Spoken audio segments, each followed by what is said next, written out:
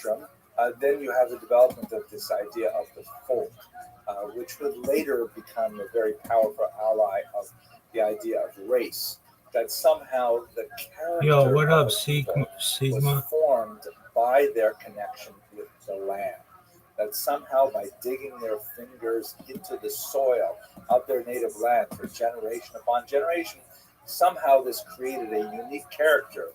The Italians with their things, and the Northern European Aryans with their things, and that was like part of like what it meant to be a person was you developed the culture that you had somehow imbibed by having generations of genetic attachment to the land. The Jews, of course, did not have this attachment to the land, and so therefore they were somehow unhuman. They were like not human in the same way as others were human. So there was a very big push in the 19th century to try to get Jews back to the land. And we see this not only in Israel, we also see it in all kinds of colonial projects in the Americas, in the Russian Empire, and so on, where there's like encouragement for Jews to engage in farming, and they largely succeeded. I mean, Israel's agricultural output is really impressive, and so on. But there, it contradicts a large trend in Jewish history, which is primarily towards um, other types of commerce, as we shall see. Agriculture posed a lot of risks without necessarily all the benefits that Jews would associate with a profitable endeavor. First is that Jews are frequently expelled from a given region. France expelled the Jews. I think it was 4 times in the 14th century or 3 times in the 14th century. It was every other generation you could be expelled from your land. You had invested all of your income, all of your wealth in land, then of course it was completely gone because it's hard to run with 40 acres on your back. There were areas where Jews were forbidden to own land, but those were actually more of the exception than the rule. It was simply not a very wise investment for Jews, not only agriculture, but even like rental properties, because who's to say that you'll be able to keep that land if the political environment changes and you're dispossessed of it. Furthermore, it's a really hard job. I once spent a summer weeding, and it was horrible. You're bent over in the sun, and you're thirsty, and you're picking, carrots apart from each other so they all grow at the best rate. I mean, my gosh, who would want to spend 8 hours a day doing that by hand? Really, really hard work. And, if the crops go bad, forget about it. So lots of reasons why Jews would not want to go into agriculture, and a lot of reasons why other forms of profit work there. Now, the last and perhaps the most important thing in many ways that could have started with this idea really is the fact that the Jews were not, especially in medieval Europe, slotted in the right spot in the corporate structure of medieval society. I'm going to explain what that basically means, but essentially, Jews were not expected to become farmers, and Jews as farmers would have been way out of step with their role in society. And when I say role, I can do so for the medieval period because the way much of medieval Europe thought, people occupied roles in society not so much by their individual identities, as we would, let's say, for example, in Western Europe or in America, but by their class, and in the case of Jews, by their religion. They occupied a different box, very caste-like, almost like the Hindu system of Varna, not really as extreme, but in that same family, where they weren't supposed to be doing any farming. That wasn't for them. So let me explain a little bit about what this corporate structure of medieval society was, and then it'll be much easier to understand the Jews' role in that economy. Okay, so here's a basic schematic of what corporate society looks like. You have the king, okay, he's the chief officer of the country, and then you have below him the nobility, that are typically charged with running particular sections of the country geographically. And then below them, this map is not to scale, a huge, massive amount of peasants. Right? Those are three basic corporations in medieval society. There are more, but these are the basic ones. And the idea is that the king and the nobles provide protection to peasants. Right? This is kind of one of the working theories as to how feudalism developed. It's a very old working theory, but the idea is that those elements of the population that were much better, warriors or organizers or leaders, sort of rose to the top, and they took on the responsibility of providing protection for those classes underneath them. And in return for that, because after all, they could not be farming and defending the border at the same time, so the peasants and to a certain degree the nobles provided taxes to the king. Right, the money flows upward and the protection flows downward. If it sounds a little bit like a protection racket, you might not be that far off from the idea of how this works. But nevertheless, that's the sort of working idea of how feudalism was supposed to work. The vassals, the lower classes, and class is not precisely the right word, but close, owed fealty to higher classes who in return had to protect them. That was kind of like the compact that held it all together. This was paralleled to a certain degree in the church. You had the Pope, and we're specifically now thinking about Catholic Western Europe, although much of this is broadly generally true for the Eastern world as well. And below the Pope in a hierarchical structure are the clergy. We've got a whole bunch of different groups in the clergy, not just the priesthood, but you also have monks and nuns and so on, and they occupy slightly different roles. And below them, the big mass of Christians. And similar to the arrangement with the kings, nobles, and peasants, you have salvation coming down. That is, the Pope and the clergy provide those essential religious services and education as appropriate, and salvific acts that allow the lower classes to achieve their place in heaven. And in return, the lower classes, the Christians in general, and then upwards the clergy and the Pope, provide tithes, provide a type of taxation that keeps the entire system working.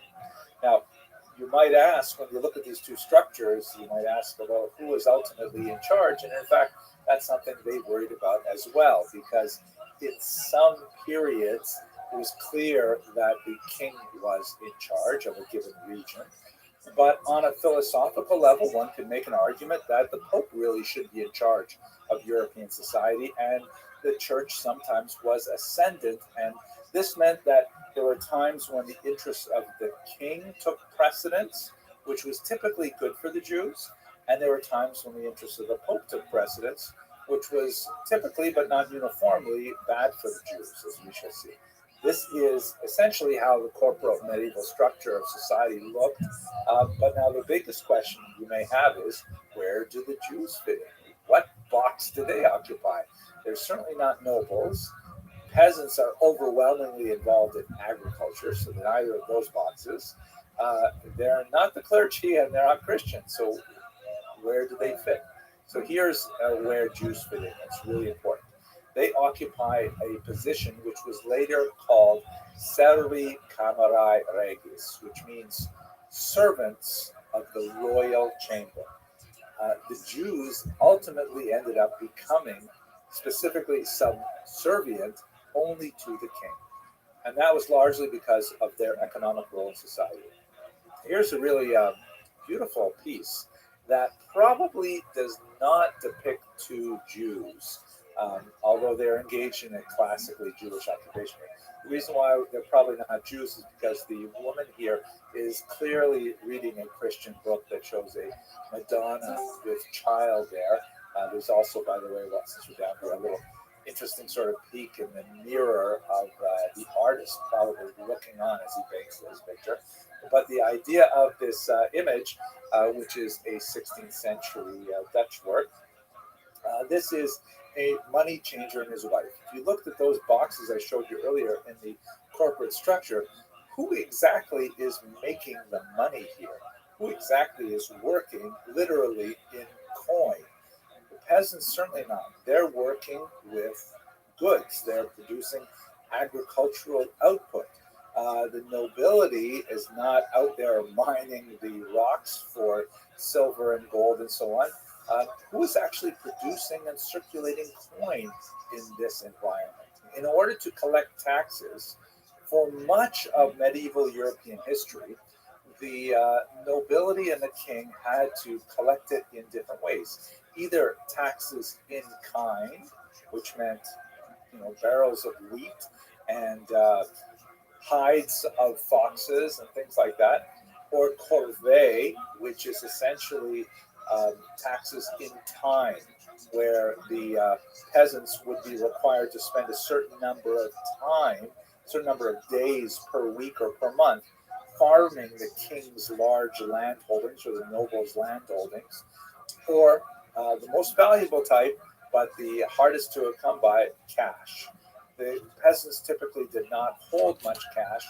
All of their transactions were effected with barter, and when they paid their taxes, they paid it typically either in kind, their agricultural output, or in the sweat of their brow by actually working for the king. So the Jews here occupy this fascinating position as servi camerae regis, as servants of the royal chamber. You could also translate that as serfs or slaves, maybe, of the royal chamber, in which, because their economic activity does involve actual cash money, they collect a lot of this very valuable coin, and their taxes to the king are paid directly to the king, with no intervention of the nobles at all. So even though they don't actually occupy a box in that corporate structure that I showed you, their box, as it were, is kind of stuck off to the side, and there's an arrow going straight to the king because they produce that money. I should also point out, as I think I did earlier, but let's emphasize it once again, that just like we saw when we talked about the Jewish communal structure in the Middle Ages, the king didn't deal with Jews as individuals at all, nor did he deal with Christians as individuals either. He dealt with them as an entire community. Meaning, if you were a Jew that lived in, let's say, Regensburg, you were part of the collective that was required to pay a certain amount of money to taxes to the king every year. And that amount of money was collected by your community leaders in the Kehillah, and they would forward the correct amount to the king directly. You yourself were basically unknown to the king. There were exceptional individuals. We'll talk about them, God willing, much later. They're so-called court Jews. But otherwise, it was done entirely on a communal fashion. And the Jews had this ambiguous position where, on the one hand, because they produced so much of this cash, they were very valuable to the king. But on the other hand, in order to keep doing their job, which the king liked very much, they were protected directly by the king. And so the nobles and the peasants would undertake great risk if they were to harm Jews in any way, because that meant that they were interfering with the king's own revenue stream. So that's the risk and benefit associated with this kind of activity of being servi camerae regis actually turned out to be a preservative for the safety of Jews in Europe. Now, it also meant, however, that as we saw in the earlier diagram of the two arrows with the king and the pope facing to each other, the church-state power was often fought over who controlled the Jews. Sometimes, if the church was especially doctrinaire and wished to impose certain, pious wish to impose some pious persecution of the Jews on some doctrinal point, and the king was not powerful enough to protect them, then he would lose that revenue stream. On the other hand, there were times when the king became heavily indebted to the Jews and would find it much more expedient to simply cancel his debts by expelling them, and the church might be powerless to protect the Jews, who were, after all, given a particular slot in eschatological history by people like St. Augustine, saying that the Jews have to serve as a witness. So the Jews were kind of like buffeted by powerful forces, much more powerful than they, largely because of their business acumen. So at this point, I've given you kind of a sense of like where they fit in the economic structure. I'd like to talk next about how they exactly made that money. First, in terms of commerce, and then in terms of finance.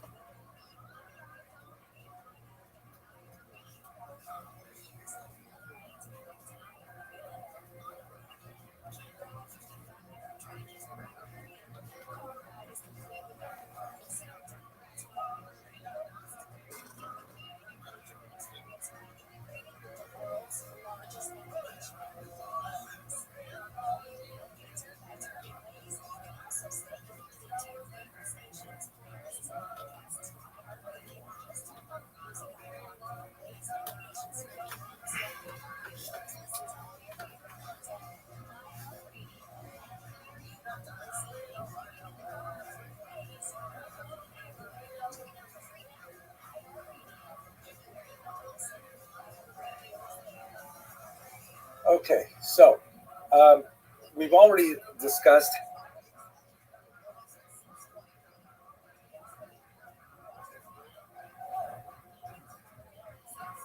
how the Jews are not especially so attracted to farming, right? Not such a great profession for Jews. But one of the areas where Jews chose to excel and have a very, very long history is in commerce.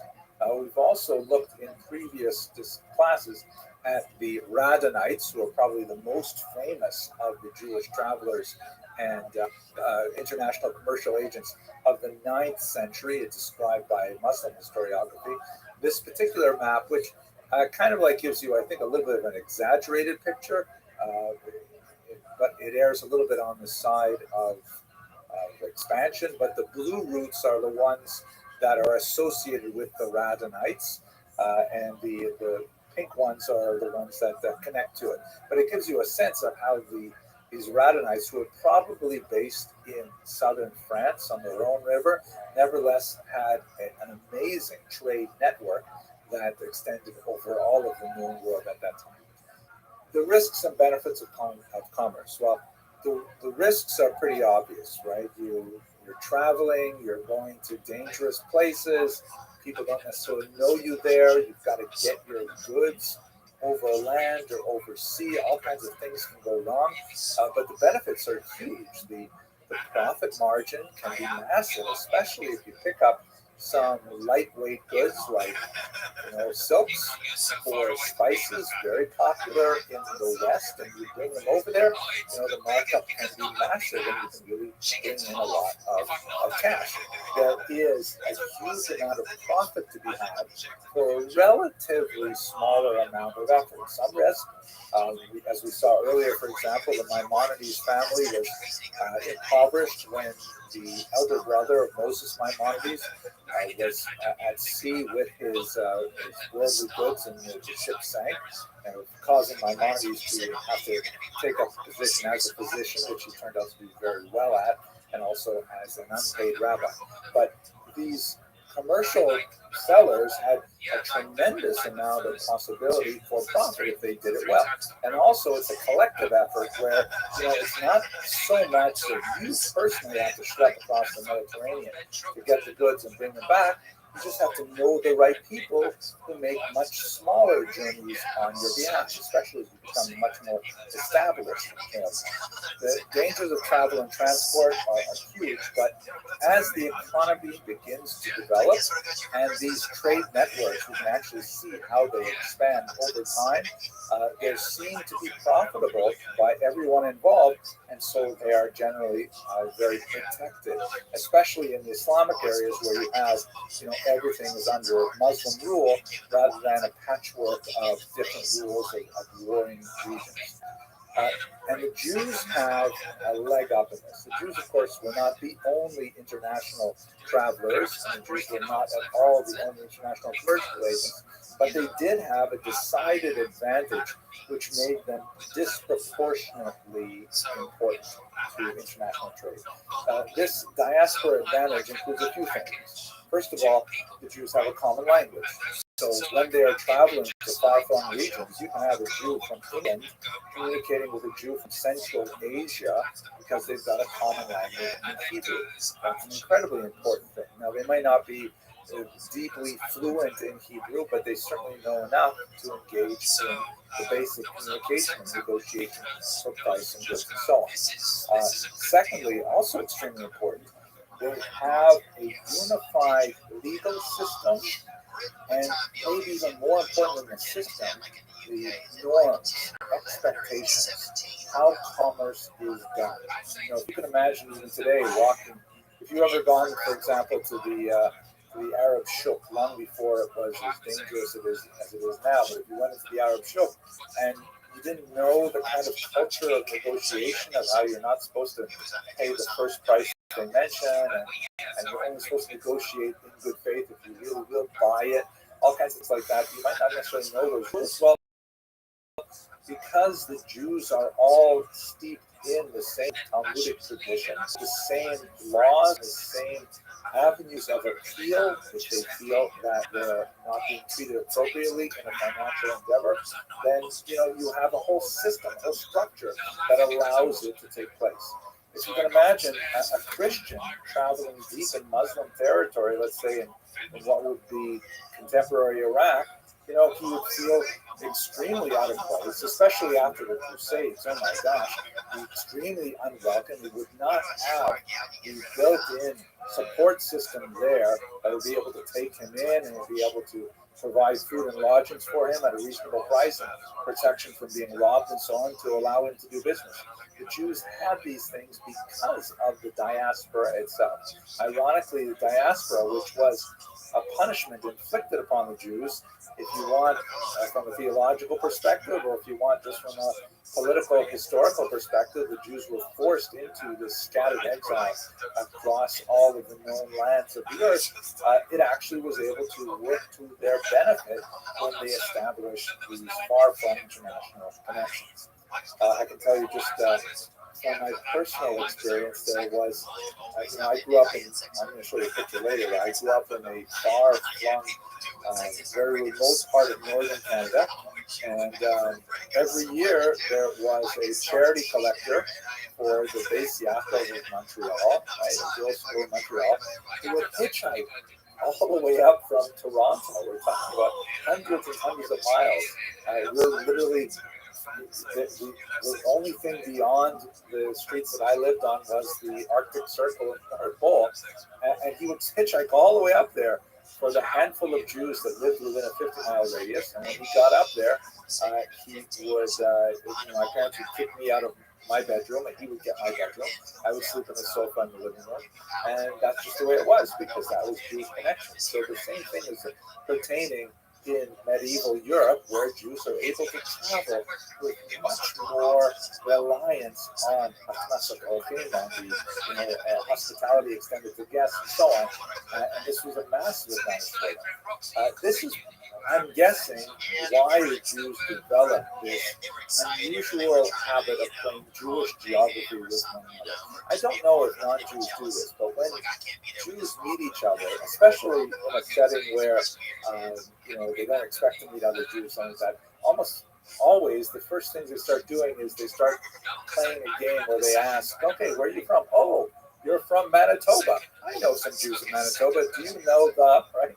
And they start to immediately try to develop a web of connection that makes them feel plugged into the worldwide tribe of Jews. So this Jewish geography game, I wouldn't be surprised if it had its cultural roots deep in the medieval commercial enterprise, where Jews traveling would try to develop a richer network of connections. Now, what did they sell? This is a little bit more controversial. So you can see from this particular image, which depicts a negotiation between a Jewish slave trader and a king over the price of the slaves that are held in manacles there. From the 5th through the 7th century, the most popular items that Jews were selling were luxury items from the East, like perfumes, glassware, still very expensive, silks, and the spices. We already talked about the silk root, the spice root from the East. And these things would be brought towards the West, and Jews were especially associated with that trade. Now, the wise way to conduct trade, of course, is to have your ships full both ways. So if you're traveling out to the east, you have goods from the west to sell to the east, and then you can bring things back from the west. You never have your ships empty as they leave port. So 5th to 7th century. 7th century is significant because that's the beginning of the Muslim expansion, right? The 4th decade of the 7th century is when Islam really started taking off, and by the middle of the 8th century, it's got all of North Africa, Spain, and so on, and quite a bit of the Eastern Mediterranean as well. So after the Islamic expansion, the Jews take a much larger role in the expanded trade across that major cultural political barrier between Christian Europe and Islamic North Africa and the Mediterranean, Eastern Mediterranean. So they're bringing from the west to the east a lot of things that are produced in Europe, like swords, actually. There's a lot of superior steel or iron coming out of Eastern Europe. Furs, right? Very big thing that's not easily available further to the east. So they're bringing the luxury goods that we described earlier to the west, and they're bringing a lot of these raw goods as well to the east.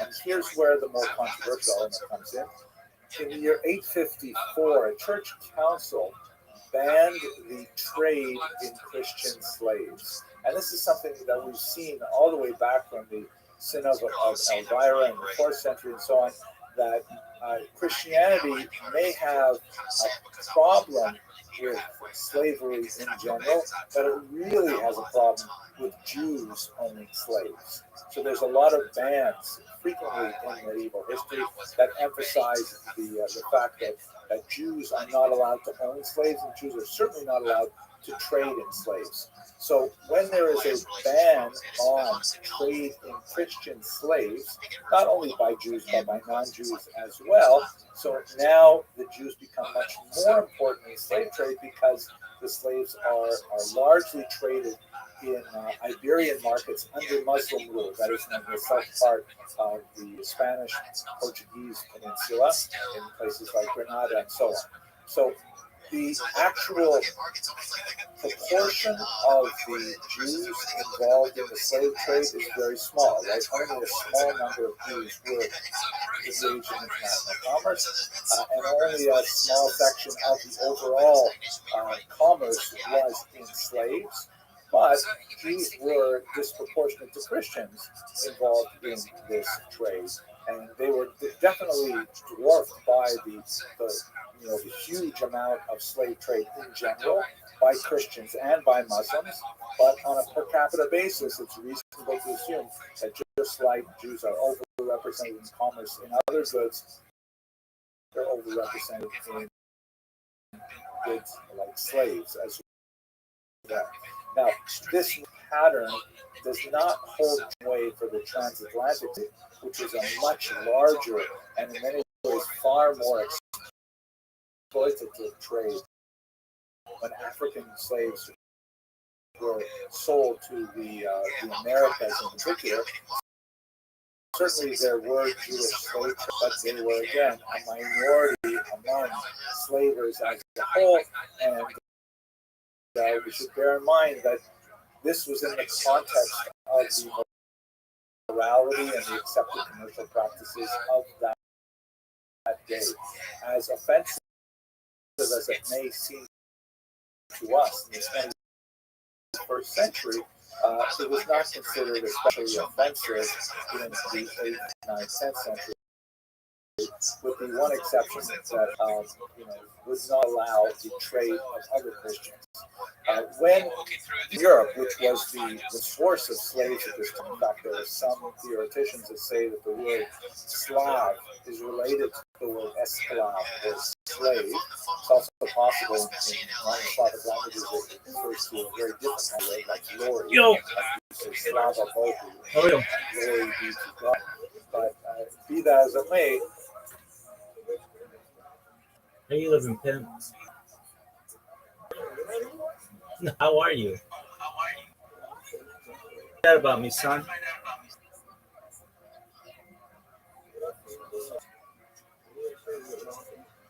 I stream on like 24 hours a day, 7 days a week, 365 days a year for world peace.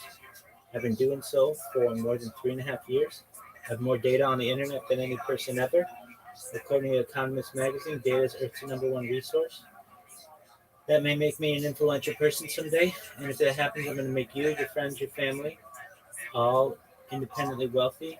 I'm going to make sure that you have generational wealth and hopefully be able to give you enough money to be able to start charities and philanthropic organizations of your own. How's that sound, son? Word, dog. So I'm live on 22 different YouTube streams, 24 hours a day, and I do so for world peace. I talk about things to end world hunger, like use of agricultural drones, floating greenhouses, saltwater greenhouses, hydroponics, vertical farming, cloud seeding. I talk about ending world thirst. I'm sponsored by a cryptocurrency. It's worth $100 million. One of the things that we do is we build wealth in developing nations like Nigeria for the less fortunate. I'm an advocate for the Sharp program, and most importantly, desalination technology, where we pump earth seawater onto land and make it drinkable. How's that sound? Excellent, man. Word. I talk about other things that are important to the world, futurology topics like anti-gravity, antimatter, faster than light travel, faster than light communication, things like quantum computing, certainly cryptocurrency, de-extinction technology. People don't know this, but the first successful de-extinction took place in the year 2003 with the Pyrenean ibex, which is a goat located in northern Spain, southern France. Fast forward to the year 2021, a company out of Dallas, Texas, is known as Colossal Bioscientific. They've made it their goal that within the next 3 years to reintroduce the woolly mammoth into the Arctic Circle, utilizing Asian elephant surrogates. I think that is just an incredible goal. They want to reintroduce the Tasmanian tiger and the dodo bird after that, which I think would be really cool. I talk about other things that may be of interest to you, your friends, your family. When you were born, the average life expectancy for you was probably about age 80. I want to increase that, if you want, to age 100, 120 through the use of technologies such as peptides, human growth hormone, stem cells, oxygen therapy, red light therapy, ambrosia therapy, cold shock therapy, cryonics, cryogenics, nootropics, etc. And you may get to 120 years old, you may say, Rabbi, this has been a really great run. Everything that you said came true. What's the next plan? If you want, and again, this is with your consent, if you want, you may be able to utilize a type of technology known as mind uploading technology, where we scan your brain into a computer with your consent, knowing where every atom is in your central nervous system and your peripheral nervous system for later download. As an android, an avatar, a cyborg, a cybernetic being, a clone of yourself, a robot, an ethereal being, whatever you want to be. But essentially what I'm saying to you, my man, is that you may be able to experience digital immortality. What are your thoughts? Word, dog. That's what I'm talking about.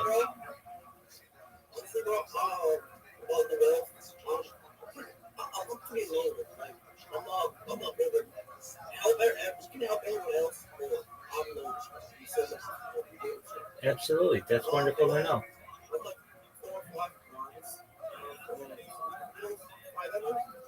5 million?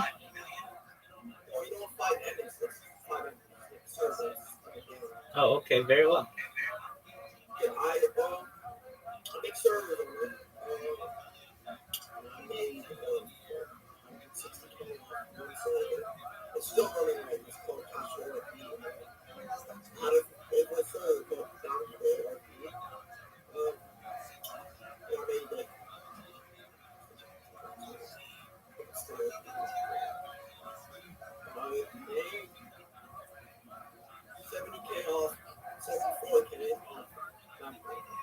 You're the man. Good on you, dude. So, yeah, it's like my name is popping on the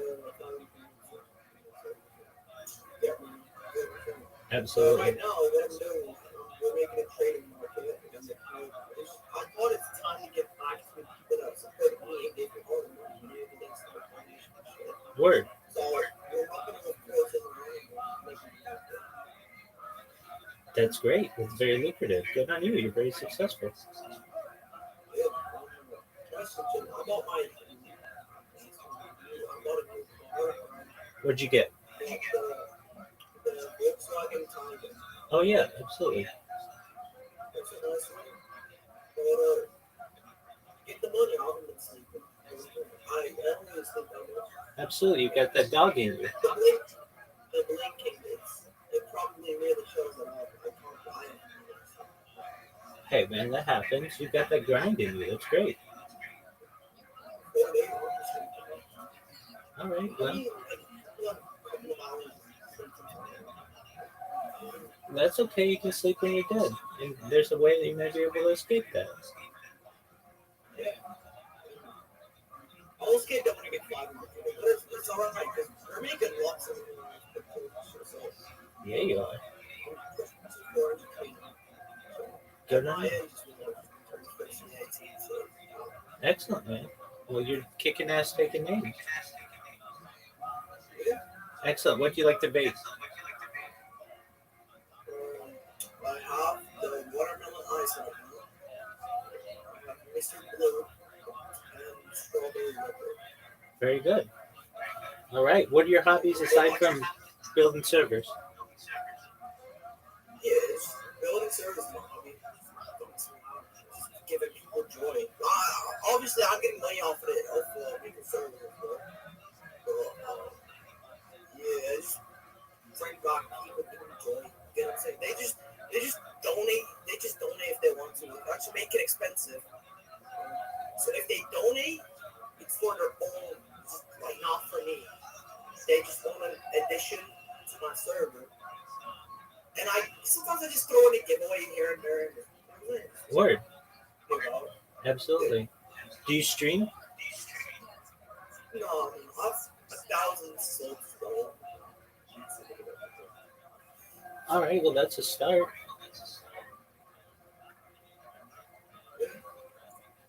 Excellent. Do you play video games?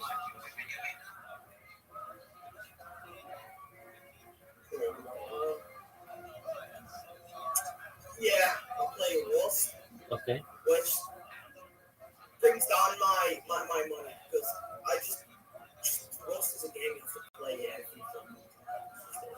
So I used to play. I just play it 1 million nights and stuff. So if I play official, You know we're 9 months. 100% not. You know we're 9 months away from Grand Theft Auto 6. Yeah. It's fine, bro. Word, dog. And I'm gonna do a giveaway on the server where like 10 people, buy 10 or 20 people GTA 5 and stuff like that. All right. Well, put me on that list. I got you. Thanks, big dog. Hopefully we're viral by then. I appreciate that. So yeah, I live stream my life. I have more social media than any person ever. I have over 100 YouTube accounts, over 200 Instagram accounts, over 500 Twitch accounts, over 1,000 TikTok accounts, over 2,000 Twitter accounts, over 5,000 Blue Sky accounts, and over 10,000 Kick accounts. I'm the most archived individual ever, I'm the most video recorded person ever, the most photographed person ever. It's fucking nice. Word, dog. Bringing out the name, nice man. Absolutely. I basically have created the world's largest time capsule of human activity. Wow, what's up? Well, you can go back on my streams back to the pandemic and see what life was like. And my life, every moment of every day, essentially, for the last almost 4 years. You can see in the server upper left corner, it says 24/7 YouTube streams. You click that, you put it in a browser, and you'll see 22 different streams. Nobody else does that. Yeah, let's get, just get the word, like, get your money up and stuff. Yeah, you make money off the stream and stuff. Yeah, I make some. The income about the can or something. Overall, it has been, yeah. It varies.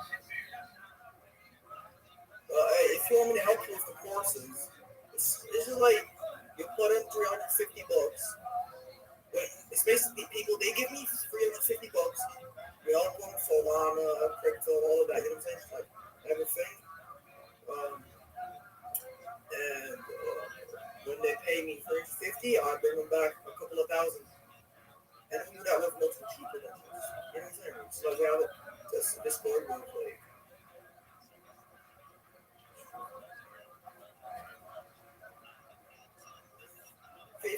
16 people, and we just basically help everyone get money. It's just you put in $350, you have a couple of $1,000, maybe $1,000, $2,000. Yeah, I've gotcha. I'm good for now. Do you ever do Twitter Spaces? Do you ever do Twitter Spaces and promote your server or your program? I just put it on my Discord like 50,000 people cash out. Can't beat that. How'd you get so many people on your Discord? I did a lot of promoting for that. How'd you do it? Fly them, just make a server, make it look good. People join and be like, hey, this server's fucking nice. We should join the Discord. Most likely, I'll also just join bigger Discord servers, just send out the invitation. I gotcha. Very well. Well, I've got one question before I answer this. So I do have to script some stuff. Some servers and shit. Absolutely. The name Rothschild. Yep. I've heard it's not it's like a group. It's my family. Oh, you're a Rothschild. Yeah. Oh, isn't that a wolf? Well, some of us are. There are 3,000 of us in the United States alone, thousands of us worldwide. So there are some of us who, are middle class. There are some of us who are extremely wealthy.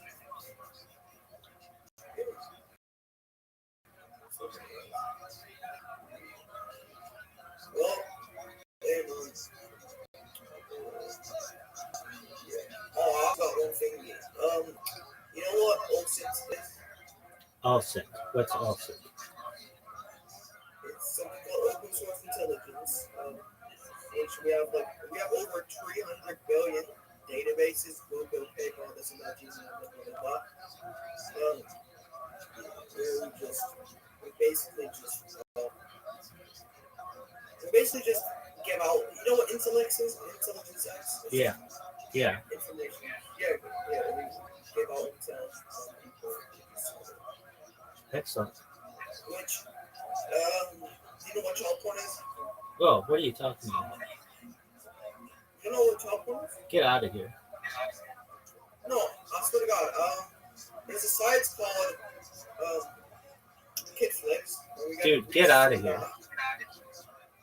No, I swear to God, we got reaches from the sites, and we are giving the pedophiles, we're giving them to the police. Okay, that's good. Yeah, that's because we do bad things with the intel and stuff. We sell people's info, but overall, we try to make Alright, money. that's cool, man. So I just the data breaches of science disgusting. Like people are watch that stuff for pedophiles, right? We just get them the fuck wrong. I just don't like them. It's bad for everyone. I mean, overall, we need the kids' safety, right?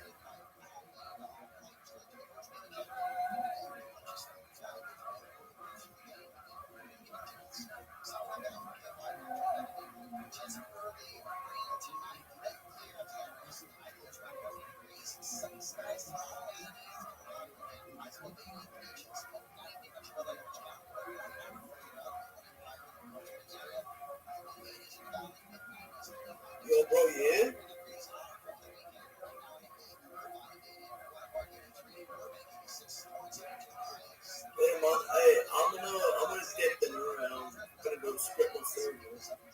I just want to tell y'all, I do good deeds. Well, everyone makes mistakes, and I'm saying, if you're a disgusting fucking fuck ass pussy bitch that was on the site called Kidflix, you are gonna definitely get given up to police. So everyone that's watching the stream, get the fuck going, get out of here. Yeah, basically it's pretty fucking dumb. I don't support anyone that's supposed to pedophile, so we give you a love. It's still like it's so I want to give out the word me and the piercing, just so you full and the piercing, Pharaoh, exceptional, trap, outside, everyone, Astro Rabbi community, you're gonna get given. So me, the piercing, Pharaoh, blah blah, exceptional, trap, you're going to get what I'm saying? That's it. So, yeah, have a good day. I'm gonna leave now. I can't be over. So, I'll be chilling if you want to find me. Most likely chilling in Manchester. Over there. So, hey, yeah, have a good day. Have a good night. It's just like 12. Oh, yeah, have a good day.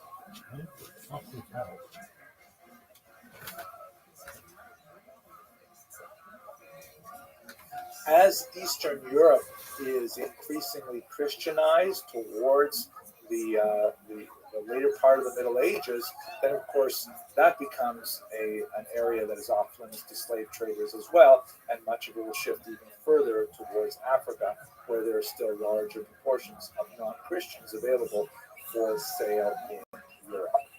Adding to this, besides the slave trade, there was a significant expansion of trade routes in Northern Europe. The population in general in northern France and Germany has been expanding since around the year 1000. There are a lot of theories as to why this happened. It is a noted phenomenon. It appears that the agricultural output increased significantly over this time, so it might actually have a climactic reason for it. It could be that there was, just a general warming of the northern part of Europe at this point, or something to make it much more arable. But at any rate, as the north opens up, more trade routes through northern Europe open up, and Jewish populations there increase, and it's kind of like a cycle of the general expansion of trade means the expansion of Jewish migration to Europe, and the increase in the population as there is more income and so on. But that's essentially what is happening throughout this period in terms of trade. But once the slave trade becomes much more difficult to maintain, particularly in Northern Europe, and as there are increasing levels of anti-Semitic restriction on Jewish trade, which we're going to talk about a little bit more next week in particular.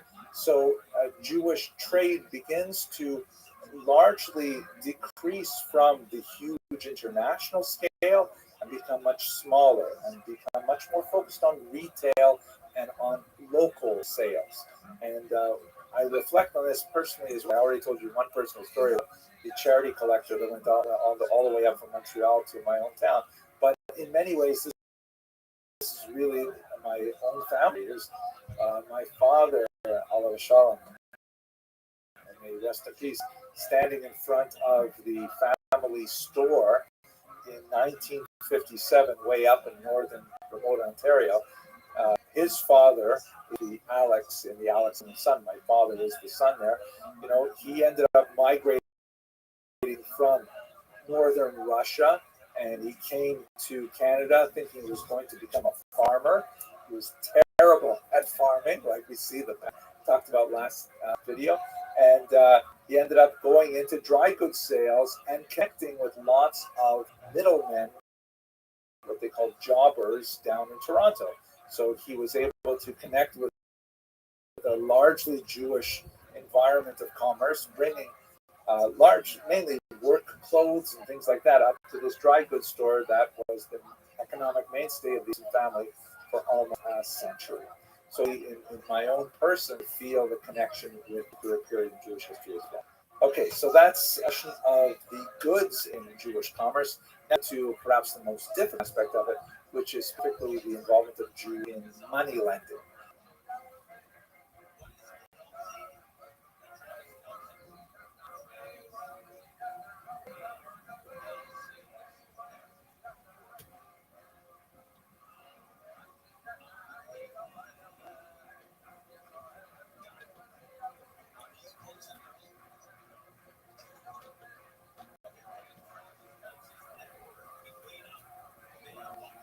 Okay, let's go on to the last part, which is the most difficult part of this section, talking about money lending.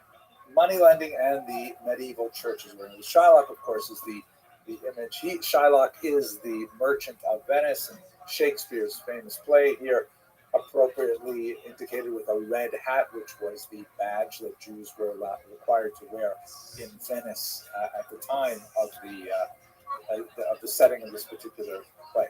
So the idea of money lending is heavily discouraged by the church, specifically one Christian to another, and charging interest. If you look at Deuteronomy chapter 23, verses 20-21, it says very clearly, you shall not lend on interest to your brother, interest of food or money or anything on which interest can be charged. You may charge interest to a partner, but not to your brother. Now, there's a lot more to say about this in terms of Jewish thought, but basically the way the rabbis understood this for centuries is that fellow Jews are brothers and non-Jews are not brothers. They are in the category of foreigners. Again, exceptions where there were some Jewish thinkers who argued that that Christians were brothers as well because they believed in the same God as the Jews. Others disagreed, but for the most part, this is the way it was understood, that a Jew was allowed to charge interest to a non-Jew. Now, given that Jews basically lived in a kind of binary society where there was only Christians and Jews, there were very, very few minorities of any other religious denomination. So the only people who would be able to technically lend money on interest to Christians, if Christians aren't doing it to each other, is the Jews. So they had kind of like a monopoly on the entire possibility of money lending. The church tried to deal with this in some ways. A 4th century thinker, Ambrose, argued that it's a very beautiful thing for Christians to lend money and not charge interest to each other, kind of like a gemach, kind of free loan society. But it was hard to encourage this because, after all, there's no profit. I mean, you have to be independently wealthy and willing to risk your money to lend money without charging interest. So it was not happening. And so money lending, especially as the economy became more and more sophisticated, it became much more necessary to have the institution of credit flowing in society. This is especially true if you have an agricultural society where you have farmers who are cash poor. They're not actually bringing in coin, but they've got to buy seed, and they have to wait a long time until they can harvest. So sometimes credit is the only way to bridge that period where they will not have anything to pay for their goods and services for. Ultimately, however, the church decreed in the 12th century, the so-called Decretum Gratiani, also known as the Law law of Gratian. Here's another. On the left, by the way, you see an illuminated manuscript that illustrates one of many laws discussed. The Decretum Gratiani actually has to do with who may marry in terms of blood relations. But the law of Gratian said, full stop, you can't charge each other interest, which are the only source of credit in medieval Europe. And so Jews started engaging in money lending. Again, about all the things we talked about in the last two segments, about the risks of agriculture, the risks of commerce, money lending has a lot to speak about. Guild membership was a hotly contested element, and frequently when Jews would establish themselves in particular municipalities, they negotiate the rights that they would have when they moved there. And some cities would simply negotiate in advance a law de non tolerantis judaeus, that Jews were not allowed to settle there, more likely because the nobility tended to have a vested interest in having Jewish people live there. They would negotiate that, okay, fine, Jews can move here, but no shoemakers, okay? Jews cannot sell shoes. Or Jews can sell shoes, but only when they're ready-made. They can't actually make them. So guilds and various type of trade unions, primitive trade unions, often restricted the tasks that Jews could be involved in. Now, we definitely did have Christians who were nevertheless interested in the kind of profit that Jews were involved in. So the Jews had a monopoly, but it was only de jure, meaning according to the law, the written law. De facto, they did have to compete with Christians, and ultimately the church would find a way around it, specifically the Franciscans, and that would be the end of the Jewish monopoly, although not necessarily the end of Jewish money lending for reasons we'll see in just a few minutes. So what's going on with usury, which is kind of like the nasty word for money lending? The benefits are fantastic. It involves a high rate of profit. The rate of interest charged was anywhere from 30% to 200%. We're talking about loan shark rates. It was very, very expensive to borrow money. And so that meant that people who could afford to lend the money could make a massive amount of profit. It was an urban profession, and Jews, as we have seen over and over again in the diaspora, they have gravitated to urban settings. So this is, something that makes a lot of sense if you're living it's like you can have banker's hours. You can simply say when you're going to open, 10 to 3, and then you just let the customers come to you. I mean, it's a fantastic possibility, and it is portable. It's the kind of thing where if you're dealing in cash, especially when you have lots of contacts through commercial ventures, you can deposit money for safekeeping, you can exchange letters of credit and so on, and it requires fairly minimal effort. Moreover, the Jews were actually quite well prepared for this because they were literate, they were numerate, they had this great relationship with the king, right? The Servi Camerai Regis, where if they're making money through money lending, that means a really great flow of currency to the king directly.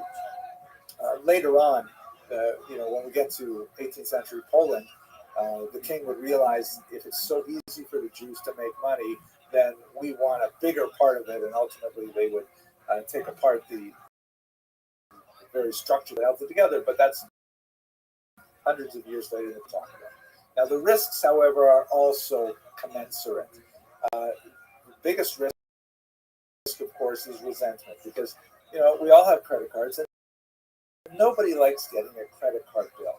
And when you look at the statement and you see, okay, I bought this, and what? Interest charge? Wow, you feel really bad about it, especially if you can't pay off the balance down to zero every month. You see the charge, and every month you're saying, I'm paying so many dollars for nothing, for stuff I bought a long time ago and already, gone. So there's a great resentment. This can come from the peasants when they may borrow a small sum, but they carry an oppressive debt load.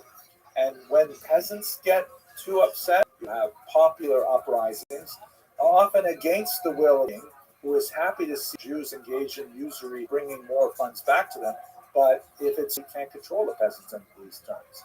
The clergy are often resentful of this because it represents kind of like a legal fictional go around loophole to the law of Gratian, because the law of Gratian clearly allows Jews to charge interest, but who wants this kind of thing happening in society, even though it is economically necessary. And the nobility and even the king, however, can show resentment because it was not at all that uncommon for nobles and even kings to end up borrowing large sums of money from Jewish populations. And then when things don't go their way, like for example, if they're trying to finance a border war or an expansion of some sort, then it becomes much more expedient to simply expel the Jews and cancel their debts. We see this happening frequently in medieval Europe. England, for example, expelled their Jews in 1290 over basically this issue, where it was simply easier to simply say, okay, do over. And as we saw in France, as we will see in France, the Jews will then be invited back a generation later, because when they expel the Jews, then they have no more source of credit. They need credit to keep their economy growing. So then they invite the Jews back. They end up borrowing a lot of money, becomes too much. They expel the Jews, and they enter into this cycle once again. So this is the kind of danger that is associated with money lending in this period. So the relative wealth and power that are accumulated through money lending can be quite ephemeral because of the large-scale resentment that can be built up in the population. Later on, when we get to Eastern Europe, in the next semester of this classes, some of the elements of this become even greater when alcohol is involved.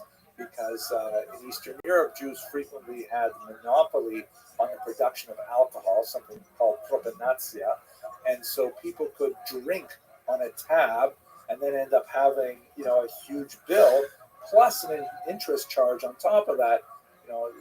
Many of the revolts you'll see in the 17th and 18th century in Eastern Europe have this at the root: the exploitative practices of some of the Jewish communities that are heavily resented by their customers when they have to actually pay the bill for what they purchased. It's a very difficult period, definitely. Now, how does this all come to end? Largely, the Italians wake up and say they've got to get involved in this. And so in Italy, in the middle of the 15th century, you have this institution developed by the Franciscan order of monks called the Monti di Pieta, which means the mountains of piety. And essentially what they do is they create their own loan societies, which operate a lot like modern credit unions or banks. In fact, this is where credit unions and banks begin to get their ideas and get started. They charge interest, but it's small interest, between 4 and 15%, which is much more manageable. And the purpose of this interest is largely to cover the overhead of hiring staff to manage the funds and so on. And they lend to Christians at a very low rate of interest, but it is approved by the church. First, temporarily, and then towards the end of the 15th century, formally approved by the church, because the overhead costs are not interest for a profit-bearing idea. They're really there to just keep the system flowing. Now, the demand for credit far outstrips the supply that the Monte di Pieta are able to service, but it still means that the Jewish monopoly has been pierced. That there is now that the church has officially sanctioned this type of banking, there is no reason why one would still have to go to a Jew. But the fact that demand is still so high, far more than the amount of cash that the Monte Pieta are able to maintain, it meant that Jewish money lending still continued right up until really the modern era. But it tended to be on a much smaller scale.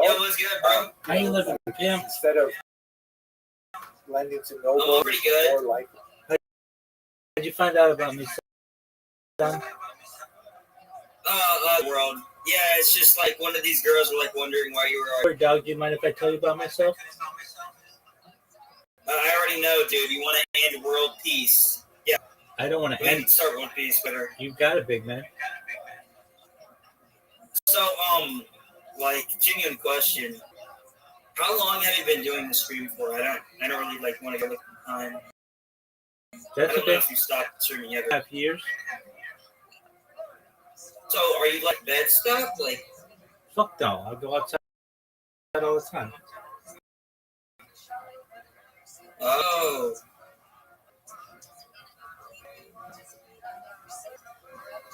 Good question. yeah. Wait, what is this on your like phone screen? What is this? Jewish history lectures.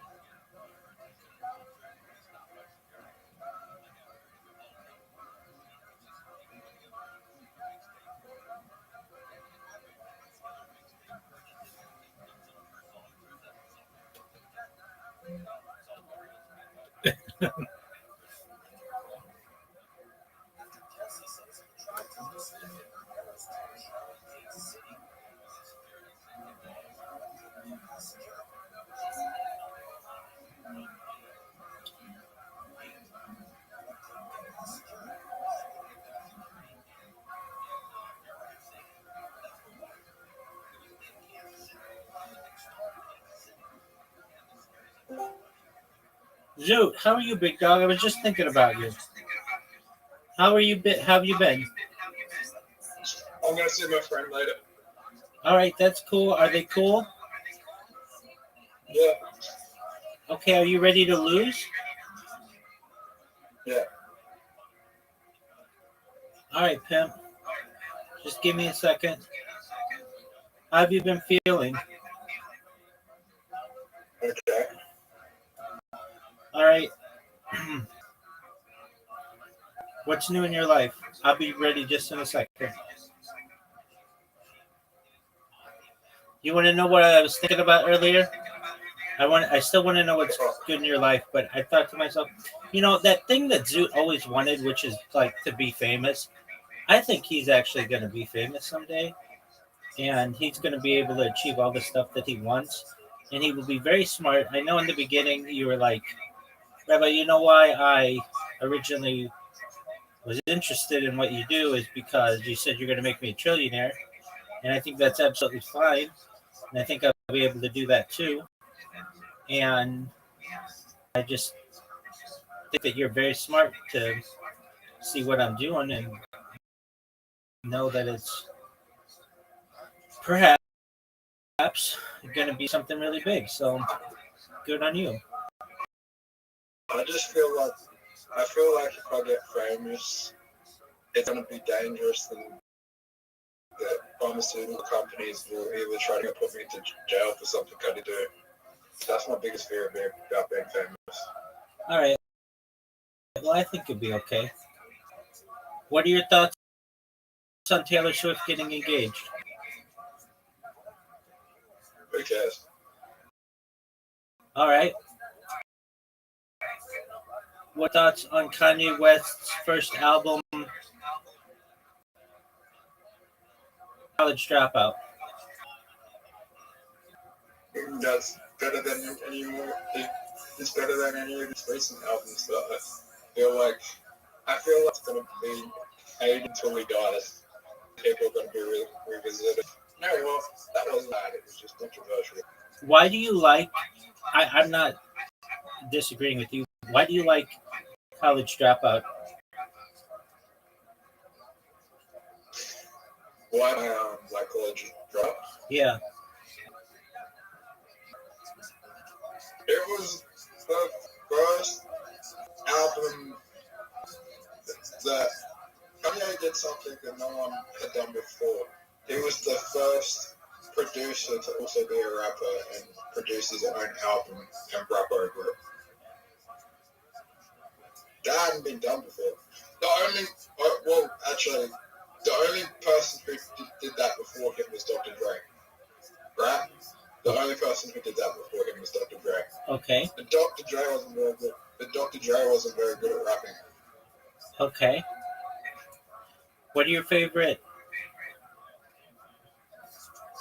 songs on College Dropout? I like Lost Call, which Dude, is my last track. Dog, stop. That's the best song on the album. All Falls Down. Oh, wait, hold on. Have you ever seen the video for that? Yeah. Dog, that's one of the best. One of the Wires Call because it's rapping for a wire. The one with Jamie Foxx, Spaceship. I think it's called Spaceship.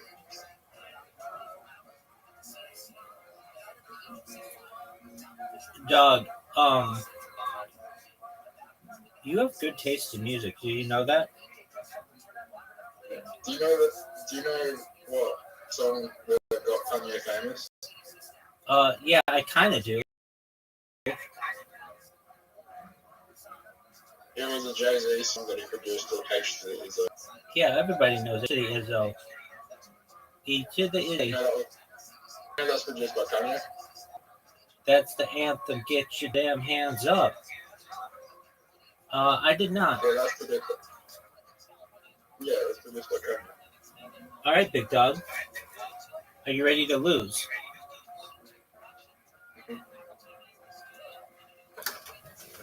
Are you ready to do stand-up comedy on Monday? Yeah.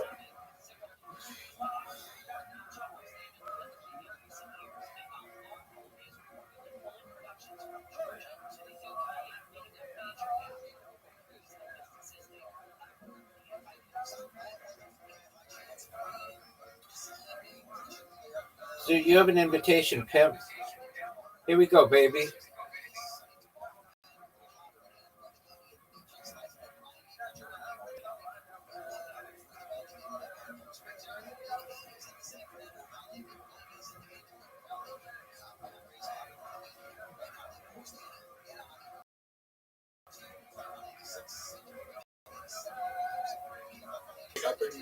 Rabbi?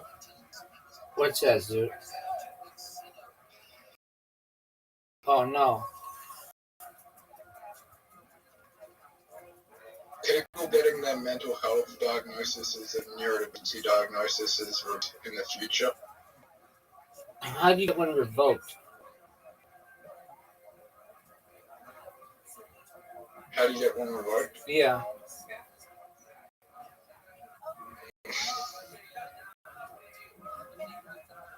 Dude, do you realize you never beat me at this game? You claim there'll be court proceedings to propose misdiagnoses as we become more aware of things. I think. I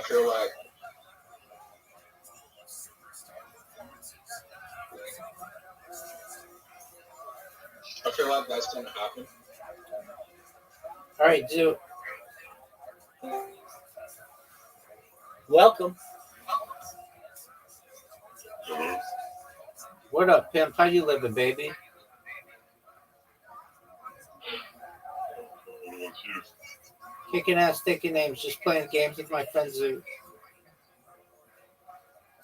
What was I listening? How's your day been?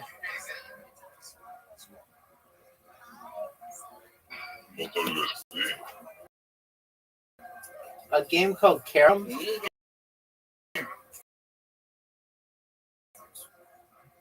using a voice changer or is that your actual voice? What the fuck? Oh, dude, I love you.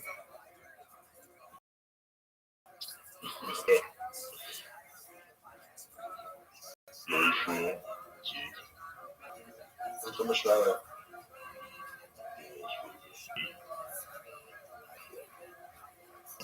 It's a bit anonymous. Why?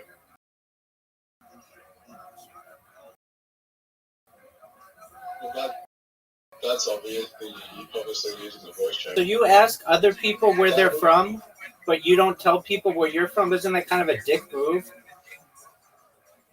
It's using a voice changer.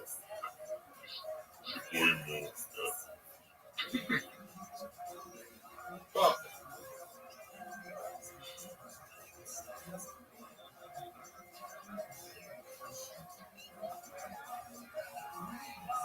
So, Rabbi, Yo, pimp. Kanye says that he's no longer bipolar because he's got an autistic diagnosis, but he hasn't got his bipolar diagnosis revoked, so he's still bipolar according to the medical documents that he has. What do you think of that fine piece of ass that he fucks Bianca Censori? I have no opinion.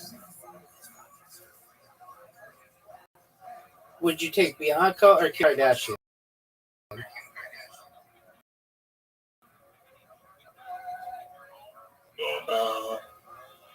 None, but probably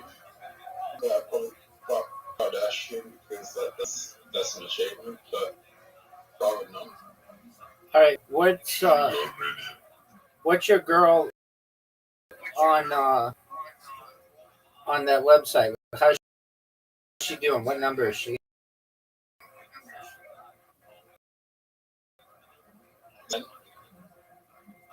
Dude, you're letting her down. Yeah. How the fuck did she go from Right, very It's quickly. like that was like that's not usual. I'm telling you, Zoot, you must have not been watching as much as you usually do.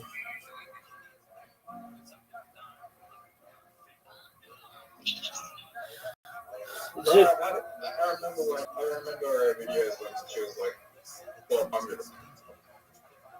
wow. You've been with her since the beginning, dog. Yeah. Zoot. Oh, this is an impossible show. No, it's not.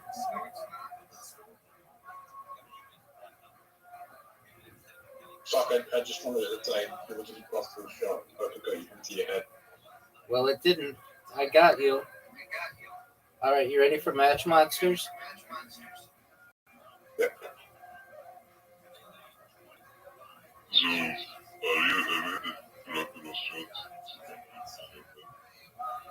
I don't know.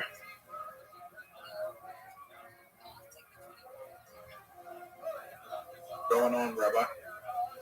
All right, you ready? Zoot. No.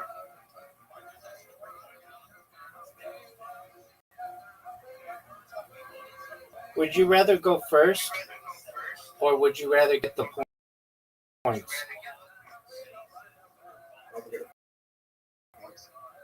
I think that's I think that's smart.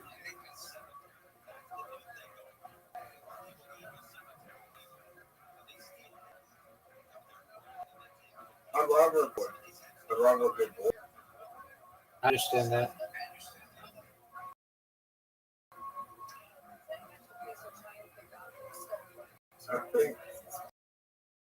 I think he might have helped me a little bit until that happened. Are you gonna go for the Blues? Why would I go for the blue? I don't know. It's an extra point, Extra man. extra move. It could things up. I think that's the best move.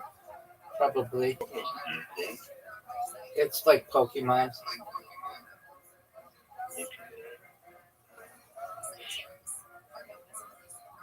All right. It's more like a,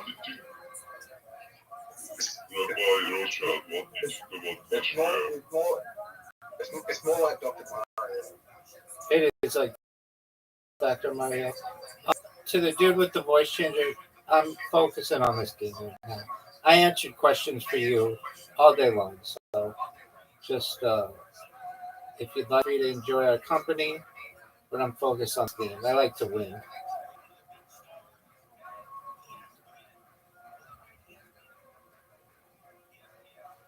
Zoot, do you see the berries?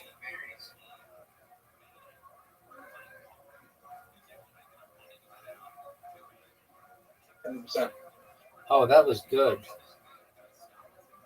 That was really good. 100%. That was really good, Zoot. And if I evolve, you're in trouble. If I evolve, you're in trouble. But however, the board is so unpredictable here because it's switching. That's true.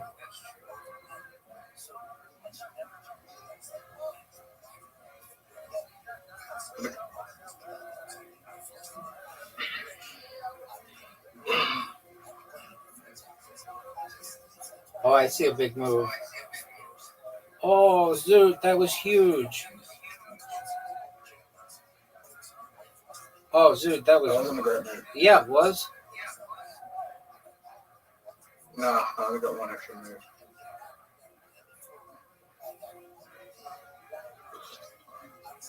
Zoot, you say this is like Dr. Mario, but Dr. Mario is just like Tetris.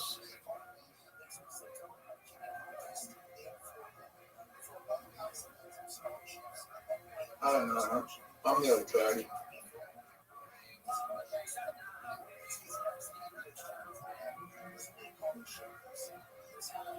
Hey, Rabbi, I'll tell you. I haven't told you this. My mom was 40 on her 40th, on her 40th birthday. She celebrated in Las Vegas, so she got to celebrate it twice because of the turnover. That's tight. So she had a birthday in Australia and a birthday in America. That's tight. So, oh yeah. So I might do the same thing. there you go.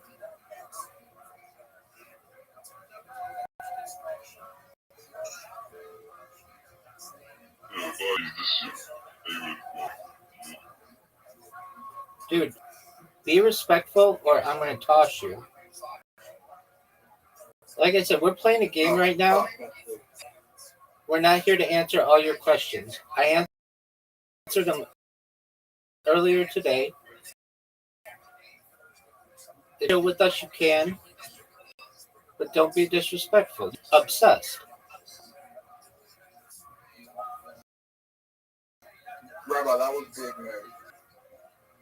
But is it as good as this move?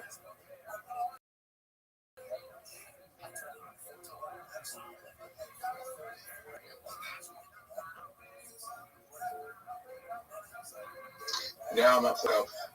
All right, you ready for this one, Zoot? You ready for an amazing move? I'm going to get hit pretty hard here. Yeah, you are, big man. 15 points or 20 points? 20 points. Yeah, but I think you just helped me. Okay.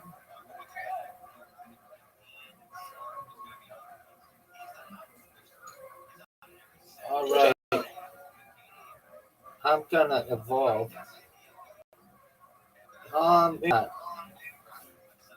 Yeah, I'll evolve, but I'll do the fire one.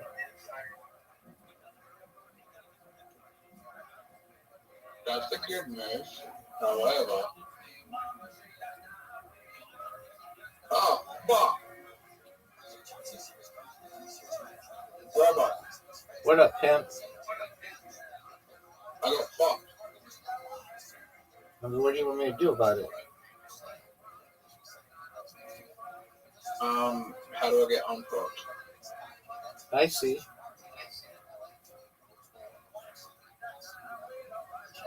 That's okay. I'm not. Okay. Fuck. I'm a little bit fucked up a little bit here, so.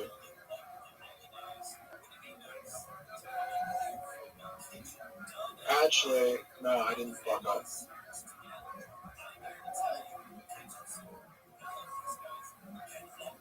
I'm in the lead. Rabbi, I'm in the lead. How do you feel about that? I've never feared losing to you in this game, and I'm not gonna start.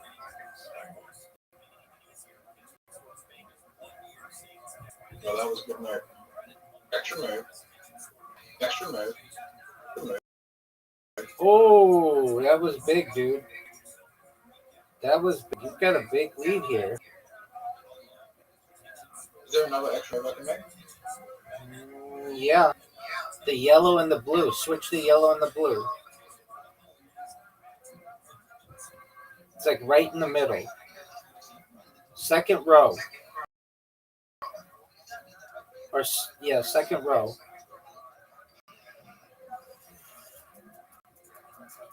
Oh, you just missed out. I got in.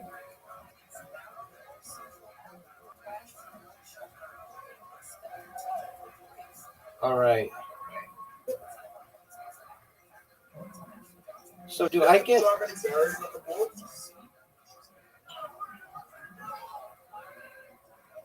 All right. There's so many berries on the board. I know. I've never seen this many berries on the board. There are a lot. You can get 60 berries too.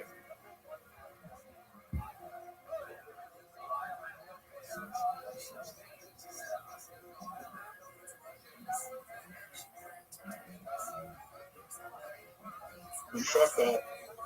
Yeah, I didn't know how I get 6 of them.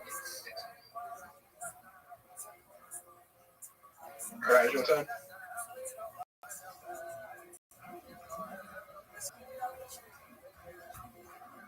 Where's the blue?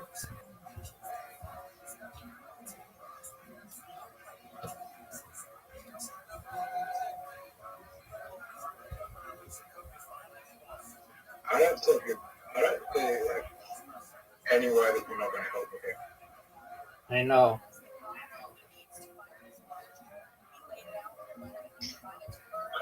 Fuck yes.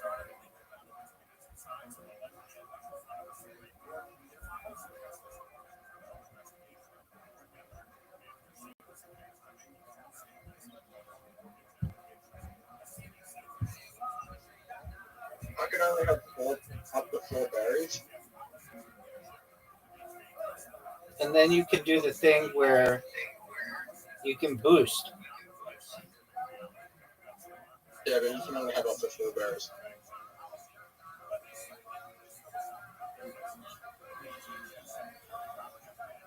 WW. Oh fuck!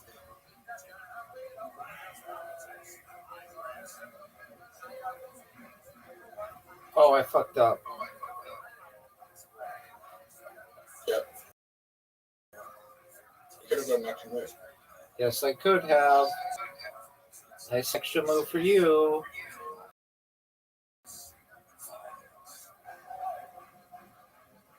I can say like I've never had anything less. You're a fucking cunt. Thanks, big dog. I want I don't think so. I see extra move. There you go. Oh, 2 extra moves.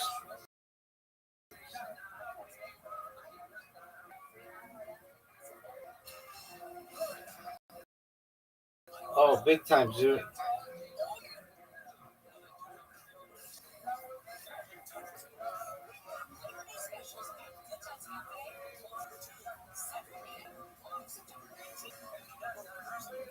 Zoo, you better make a move, son. Why did you do that? the tiles are gonna move anyway. Okay.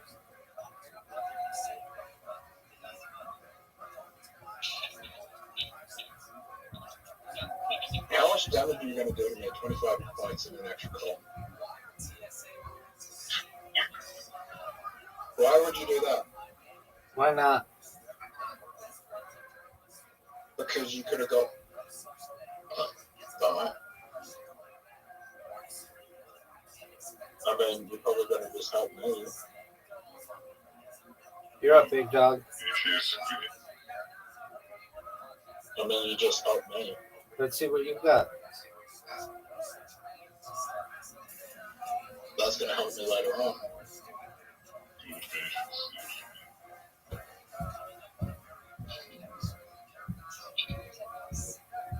And you're on fucking.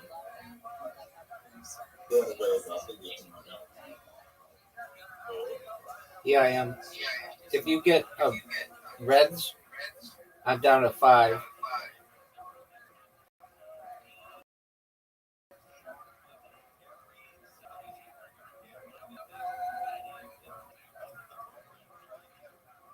Back and right. Oh, I wasn't paying attention, dude. I thought it was your turn.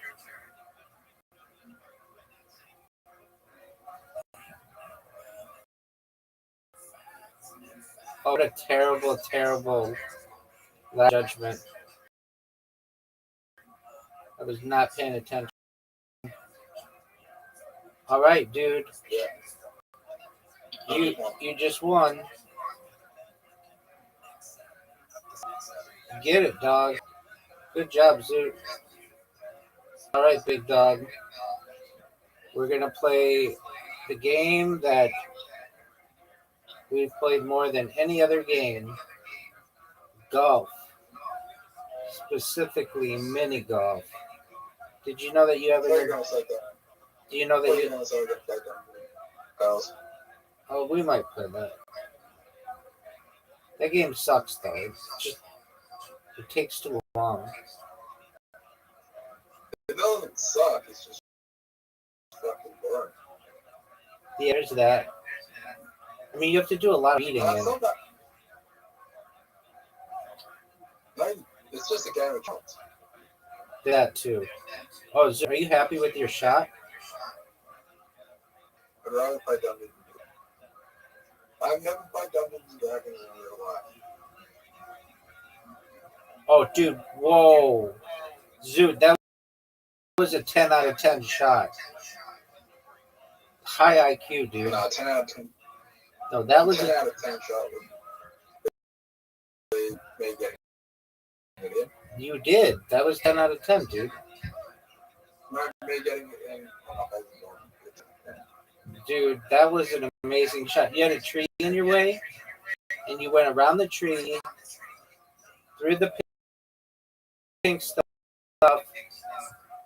through the ice, Rabbi, you can get it in here. and I just did. Fuck. Yeah, there goes your lead. Zoot, are you ready for this? Yep. Are you ready for one of the best? Yo, pimp. If she's actually going to take it. What do you Oh, fuck. do? Rabbi. What are you gonna do, dog? Oh no, Zoot. That is a difficult shot for you to get as well.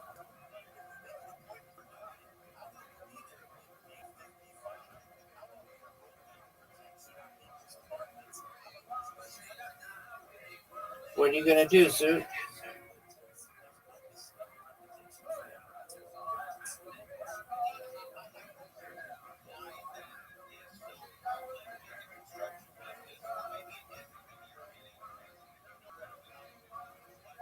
Alright, that's not a hard shot for you to get. I don't think either of us are going to get it in the way we're playing. We'd have to start making some moves. Oh, you helped me. Oh no, you didn't. Oh, that was so close to being really good for me. I don't think either of us are going to get it in. I think you could. I think this might be a real idea for you.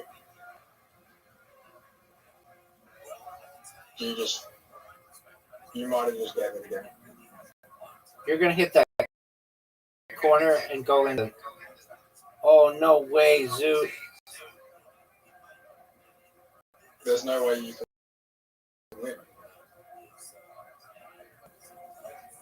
So I have to get it in the last shot. Which easy. I can't miss this. Dude, this is the easiest shot ever. Fuck. That might not.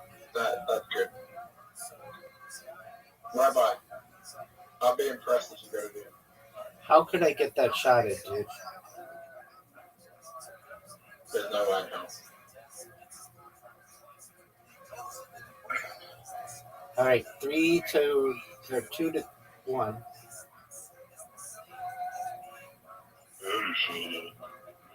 Take care, big dog. What'd you say? I think he said something about Holocaust. Yeah, I know. This guy's absolutely obsessed with Jews. I said why I saw What did you say? Okay, that's me. what? That's not a nice thing to say.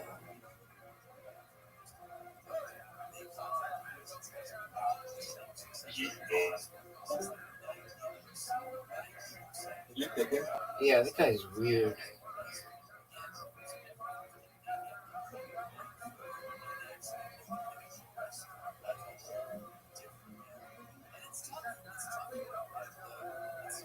Oh,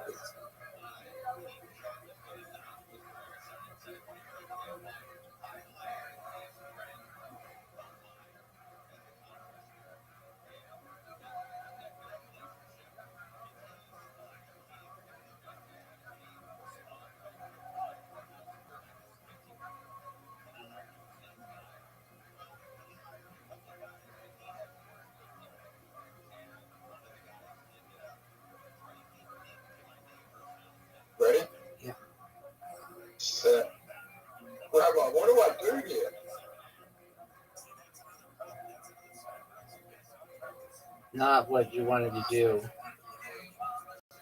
We were gonna get it in either way, so there was nothing I could do this time. I just wanted to end it as quickly as possible. There was nothing I could do.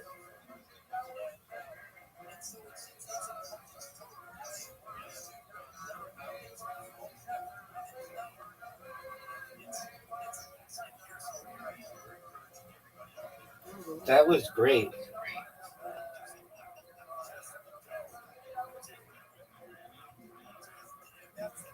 This was a great shot too, though.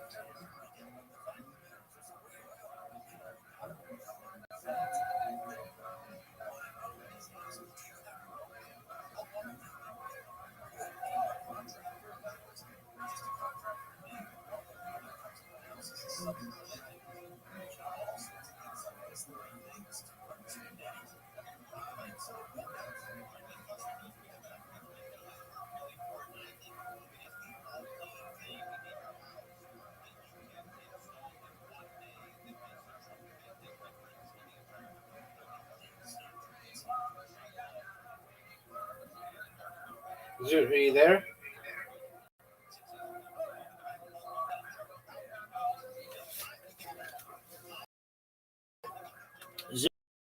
Zoot,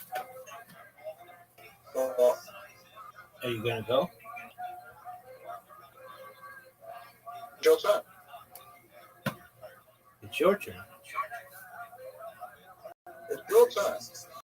Then my thing froze.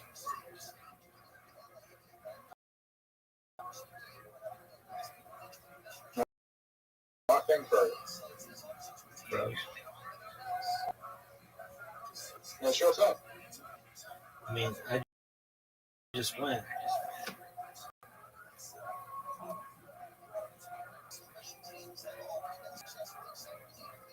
Grandma, I'm fucked. Yep. I had a big fucking lead and I fucked it. Oh yeah, big time.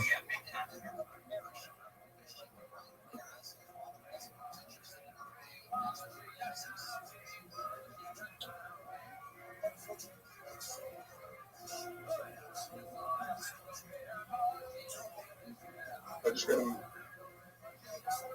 Snapchat message and just fucked up everything. All right.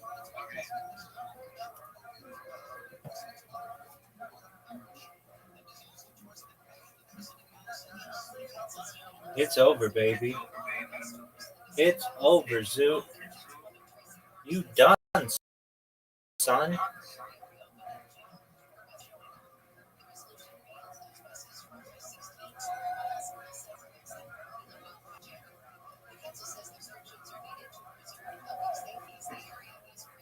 Zoot, make this.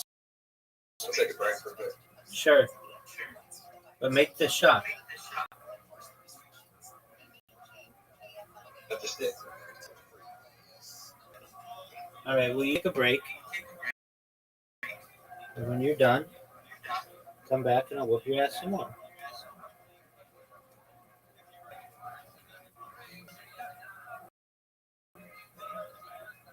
That's cool. What'd you say, big dog?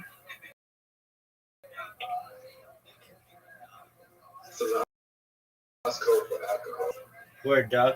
Yo, fuck Zoot first and foremost for making me do this shit. Motherfucker. I had to throw everybody out the motherfucking room because I was fucking.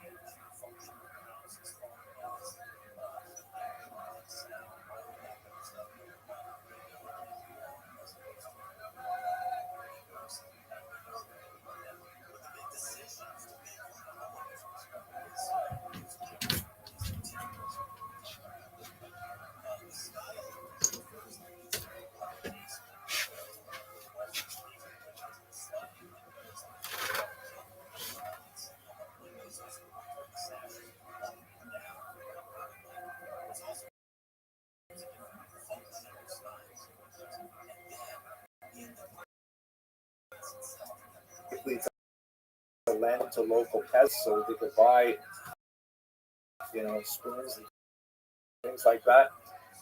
And there were a few exceptional individuals, these so-called court Jews, who would really rise to power shortly after the 18th century. But for the most part, Jewish money lending was a much smaller affair at this point and much more local. If you were a local Christian, say the Italian Peninsula, chance you would be more likely to do business with a Jew who is much more local and has much less strenuous demands for collateral. But you did have the option, especially with borrowing larger sums, let them home to be to PS for you. So this is essentially how the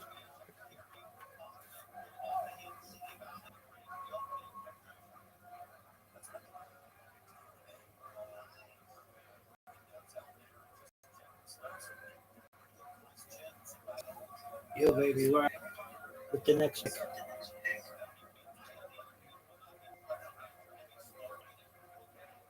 Robinson. There's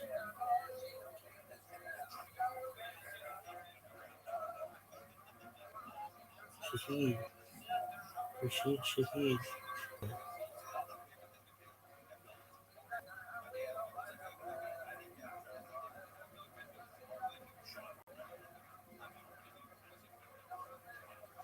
We got him. Rashid Shahid. Shout out to you, big dog. You're fired. Go fuck yourself.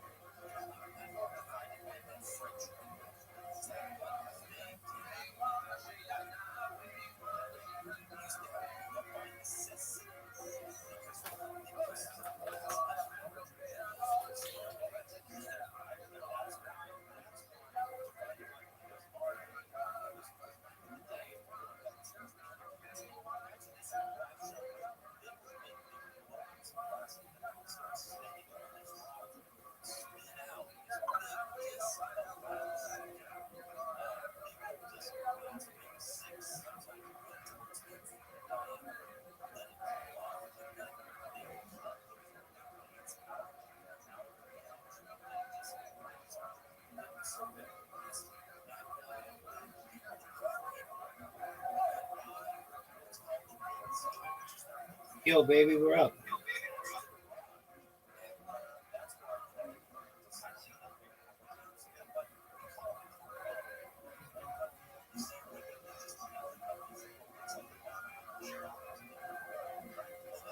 God, when you're too banged up.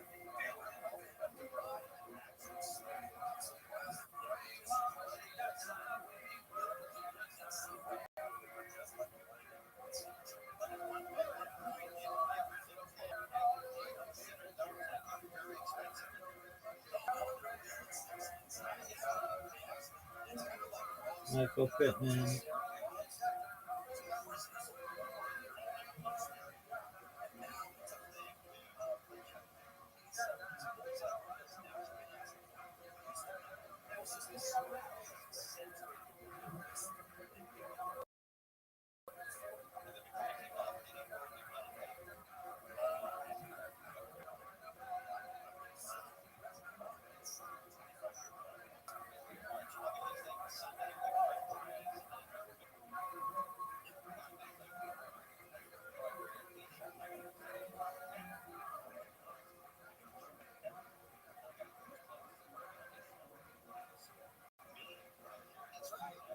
All right, we're taking Pittman.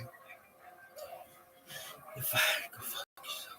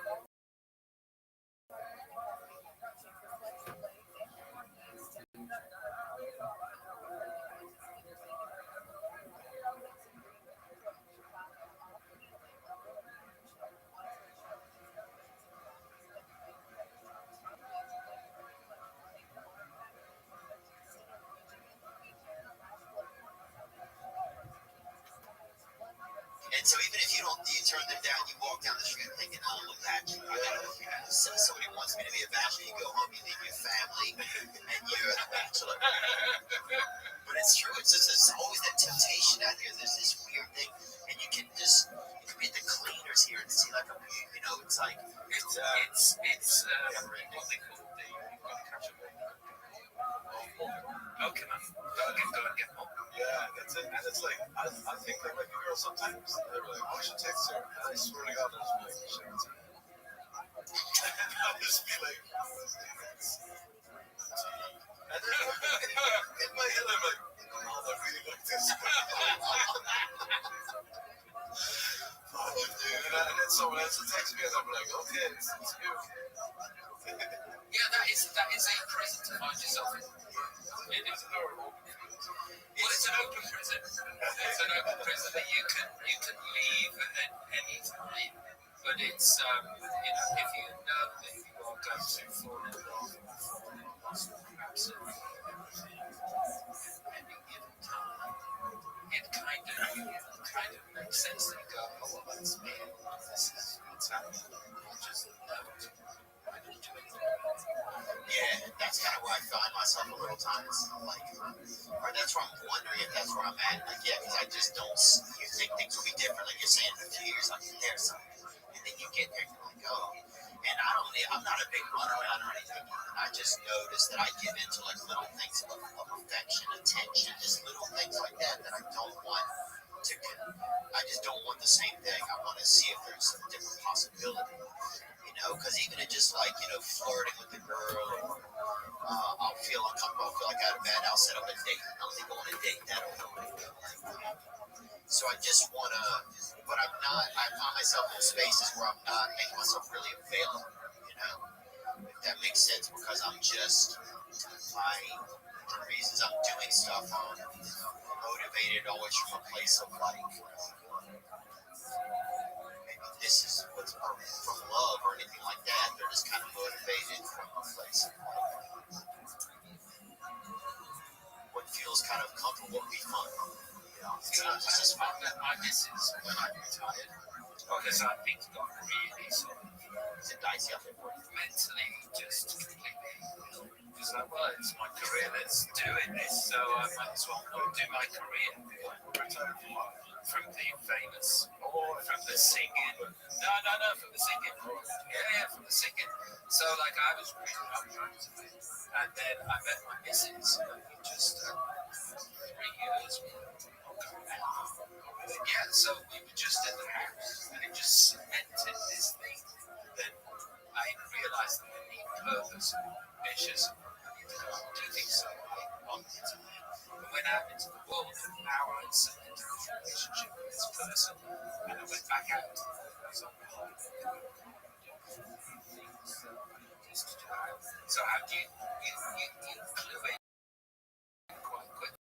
It's like, okay, so I'm not flirting, right? I'm not going to the club, and I have to learn everything that I just done on. And I did it. Fucking did it. And if I can do it, anybody can. I'm not doing it. But if I can do it, anybody can. No, I like hearing that. I appreciate you kind of sharing some of that. Because, yeah, I think that's just kind of where I'm finding myself. I'm not, and part of me I'm kind of excited about it. I had like 5 days where I didn't have any interaction with anyone, and I was doing really good. And I started to feel like a good relationship with my higher power. I was like, really like, oh man, I had a little bit more time. I was looking at my place like, oh, maybe I'd like to do an art or something, like, or get a candle or something, because like everything in my house is the previous owners. It's like it's all like their stuff, like there's pictures of every family. It's just like it's. Don't you also think that when I get a missus, she'll do all Yeah, but I don't want to just hurry a missus in just to get, a love scene. What you're hurrying with nothing. Yeah. Oh yeah, that's true. Complain about that because they'll be like, I'm not really settled down and there's 50 See, I don't want to be that guy. I want to at least get in a place now where I can at least try, I think, to have a relationship. Also, I'm getting big vibes in your gangster. Oh, thanks, man. No, I'm getting like big vibes that you get. So, Oh, thanks. yeah. I want to tell you about a company that I've been using for our web presence. They're a beautiful company, beautiful outfit. And they've started the last website ever. No more. No more. Paying 10 grand to get cider. Crazy. This is it. They do it. It's the last website ever need. They did our.com. You can check it out. It's just $498 to start. And then after that, it's just $249 a month. And that's it. You get on with your console. They do what they really is. You know, somebody gonna suck your blood. It's different. You know, it's not like a dragon. Whatever got sent to Alaska. But this is different. I'm talking about modify.com/THE.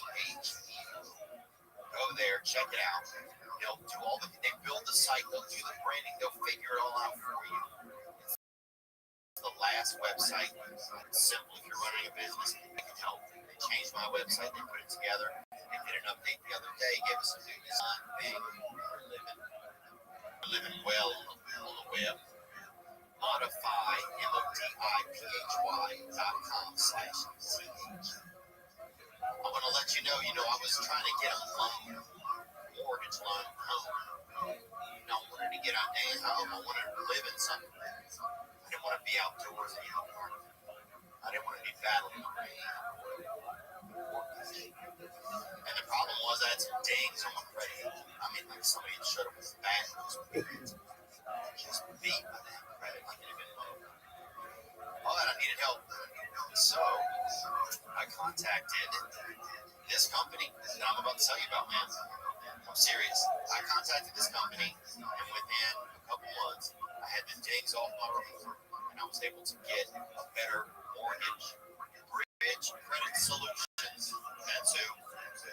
They're different. They're backed by a 100% money-back guarantee for any items that cannot be removed off your credit. I needed items removed. I got them removed. It didn't make them long. I got the loan because my credit score was better. I can't even tell you how much it changed. Thanks for me. You will not find the 100% money-back guarantee anywhere else in the industry. You know what you're paying for at the beginning of the repair. It's written into the contract. No job is too small. Bridge Credit Solutions caters to all types of clients. That's right. They will guarantee removal of certain negative items in as quick as 24 hours. Schedule your free audit in 3 easy steps. Zoom or phone and get a free €3 credit report. $25 value with 30 days of free credit monitoring and identity theft protection.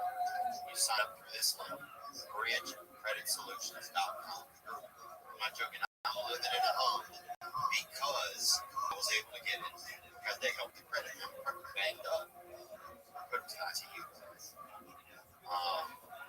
So bridgecreditsolutions.com/TAGO. Once scheduled, a bridge credit strategist will contact you to review your report. They work. Check them out. You have the same issue I had. You want to get that loan, but you got some things. Get the better score to get the better loan amount. Then you save the money on the loan. Bing bong. Yeah, I think I could be a good dad. I think some of it would be a little nice. If there's kids in your house.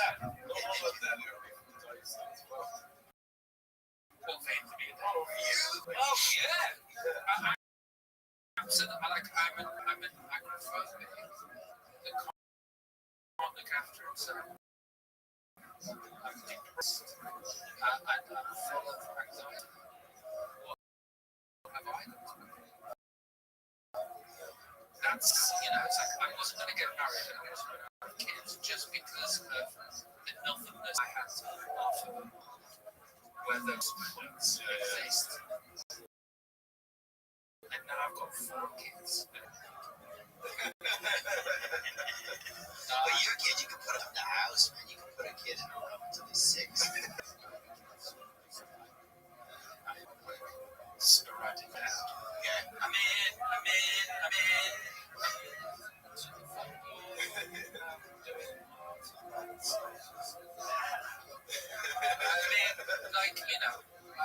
Also, that was another thing about kids is that if I have a child, the kids will scream.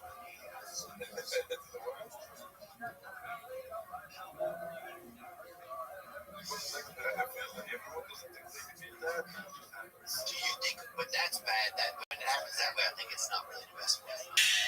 Like, yeah, Mark's like, what can it be? Sitting here with him, but, sorry, this guy's just one of a kind, man. There's really nobody like this guy. Before you're like, Santa, you're describing the bad guy, and then you're like, you're that guy. And I was like, wait a minute, no, take that back. And you're like, no, I was describing him to say you're that guy. What I do think is like, oh, when you have that, Do you think you could ever get to a place where you can? oh yeah, I think Really? yeah, I think no, Rob's gonna be realized, oh, think about that. Yeah, because like you're not there. You're like runs away from that. This ain't even a great spot. So you better get over here pretty quick. But then Mark's the guy you go to if you want to know what's going on, what's fun. You know, he like is always kind of keen on like what's good out there. You know. Do they have like a lot of? I feel like in England and in the UK, that's all you guys, right? That they have more superstition than they do in America. Oh yeah. Is that true? You think? Okay, I think anxiety in Ireland just goes from don't touch chicken. Chicken or like prayers, Catholics. What we are? Yeah, Catholics. We're like lapsed Catholics. Yeah, we're Catholics. Yeah, we're Catholics. Because you be like, don't do that, don't do that. Christian. Don't do that, don't do that. Oh, you're sweating on this. And it's weird too, like in Ireland, if I told my friends I'm another table, the girls would be like, that's it. And people die in Ireland all the time from COVID and everything. You always see that in the movies. People dying from like,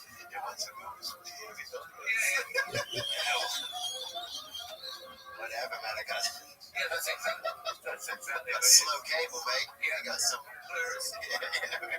What's that movie with Tom Cruise? Far away. I just see a lot of people coughing and not doing well. Still dealing with the Spanish.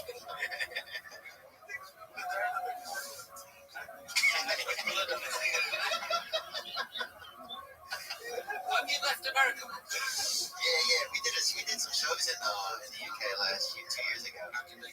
They did well. We did Manchester, London, Glasgow. Shout out Glasgow. And somewhere else, brother. Stockholm. Somewhere else. Soccer, Sweden. Yeah.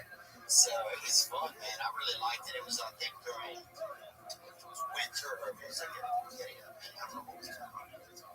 was kind of a quiet time. What was this? Durban.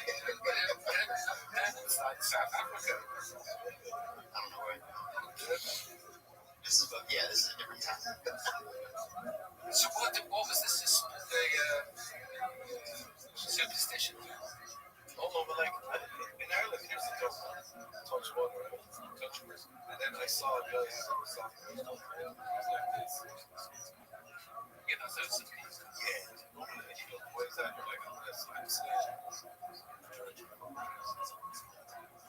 was like, that's so wrong. Next time I have a big exam, I swear I like that. But that's it. But y'all got more ghosts. Y'all got more older stuff over there. I'm saying because of time and everything, you guys have a lot more ghosts over there. Oh yeah. You are closer to the corners. It is so more paranormal, weird, and UFO. Yeah. Actually, I got a good question. I forgot about this.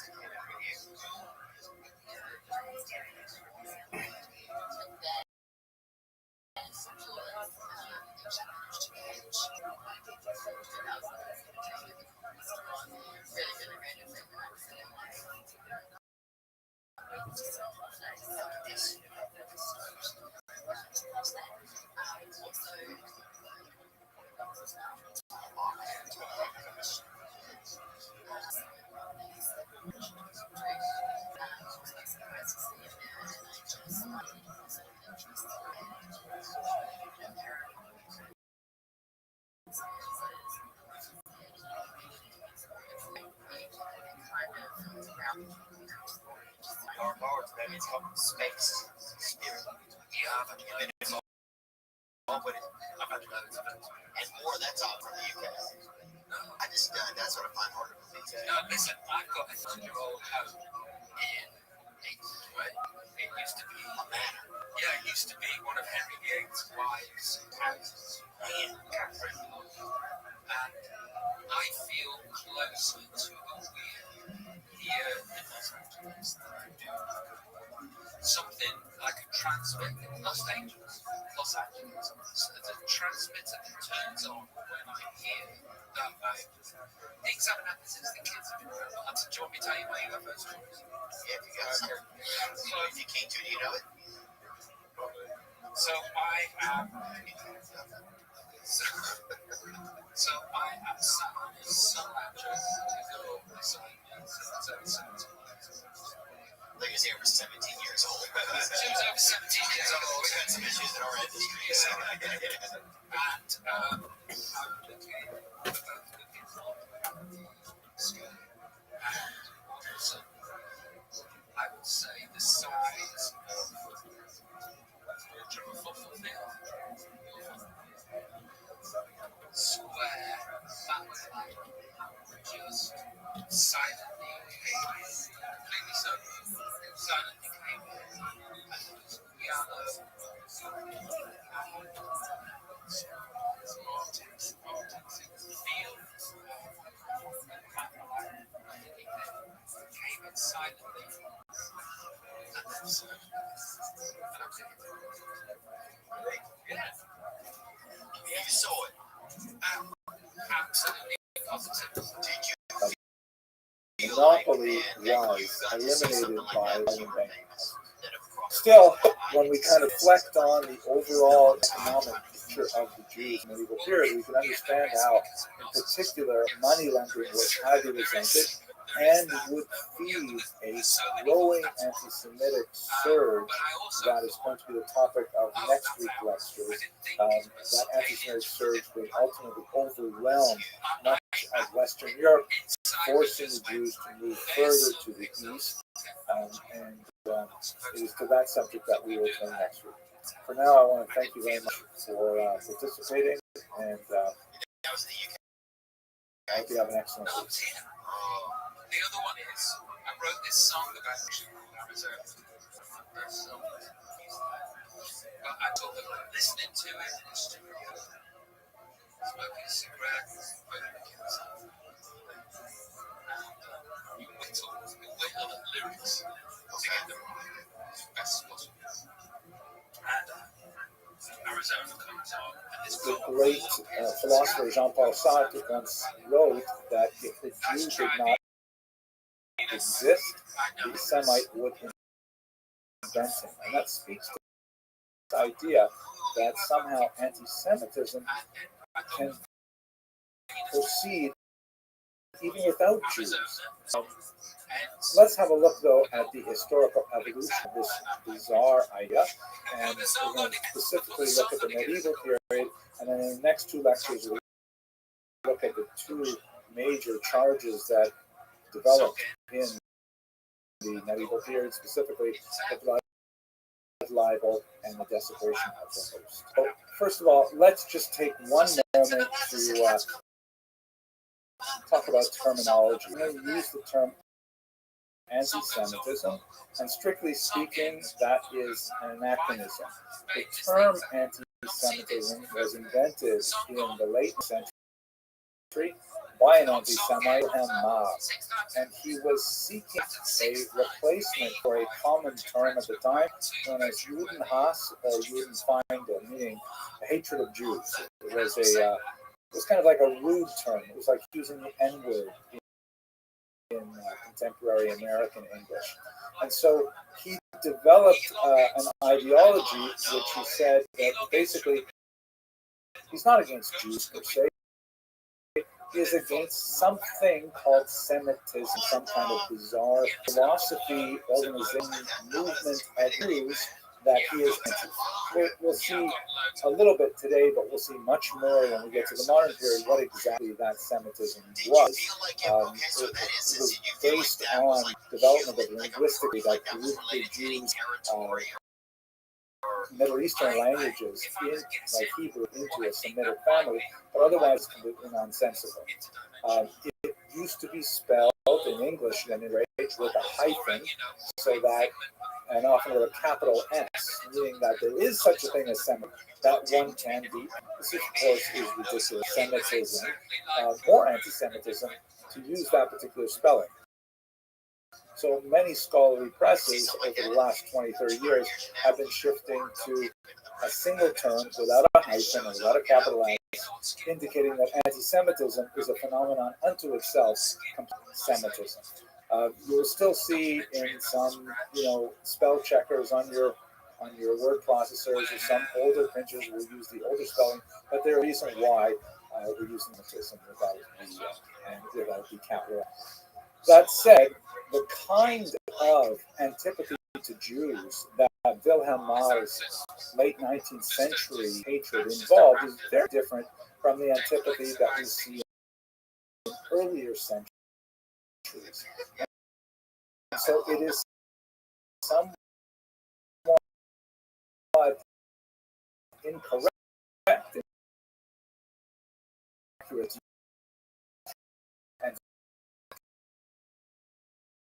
try and push it backwards in time.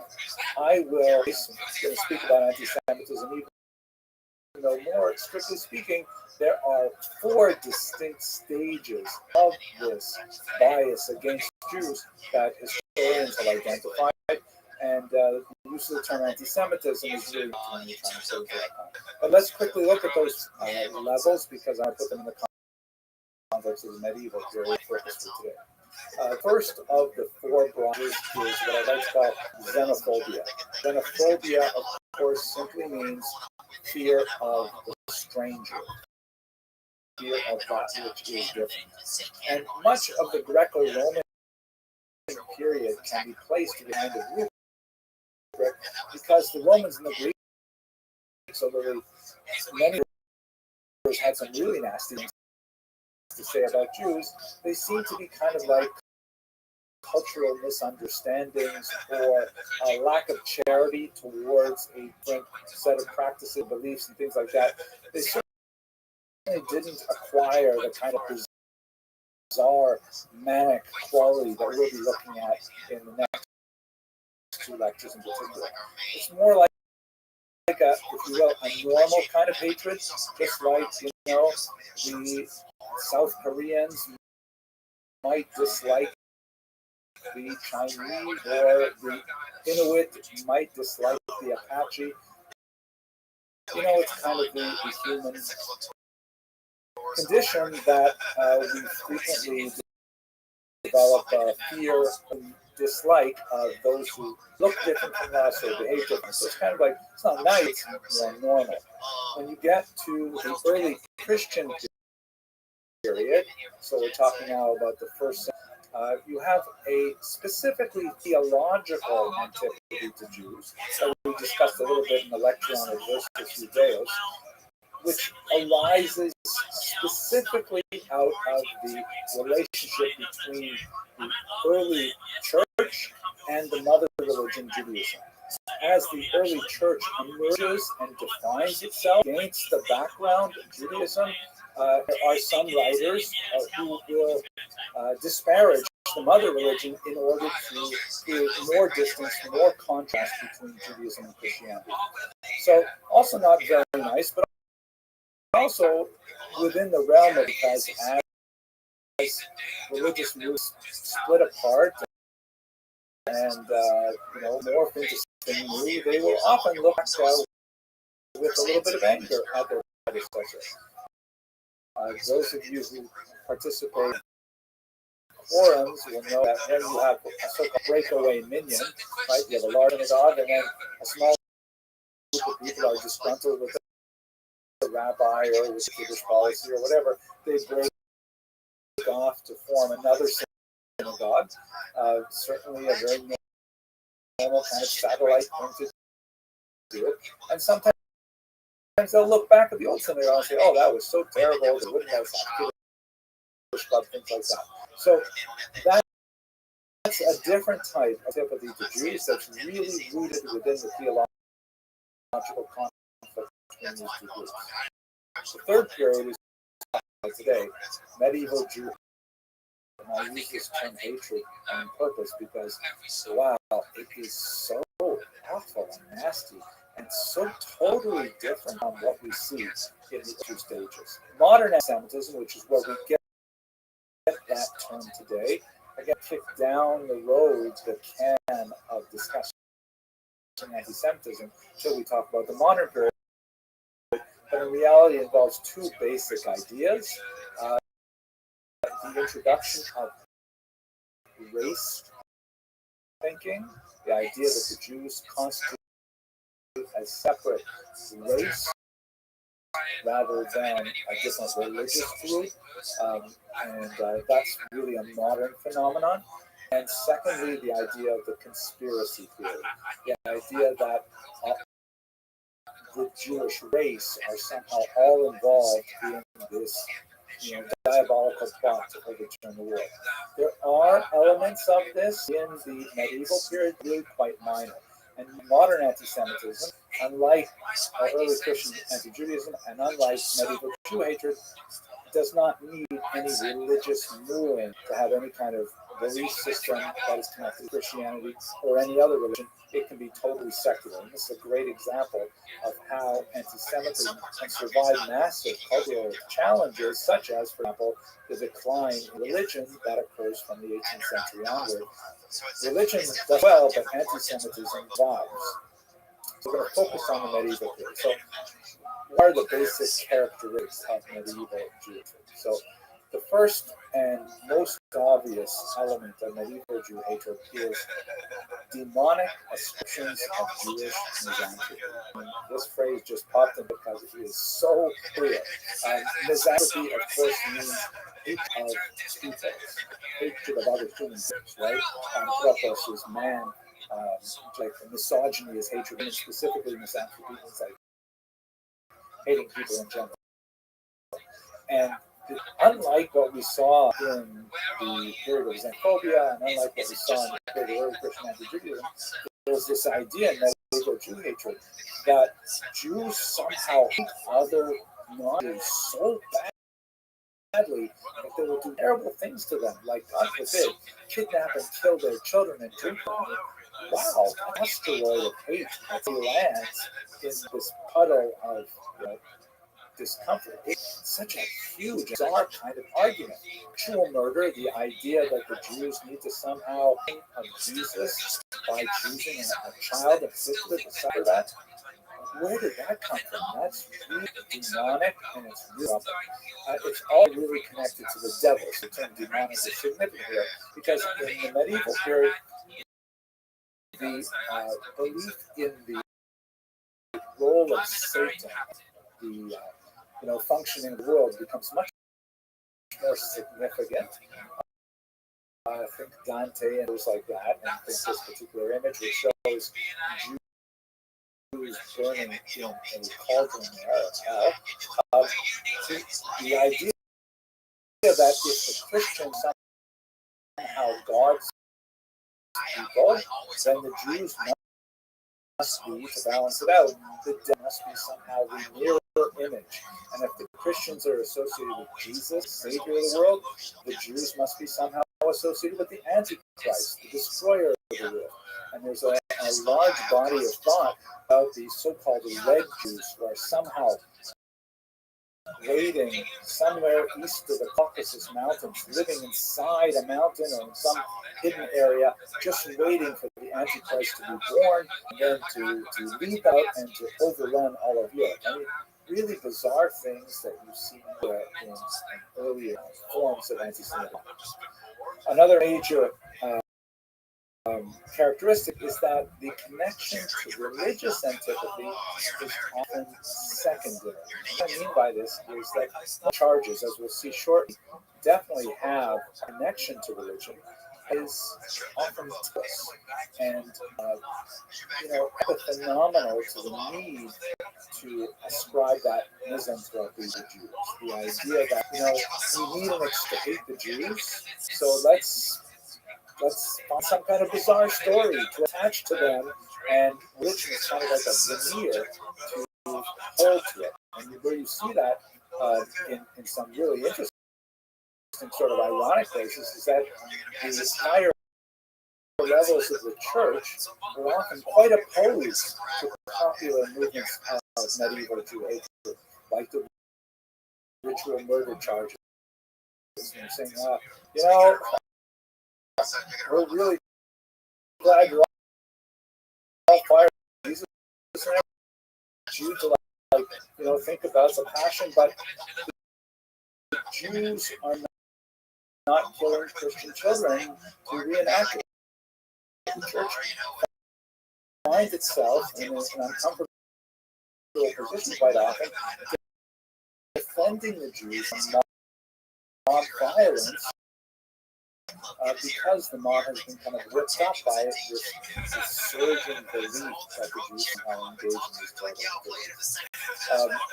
and it seems very clear that when you contrast it with the form of dominant anti-Jewish thought, logical arguments are relevant.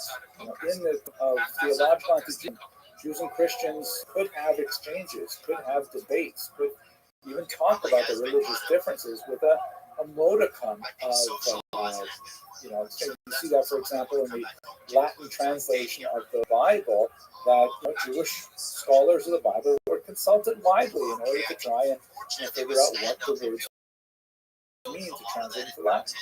That's like away from what's happening in the medieval period. The theology is used to force is the hatred. And the third element, which I would like to get into it to talk about the Spain in a couple of weeks, you see anti-Talmudism appear. Basically, the Talmud is, up until 13th century, really a closed text for Christianity, and when it is kind of like discussed as the root of philanthropy, then it receives a lot more negative attention. Disputations, burnings of the Talmud, and things like that.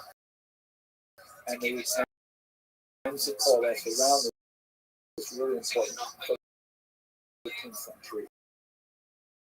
So these are some of the main issues with medieval Jew hatred that are distinct really from but that Talmudism in particular does kind of like bleed over into the modern period into anti-Semitism, specifically the notion that somehow the Talmud is like teaches Jews about this supposed conspiracy and so on. Now, there are many, many other factors that feed to the growth of these ideologies. One of the elements is the change in religious sensibility that begins to be evident, especially in the 13th century. The church gains a significant amount of power at this time, and you recall when we talked about the communal skill for Jewish people and the medieval economy last week. The kings protected the Jews because of their value as generators of cash income, and the church had ideological reasons to try to hold them down. With the ascendance of the church in the 13th century in particular, and the waning of temporal power under the kings, that represents a weaker point for Jews in Africa. Secondly, we also see the negative consequences of Jewish economic activity that we spoke about a lot last week. Jewish money lending, hugely important for the medieval economy, but also something that can be deeply resented, both by the small-time customers of Jews who might be borrowing money just to get to harvest season, and also for the powerful nobility who might be borrowing money to wage a war or something like that. So it's not unreasonable to imagine that a lot of the antipathy to Jews is born out of this, resentment over the exploitative practice of Jewish moneylenders. That's not to say in any way that legal behavior somehow allows for violence to the inequality of the medieval economy is something that people should be aware of, even for our own time. But nevertheless, it's hard to imagine this is in part of the emotional makeup of those who would hate you. So finally, one other element, which I find very fascinating, and maybe we'll have time in more detail at this talk, but the technological advances, technology in particular, of woodcut technology and the circulation of secular propaganda, which begins to increase after the year 1000. What I mean by secular is that it's not specifically church sponsored. Recall that medieval people, art was something incredibly precious. We live in an image-saturated time where we're constantly bombarded with images, and not only that, with video. But in the medieval period, people would look at something we consider very primitive in terms of art, and they would wonder. Even wealthy people who could own art would not just display it; they would keep it inside cabinets, and only for important occasions would they open it up and allow people to gaze on a little miniature piece of art. So the distribution of woodcut prints really has a significant impact, I would argue, on the social media spread of these ideas. Yeah, that's unbelievable. Did that cause you to shut it down? You're like, I'm going to roll the dice. I'm going to just melt before we I aim to say this to everybody, even though it should be obvious.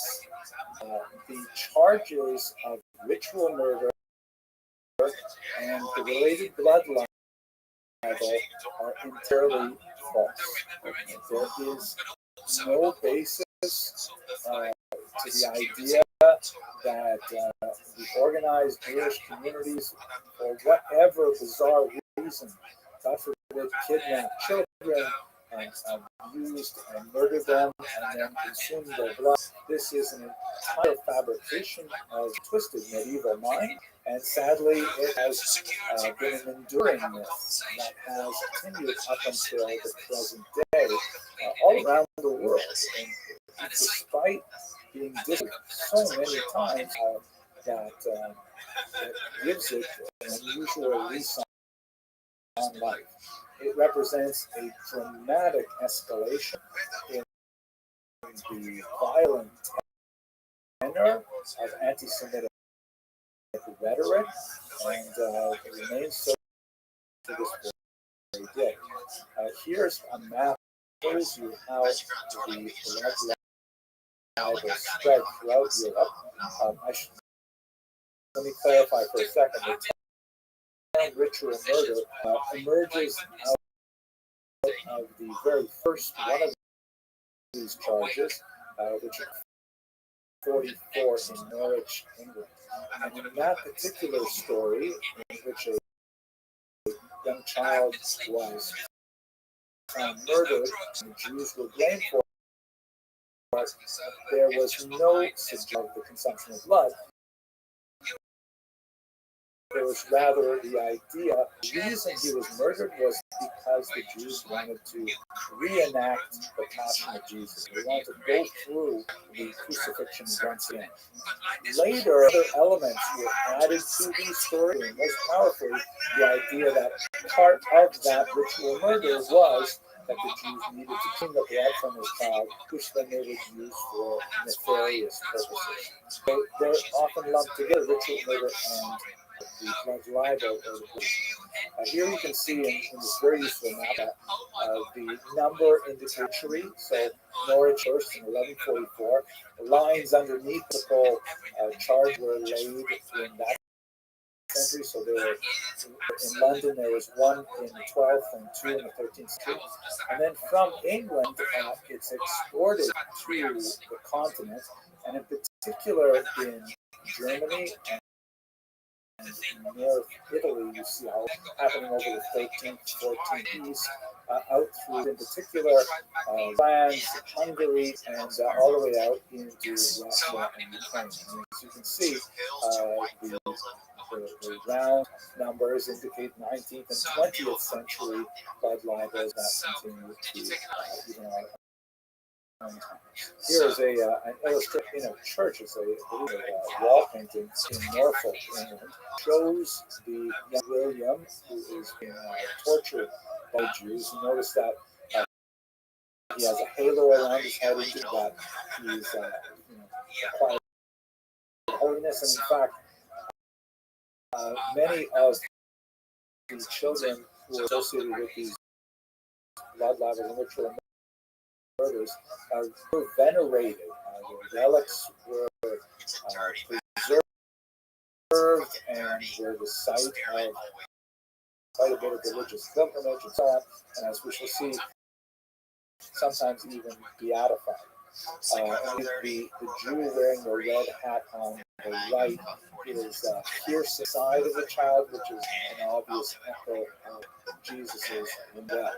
What is definitely not correct in this representation is that when Norfolk's body, 12 years old, was found murdered and strangled, the specific reference that he was found wearing a jacket and shoes. And some scholars who have studied this very first murder accusation suggest that the specific reference to the jacket and shoes suggests that he was not wearing pants. He was in fact sexually assaulted and then strangled. To which we are able to reconstruct what happened. So this unfortunate young was a plastic profile who murdered him, and when he was found, he and cried was angry for this horrible crime against this child, and people were looking for a scapegoat, and the Jews, who had only been Jewish for about 9 years this occurred, were the most likely people to be blamed. And so what followed was actually a defense of the Jews by the authorities, but the story died down, and public violence, as we shall see, happens frequently in potential cities. Now, this is really the beginning of the ritual murder blood libel charge in 11-4, but there are already some ancient trials. The historian Josephus rebuts argument by anti-Semite named Appian, who suggested that Jews kidnap and murder a Greek child, right, as in a Hellenistic period of Greece. But there seems to be no connection between what happens 1,000 years ago. We also see, ironically, that early Christians killing children for these purposes. Tertullian actually complains of the way in which the Christians are being abused with this slander.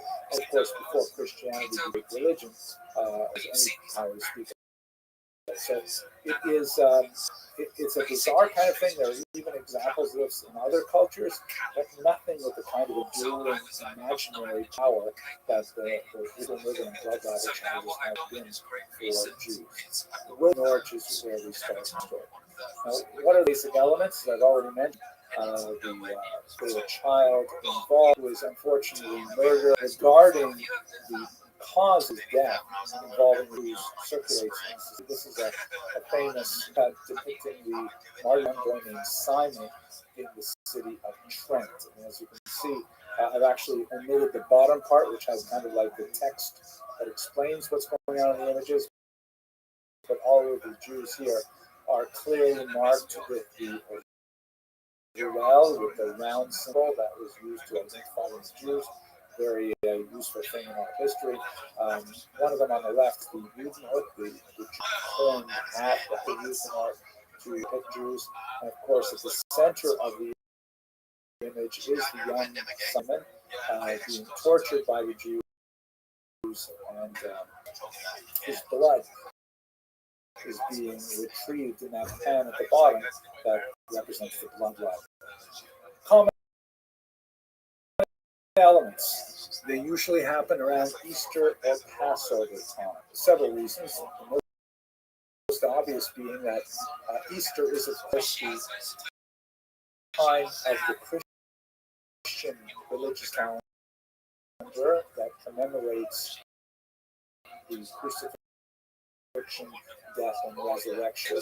And so the idea that this is so important for Christians, it must also be really important for Jews, and therefore the Jews must be paying attention, and they might want to also enact this event. Remember also, Easter typically falls around the same time as actually up until the 4th century, but the Jews are engaged in all kinds of unusual behavior, right? Because it has this massive house cleaning time, ritual foods, that's in particular, and so the Jews are running around doing this. They so wrapped up about this, and in particular, the requirement that every Jew have 4 cups of wine on Passover. So the idea that they have to have this red wine in particular, something that keeps the Christian nation in the medieval world.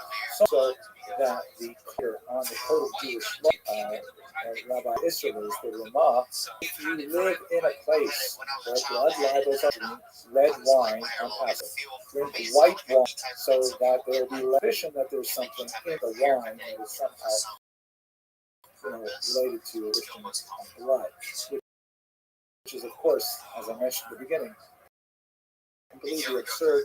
Jews are actually forbidden to consume any blood, and one of the big processes in making meat kosher is that it has to be properly salted and drained so that there is no blood consumed. So it's just another of the fantastic elements of this, fantastic in the sense of fantasy rather than the sense of like the imitation of the passion, as I mentioned, as you can see here, Simon is of course held in a cruciform position as well.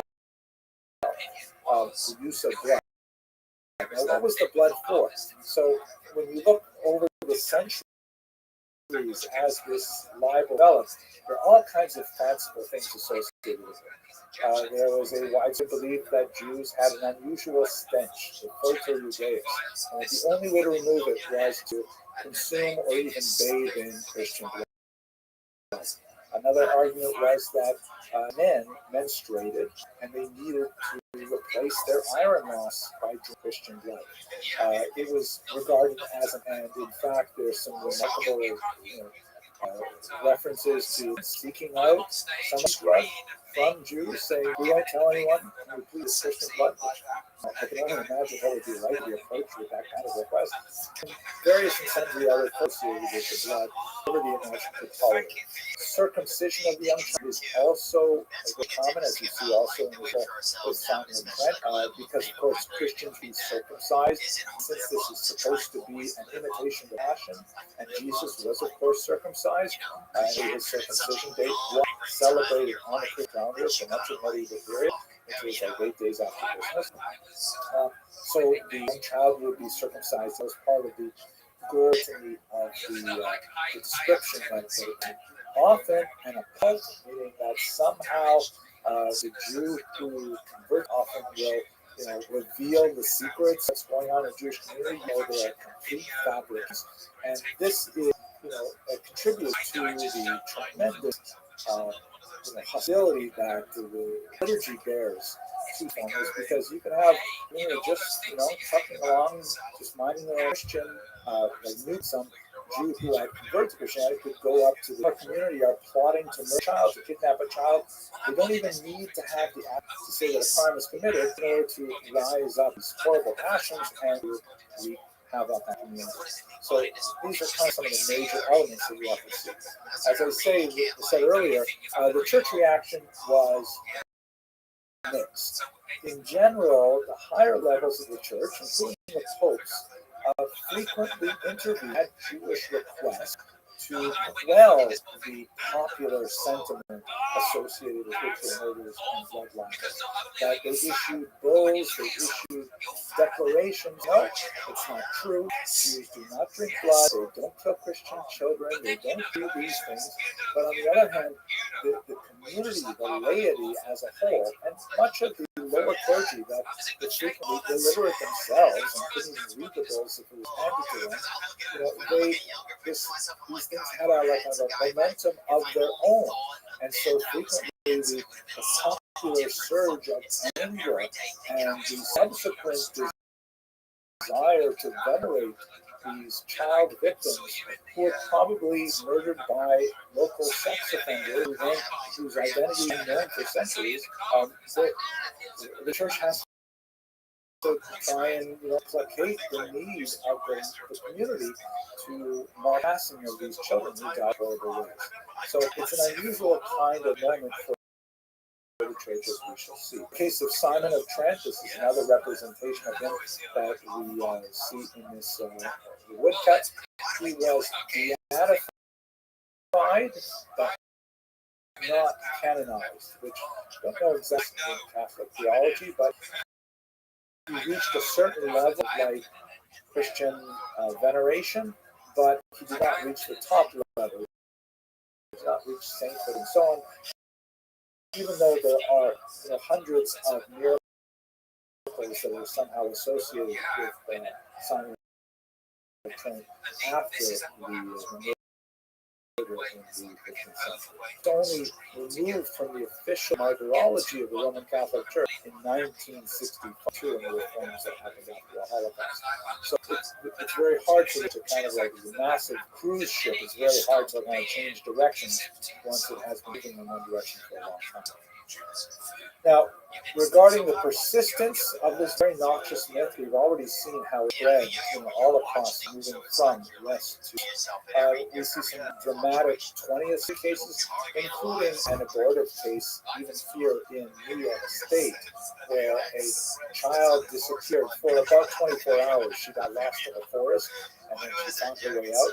But the local police in the 1920s actually went and questioned the rabbi in Messina, New York, saying, "Did you guys kidnap this child for ritual murder purposes?" Right? That's 20th century New York, United States of America. So it has an incredible, staying power with the modern imagination.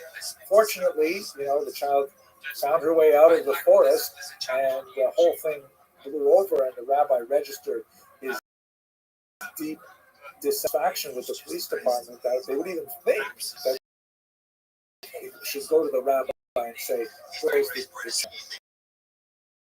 Anyway, one of the more famous blood libel cases in 1911, the Russian government prosecuted, this is a drawing in the trial,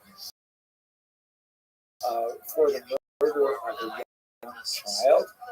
And after 2 years, nationally watched trial, because this is the 20th century, and all other governments in the Western world had clearly distanced themselves from these medieval beliefs. They watched with incredulity that this modern Russian Empire would actually prosecute this guy for such a ridiculous charge. In the end, after 2 years of deliberation and an argument, they were not able to convince a jury of Ukrainian peasants that Bayless was guilty of the crime, and he was released. More significantly, the Nazis, of course, made great use of the ritual murder charge.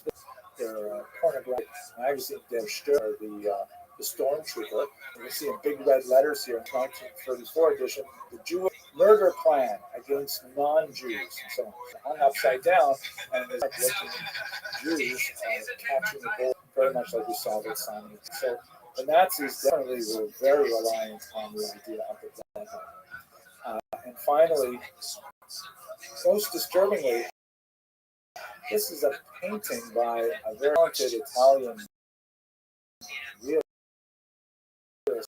painter named Giovanni Gasparo, who in 2020,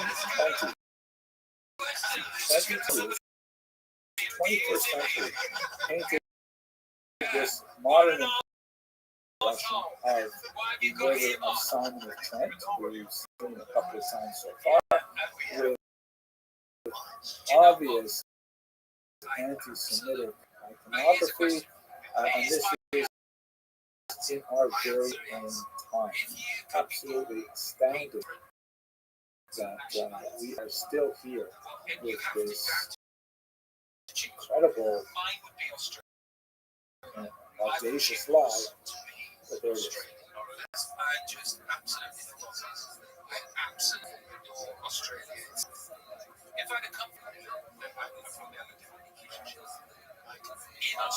and the ritual murder, roughly the same period of time, but especially towards the 13th century post-desecration. I have to tell, because I know when I put this recording on the internet, people will say, "Oh, there you go." It is again totally false. Jews were charged with this, but Jews did not do those things that they are charged with. It is one of these bizarre creations of the medieval mind that unfortunately have extremely untoward circumstances. So, what exactly is going on here? In Catholic ritual, and I certainly can't claim to be an expert at this, in the ritual known as communion, believing Catholics under certain circumstances are invited to partake in eating a small wafer in the Eastern Church. It's like a cube of bread that represents, on a level which is considered higher than symbolic, the actual body of Jesus.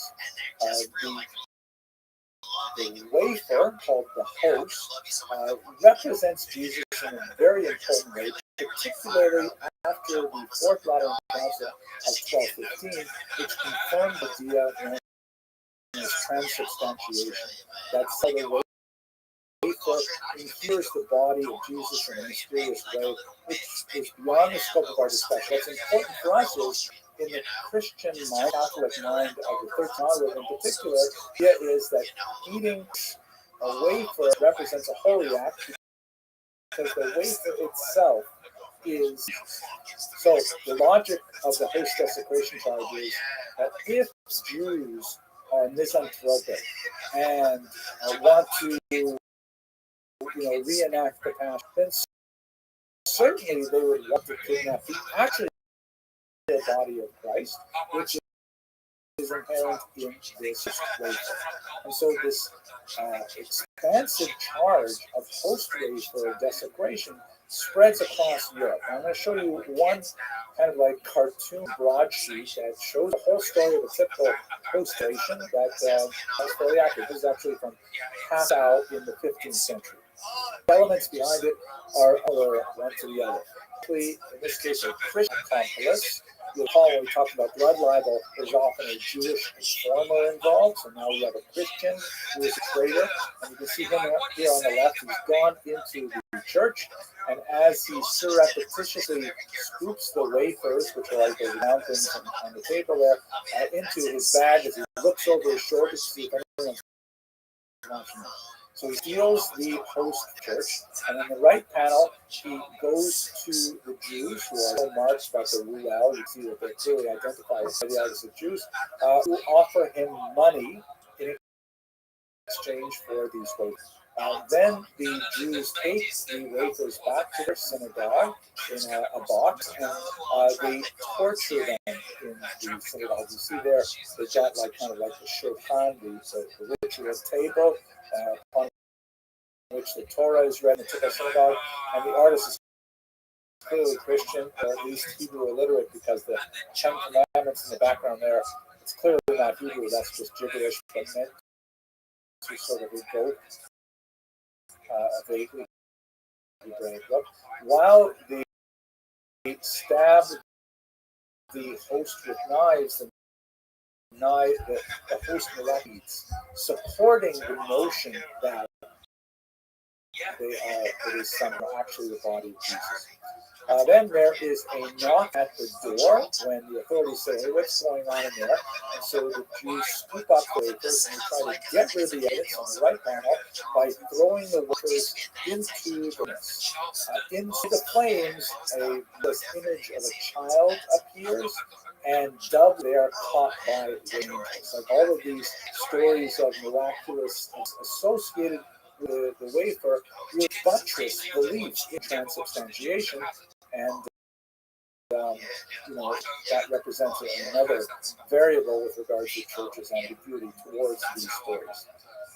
The Jews are discovered, authorities come in, they cut heads off, they torture Jews, they set them on fire, and they take away the Christian accomplice to be tortured as well, and then so these last couple of panels, unfortunately, have a lot more historical basis and historicity than the previous panels, but that's essentially the typical story of a post-desecration as it is charged in the population. Of course, the Jews have negative motivation to do any of these things. They want to stay far away from others for the fear that this kind of violence would erupt. Now, in terms of the relationship of the church to the host desecrations, you can see here this map also taken from the Encyclopedia Judaica, which depicts the spread of the host desecration charge. It's interesting because, on the one hand, in many Catholic areas, the host desecration story really kind of lends a kind of backward, strange support to the whole doctrine of transubstantiation, which was met with some skepticism in Europe. France, and especially Italy, however, seem to have largely escaped post-desecration stories, and many scholars point to the specific intervention of the popes who tried to put a lid on these kind of violent eruptions that could easily spin out of control. These kind of popular upsurges of religious fervor that turned into violence that had really no connection to Catholic doctrine. The idea of transubstantiation, yes. The idea that the Jews need to then torture the host, definitely not. So the absence from Italy is especially notable, but as you can see, it spreads quite a bit through East Central Europe.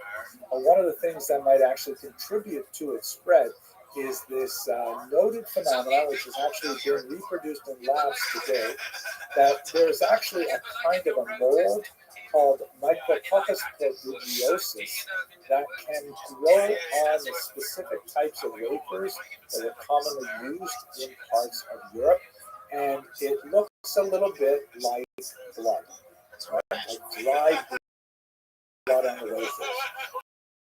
And so you can imagine that, they're opening these wafers in often sealed boxes, very humid. And then this mold, if it gets in there, it makes all of the wafers develop this reddish kind of like glow on it. And then when the priest opens it up and sees that they're red like blood, then this can actually contribute to the idea that maybe they were somehow attacked by the Jews. And in some cases, these moldy wafers were actually venerated as a demonstration of the holiness of the wafers. For example, the host has a tremendous hold over mind, but the blood libel, it survived into the 18th, anything like the same degree of time. I would argue that there's a lot to do with the general in the liver in general in this period, that it takes a lot more incredulity to believe the whole story than the ritual murder and the blood libel charge. And that could have something to do with the failure of this to continue. Nevertheless, it still has a strong impact, and in many cases, the blood libel, the host desecration charges that we see actually result in massacres of Jews and of expulsions. And what's especially fascinating is that the ritual murder and blood libel charges were also absurd, but in those cases, there was a body, there was a child who was, God forbid, the victim of a crime. In these In the case of the host desecration, curiosity works better it when was I get entirely imaginary, space of and self. nevertheless, it My still, brain isn't kind of worried you know, about things about speaks to the so I the think they help nature me of very mentally. humanity that people will believe these most bizarre things and commit tremendous atrocities against their neighbors for the slightest of costs. Now, moving to the 20th century, I just want to give you kind of a chilling example when the host desecration does make it to the 20th century. This is a banknote that was issued in the 1920s. I believe it was 1922 in Germany. At that time, Germany was suffering from incredible high inflation as a result of the crises following World War One. Yeah, and so they issued local municipal currency, which was called at the time. Imagine, like, let's say the the American group. So, New York City might issue its own currency, so that it would, hopefully keep inflation at a reasonable level. And Los Angeles would have a different currency, and so on. So that's what Rothschild intended for. And they actually have lots and lots of examples of this in the early 1920s. Frequently have anti-Semitic artwork on their currency. Can you imagine sending your child out to get a gallon of milk and you say you're a kid and there's an anti-Semitic caricature right there on the image. So this particular note, should actually a series of notes, shows a 15th century host desecration 500 years later in the 20th century. Here you see on the left, there's the Christian accomplice.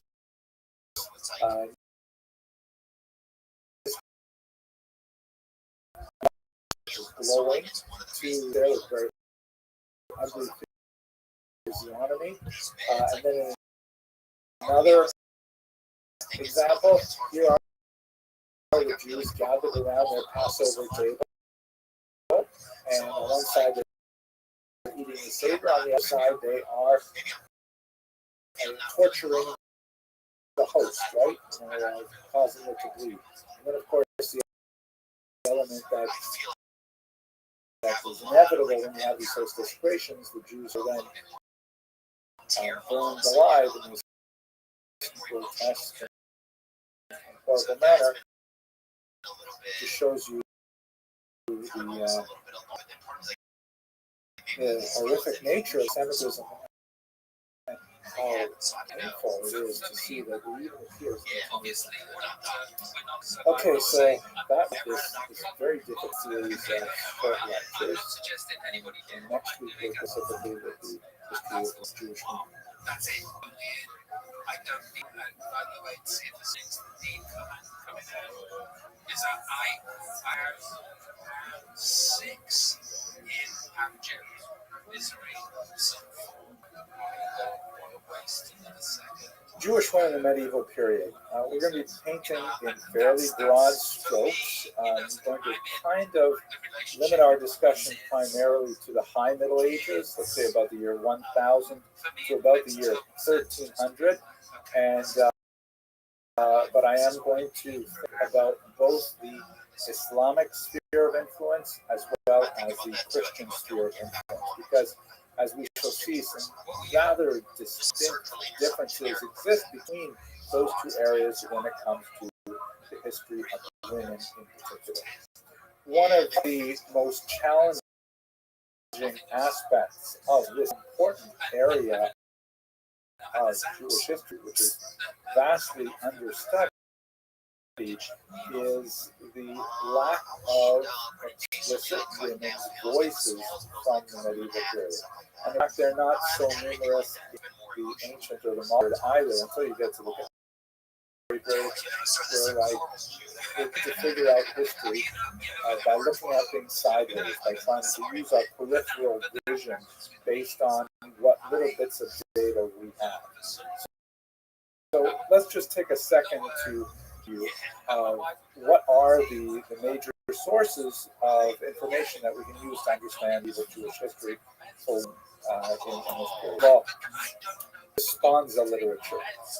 As you will recall, when we were discussing the Babylonian centers and earlier, one of the major areas of legal activity is called she'elot shuvot literature, literally questions and answers. Or there will be some legal questions. Often these are a difficult one, and it will be set to writing typically and sent to a rabbi to answer. In some cases, it will be delivered orally, but the rabbi will later compose an answer. So it's really shuvot literature because the answer is the part that is mainly preserved in the historical record. Sometimes the question is reduced to just a little couple lines at the very beginning of the teshuvah. So there are a couple of what is this teshuvah literature all about? This responsive literature all about?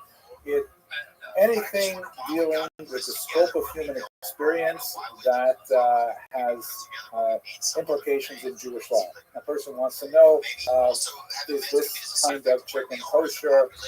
Can I do this on the Sabbath?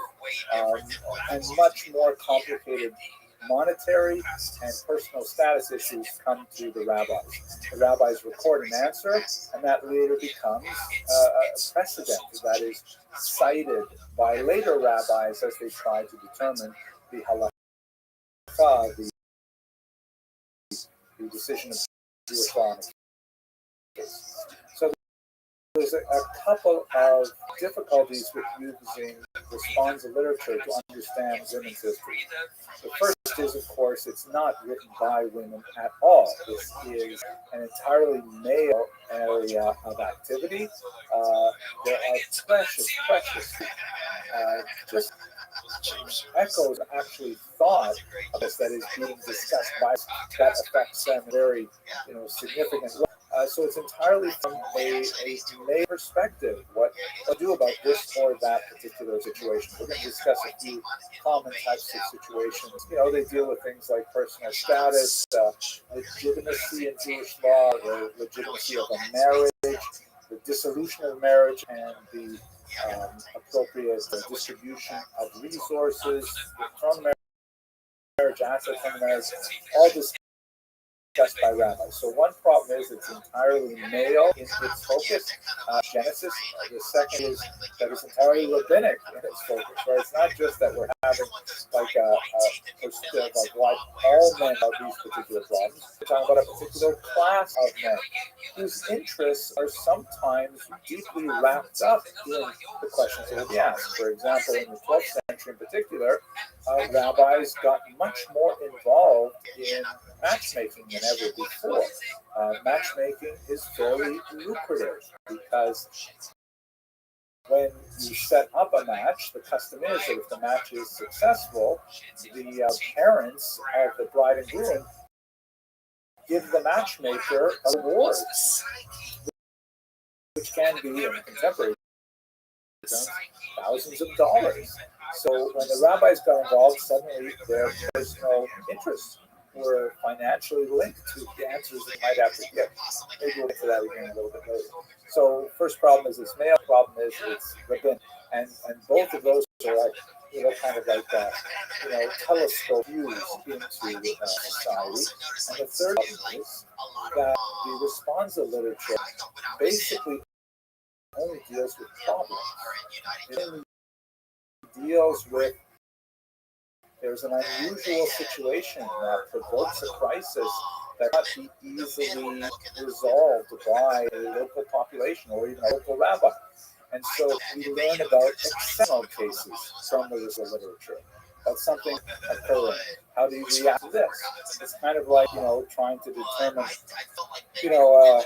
life and wellness guide by only looking at people with illnesses, right? Avoid this, avoid that, avoid that. What do you do to try to promote your health? That kind of thing. So the responsa literature is intrinsically distorted for those reasons, but nevertheless, even with those limitations, we do get a sense quite often of what must have been the prevailing norm against which this particular situation took place.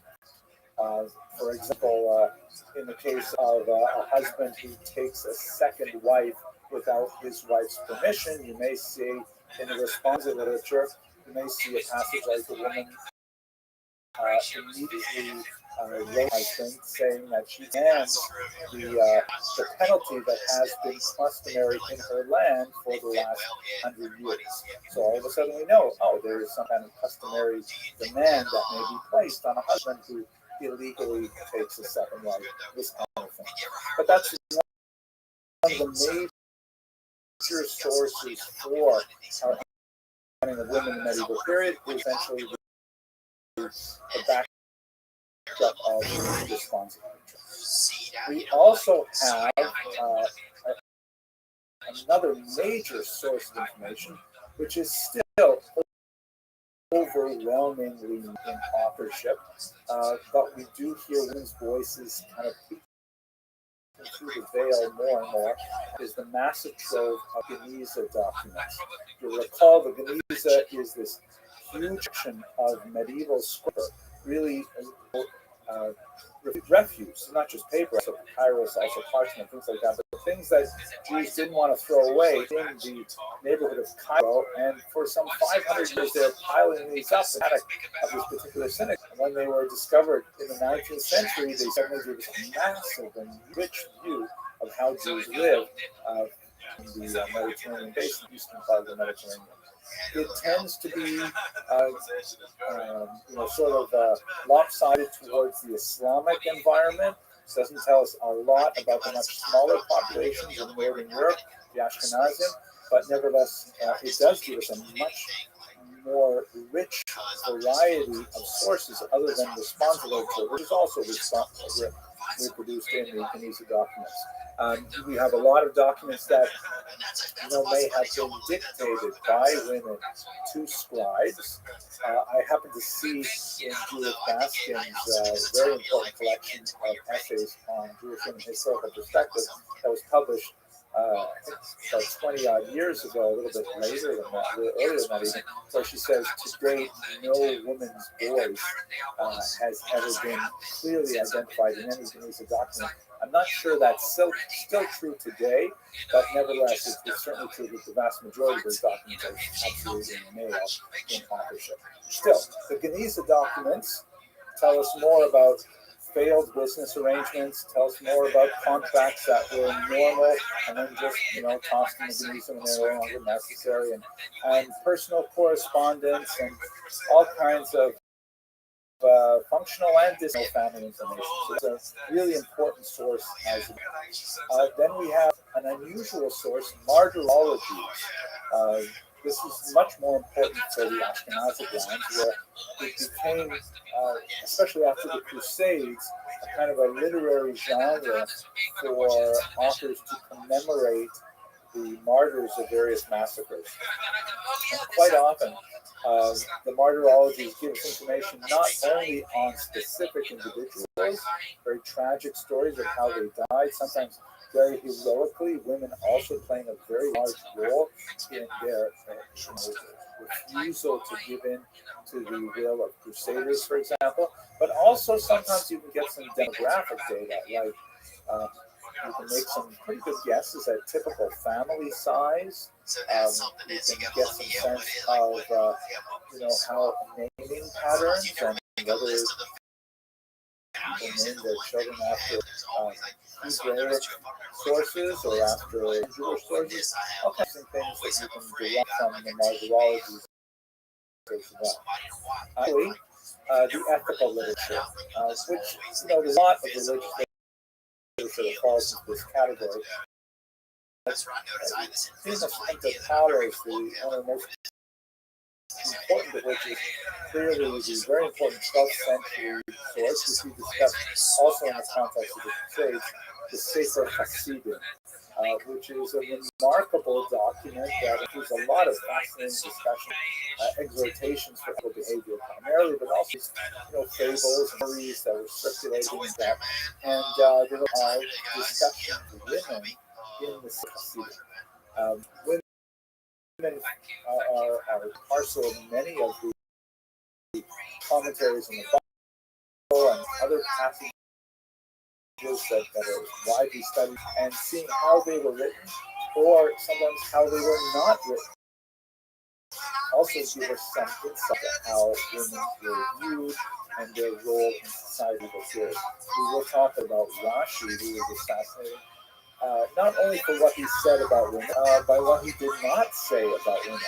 It is fascinating to note that in his commentary on the Bible, very widely read, one of the major functions of Rashi is he connects the text of the written Torah, the actual 5 books of Moses, to the much larger oral Torah, the Midrash in particular, the Talmud, and so on.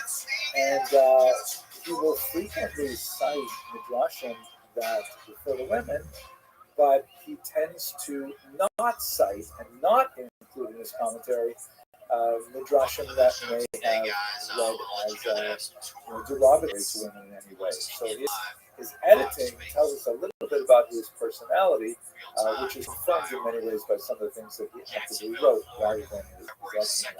He was, of course, famously the daughter of 3, perhaps 4 daughters who married very well. His sons-in-law were all scholars and so on. More about that later. So this is biographies of women from medieval period. Until we get to the 17th century, the remarkable people of Ammon, who really don't have, a definitive and substantive account of a woman's life by a woman. But we have all of these other kind of ancillary peripheral things that give us some of how we can construct the woman experience of the world in the medieval period. So let's think for just a second about her legal status. And much of this is informed by the earlier Talmudic tradition, where you do have, texts forms of Jewish law, halakha, in the ancient period, sort of like adaptations of these texts, the Mishnah and the Talmud in particular, for specific reasons or particular places and times. And those areas of tension between contemporary practice or desire and the halakha, seeing how those are resolved is often quite fascinating. And one of the most important areas which is relevant to our study of Jewish women is the writings of Rabbi Gershon, who was a very important Ashkenazi rabbi known as Meor HaGola, the light of the exile, and his years are roughly 960 to 1040. There is quite a bit of scholarly dispute over how widely accepted his bans were, or the takanot, so to speak, decrees of Rabbeinu Gershon, and how quickly they were adopted. But that area of discussion of what was his level of authority, it becomes moot. By the time you get to the 13th century, it's widely understood in Ashkenazic lands as being the law of the land, everybody being according to the laws as in Gershon. Less so in Islamic culture. But what exactly did he have to say, and why was it so important? Women. Among the many takanot that he enacted was a ban on polygamy. Polygamy, of course, is the very common practice of men marrying more than one woman. Men marrying more women. Abraham with Sarah, Hagar, and Yaakov marrying 2 wives, 2 handmaidens, and so widespread practice, particularly in Muslim lands, right up until the 11th century and beyond. In Christian lands, they decided tendency to restrict Jews' behavior to monogamy.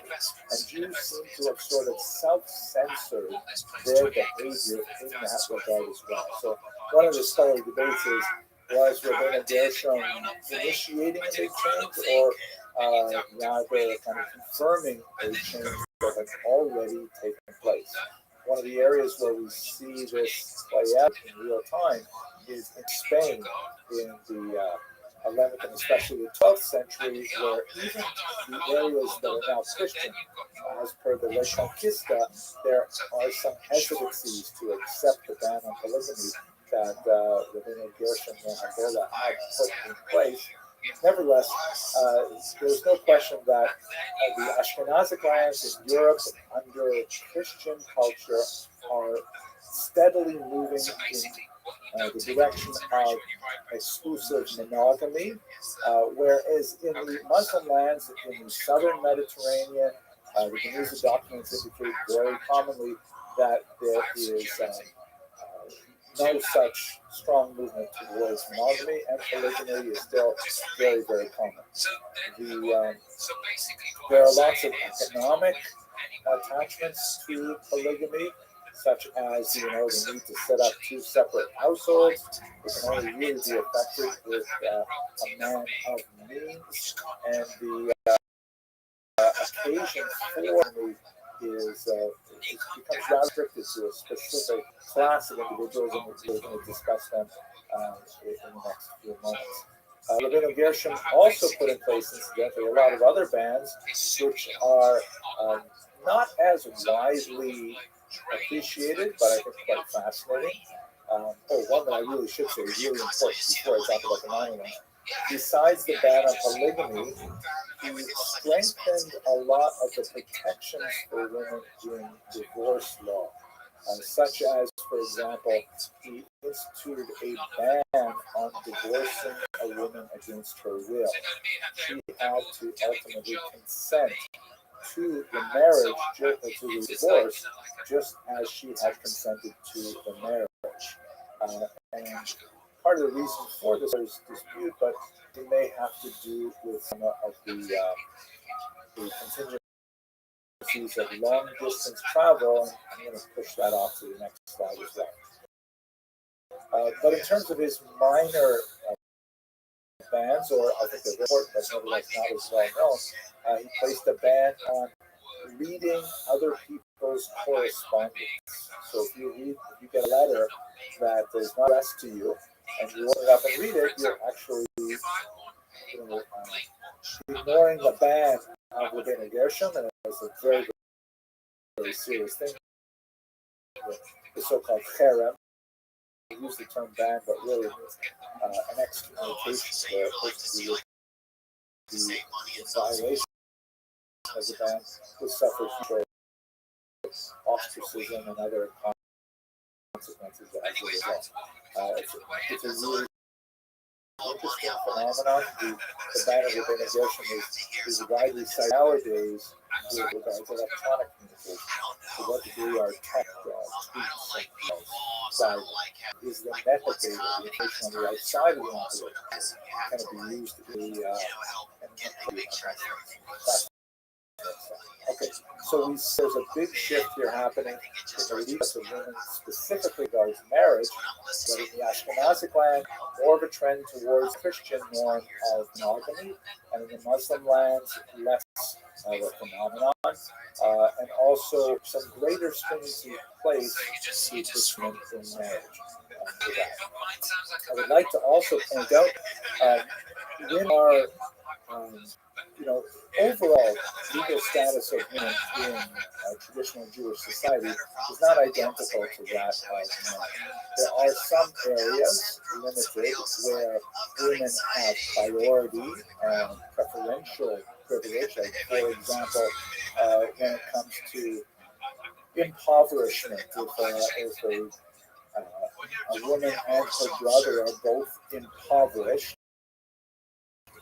is incumbent upon the brother, the male, go knocking on doors to find charity rather than his sister. This is because the Talmud recognizes the greater level of embarrassment that a woman would feel to beg than a man. That's the traditional justification. It is reasonable to say that out of a preference. financial advantage for a whole host of justifications.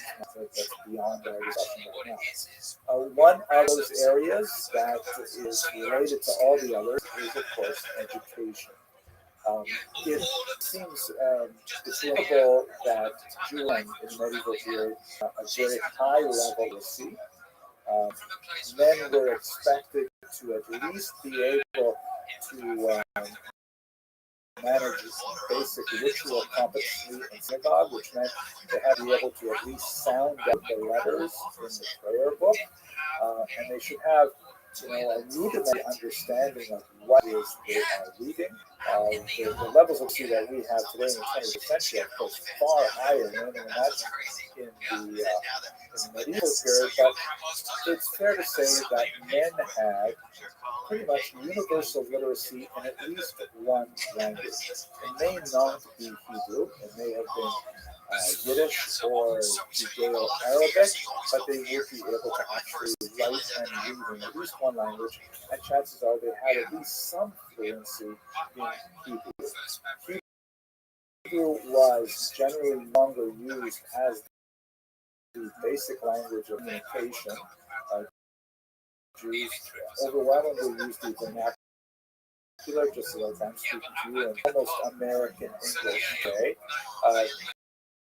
But they would have literacy in that language. Hebrew was reserved really for the language of prayer and the language of scholars. Much more educated people could communicate in Hebrew much more easily. And of course, Arabic and Hebrew than the Germanic languages, including Yiddish. So Jews in the Islamic areas had a little bit of an advantage in that regard. What about women?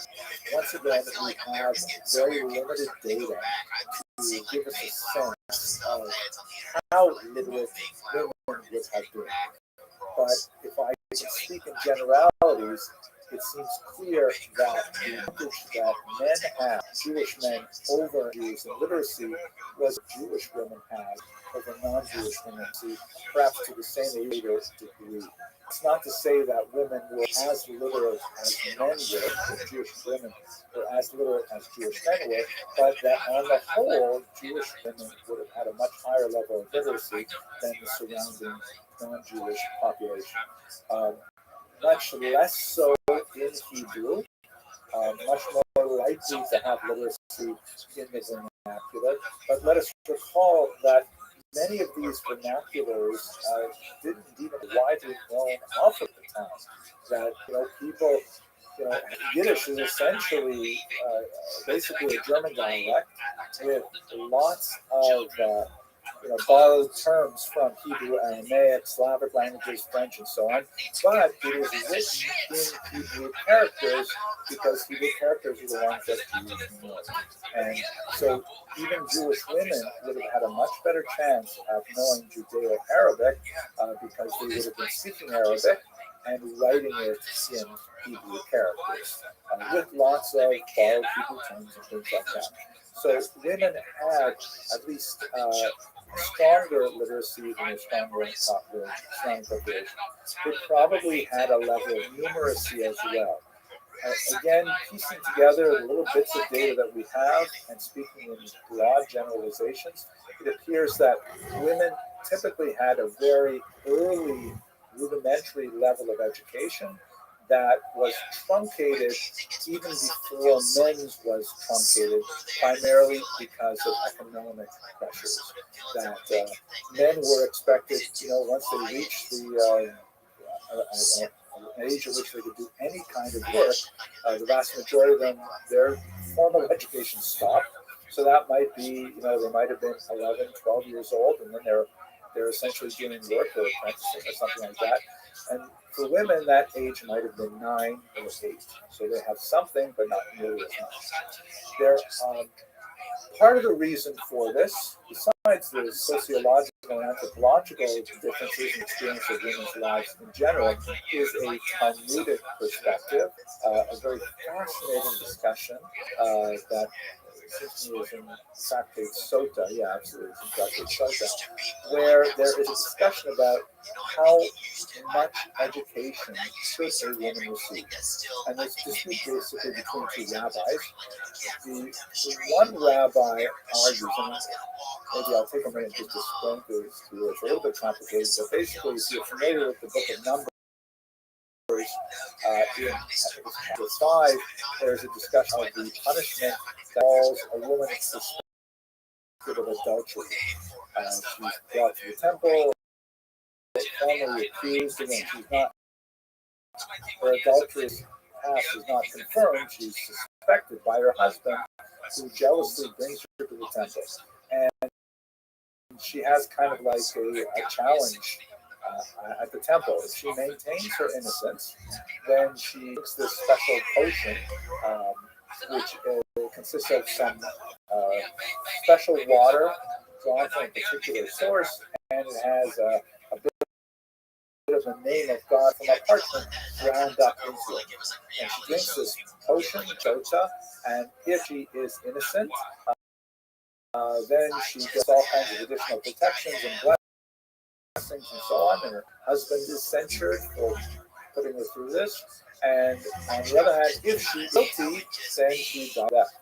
Now, the Talmud says that that horrible death part doesn't happen right then and there. It happens after her merits are used up, they're expunged away. So let's say she volunteered at a bake sale, so she get an extra 6 months before the horrible death happened.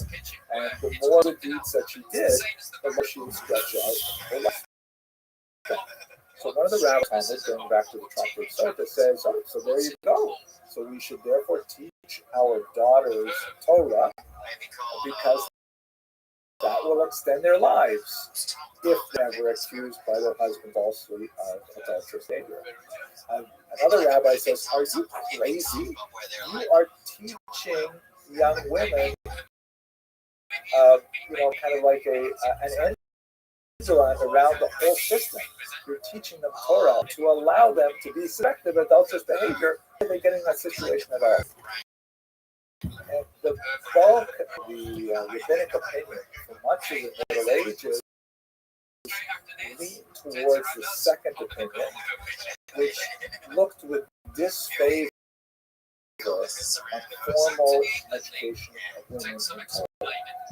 That obviously had to meet certain boundaries, and the rabbis said no, they definitely have to learn. Women definitely have to learn, what they need to comport themselves as appropriate Jewish women.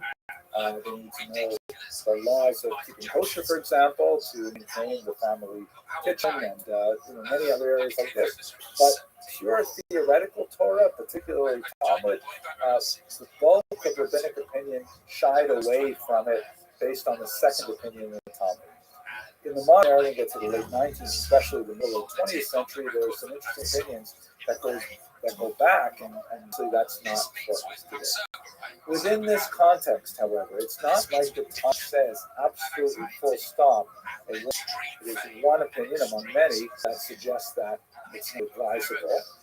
But as you have throughout medieval history, and in numerous exceptional women who primarily because of their birth. They tend to be associated with elderly families. I mentioned the daughters of Rabbi, for example, who are privileged primarily because of the intellectual, spiritual nature of the family in which they're raised, to nevertheless see much greater level of literacy and familiarity with the tradition. We'll even see a little bit later in the medieval period, actually early modern period, where there are women who are Roshei Yeshiva who actually set up Talmud schools for men and teach Talmud sometimes behind the mechitza, behind the ritual barrier that separates men and women. Really amazing women that defy the norm that is more common for medieval society. But as I mentioned, these are exceptional women. The vast majority of them we don't know a lot about, and it appears that their general education level is much lower than men's. That's not a surprising kind of thing given the overall environment, but it would be fair to say that women are probably more educated than their non-Jewish peers at this time. So that kind of gives you a quick overview of some of the important elements of Jewish women's experience. I'd like to look a little more closely at the role in the Jewish family and explore some of those issues, like how bigamy affects Rabbi Gershom's ban and so on, and East-West differences, and especially look at divorce law. Keeping things fresh is tantamount. It's paramount. It's important. It's one of the premier things, and I have trouble keeping things fresh. I'm not that fresh, man. I'm not that fresh. If you look in the crisper drawer in my house, there's nothing in there. No, I don't really have that much. One of the most unusual aspects of the medieval Jewish experience, which in many ways was replicated right up until like the 18th century, was in Ashkenazic lands a really young age of marriage. According to the Talmud, a woman may not be married against her will, and that means the age of majority, which is basically 12 years old. And that is in itself a ridiculously young age by 21st century standards, but not at all in the medieval period. It is associated, of course, with puberty and the possibility of starting a family and so on, but there's a pronounced tendency that seems to see in Ashkenazic lands in particular to marry girls off even younger than that. Sometimes married to men who are not much older than they. In Islamic lands, sometimes quite a bit older than they. There's a lot of interesting scholarship on why this may have been the case. Part of the reason petition, but let's not forget that Ashkenazic lands in the High Middle Ages still had really small populations. Talking about communities that might have had 40 families, 50 families, sometimes even less in some of the larger communities. And so seeking an appropriate partner, and appropriate, I'm talking about class and background in general, it can be a very challenging thing. And so the competition for spouses was so intense that gay marriage tended to drop.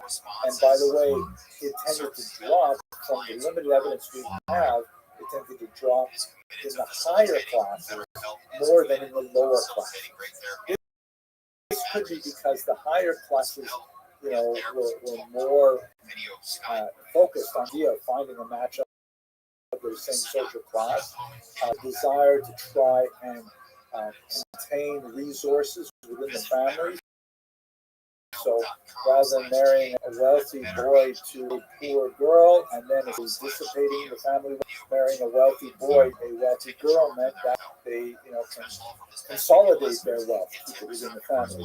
Whereas less wealthy families might have actually needed the work product of the young man and the young woman a little bit less than they could to marry off at a younger age.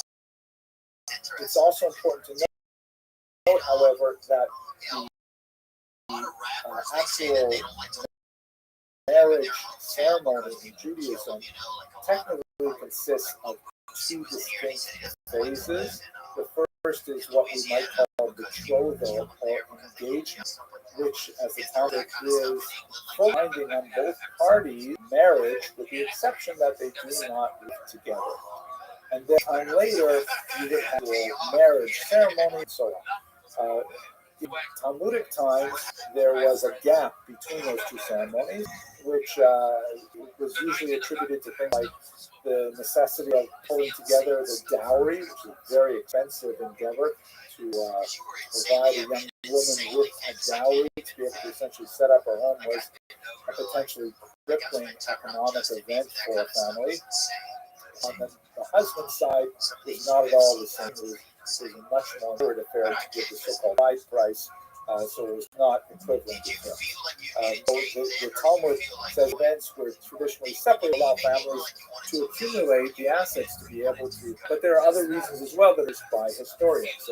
Fear of mortality, for example, infant mortality, child mortality, very other ages, and a concern that, if we don't get them married now, who knows what's going to be later.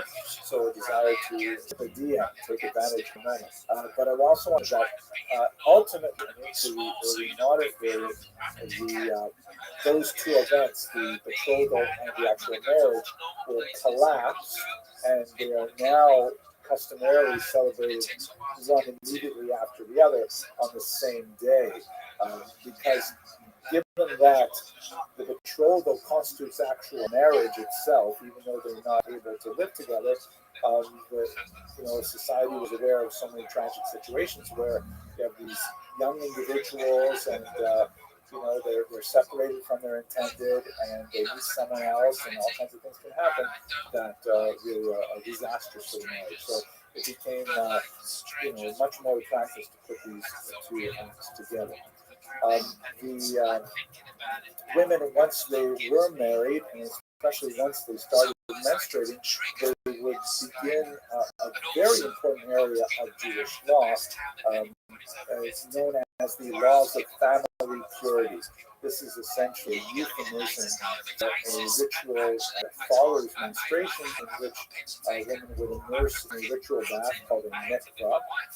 We've talked about this in the past, how this is one of the most important elements of the Jewish community, is the establishment of a formal ritual bath. It doesn't necessarily have to be a building, but the water cannot be drawn normally from a well or something like that.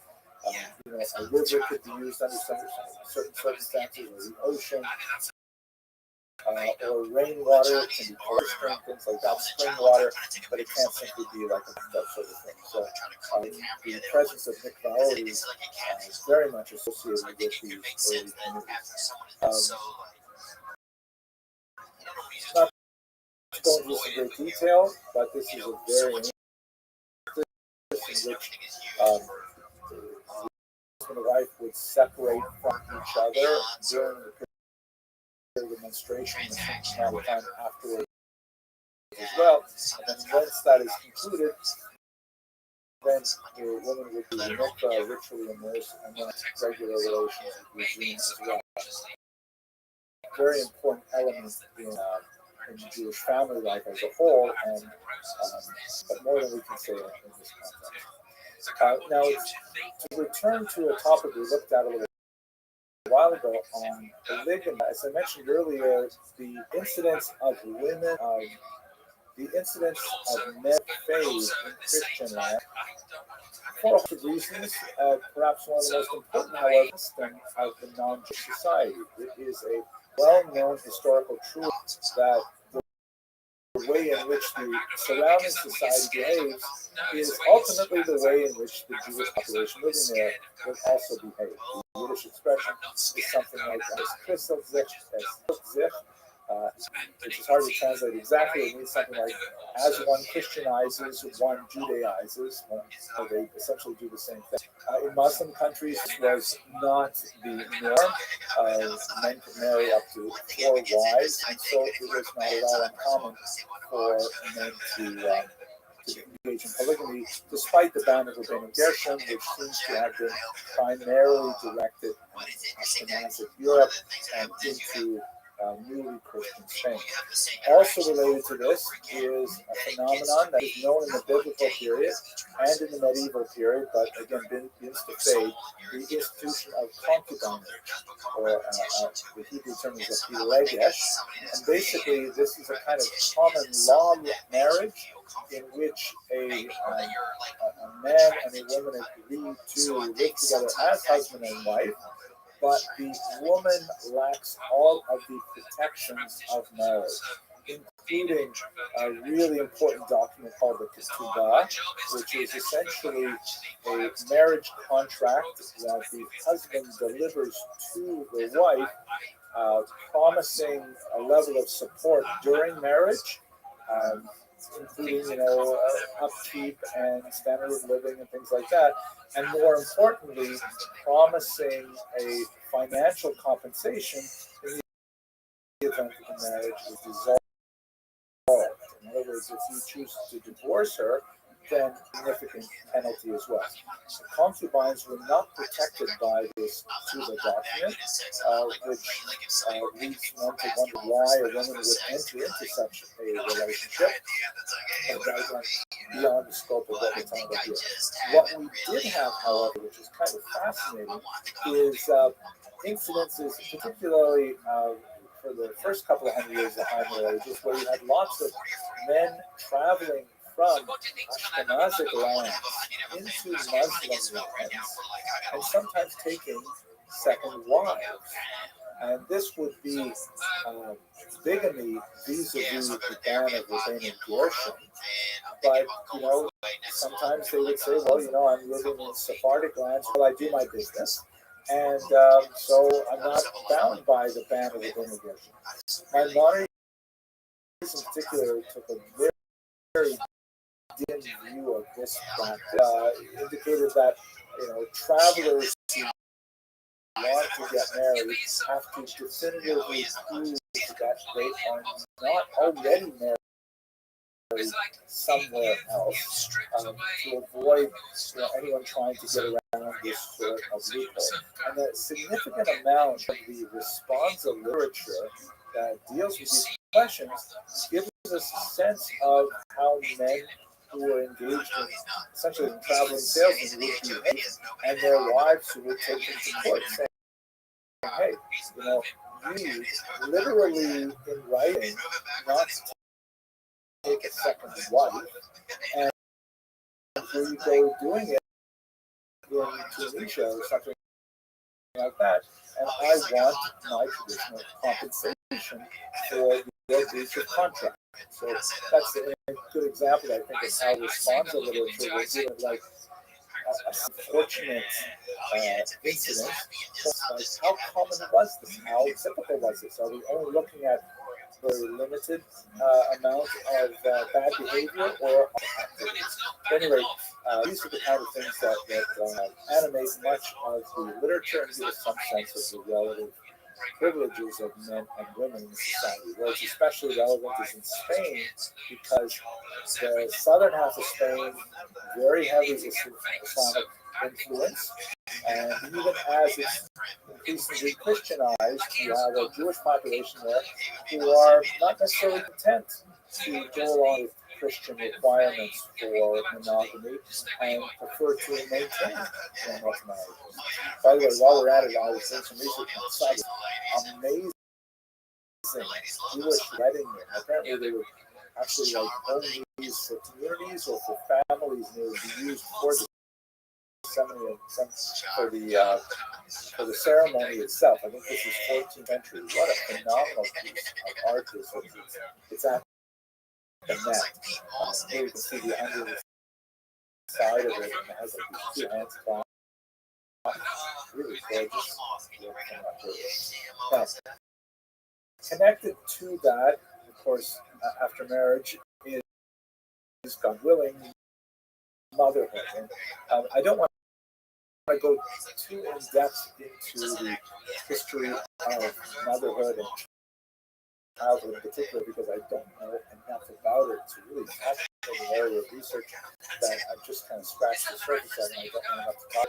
But perhaps could talk for a second about the institution of second marriages, because one of the things that we see quite a bit of in the responsa literature is the disputes between half siblings over inheritance to this kind of like bigamous second marriages that occur as a result of husbands traveling fall. I'll come back to that, by the way, when we talk about divorce law. Related to is what if a woman does not have a child and then her husband passes away? So this is a major distinction between the Ashkenazi and the Sephardic, primarily in the Muslims. According to the biblical precedent, a man dies before his wife is able to conceive a child. Then his brother required to marry her. And you read the context of this ritual, which is called Yibum in Hebrew or levirate marriage in English. It's very clear from the context that the surviving brother is just basically given the environment where in the biblical women rarely stood on their own unless they were in some kind of unfortunate situation. They typically lived in the shadow of their father or their husband or their adult sons. They were never kind of like abandoned to their own devices. So unless they were like a widow, that kind of thing. So Yibum was considered just the right thing. It's clear from the context there that if the surviving brother refuses to marry his sister-in-law, the wife of his brother, then he has failed to live up to his responsibility and is deserving of communal approval. Nevertheless, the Talmud recognizes, the Bible does, that there are times that a brother may not want to marry his sister-in-law, and so there's kind of like a default a ritual called chalit, which refers to removal of the shoe, kind of an ritual in which if he says, I really don't want to marry my son, then she is a shoe from his foot, and again, it's broken. So here's the thing. Yibum is clearly the ideal choice. Talmud already in the Babylonians, going back over how it broke every situation. Get to the Ashkenazic world, it seems very clear that the rabbis want to essentially give preference to chalitza over yibum. That is, the default case is to refuse these second marriages. They should not take place. In the Sephardic world, this is not the case, and Jews living in Muslim environments frequently have husbands, brothers marrying their sister-in-law after their brothers pass away. But in Ashkenazic lands, the default setting becomes chalitza. Interesting to note that Rashi, among others, and Rashi, by the way, as we discussed recently, seems to be really pro-woman for his time. A lot of fascinating things there that indicate how he's thinkers of his generation. He even valorizes the woman's opinion with regard to whether she wants to marry her brother-in-law. Something that is debated in the Talmud, for the most part, dismissed in those social circumstances. But Rashi, in the heavily Christianized environment of Northern Europe, is saying, wait a second, the wife may have a lot of fun marrying her husband, and he finds time to give her refusing chalitza, refusing to demand chalitza instead. A lot of fascinating things to say. I really want to save some time for perhaps the most important element of the period, which is divorce is an issue that continues to reverberate in Jewish society today, primarily because the biblical precedent for divorce gives the husband far more power than the wife does. As I mentioned earlier, Rabbi Gershom put in place a ban on divorcing a woman against her will, which definitely improves the relative power differential of men and women, but there's still a very significant gap between the levels of authority and how to dissolve a marriage. Basically, it goes like this. Has the right to initiate divorce, which then goes to procedures like Rabbi Gershom's demand woman consent as well. A woman, technically speaking, cannot force her husband to divorce her. She can appeal to the court, and the court has a variety of judicial tools at its disposal to try to coax and convince and even the husband into giving the divorce document. Is known as a get, hence the sign here is a get, refuse, or use. But not an unlimited authority. It's not like the rabbis can simply say, well, this is working and we don't care what we grant you. They don't have a clear-cut authority to do so. And this represents a very difficult problem because the woman who cannot get remarried is called literally a chain woman or an adinah in Hebrew. This problem, of course, persists to the present day, and in fact, it's much worse in the 21st century. In the medieval period, the primary adinah is not a husband refusing to give the get, which, there's definitely a disincentive to doing so because he would have to pay her the monetary fee outlined in the ketubah to do so. Typically, what would happen in the medieval period is a traveling husband would go missing, and perhaps he was killed on the road by bandits, or maybe he decided to just simply leave France behind and adopt a new identity in Egypt or something like that. These cases are described in the Islamic literature, and this left the woman in a very difficult situation because she cannot prove that she is a widow, allowing her to remarry, and she cannot prove that she is a divorcee because her husband has disappeared. In the modern era, we have this problem where men will use the granting of a get as leverage to coerce something out of the wife, like child custody or payment of debts or distribution of assets differently. It's a terrible situation, really. And there's modern approaches to it, solutions to it that have varying levels of effectiveness, but not for our discussion at this point. At any rate, this is a noted problem, though, even in the medieval period, even though it's much smaller than we see it today. It is something which exercises the minds of the rabbis engaged in responsive literature to quite a large degree, and we still are not done with this particular situation. I would like to speak more about this, but it takes us further afield from history and more into rabbinic legal thought than uncomfortable discussion. So let us just conclude though by thinking a little bit about women and their contribution to the family economy.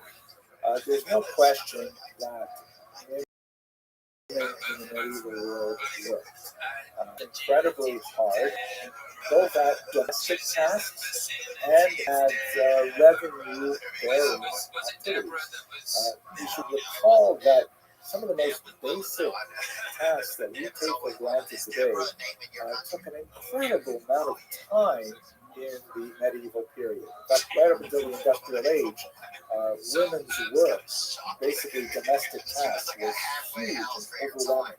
Here's a photograph of some medieval women who are spinning thread. You can see they have the distaff is sort of like a third arm to hold the raw material, like flax or wool, and it's kind of stuck on a stick and then put into the cummerbund that they wear so it stays steady.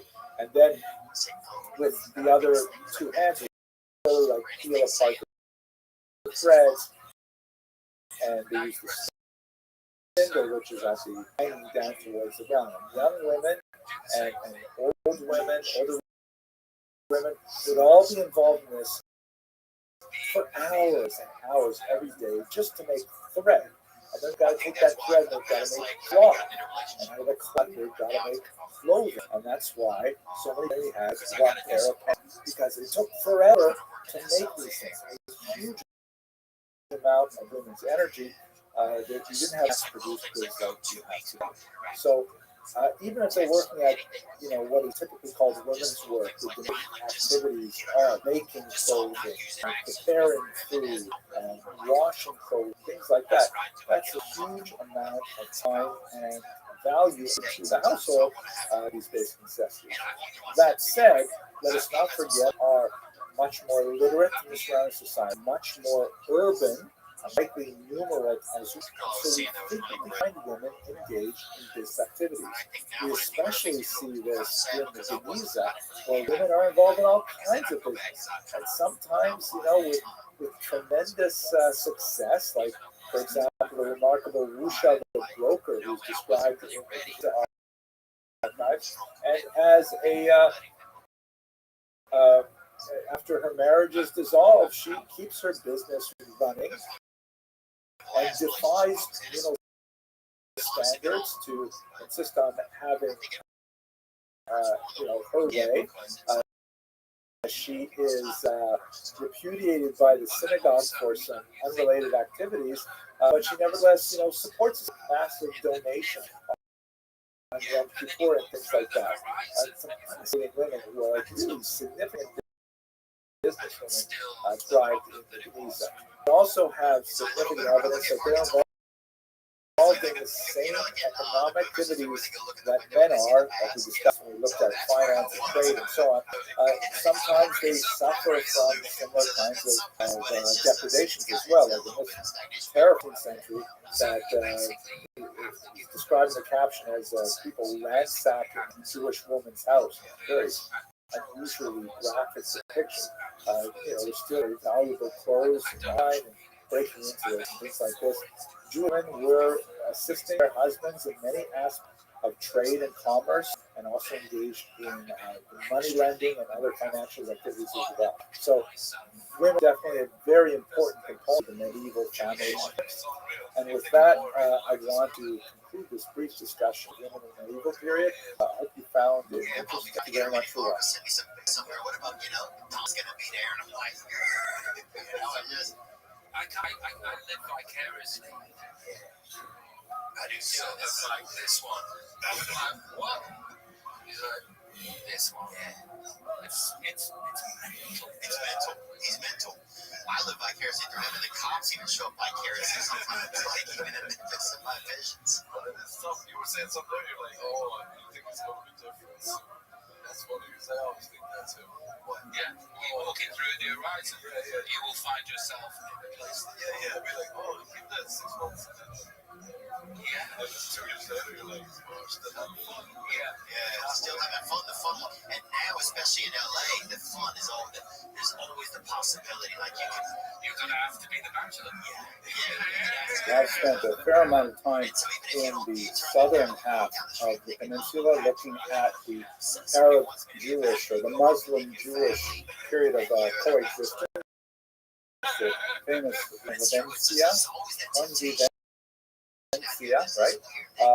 And now we're going to look at the northern half and at the later part of the ages, specifically the 12th to the 15th century, will unfortunately culminate in the Inquisition and the expulsion of the Jews from Spain. This is going to be kind of like the theme of medieval Jewish history for this course.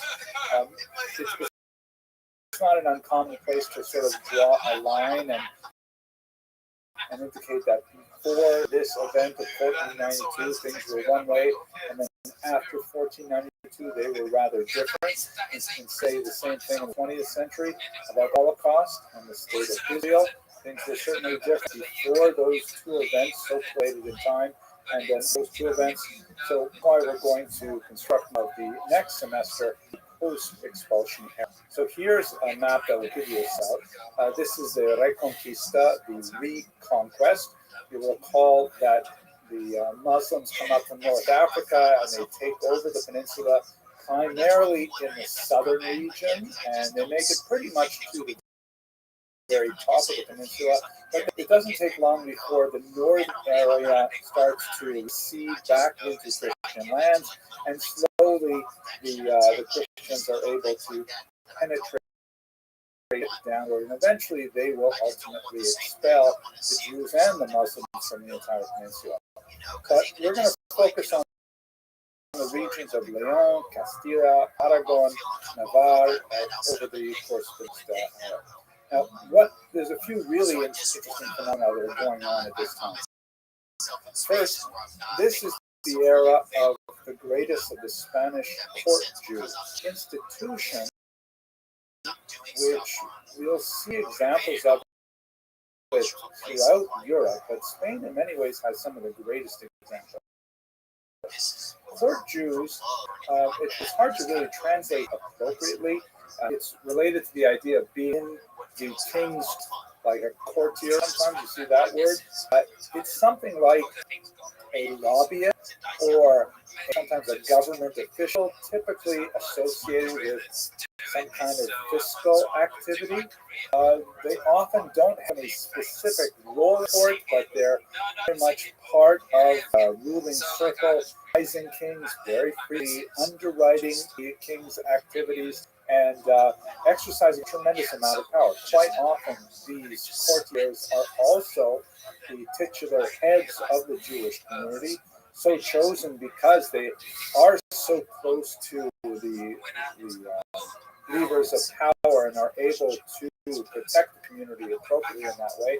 But quite often they are heavily resented by the larger non-Jewish population, and sometimes they suffer terrible falls from grace because they're intimately associated with the king that they serve. We see this, for example, with the great John Isaac Abravanel, who of course was exiled from Portugal, and then later he would be exiled from Castile, from Spain as a whole, and spent a few years of his life wandering around. And it's really amazing, remarkable that he accomplished so much literary material when he was exiled from his place. But he's a good example of a Spanish court. And the Spanish Jewish communities in Catholic northern Spain actually had phenomenal levels of authority, partially because of the tremendous strength of their courtiers. In particular, in Castile and in Aragon, the Jewish leadership was very much involved in an institution called tax farming, which we have discussed briefly in other classes, but let us just quickly recall what we're talking about here. Tax farm is a typical medieval institution where the king is unable to tax every individual landowner or certainly not peasants in his kingdom. So what he does is he deals with entire communities as a whole, typically whole classes of people in particular regions, and he hires out sort of middlemen to take care of the actual collection of taxes. These are called tax farmers because if the king assesses, for example, that from one particular region he can acquire, let's say, 100 gold coins, then he will appoint a middleman, who is typically a Jew, who will go out there and, using a network of employees, typically also Jewish, they will be in charge of doing the actual collection of the taxes, the assessing of the properties, the assessing of the agricultural output, the placing of tolls on bridges, various small taxes with the authority, and the tax farmer will collect maybe 1,200 gold coins. The 1,000 will be remitted to the king, and the 200 will be the profit for engaging in tax farming. So an extremely important venture that the king values very highly. And the kings, as we see, tended to protect the Jewish population primarily because they were very valuable kind of way to derive funds from the population. One historian has put it as kind of like the Jews that the king puts on a stick and dips into the ocean of the peasantry and then draws it out and is able to squeeze the liquid sponge. And so the Jews were often placed in that position. Naturally, Jews are involved in kinds of other activities in Spain, They are landowners. Again, there's this widespread misconception that Jews were not allowed to own land. That is something that is true in some places and times, but typically not true. Jews were able to own land. It was just not necessarily a wise thing for Jews to invest in land, because if there was an expulsion, then you lost all of your wealth. Jews were also involved in various trades and various crafts. Silversmithing, goldsmithing was very common. They often faced competition from local guilds, however, particularly in Northern Europe, and they often were not able to join monopolies in given town. So things like axe farming and money tended to be the economic backbone of these Jewish communities, but not at all the exclusive source of income. But when you combine their role as powerful courtiers, being extremely important in the collection of Jews, they actually become fairly secure, apparently, for that time and place. This meant that it was remarkable the degree to which the Jewish communities in northern Spain had autonomy over their own affairs. This is something that we talked about Jewish communal structure, but maybe I should emphasize it a little bit more here, that typically when Jews arrived in a particular place, they were granted a charter by the ruling authorities. Sometimes this is called Magdeburg Recht or Magdeburg rights after a town in Europe. But the essential idea is the king or the nobleman in some cases would grant to the Jews of a given location. All right, you're moving here. Your community has the right to do this, to do that. Like build a wall around your community, if you like, to engage in certain trade, not necessarily in other trades. And this charter was intended as a guarantee of rights for the community, and actually observed until it was finally typically when expulsion or revolution. Jews had in northern Spain from the 1200s till which is really incredible. Jews, for example, were of course allowed to hold their own courts by Talmudic law that baked in. This was not optional, but in many Spanish communities, there was a dispute between a Jew and a Christian. The Christian had to submit to the Jewish court, which is rather unusual.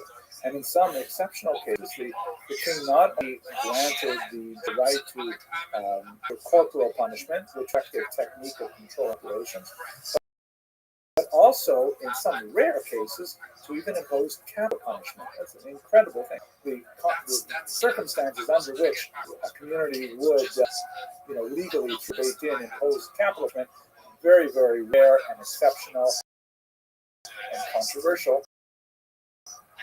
But nevertheless, this gives you a sense of the very high degree of autonomy that the Jews had in Catholic Spain from 1200 until about 1400. It was really it's not a golden era in the same way that the southern part of the peninsula was regarded as a golden era. You don't have quite the same kind of emphasis that you see between Arabic and Arab culture, but nevertheless it was a period of tremendous power for the Jewish community and in general. This is especially true during the reign of James I of Aragon, shown here, protector of the Jews, even when some of the elements of their economic began to wane.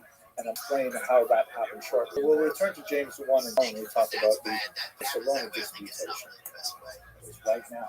So, when one of the great power struggles that tends to be revealed throughout much of the Middle Ages is the struggle between the temporal powers, meaning the king, and the religious powers, the church, and specifically the church. Discussed when we looked at Jewish communal structure like charge. Philosophically, you would think maybe religious spiritual authority charge, but on the other hand, there's a lot of nasty business involved in governing. There's a lot of patronage and nepotism, for example, is a word actually that comes from the medieval church. It means nephew, because you would promote, a pope would promote his nephew, quote unquote, even though he's actually his son. And so this is like a term that we borrowed for contemporary parlance to speak about, administrative. But the king really had the power, had the soldiers and so on. So the king and the church relationship, where when the king went down, the church up, and vice versa. So as we see with James the First of Aragon, there was a moment where he had to accede to demands of the clergy, who were, very upset about the power that had been given to Jews in Spain, and so he agreed to allow a disputation to take place in Barcelona in the year 63. Disputations would garner a tremendous amount of in the 13th and 14th centuries. These were kind of big intellectual pageants where Jews were forced to participate in debates over central tenets of Judaism and, in fact, Christianity. Now, it was impossible for Jews to win these kinds of debates. They were really more like show trials that were intended to demonstrate the validity of Christianity and to encourage, sometimes coerce, Jews to convert. The Christian side was typically headed up by a Jewish convert to Christianity who had inside knowledge of what Judaism really believed and had greater Jewish skills of Hebrew, the Aramaic, and so on. So the Barcelona disputation was in that character. It was one of the earlier disputations. On the Christian side was I believe his name was Pablo de Cristiani, if I remember correctly, a convert to Christianity, but not an especially well-regarded intellectual. In fact, he kind of bungled much of the Christian side of this debate.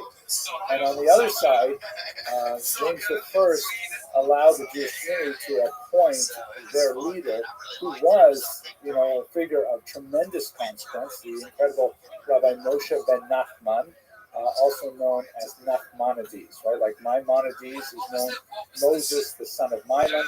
So this is Moses, the son of Nachman, hence Nachmanides, who was actually, a thinker of tremendous depth, who had published a lot of work that is still studied avidly today.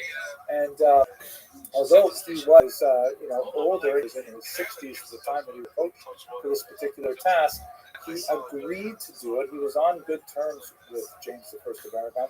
He agreed to do it on the condition that he be allowed to speak freely. This was an exception that was not granted in other disputations, but James I, who had some kind of genuine intellectual curiosity about how this would work out, granted him the right to speak freely, indicating that he would be free to say whatever he wanted in this disputation. And so it was convened, as I mentioned, in the year 1263 over a period of some days. And we have actually, remarkably, both the Christian and the Jewish versions of the debate in print. The Christian side recorded their assessment of the transcripts, and the Jewish side, by none other than Nachmanides himself, recorded the proceedings. They don't always gel together. The end result is, of course, that the Christian side, as would be expected, and this was a public spectacle which had, the king and queen and all kinds of important people watching this debate. But Maimonides really he made very light work of his opponent. The Christian side the Catholic side was actually on its back foot right from the very beginning, because Nachmanides argued that the Jesus that the Christian side was referring to was not the same Jesus as recorded in the Christian New Testament. And so therefore, this defanged almost all of the most pointed arguments that the Christianity could bring in the discussion. It was rather a brilliant feint that made much of the rest of the, very weak. There is, by the way,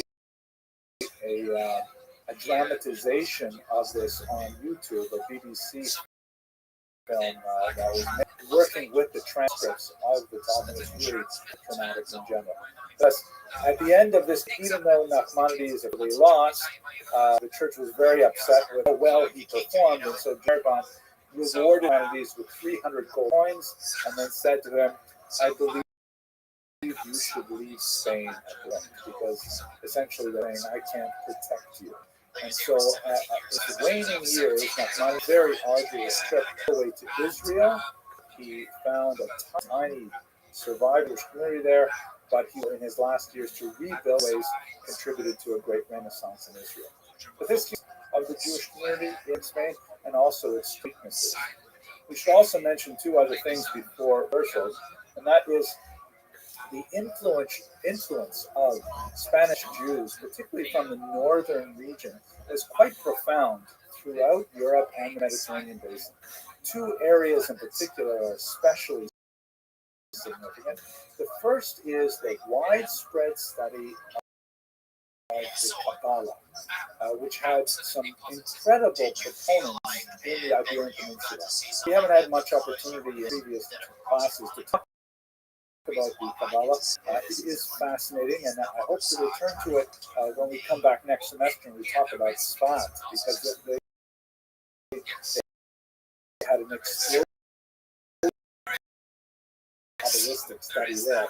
But the central doctrines and, in fact, texts of the Kabbalah emanated from Spain in this place and time. What exactly is it? The word Kabbalah means reception or tradition. The Hebrew word lekabel means to receive, and the idea that you receive an inherited tradition and you pass it on, relay light.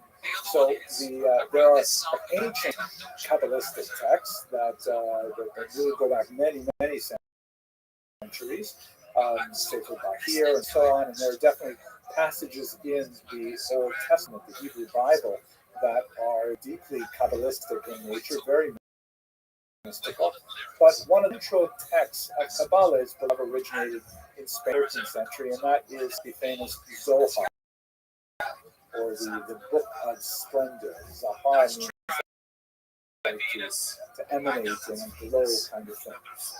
There's a significant amount of controversy and some sort about the acting of the Zohar, because it is attributed by very important Tanakh of the 2nd century.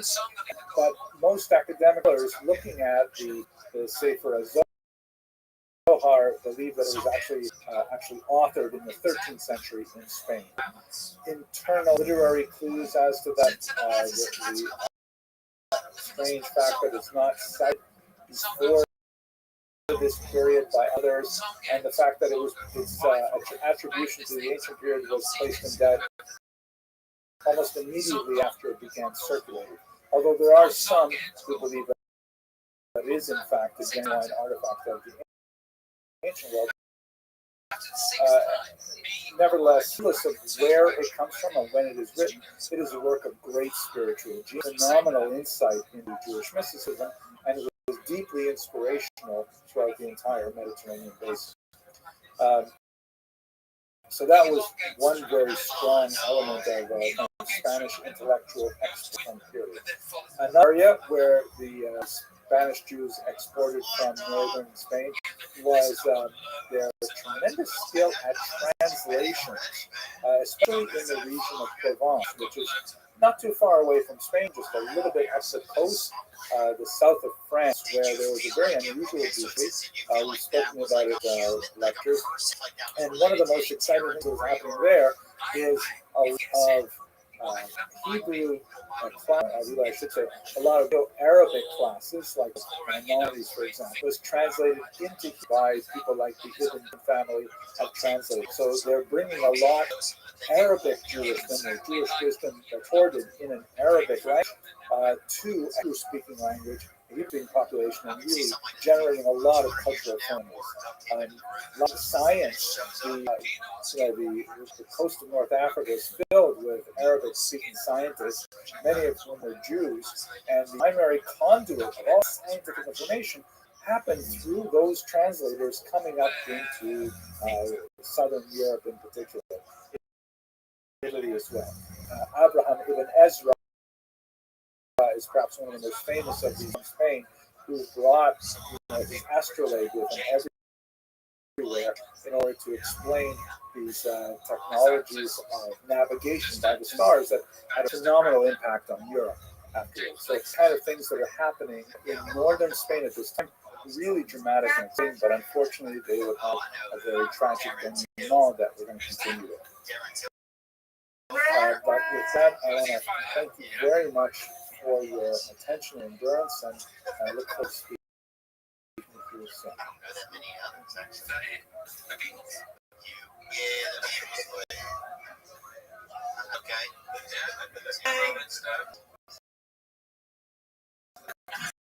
What else? I'm trying to think of things that are pretty small. They didn't even have a lot of like. I love the map in our town, Canada. They didn't just say Canada on it. It said like it had a picture of a wolf attacking a boy in a coat. There's this couple of things that happened in the 14th century that We had a map here. Could you point to it? No, what's the area that it's in? Could you point to Hawaii? Could you point to Montana? See, I can point to Montana. Could you point to Florida? Where you from? Florida's easy because I'm from Louisiana. Okay. So Florida was like our main.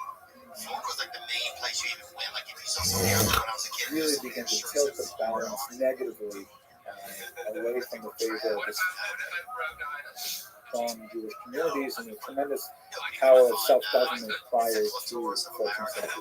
The first is the Black Death, which spreads in the middle of the 14th century and has significant impact on the Iberian Peninsula. Of course, Europe is badly stricken by it. Quite often, the Jews are blamed for the Black Death. There's a widespread belief that somehow Jews have formed a pact with lepers to take diseased body parts and then somehow make a potion and dump it in the wells of Europe to poison the aquifers of Europe and spread the plague. Of course, this is all nonsense, but nevertheless, you do have some very nasty attacks, mob uprisings, attacks on Jews, and public burnings of Jews and things like that throughout Europe. Spain is not as badly affected. There are a few attacks in Catalonia, but the peninsula as a whole tends to survive from a lot of these very nasty anti-Jewish attacks. There is, however, a couple of post-desecration charges that follow in its wake. You recall we spoke about this a few weeks ago, the false charge that Jews somehow need to kidnap the communion wafer used in the church and torture them somehow. An entirely baseless charge, but you will have these subsequent somehow find the Jews feet, and sometimes you will have like mass riots afterwards. So in Barcelona and Huesca, you do have a couple of these host desecration charges in the 14th century that result in the conviction and execution of Jews, but there's no great upheaval after that. But when King Per IV of Aragon passes away, James I, who was fairly well disposed to Jews, they lose a major supporter. And perhaps this is the wisdom that we see in Pirkei Avot, that do not draw too close to government because they really only care about themselves. And when the government changes, all of a sudden they've forgotten all about what he's done before, just like Pharaoh forgot about Joseph, that idea. So after the passing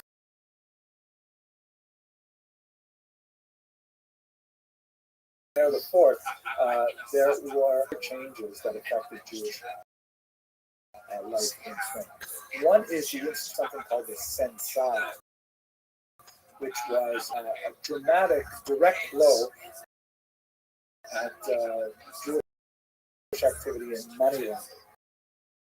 As we've discussed before, money lending was a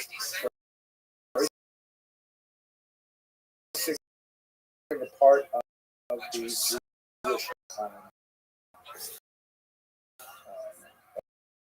economy, and it was a relatively noxious thing for Jews to be involved in. The population, on the one hand, deeply resented the Jews involved in money lending because the interest rates were incredibly high. 30% have been a relatively minor amount, and quite often credit was not necessary in a largely agrarian economy. So Jews were still involved in money, and Christians still needed money. As we discussed before, they had really alternatives because the church had flawed Christian. Go back and have a look at those lectures on Jews and finance if you want more details. It began to break down in Italy a little bit after this period, but in Spain they invented this new institution called the Censal, which was kind of like a legal in which you wanted to borrow money, offer to sell someone a business that would increase in interest at about 7.5%. So you said to the person, hey, listen, $100 and on a regular payment schedule, your money 7%, which is not interest, it is like the returns on your investment.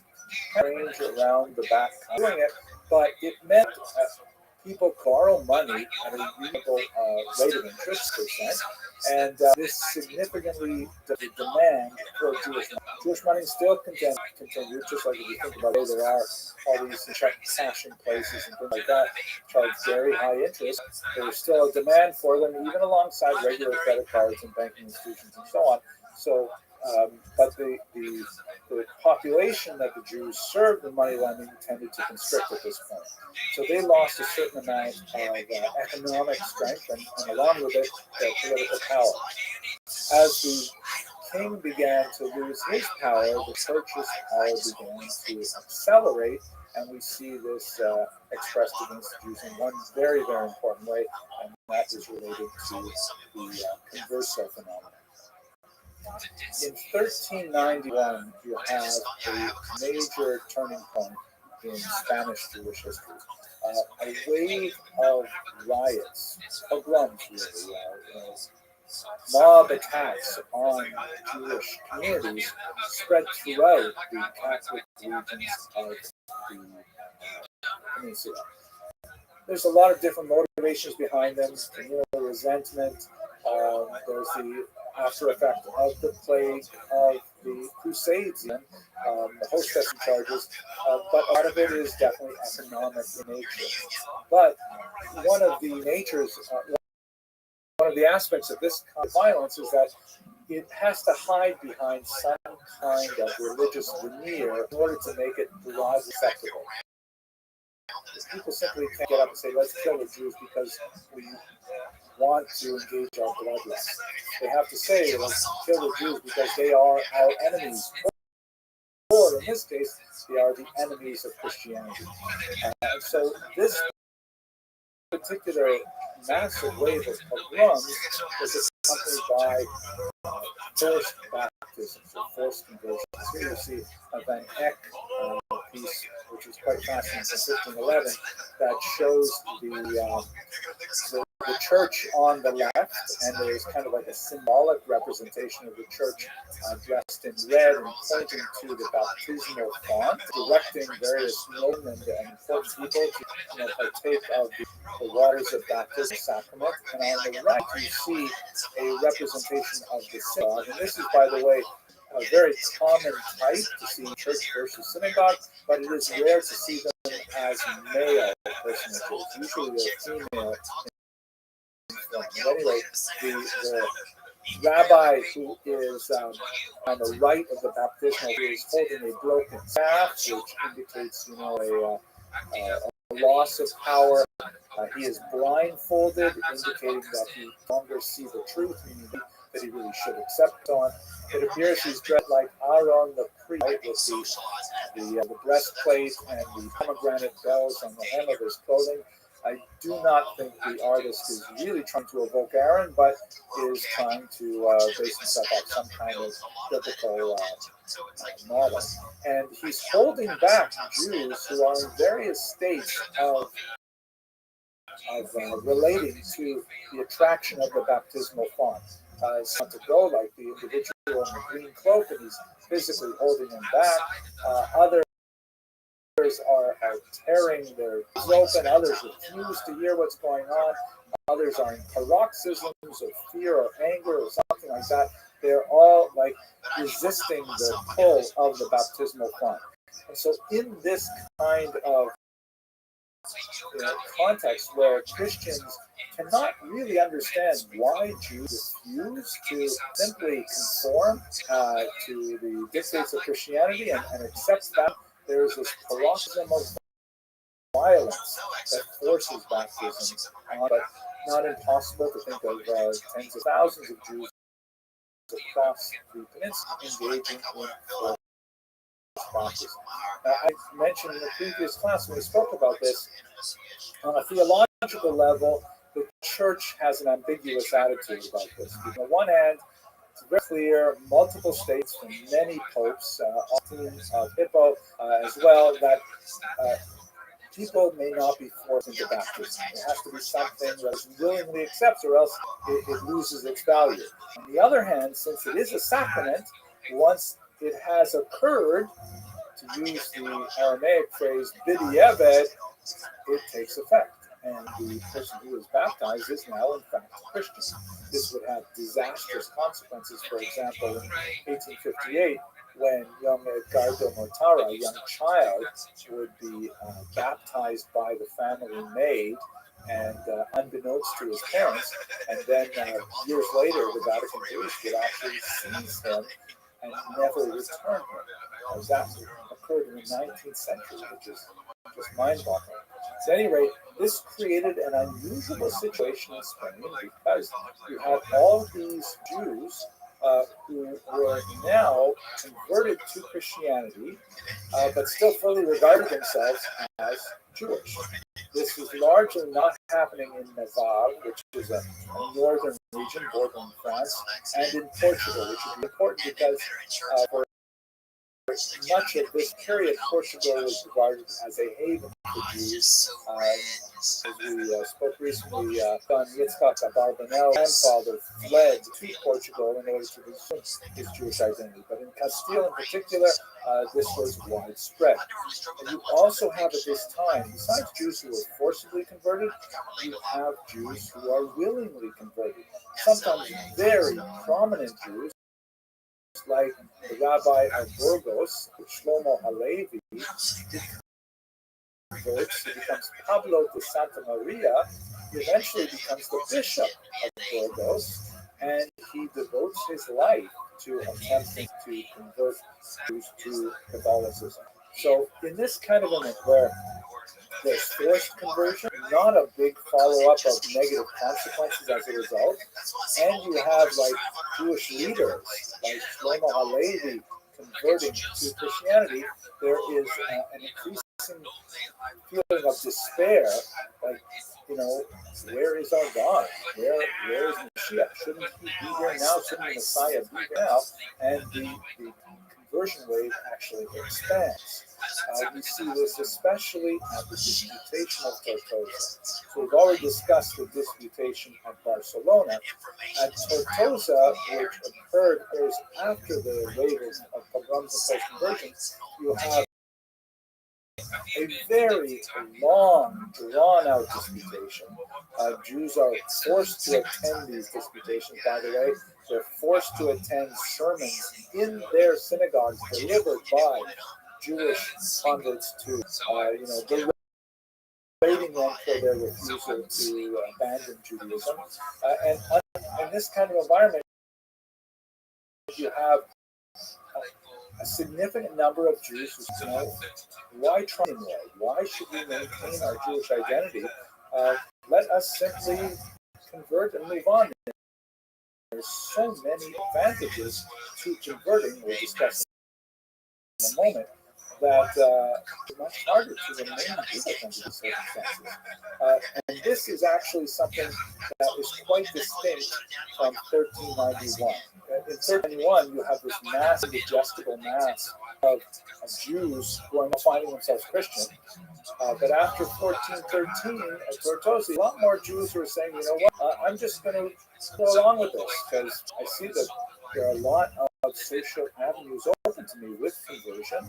And you know what, if God just stands by while this is happening, maybe the Christians are right. So there is a very kind of character 1391 converts and the Joseph disputation, which lets us know that the so-called Marrano population, the term Marrano, by the way, is a derogatory term, it means swine. More appropriate term is converso, meaning someone who has converted. There's a whole spectrum of belief. There are true believers on one end who are, completely Christian in every way and wish to totally jettison their Jewish background.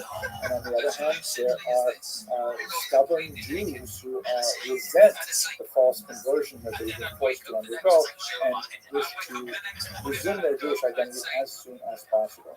It's a large spectrum of belief, and it will have consequences later.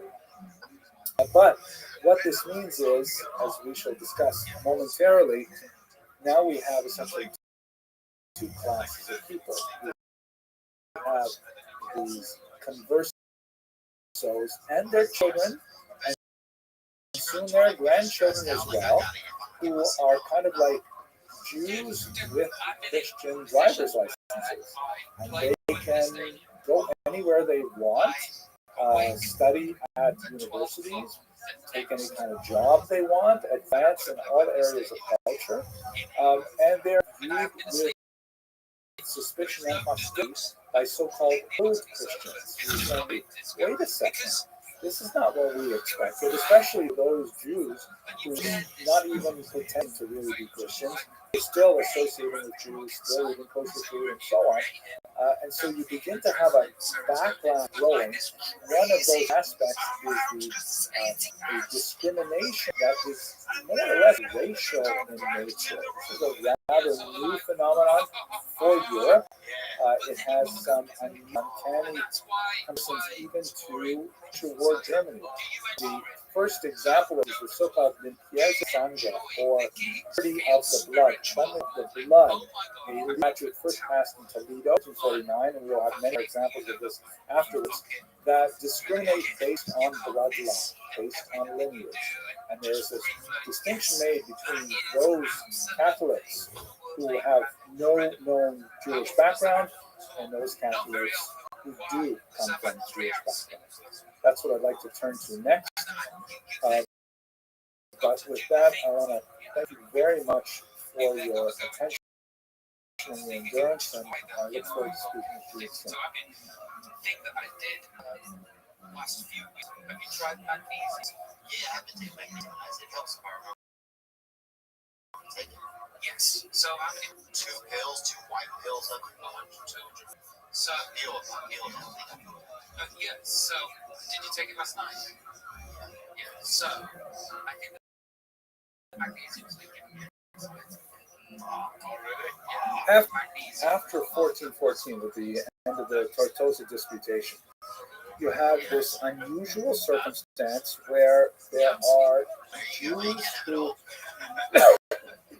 adopted some level of Christianity, either an external veneer that was entirely hypocritical, or even being true believers, really entering the church, things like this. But suddenly they're injected into Iberian society, and they have a lot of intrinsic advantages. They have a very, very high level of literacy. They are very well skilled with numbers, hence numeracy. They are overwhelmingly urban, so they have a lot of advantages of understanding the nature of the corridors of power and so on. And they're educated. And all of a sudden, by becoming Christian, whether by force or by choice, they suddenly have access to everything that was denied them when they were Jews. And they are, many of them, still remaining well in touch with their Jewish communities. Those who, of course, were forcibly converted often, maintained a kosher diet, observed the Sabbath, taught their children in Jewish schools, married amongst each other or amongst regular Jewish families.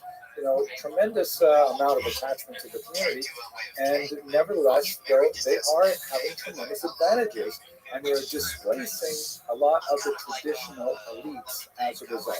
So there's this huge upswell of resentment against these conversos specifically, which has its economic roots, and it also has, kind of roots in religious antipathy. Because hey, look at this; they're supposed to become Christians, and they're still retaining their Jewish identity. This is not fair. And when you look around at people of authority, even in the church, you say that one's a Jew and that one's a Jew, and so on. It's a very kind of disconcerting feeling. So the church asserts itself, and not without the interest of Queen Isabella and King Ferdinand, who are thinking different thoughts about the Jews than their predecessors. Whereas kings and queens typically protected Jews against the church quite often, as we've discussed in the past, that rule does not apply when there is a strong need for short-term gain. Isabella and Ferdinand had been engaged in very extensive wars in the south of the particular, trying to push them out. And the prospect of trying to get a one-time big surge of cash out of the Jewish population was quite appealing. So one of the ways in which this was expressed was they received from Pope Sixtus IV the permission to establish the Inquisition in Spain in the year 1478. The Inquisition was not directed at Jews per se, or Muslims for that matter. It was directed at false converts, the conversos who were secretly harboring Jewish attitudes or behaviors and so on.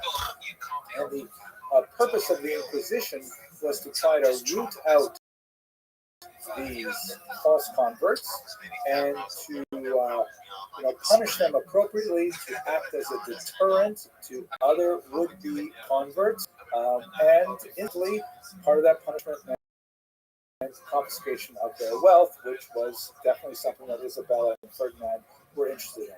The Grand Inquisitor Thomas de Torquemada engaged in a brutal upending of Iberian society by creating this purge-like environment where a Christian neighbor would betray a Jewish neighbor, or actually a converso neighbor, to the Inquisition. The Inquisition would arrest the converso neighbor, subject him or her to terrible tortures, demand that he divulge the name of other conversos who were also secretly Judaizing, and under the pain of torture, this would happen, and a list of names, they go out and know those people and torture those people, or purge environment rapidly went out of control.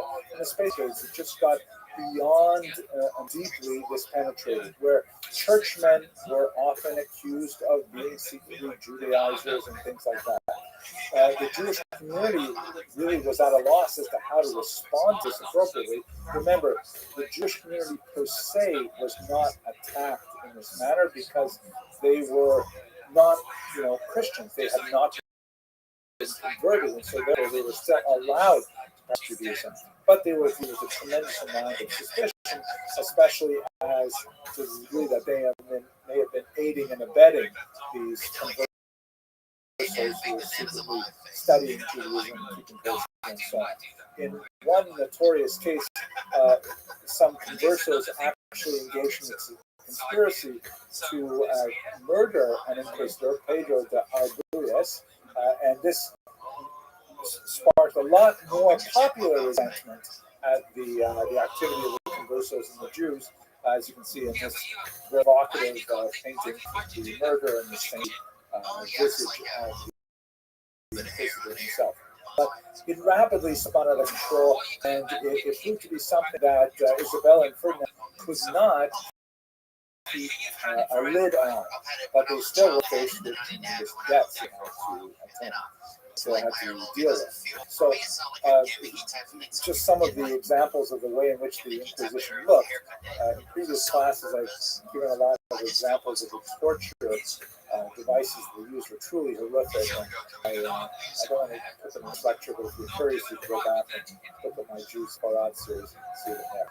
These are three examples of mitos. They're really elaborate punishments, and they describe their little French language captions underneath that are hidden in this image. But on the left is a converso who has been accused, but is not yet found guilty of practicing Judaism. In the center, you see a Jew or a converso who has been accused and then has been found innocent. So he has kind of like a beatific sort of gaze on his face. And on the right, of course, where we have this declaration of demons of heaven burning alive and things like that, you have a converso who has been accused and found guilty of practicing Jewish rituals, and he, of course, is full of tears because what happens at this point, the Inquisition itself doesn't actually murder the Jews. The Inquisition relaxes its authority over these people to the secular authorities, who then, being much more savage, of course, end up engaging in opera mass burning. And these mass burnings of Jews, of conversos, were conducted throughout Spain and even into the New World, really had a terrifying scene that attracted huge mobs of people to watch these actually a horrific kind of environment that gripped the entire peninsula for decades. Ultimately, though, it was an untenable model, and it failed to deliver of cash maintained and needed. So it came down to a dramatic moment when Ferdinand and Isabella decided to simply expel all the Jews of Spain. Recall, the real purpose of the Inquisition was to root out the false conversion of these once Jews, now Catholics. And by the way, we're referring not only to the first generation, but the second, third, fourth, because it's 100 years now since the event. And Torquemada, in this remarkable piece of art by Nuria Sala, is shown in the black robe, wildly gesticulating. Torquemada says the reason why he has been unsuccessful at bringing the Inquisition to a conclusion, that the more he looks, the more amazingly he finds more of these Judaizers. He says it's because we still allow Jews to live in Spain proper. And while they're still in Spain, they can still influence their erstwhile co-religionists. And so therefore, he argues, and Ferdinand and Isabella accepted, that all the Jews must be expelled from the Iberian Peninsula in order to maintain the goals of the Inquisition, which was to allow the conversos to become fully Christian. In this particular image, you can see the dramatic range of expressions in the courtiers' faces on the left and on the right in particular. And with his back to us stands the majestic Don Isaac Abarbanel, the great leader of Portuguese Jewry, who then rose up to become the second highest financial official in Spain as well. And he argued bitterly for the retention of the Jewish right to remain.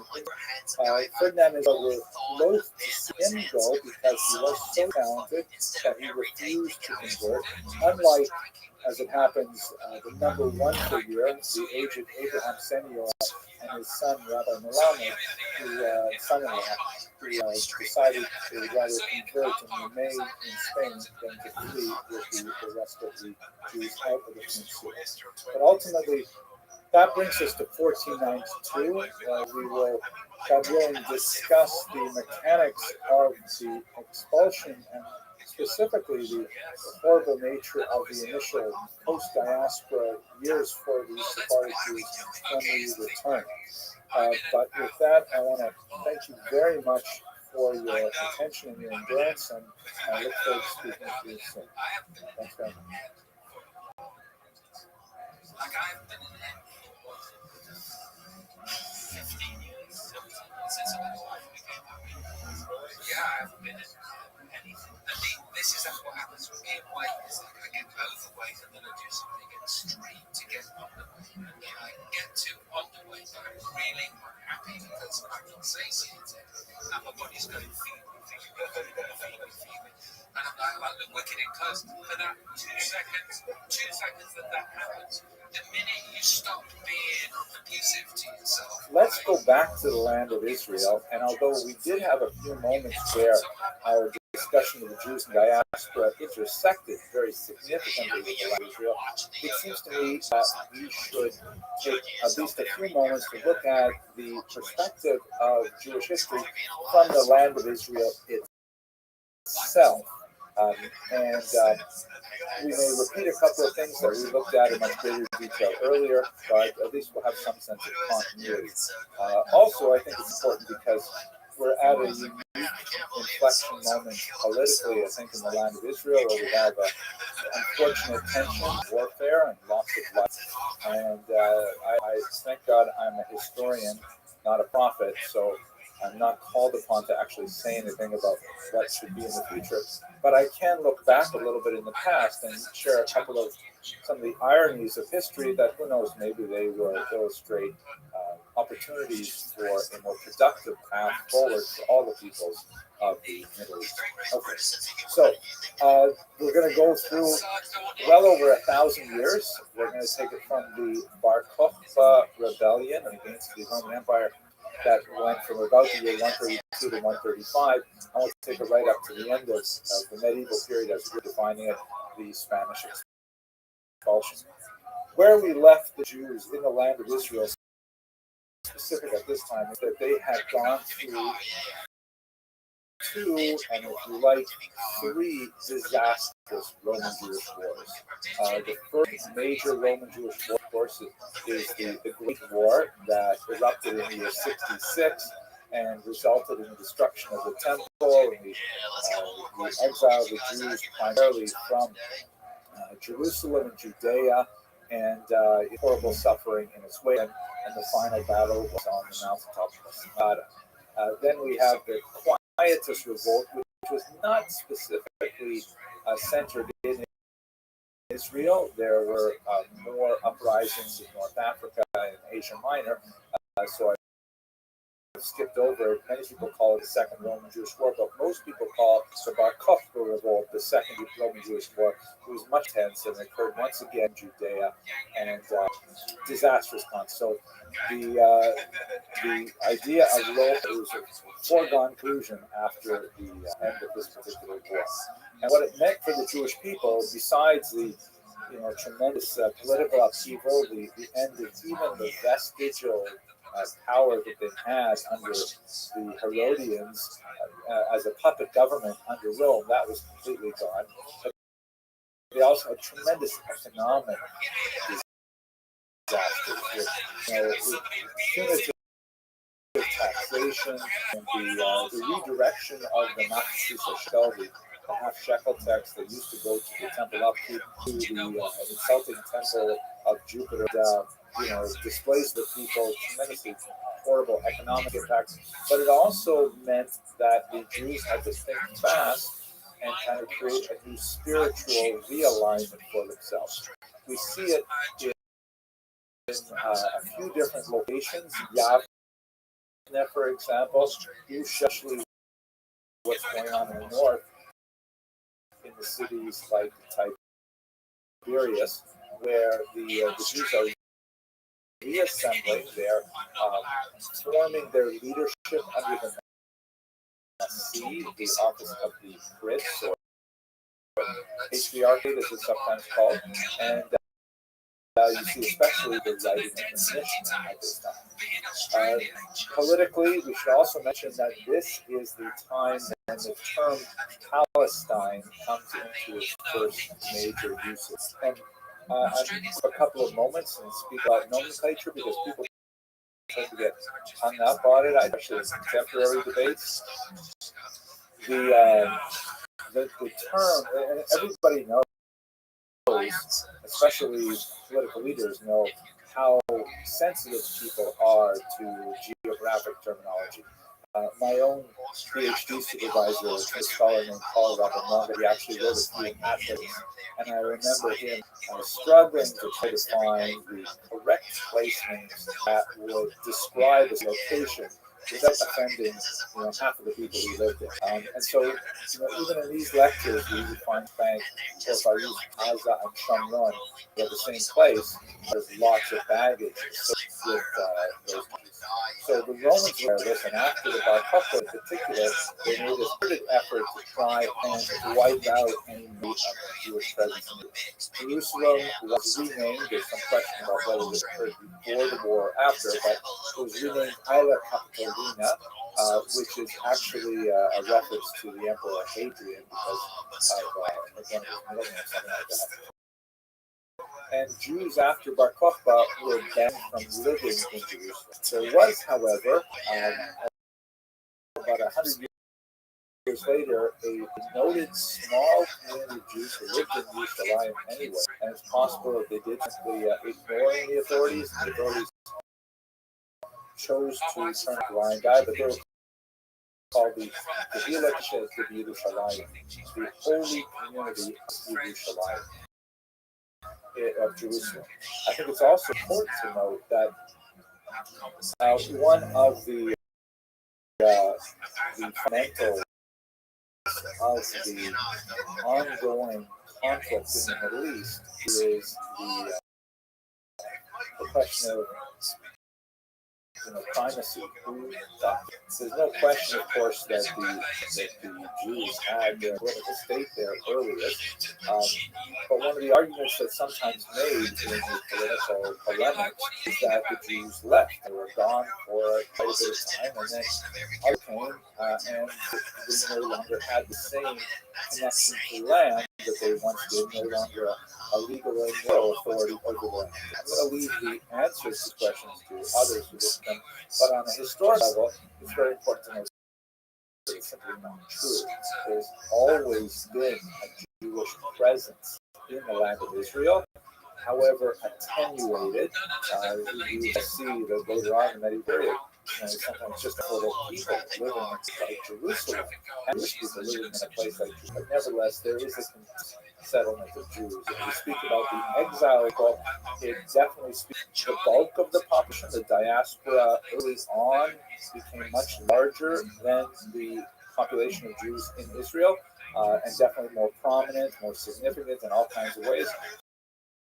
But there has always been a consistent presence of Jews, however, in the land of Israel. The deal with Kaddish is one iteration of that. After Rome adopts Christianity in the year 313, things get much worse for Israel because the Romans were definitely not close friends with the rebellious Jews, rebelling everything.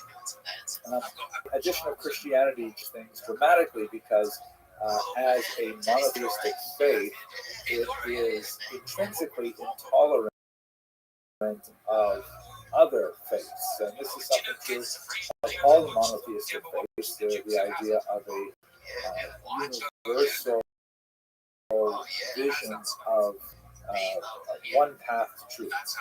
We could say this about Islam, and we could say it about Judaism as well. There are differences in how it is rolled out, as it were. Judaism, for example, does maintain that all other faiths, especially polytheistic faiths, are intrinsically false, but not, however, necessarily prohibited. to non-Jews. They would be considered inappropriate for a Jew, but less a non-Jew would be theoretically Jewish God. So there are issues in terms of how this is viewed.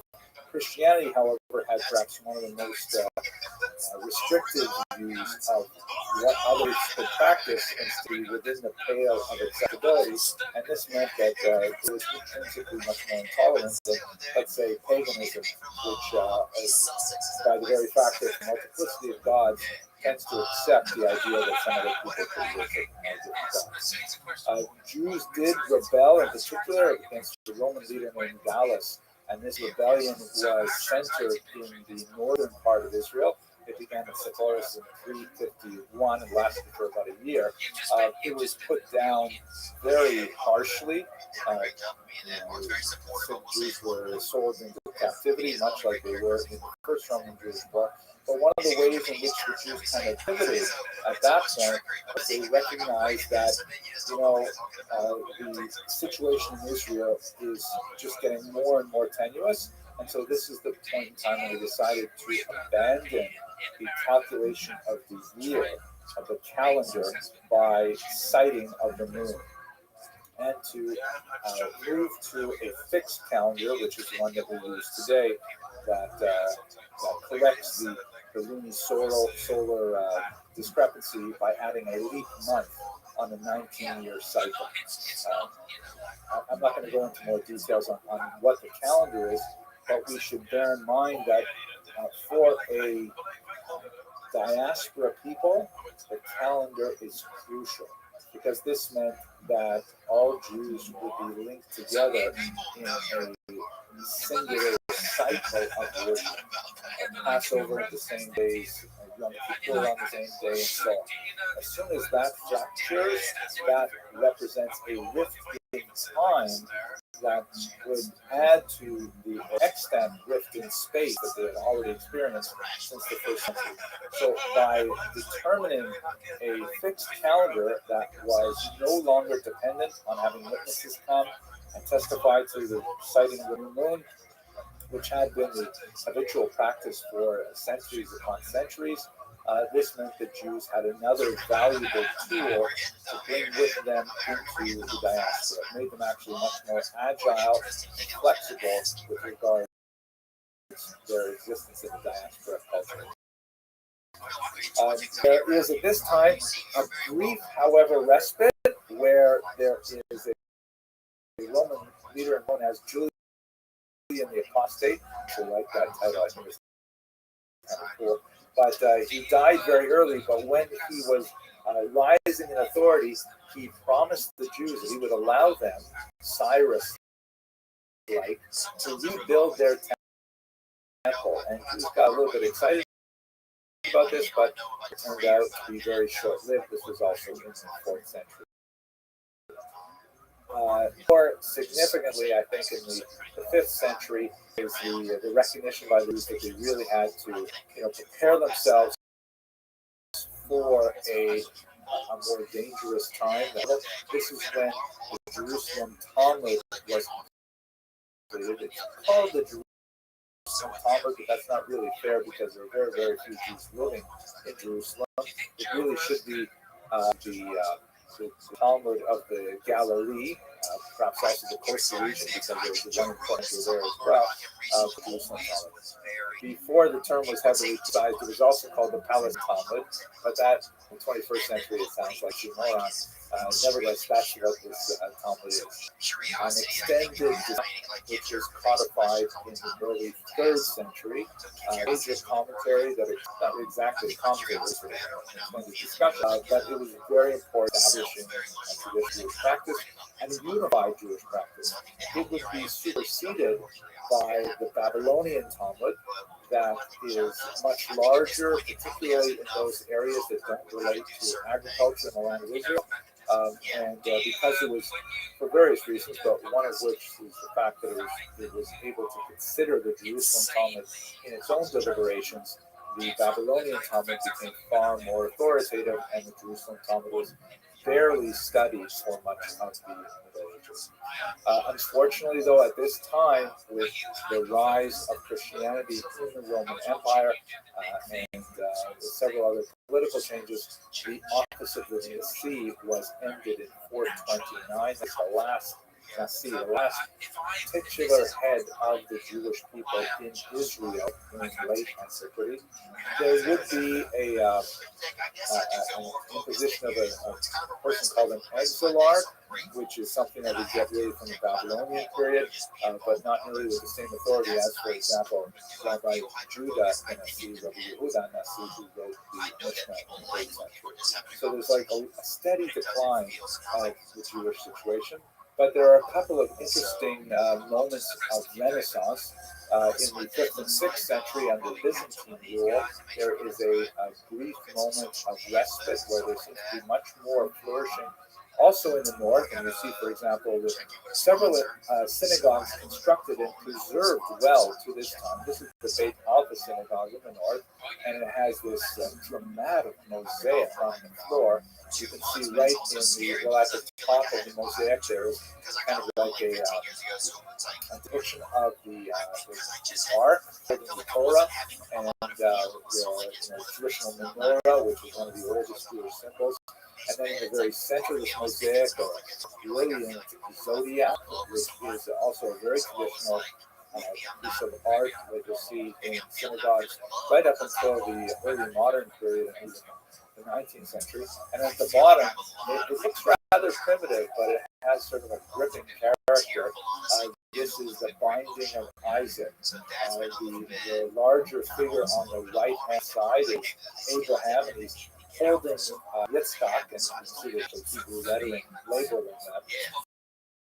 And he's got the knife about to perform the sacrifice of his own son, as described in Genesis 22. But there is a hand that emerges right in the center top of the lower register of this mosaic. That's as it were God saying, "No, stay your hand over Abraham and so on." It appears to be Sarah on the left, if I'm not mistaken. Looks like a rather short skirt. You always imagine they wear skirts, but who knows what the issue is. So it's like a kind of a Renaissance art we see, not Renaissance like the traditional Renaissance study art that occurs in the 5th and 6th century. So that's kind of what's going on in the Roman and Byzantine periods. We have in the 7th century some dramatic events with a very brief-lived Persian invasion, followed by an Arab invasion much longer, punctuated with eruption from the Crusades. So this is obviously an aerial view. I'm sure it's familiar to most of you. The western or the Wailing Wall, the last remaining external rampart of the temple courtyard. That was most that are up higher today were those by Herod, who was the builder at the time.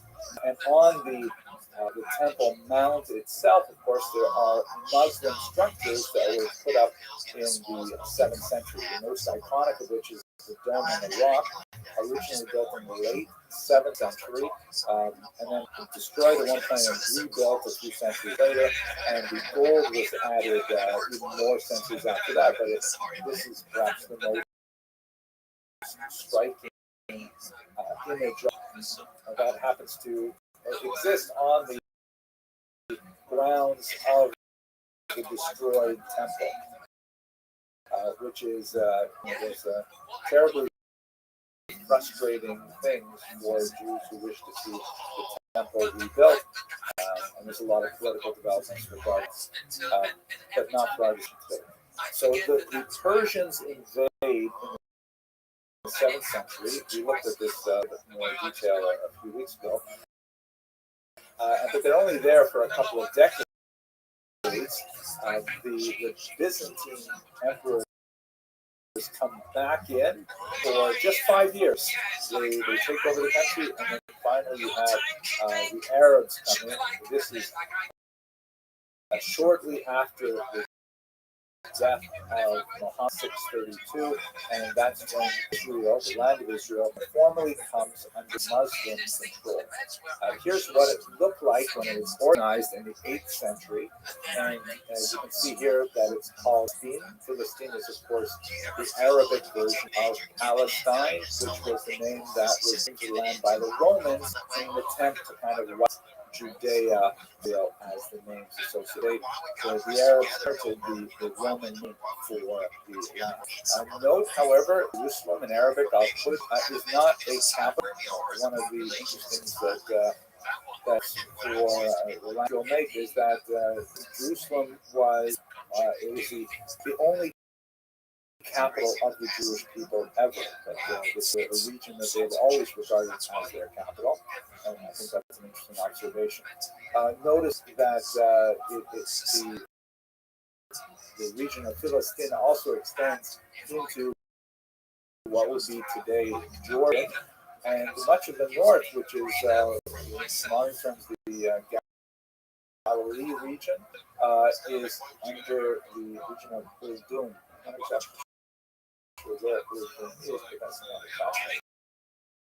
And Damascus has the very, very top part, including Danyas, and then down in the south, it also controls some of the region on the other side, which we want to Jordan. So the Jews living there at that time, we don't have really good numbers. Arab demographic source from that period mentions the city of Isari, or Sicilia, which is on the coast. It's historically a very Roman city. It was kind of like a city that was built up heavily by Herod, and it was sort of like where Romans could go, so they don't have to feel like they're in some kind of very religious environment like Jerusalem. Sort of like Surfside for 5 pounds, right? You go to Surfside and it doesn't feel too crazy. Words that there were 700,000 Romans there, 200,000 Jews, and I think there are a lot of reasons to doubt the sizes of those numbers. They seem rather large to me, I think by many-fold. However, it is kind of interesting to think that maybe the proportions were correct. Maybe that's roughly, maybe it's only 1/10 of that population, 70,000 Romans, 20,000 Jews, 30,000 Jews, but it does give you what a famous Roman-oriented city would have had in terms of its non-Jewish population. Another really important thing that we should bear in mind, especially as we look back from our point of view in the 21st century, never in history was the land of Israel ever always multiple populations, multiple ethnicities, multiple languages. It's true that the Jews did dominate for much of and they dominated, of course, from the second half of the 20th century, but there's been a mixed population in Israel, and the degree to which they get along with each other, of course, is the stuff in history. When the kind of environment that Jews were living at this time, to get a sense from when the Tamar was imposed in the 8th century, for example, just required to wear yellow-colored turbans, Christians blue turbans, red turbans, in accordance with the more strict principles of that Pact of Tamar, which on the one hand, monotheistic faith like Judaism and Christianity, a degree of tolerance, because they are, after all, monotheistic, but nevertheless they were to be clearly distinguished from the larger Muslim population. It is also worthy to note, just like we see in Christian Europe after the 5th century and the imposition of the Jewish badge, that was very commonly ignored. Typically paying a small bribe, or the authorities not really interested in enforcing these kinds of rules, but it does give you a sense of what the oscillation must have been like between periods when there was more intolerant and very enriched was. It is during this period, after the Muslim conquest, that you begin to have a very large-scale migration of Arabs, and in particular, then moving to the city of Ramallah. Let me point out as well that the term Arab is an ethnic designation. Muslim is a religious designation. In other words, Arabs may practice Christianity. For example, many Lebanese Arabs are Christians, and many Muslims are not of Arab ethnicity at all. They may be Chinese, for example, or you have black Muslims in America, African American descent. So the term Arab, however, is clearly ethnic because the early Islamic empire was dominated by forces from Saudi Arabia, or today's Saudi Arabia, and that was the rule that was imposed in Israel. As you move on, of course, there's going to be lots more inter-Muslim political change with Muslim rulers who are not at all, the Turks, for example, but for the time being, we're talking about an Arab empire. Jewishly, there's a lot of fascinating things going on here. We discussed a little bit about this in terms of the rivalry with the Maids in Babylon. But for example, we didn't talk about very much with the Maccabees. It is at this period of time when Jews, perhaps influenced to a large degree by the Arabs and their tremendous love of the Arabic, got much more serious about recording the traditions of nations and getting grammar and so on. So there's some question as to exactly when the nefudot, the vowels, were the convention in terms of noting pronunciation of it. But it was at this time we're curious about it, and the so Masoretes from the Minnesota tradition begin to make sure that we have Sefer Torahs that are written with, not as a Sefer Torah, not as a ritual element, but as a teaching element, written with vowels and so on, and that's how we have our pronunciation. However, this is no longer the language of the Jews in their daily usage. Arabic clearly becomes the lingua franca of the region.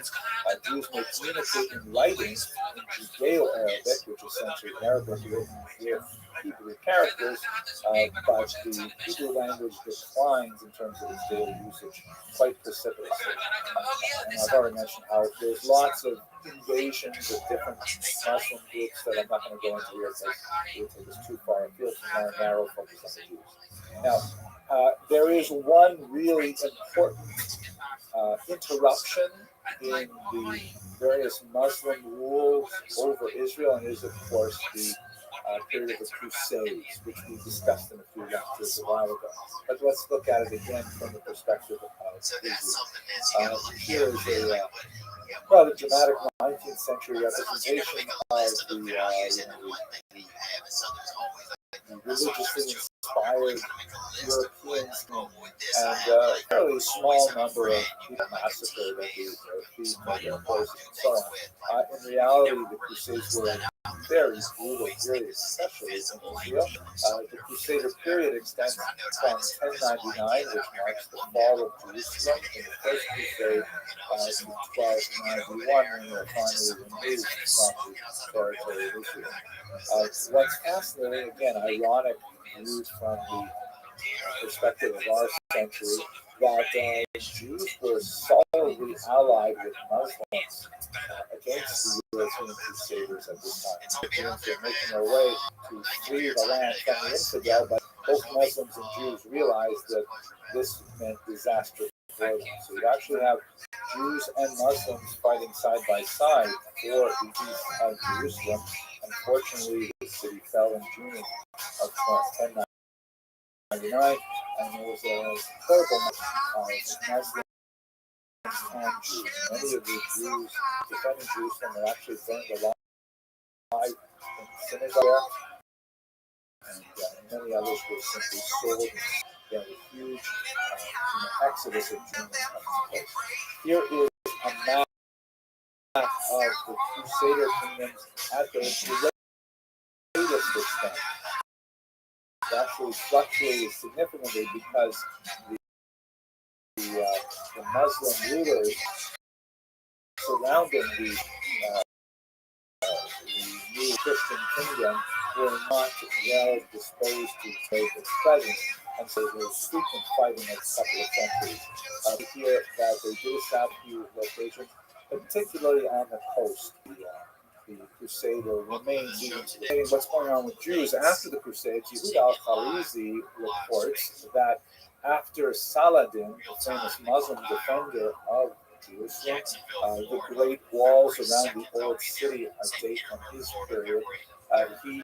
After he was successful in conquering Jerusalem, he actually invited Jews to migrate to the city of Jerusalem, which is again one of those sentences that it's hard to imagine having a Muslim ruler over Jerusalem saying about Jews today. But this is in fact one of those ironies of history, that they recognized that they had an alliance that was quite strong and effective. And in fact, many Jews did migrate to Jerusalem and to Israel as a whole from prior to the Crusades, but especially after Saladin's invitation. This included 300 European rabbis who settled throughout the land, many in the northern coastal city of Acre, or Akko in Hebrew. Many of them were Tosafists, meaning they were from the school of Tosafot that is in the Talmudic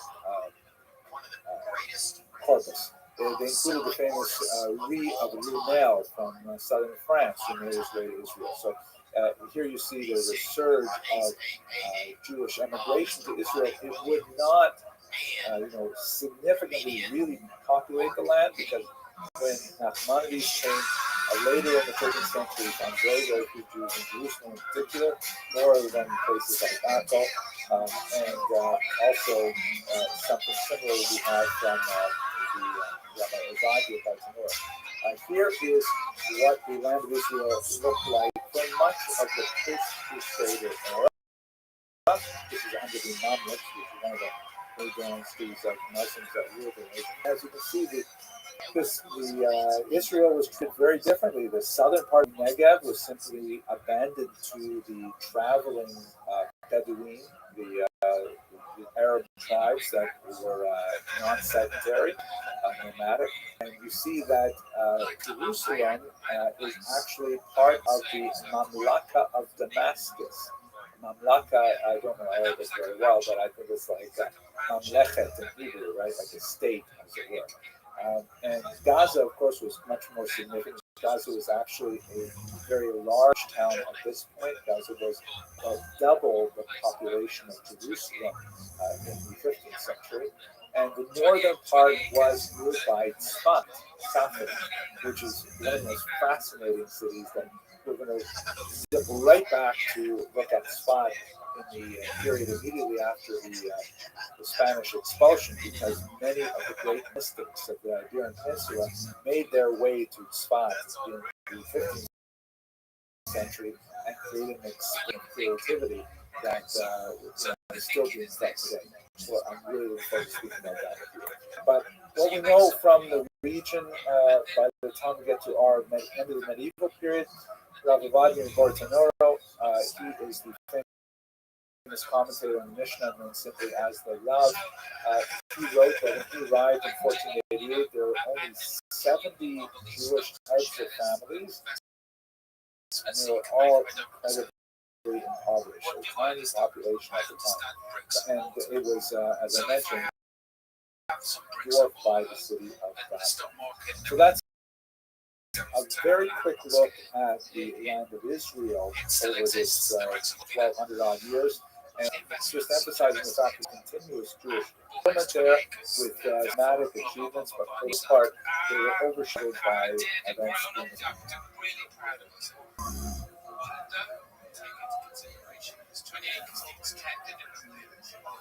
So you need 2 gardeners. And then, hold on, look. So then you've got your insurance for the house. So the insurance for the house, because the fires is separate. So the insurance because of fires is separate every year. Yeah. Seriously? Yeah. And then you have your house tax thing each year, which is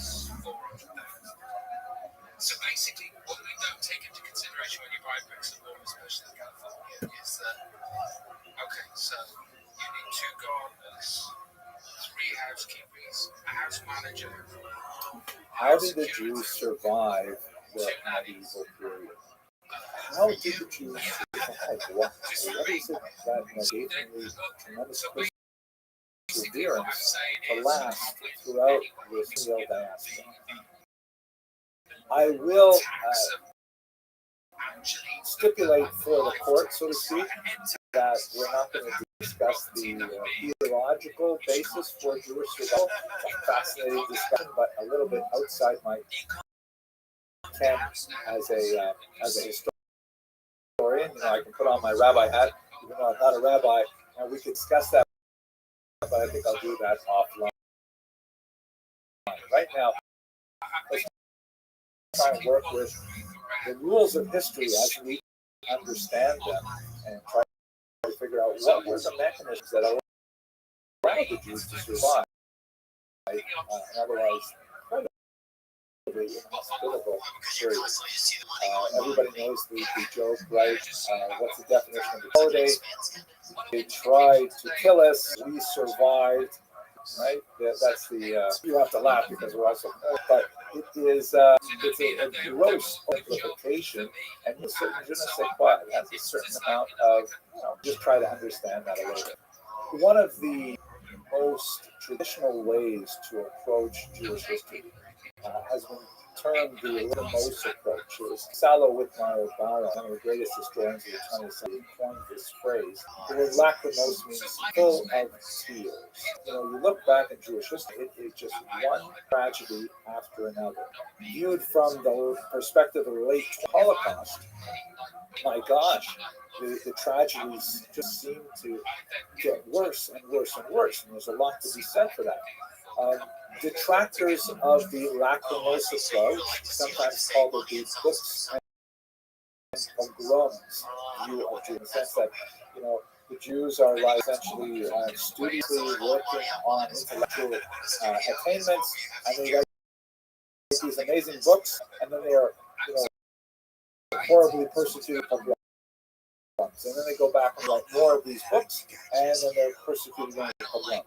Now, I'm not saying that's not what happened. These things definitely did happen, but is it the most productive way to understand the patterns of medieval Jewish history? It's definitely, however, what to cry about. The lachrymose approach is certainly not a figment of our imagination. Sometimes when a person says he's paranoid, there really are people out to get him. When you look at the scope of the Middle Ages, extending from the diaspora and the Bar Kokhba period up until the Great Expulsion from Spain, we've got series of discriminatory laws passed against Jews. We've got these horrific charges of blood libel. What a shocking thing to suggest, and yet, as this indicates, not only the blood libels, the even more bizarre horse desecration arguments resulted in Jews being massacred. And then perhaps the worst of the entire medieval period, the purge-like environment of the Inquisition. When we come back after the break, and one of the most terrifying things of the Inquisition is that when Jews left Spain, they were not left alone. Anytime they landed in a Catholic territory, they were subject to the depredation of the Inquisition. So, no question, the lachrymose approach medieval Jewish history has a lot of merit. It should not be tossed out as a window. There is, however, I think, corrective lenses that can be applied to understand this in a little bit more sophisticated way. One of the questions that really opens up the entire area is, if it was really that bad, if it was just unrelenting persecution, why weren't the Jews simply massacred out of existence, God forbid, so many times before in history. The term genocide was actually coined only after the Holocaust by a Jewish Raphael Lemkin, searching for a way to try and describe what the Holocaust meant, because the Holocaust was psychohistorical nova. It was something totally unprecedented, and we had no comparable example of any organized group of people at the state level bending their entire democratic toward destruction. The entire culture should be systematically wiped out. Historically, there have been lots and lots of massacres, lots of expulsions. The idea of genocide, the idea of something like Holocaust, completely new. It's only in the 20th century. These, of course, are not the only victims of genocides, although they tend to be the kind of like the most well-known and often cited example in the Holocaust. But many others, the Roman in the Holocaust as well, the Armenian, especially about the hands of the Turks, the Soviet period, the Holodomor, some incredibly horrible funny peoples. Why the 20th century? So let's back to this question. And I think to answer it, at least to approach answering it, I'm going to introduce you to something that I like to call the Abramson rule of history. It's just something I say to please myself. I do find that undergraduates tend to remember it. And I run into students like 20, 30 years later, and this is like one of the few things they remember from any of my classes. I tend to put it always on the final exam, so be ready. The Abramson rule of history, which again, it's not really an Abramson rule, it's more like a Karl Marx rule, but the rule is that if you don't know why a particular historical phenomenon exists, the answer probably is money. So when you're in a, just answer money. And I think that if we step away from the lachrymose perspective a little bit, and we try to understand why were the Jews allowed to exist, why nobody really thought of genocide until a much later period of time, it's because the Jews were used. There are lots of ways in which people might have had, a xenophobic to the Jews. They may have had a religious antipathy to Jews. They may have had a lot of reasons why, for good or ill, they did not like Jews. The Jews were very useful, and quite often useful to essential elements in society. The Jews were, I think, in many ways, ironically, saved by their own diaspora, as for the purposes of Jewish living in a diaspora, they needed to be urbanized. It's very difficult to live as a minority if you're going to be agrarian. You have to, the functions that you have to have within walking distance, a ritual bath, a mikvah, a synagogue. As you know, I like to say, you have to have an Asian restaurant within walking distance. How can you possibly have a community if you can't have walking distance to Asian food? That's a joke. So the Jews tended to congregate in urban centers, which is sometimes cities. By the time we get to the 19th and 20th century, Jews are around 30% of the population of many large cities like Warsaw and Poland. And in their urban environment, they tend to develop urban skills that require literacy and literacy, and they're very, very valuable skills. Jews as doctors, very strong traditional Jews in medicine. Linguistic skills make especially useful diplomats, on a lower level, simply middlemen, being able to travel and engage in trade. And of course, as we discussed a few weeks ago, money lending. They're able to make financial calculations, and the unusual phenomenon of a ban on Christian money lending creates a unique economic niche for the Jews that allows them to flourish. So even if we think about all of the built-up hatred that was directed at Jews over the course of the Middle Ages, we see that they possess a lot of valuable skills that many sectors in society continue to value. In the case of money lending in particular, we see that they derive the protection of the king himself as the Camerai Regis, the servants of the royal chamber. When we talk about finance, in society, who are able to generate cash on a regular basis, simply because society is so deeply invested in a pre-modern economy with lots of barter. The Jews are the ones who are actually, generating cash that can be taxed by the king. And so the king doesn't want to see anything happen to these Jews. They are quite literally the cash cows. Jews are early on involved in the production of it.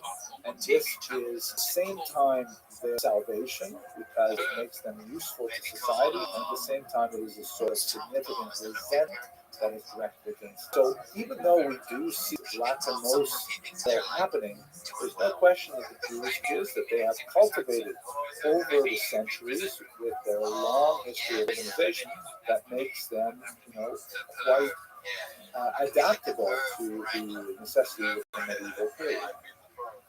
And let us not forget that from the religious perspective as well, there are lots of reasons why Jews were actually protected. One of my teachers in university, Professor Alan Davies, who is a specialist in history of anti-Semitism, he liked to say that in reality, it was the church that protected the Jews for about 1,500 years. Now, I don't think he was really aware of the Abramson rule of history. Of course, I was an undergraduate, maybe a precocious one, but I don't think I fully fleshed out that theory at the time. But I think he had a real point, and that is because church and the mosque developed a religious modus vivendi with the Jew. Again, it's possible, it's like 13th century Europe, that if the church had its way, maybe we would see it more drastic than the horrible persecution that they endured. But the fact is the demand for the Jewish presence, partly because of their economic value, had to find its expression in a religious modus vivendi, a way of living with them. And so we have two doctrines that are ironic parallels to each other that crowd a little space for Jews to live in both East and in Christian Europe. For the Muslims, it is the Pact of Iman, which, although by 21st century standards obviously quite discriminatory, but viewed from the perspective of the Jews, it meant that there was like a legal space for them to exist. As long as they, accepted the disabilities of their dini status, which included, for example, a punitive tax rate that was not applied to Muslims. And from time to time, they had certain restrictions on their clothing, their architecture, their settlement, and even with all of these rules, there were the occasional punctuations of violence that went beyond what the Pact of Iman allowed. But it still provided sort of like a medieval charter of rights for Jews. Not the same rights as Muslims, but certainly the right to exist, the right to be secure in their worship within boundaries, and this actually preserved Jews. Similarly, the doctrine of witness, which we saw in Christian Europe, really being articulated by people like St. Augustine, and especially defended by important popes like Gregory the Great, said that, hey, for own religious reasons, we need to keep the Jews alive until the second coming, so they can be a witness to the return of Jesus. Right? So this is, very, very reason why the Jews could not be killed, why they could not be subject to genocidal impetus. Because I wonder if the current impetus is ecocide. Probably not. Sorry for getting distracted by that. But the doctrine of witness said that it would be inappropriate to, God forbid, massacre the Jews, or even convert to Christianity. As we saw also with Islam, there were times when this sort of theological justification, limited tolerance for episodes of forced conversion, episodes of massacres, but on the whole, the doctrine of witness held fast. And the Jews were ironically protected by both the mosque and the church because they had this sort of space in which to live. When we return to our point of genocide in the 20th century, it was only when power of the decline so dramatically that these kinds of religious justifications seem no longer any hold on the modern, especially on the postmodern. Right? It reminds there is no judge and there is no judgment. Christians, for example, are always, even when they may be, built up into a paroxysm of anger over a blood libel charge or something like that, they still have in the back of their mind, thou shalt not kill. That is still part of Christianity, of course, derived from Judaism. But when you say, there is no fundamental document, there is no prime revelatory experience that people can look back to as a sense of ultimate responsibility, that's when a genocide really is possible. It's only really possible in a secular intellectual environment. So these ideas that the Pactamar and Doctrine and Witness, they don't work in modernity anymore. It helps to explain the unfortunate huge increase in the savagery of violence against Jews and against other minorities that we have experienced in the last couple of years. Okay, with that, I want to bring this semester to a close. I want to thank you very much for your patience and your endurance. I'm really looking forward to when we come back together, and we're going to start right away with the Sephardic diaspora, and then we're going to continue through the modern age, which is simply so many more fascinating chapters in the millennial history of Jewish people. Thank you again for being here. Los Angeles would be a place that you would come for comfort. But it's interesting. Did a lot of rappers, they say that they don't like to live in their hometown because people kill them. Like a lot of like Lil Boosie was in here and he said he doesn't like to live in Louisiana because people kill him there because they get jealous and stuff like that. Is there a lot of that kind of stuff in England? Like I've never said it. Never said it. Let's take some time to look at the Jews in the business, which is an area of research that has not seen the same amount of attention as, for example, the Jews of Western Europe. And this is actually quite a significant, large period of time that we're going to be talking about, and a significant amount of territory as well. But let's at least have a very brief overview. So, first of all, where was the Byzantine Empire?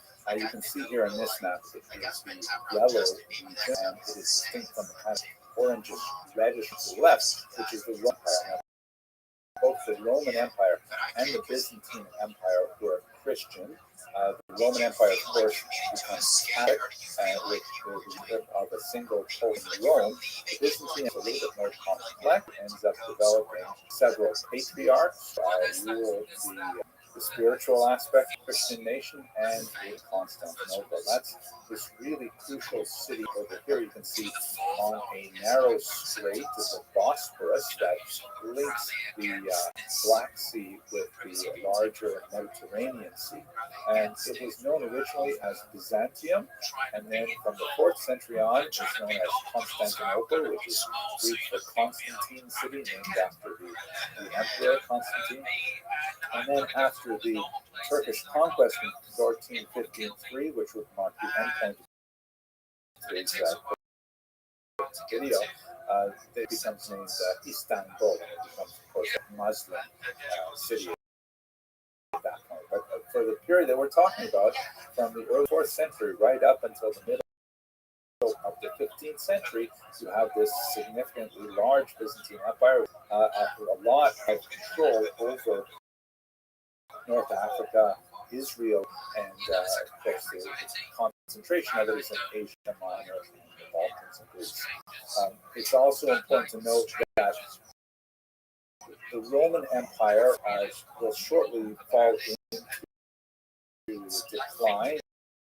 They will be attacked by the Germanic tribes. Rome will be sacked a few times until finally it falls, and it ends up going into the beginning of what we call the Dark Age until the Renaissance, again, almost 1,000 years later. So when it falls, the Byzantine Empire becomes the inheritor, particularly in terms of Christianity. The city of Constantinople comes, as it were, the second Rome, and when it falls in 15th century, ultimately, the third Rome is often considered, of course, the first Rome will come back, but that's not so let's focus a little bit on the Jews in the Byzantine. So in the Byzantine Empire, the Roman status of Judaism as a religion begins to erode in the 4th century. Conversion to Judaism, for example, is prohibited as the church begins to gain a lot more control over how the entire empire is run. And whereas conversion to Judaism is prohibited, conversion from Judaism is, of course, encouraged. And various legislations are put in place, such as, for example, Jewish parents who have children who decide to become Christian are forbidden from disinheriting. In fact, they have to continue to support them, and these Christian children of their Jewish parents will inherit them. This is an issue, by the way, that goes on for many centuries, and not only in Israel, it comes up in the early modern period. But anyway, there's a remarkably dramatic step towards greater hostility to Judaism. In the 4th century, you see the rhetoric increases, especially with St. John Chrysostom, the so-called golden mouth, who issued a number of flaming nasty sermons against the Jews. And his apotheism made a significant impact really on the entire East world, especially when you connect it to the Third Rome Mosque and the Slavic of Byzantine. Of course, the Orthodox churches, as they're called today, are. You also have some, Jewish practice by the emperors who are now officially Christian. Justinian I, for example, attempted to forbid the study of the Mishnah, especially as a use in its interpretive function of the Torah, and tries to actually dictate which non-Hebrew translations of the Torah are accepted. In other words, which Greek versions in particular are acceptable for use among Jews of the Byzantine Empire. There are numerous violent attacks on Jews and the incidents of forced conversions, and you actually have Jews rebelling in the 4th, 6th, and 7th century in particular. When the Persians eventually invade Israel, as we discussed a few weeks ago, Jews will support them because they are fed up with the degree to which the Empire tries to into practice. They even banned at one point Purim parties because they tend to get out of hand, and since they're associated with drunkenness and kind of frivolity and sometimes a mockery of Haman, which can sometimes be extended in the political social context to mockery of other authority figures, they actually tried to ban drunkenness on board. Good luck with that. The iconoclast. So this is a movement that you see developing in the 8th and 9th century. There's a couple of episodes where the Byzantine Empire goes through this kind of paroxysm of purging of any kind of physical representation of divine figures, the sense of iconism, which means essentially to destroy icons, to destroy images. Here's one psalter from the 9th century, kind of a clever representation. This is, of course, an image of us, there wouldn't be any on it at all. See, here is a representation of crucifixion scene, and Jesus is given all to drink. It's on a kind of a sponge with a stick. And here is a nation of a 9th century iconoclast. This is wiped out, but his hair is really wild and dark, and is red as well. And he is in a way kind of echoing that passion scene by using some kind of sponge to attempt to wipe out an icon at the end of the stick. So this is kind of something that was going on. There was actually 2 distinct periods when this was very frequent. How that connects to Jews is significant because the iconoclasts often cast as Jews. So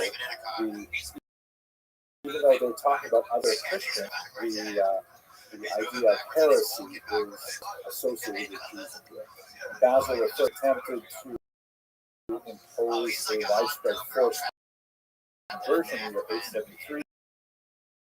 This decree was ultimately rescinded by a successor report, but was attempted again in 943 by another emperor, Romanus I.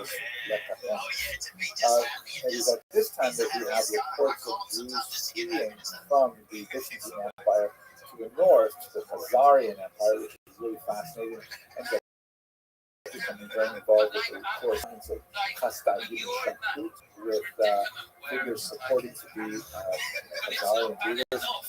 And during this time, Italy emerges as a major center of Jewish creativity. There's a lot of fascinating things coming out of South India at this time.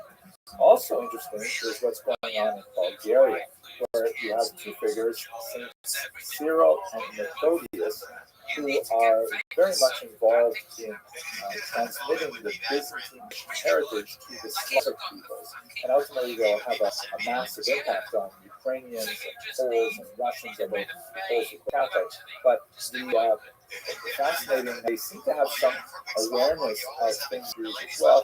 Just to give you one example, the alphabet that is associated with their activity, the alphabet that is used on minor variation among the Eastern Orthodox peoples, Russian and Ukrainians, really shows evidence of Hebrew. For example, here, which includes shin, and in English with the sound sh, pronounced together, sh. They took that sound and they took the Hebrew letter, the Cyrillic letter for that sound, sh.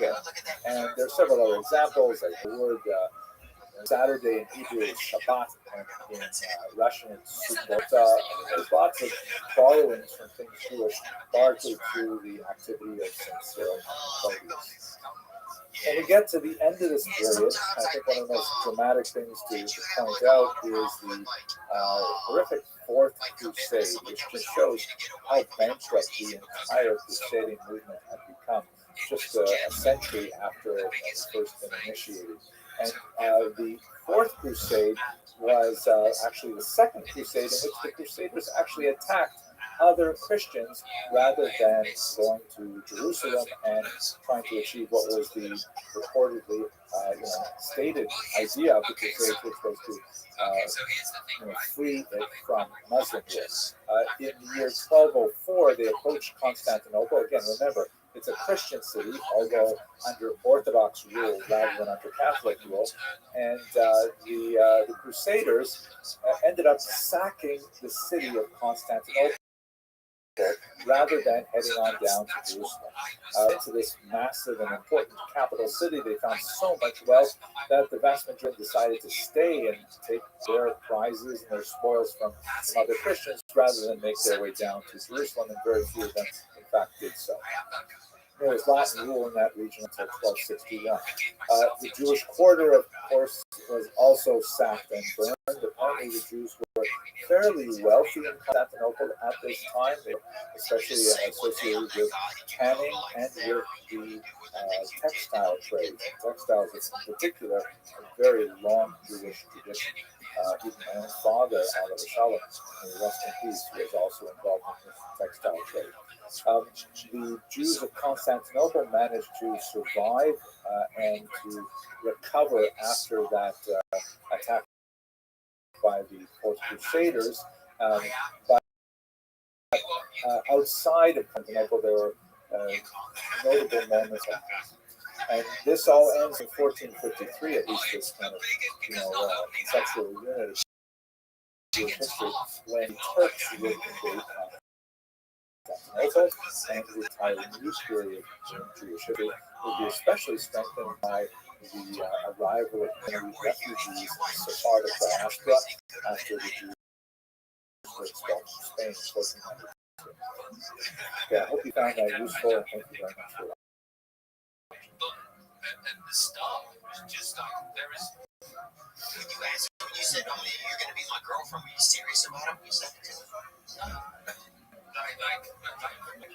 like the first three times that I broke up. So we're moving now into the third and final semester of this Jewish History Lab series. It's been really wonderful to speak with you about the ancient period and about the medieval period. And like, guess what I got you for Christmas at a bar? I'm really grateful that you stayed with me so long. So let's take just a few moments to think about, well, why are we breaking this up into 3 semesters?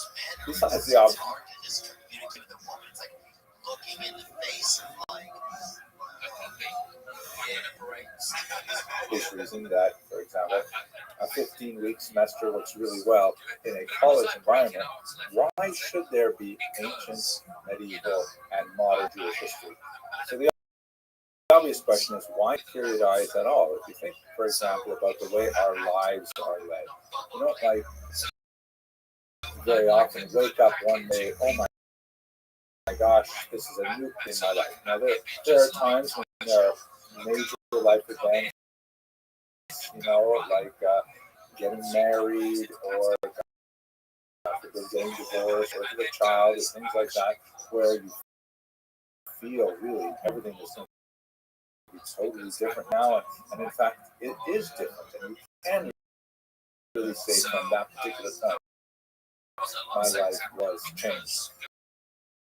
But sometimes, you make that big change and you expect there to be a shift in your reality.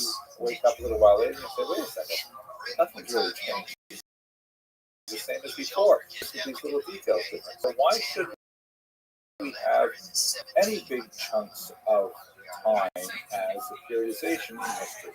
I think one of the most important reasons why this is so is because there's lots of, psychological, anthropological, sociological nature that shows that we are creatures of narrative.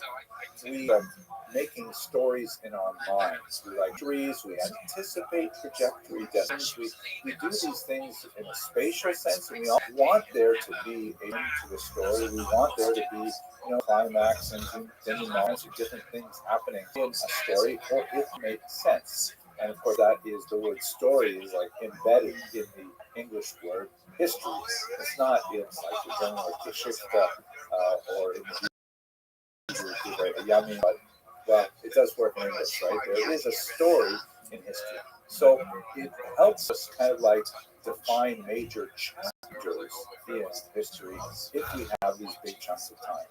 So the next question, if we understand why we like to have these chunks in time, why these 3? Why did we set them at these times? So first of all, let's have a look at Western periodization. And when I say Western, I mean this is what most historians up until, let's say, the 1950s, who were trained in European or North American institutions of Europe. This is kind of like the dominant European Christian understanding of the pattern of history. So if we start with the ancient period, we've got ancient Greece and Rome, amazing civilization with Socrates and Plato and Aristotle, and then with the mighty Roman Empire, this huge extent, and like that. And then with the fall of Rome, there's that steep rock, and that's what we call the Dark Ages, right? It was the fall of Rome in the 5th century. Everything gets worse and worse and worse until you kind of climb up a little bit into the 13th century or so, and you see the Renaissance, and it takes us on a pretty steady upwards until you get to the right happy us. This sort of kind of very positivistic view, right up until the World War I. And come down with the realization that, oh my gosh, we may not have advanced the brutality of that conflagration, and then of course how much more so with World War II and the genocides of the 20th century. But in general, this is sort of like the way we think of history in terms of the Christian European West. They break it into 3 areas: the ancient, right, which is basically from the period of the beginnings of civilization in Egypt and Mesopotamia, all the way up until the fall of Rome. And then you move to the later period, which we're going to talk about right now, the modern period. That's sort of what we inhabit, although there's a lot to say that modernity ended with World War II, and we get into a period called postmodern. I don't want to talk about that today. It's really important, but we will have to get back to it when we move forward in this course. And in between these 2 ages, the ancient and the modern, you have the medieval period. In fact, the term medieval means between the eras, between the ages of ancient and medieval. That's the kind of way that Christian European historians thought of the story that is in history. Now, the problem is this is so focused on that one particular point in time, looking at history backwards with the lens that valorized Greece and Rome as being an amazing culture. It was an amazing culture, no question. And then anything that wasn't Greece and Rome was like, that's the right word, I guess, chopped liver, right? Whereas if you look at like Asian history, you look at North African history, you look at Middle Eastern history, they don't follow any of this. I mean, everything is totally different. The rise of Islam in the 7th century is smack in the Dark Ages, but tremendous heights of scholarship and culture developed for the next millennium. I mean, how can you use this particular model to try to understand, for example, Islamic history? If we glance at Jewish history, there are different ways to look at this, but let's say from a theological standpoint, in Jewish history, you have this concept of Yerida Hadoros, which means, unlike Western periodization, the decline of the generation. So if you start here, let's use these arrows. You've got from the very beginning in the ancient period, let's say back to the Exodus, you have the Dor Dea, the general knowledge that, witness the great miracles of the Exodus, the receiving of the 10 Commandments, like amazing things like that. But then they right away said, so, okay, fine, you get to the period of the prophets. Then you've got kind of a plateau, and then they slip again. Okay, but we're all right. We have a plateau. Get to the period of the Tanaim, and then the Amoraim, and so on. And then there's a slip again, and this can go on and on until we get to where we are, which in terms of our theological closeness to God, it is definitely a case of happy us.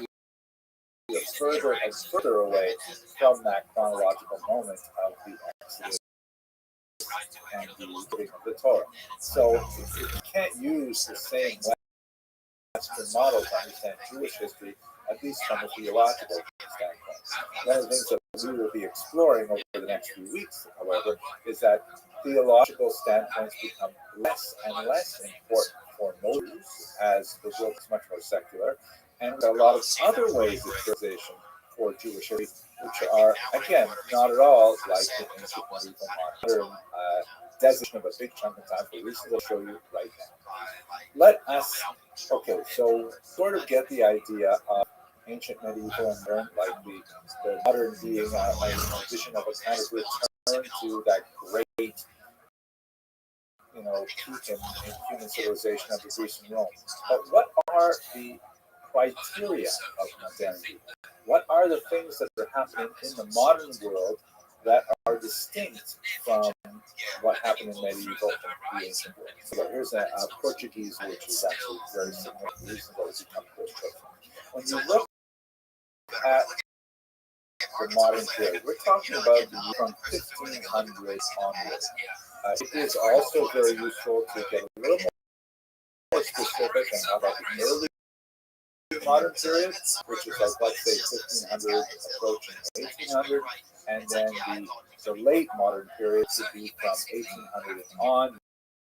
That's especially characterized by the growth of industrialization, factor, because the idea of technology connected to machines and artificial sources of power, moving from things like beasts of burden and water to steam and coal, things like that.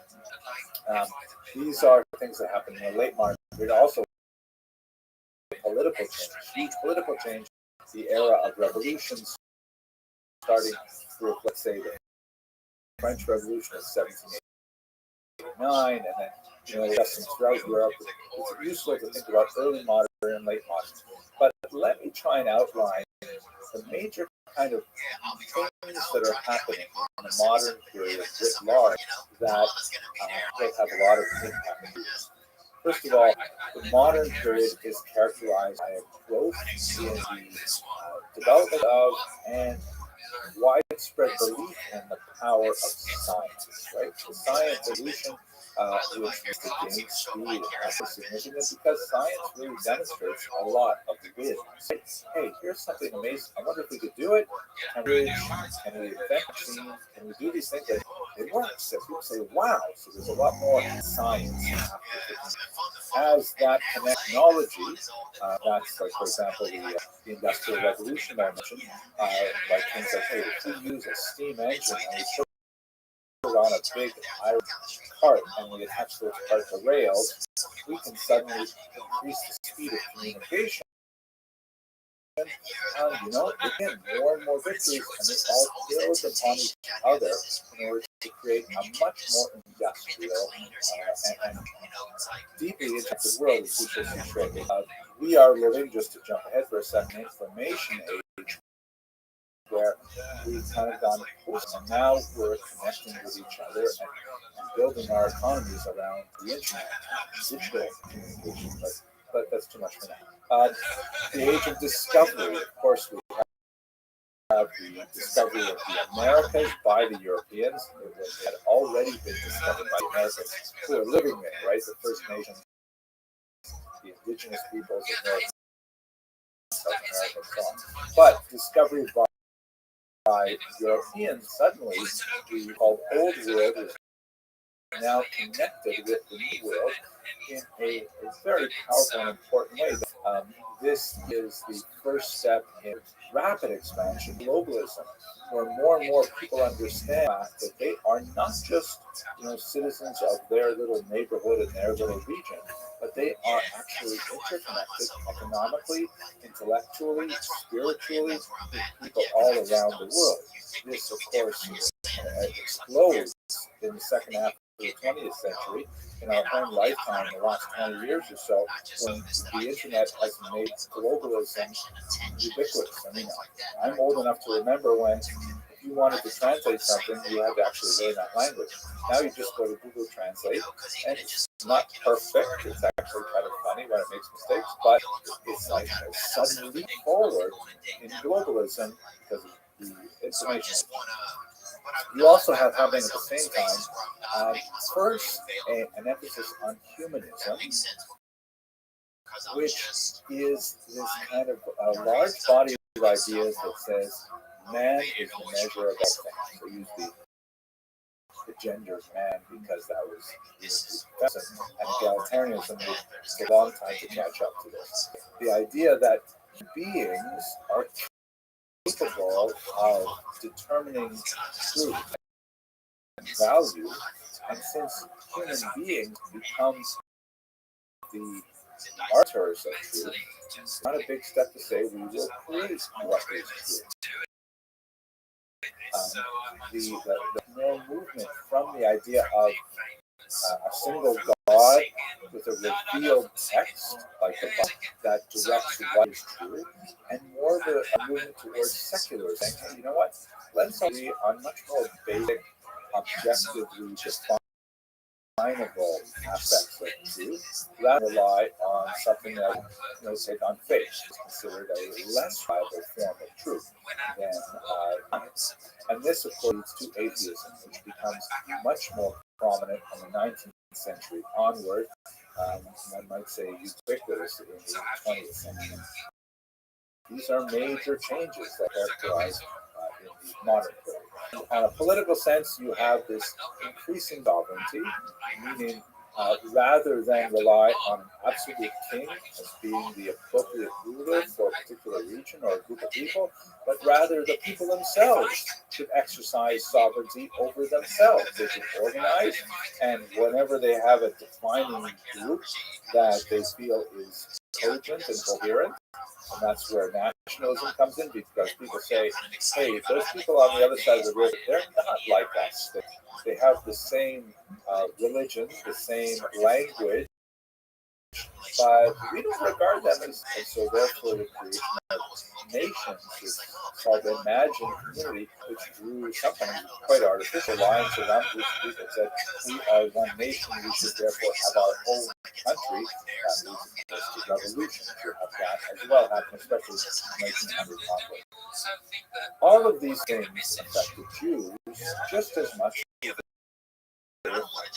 Christians.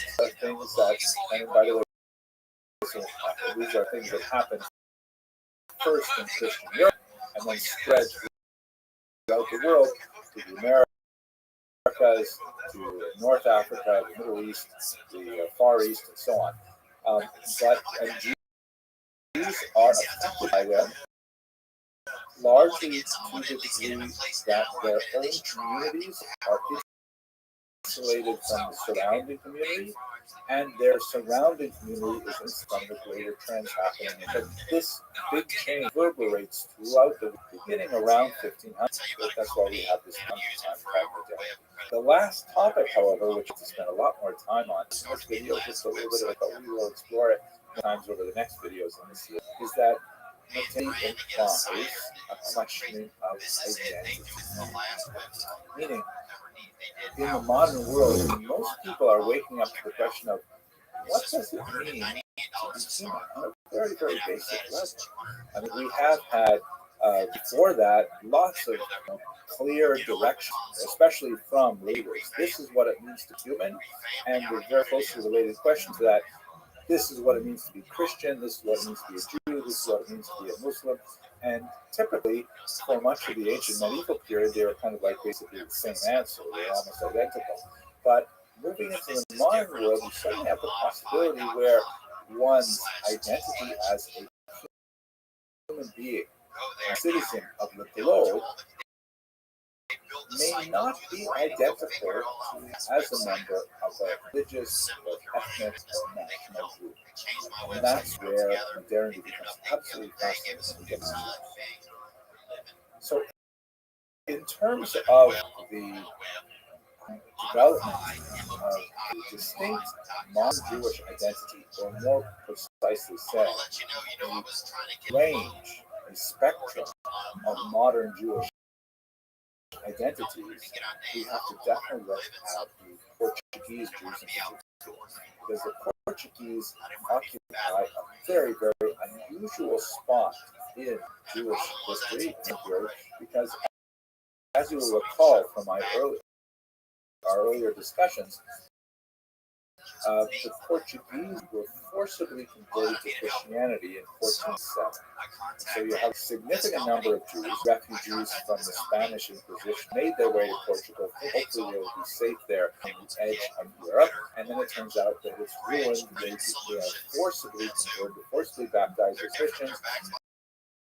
and then they have to deal with it. Not so bad for the first couple of decades because they are more or less left alone to their own devices.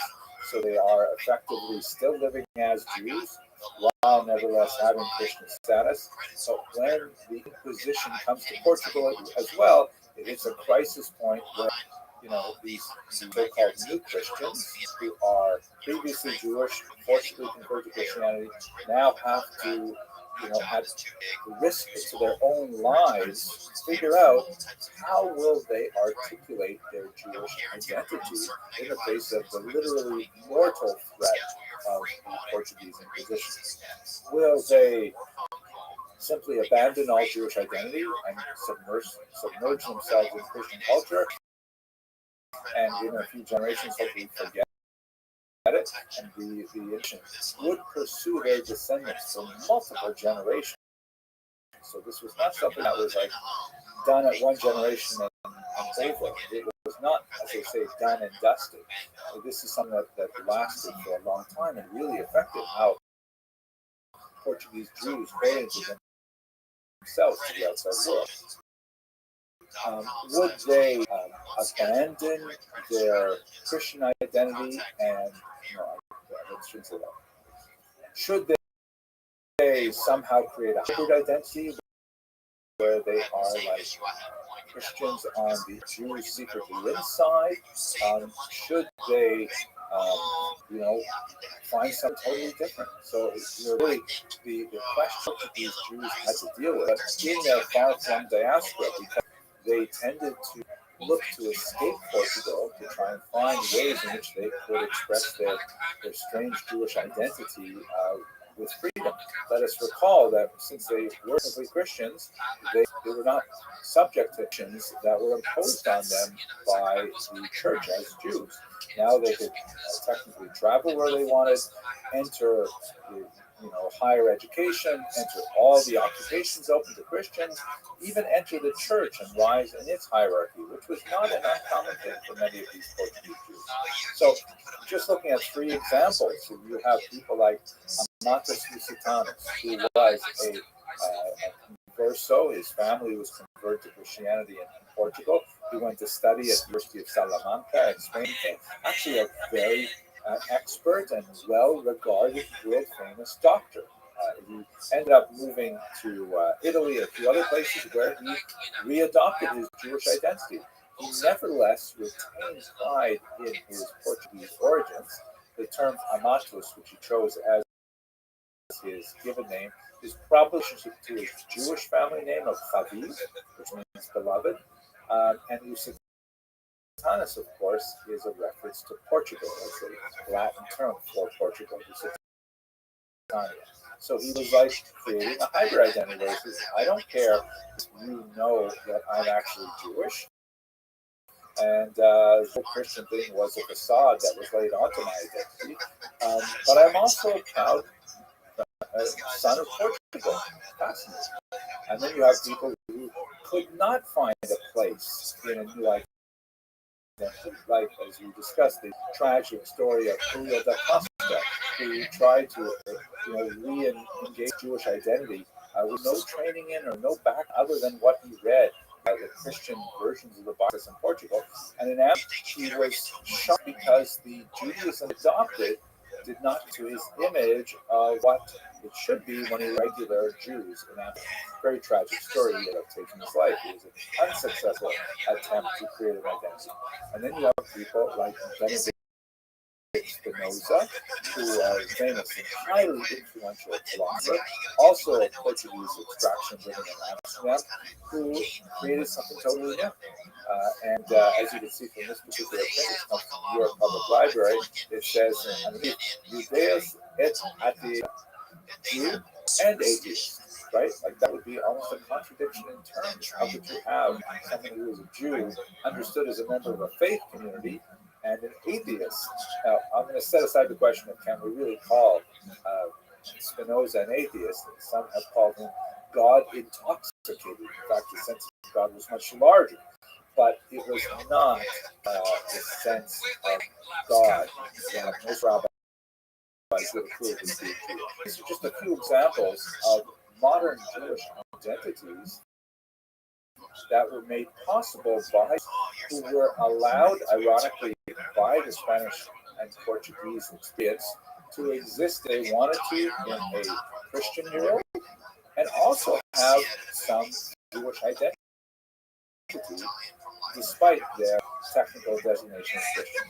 This is a trend that continues in fascinating ways as we move through 200 years, and I look forward to exploring those with you following lectures. Thank you very much for that.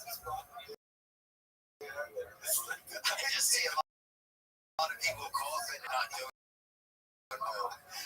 Still dealing with the Spanish.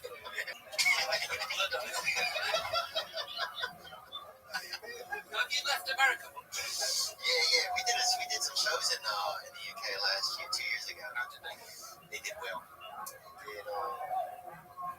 Manchester a lot. I have to tell you, I am really excited about this particular video because I'm so fascinated with the presence of the Jews in China. They had a community there for well over 1,000 years, and it's a really So it was fun, man. I really liked it. It was, I think, during winter or it was like it was kind of a quiet time. unusual kind of combination of Jewish culture and Chinese culture in quite fascinating ways. Today, I'd like to focus specifically on the origins of the Jews of China, but perhaps we'll take a little bit of time at the end of this short video to talk about the nature of the unusual Chinese-Jewish synthesis. So, first of all, when do we first hear about the Jews of China? So the first encounter of the Jews of China with the Western world was in the person of Matteo Ricci. It was the first important meeting. And Matteo Ricci was a Jesuit priest who had come to China with the goal of converting the indigenous population to Christianity. They had a lot of challenges with that. We'll look at some of those in particular.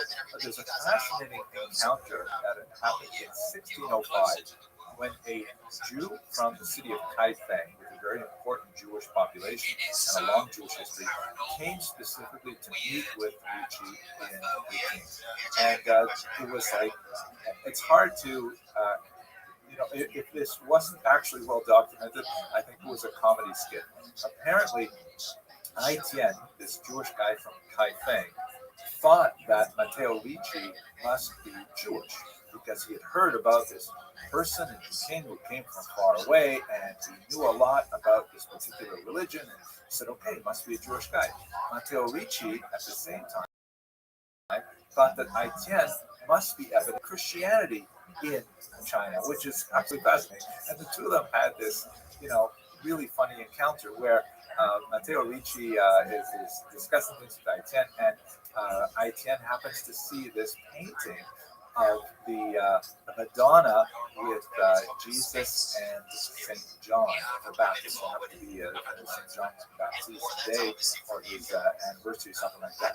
And so Ai Tian, knowing nothing about Christianity, they're completely shut off from the entire phenomenon of Christianity, he assumed that this must be Rebecca and her sons Jacob and Esau. This is what it's painting. And then you see another painting that represents the four evangelists, Matthew, Mark, Luke, and John, of course, with the first four gospels, first four books of the Christian Bible. And Ai Tian thinks, oh, look at that. This must be the 4 of the 12 sons of Jacob, with the other 8 sons. It's just this hilarious thing. Eventually, they figured out that, in fact, Ai Tian was not a Christian, he was Jewish. And this had fascinated onto his own right. Now, from Ai Tian's perspective, he wasn't entirely clear on what Christian meant. In fact, with Ricci and the later Jesuits who actually came to Kaifeng, there was a suggestion like Matteo Ricci could take over as the chief rabbi because he obviously knew a lot of Tanakh. And one of the challenges that the community was experiencing, even in the 17th century and in the decline in Hebrew literacy specifically, and its familiarity with rabbinic tradition, they were looking for a new chief rabbi. Apparently, as the story goes, the chief rabbi of Kaifeng was very happy with allowing someone like Matteo Ricci to take over for him. The Christian stuff really didn't bother him too much. It's just like another kind of like ancient story. But the fact that the Jesuits were still eating pork, that was very problematic. There was no way you can become our rabbi if you're still eating pork. By the way, when the Jesuits asked the Jews of Kaifeng, have you ever heard of Jesus? They thought about it for a while and they said, oh yeah, sure, we know about Jesus. But when they went to discuss it further, they were not referring to Jesus of Nazareth. The Kaifeng Jews were familiar with Jesus ben Sira, ancient author who wrote the apocryphal work, as it's known in tradition, or the Sefer Ben Sira, the wisdom of Ben Sira in English, which was a work which was incidentally lost in Hebrew for many generations and was only found in the 19th century. So they knew about a different Jew, not hilarious, I think, but historians have to get fun sometimes. Then, the Jesuits maintained a very strong interest in the Jews of Kaifeng, to a large degree, even more than Jews would with this unusual Jewish community. They were especially interested in learning about the sacred Torahs that the Jews of Kaifeng had. They wanted to see, in particular, if they were the same as the Torahs that were read in Western Europe, because one of the thoughts that Ricci had, that there was more for Christianity Hebrew Bible, it had been tampered with, used to remove that evidence. And he could find biblical books that predated that went all the way back to the posited arrival of the Jews, which, by the way, was argued to be as far back as about the first or second century of Common Era. About that in just a second. So these texts had references in it that would be incredibly important. They didn't find such things, and they actually got to Kaifeng, and they a little bit more about what they were interested in. The Jews of Kaifeng were really quite upset and refused to show them their texts. And obviously, there was also a deep interest in the Jews of Kaifeng.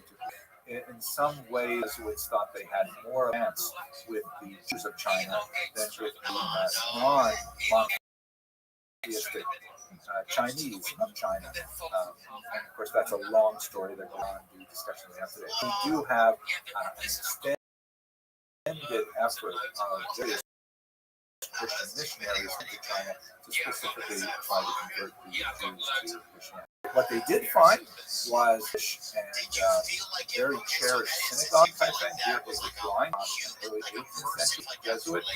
Father Bernanger visited it, and we also not only drew the architectural layout of it, the Jews were definitely very attached to this particular facility. Some of the historical records indicate that they rebuilt it many times. That it was originally constructed in the 12th century, perhaps on an earlier site. And he also recorded images like this of Jews of Kaifeng reading the Torah on a special kind of chair they called the seat of Moses. They would put the Sephardic style ark on top of it and open up the box, and they would read the text from the inside in that manner. It's quite fascinating. They had a really quite active and vibrant community for many centuries. So our task for us today, however, is to try to understand, where did these Jews of China come from? So here is a map that shows the various locations. Kaifeng is the most well-known and most well-documented. However, even the Kaifeng documentation refers to its relationships with other communities such as Yangzhou, where they, for example, received the gift of a sacred Torah. As you can see, that quite a few of them are all on the eastern region of China, but you have some to the west as well. And judging by the numbers, this map, by the way, comes from Encyclopedia Judaica. You can see that some of them date all the way back to the century, but that's like the first clear documentation of that community. They have to go back possibly much further. We have For example, several travelers' accounts that refer to the Jews of China. Benjamin of Tudela never actually got there and referred to China specifically, but he did come very close, or at least he collected reports from people who came very close and could easily have been in contact with them. Marco Polo, the famous traveler, has passing references to Jews in China. We have some fascinating Chinese tax regulations in the 14th century in which there are, just scattered references. Unfortunately, they don't tell us a lot about how large the communities are or how active they like, but there's clear refugees being present there. Muslims, by the way, with whom they were frequently associated. This is often their distinction between Jews and Muslims are often referred to in the same sentence. We also have some Muslim historians who refer to the presence of Jews, sometimes in the context of Chinese massacres as well. Now, most likely the Jews came to China along the Silk Road, which you can see here's a map from Wikipedia that shows some of the most important routes on which silk traveled from the east to the west. It's also called the Spice Road because spices were also a very important commodity that was imported to the west from the east. The map is a little bit strange because it refers to other caravan routes, and those are, many of them are through the oceans. To my knowledge, camels don't swim especially well, especially when they're laden down, but it does indicate that, there was a lot of maritime trade as well. And what's important about this particular Silk Route is you can see that in this round here, this is where the population of Mesopotamia, this is where the great Talmud centers are located, and there's a very significant Jewish population right there along an important spot. And Jews were involved in much of a considerable amount of trade that would happen in this region, presumably bringing things from much further east. This received even more attention when Aurel Stein, a fascinating individual, who, as you mentioned, the last name, was actually born Jewish. He was an explorer and a specialist in a lot of these ancient languages, Eastern languages. His parents, ironically, baptized him and his brother, which was very common for German Jews at the time, although they and their daughters were unbaptized Jewish. Stein, who went far away from his native Germany, was exploring the region of Dunhuang, which is on the Silk Road, and he discovered an amazing thing. He found a huge cache of medieval documents, and scattered among these documents, which were mainly written in languages, we found also this 8th century carefully good piece of paper, which was actually a Hebrew chaf, meaning a penitential prayer, possibly associated with the high holidays, but the traveler who carried it very lovingly folded it and kept it with him as he was traveling along the spice route. The document can be dated with reliability to the 8th or 9th century, indicating that here was clearly someone attached to Jewish prayer who was traveling along the spice route as early as this period, and that's most likely how most of the Jews in China was along this route. Many of them would have settled in places like Kaifeng. According to Kaifeng tradition, this would happen significantly earlier in the Han Dynasty, which ended around year 200. It's impossible to know exactly when you settled there, but there were certainly centuries before they were discovered by the West. Now, let's take just a couple of minutes to learn about what was this unusual history like. So, the documents tell us about the internal life of that is, documents which were composed by the Jews themselves, as opposed to accounts by travelers, which are fascinating to themselves as well.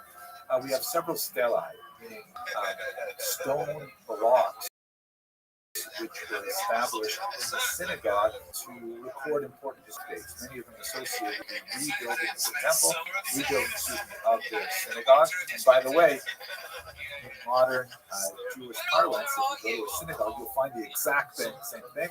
They're plaques honoring the people who spent money and worked hard to rebuild the building or to refurbish it and so on. So we have 4 different texts. We have the earliest dates from 1489, and on the reverse of that stone block is another text written in 1512. And then another one in 1663, and then a fourth one, really 3 blocks, but a 4th text in 1679. The last one doesn't tell us a lot about the community; it's very difficult to read. But the earlier ones tell us a lot about how the community cherished the town, built it, used the people involved with it, and also how the community had to endure some terrible disasters like a massive flooding of the Yellow River overwhelmed the town, and the synagogue was destroyed and had to be rebuilt and so on, things like that. We also have this unusual text called the Memorial Book, which is dated to the 17th century. You can see a page of it over here. This memorial book lists a lot of the prominent people in the town and gives some sense of their genealogy. As you can see from the document, it's written in both Chinese characters and in Hebrew letters. If you look at the 4th list of names down, you see on the right Ben, and then Ben Yisrael Moshe. And that Yisrael Moshe, under the word Moshe, which is right in the center of the document, it has an interesting kind of phrase that says he's called a Yimshi, i.e. he received a PhD. He was a doctor of advanced learning. A lot of fascinating things about how the Jews of Kaifeng basically lived with 7 distinct surnames, and one particular family was honored with a particular surname by the emperor for their service to the empire as a whole, and that they achieved high levels of education and a lot of fascinating things. But I think when you look at all of this evidence together, in this brief video, I'd like to point out 3 distinct phenomena that I read into the text. First of all, I was fascinated by the fidelity of the Kaifeng Jews to Jewish tradition. For example, the Jesuits note that were called, among other names, they didn't use the term Jew, they sometimes use the term Israelite, but they were called Xiao Jinjiao, please forgive my creation, or a group that excises the sins, which is a clear reference to the observance of the laws of Kashrut, because the sciatic nerve has to be removed from animals. There's a lot of discussion about the Jews in Kaifeng, for example, would only eat meat that they slaughtered themselves. They would not allow other groups slaughter, and so on.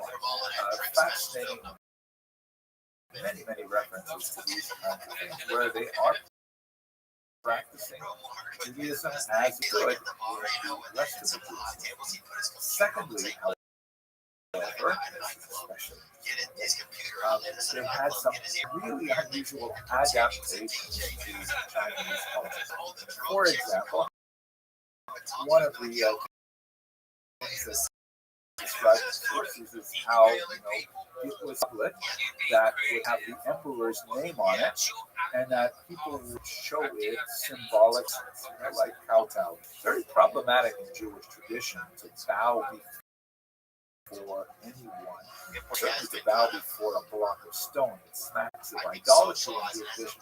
Very problematic. So how did the Jews of Kaifeng, you would say in Yiddish cup, right? Jewish head.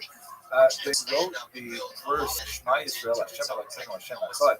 Hear, O Israel, Lord our God, the Lord is one. On the top of this particular brick, underneath, on top of the emperor's name, kind of like a decorative element, and then with whatever bowing they were doing, it was like they were bowing to God because it had this verse. I'm like, I love this stuff.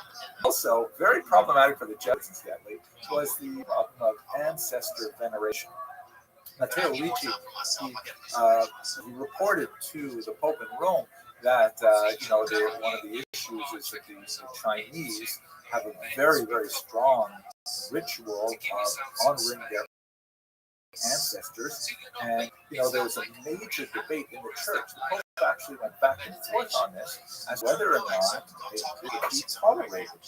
For many of the more doctrinaire Catholics, this also smacked of idolatry to worship dead ancestors. Whereas Ricci and others were arguing, no, it's just the culture, they're disrespecting them, and so on. So for the Jews, it was no problem because, of course, this is really baked into Jewish thought, not necessarily worshiping the ancestors, but appealing to God on the merit of the ancestors. Hebrews 2:Davos, that's a very traditional thing. You look at Jewish heritage, there's constant references, so to speak, reminding God that Jews are the descendants of Abraham, Isaac, Jacob, Sarah, Rebecca, Rachel, and Leah. Look at what they did.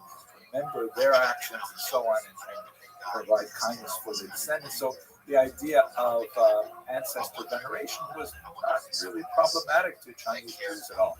Quite fascinating to see how Chinese culture, Confucian culture in particular, and Jewish culture was able to find points of contact and even synthesis.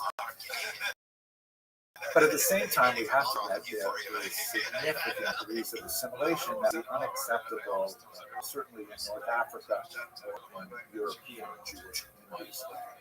For example, there are many, many examples of degrees of assimilation.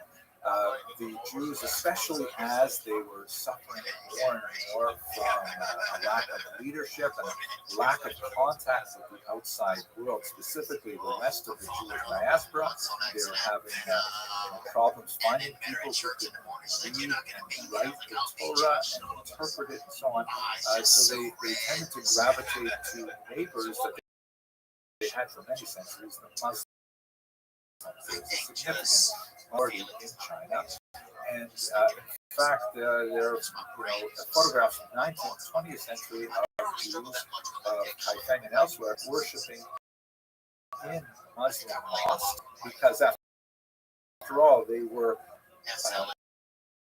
sort of theologically much closer to Islam than they were to Confucianism. Islam is, of course, intensely monotheistic, worshiping the same God.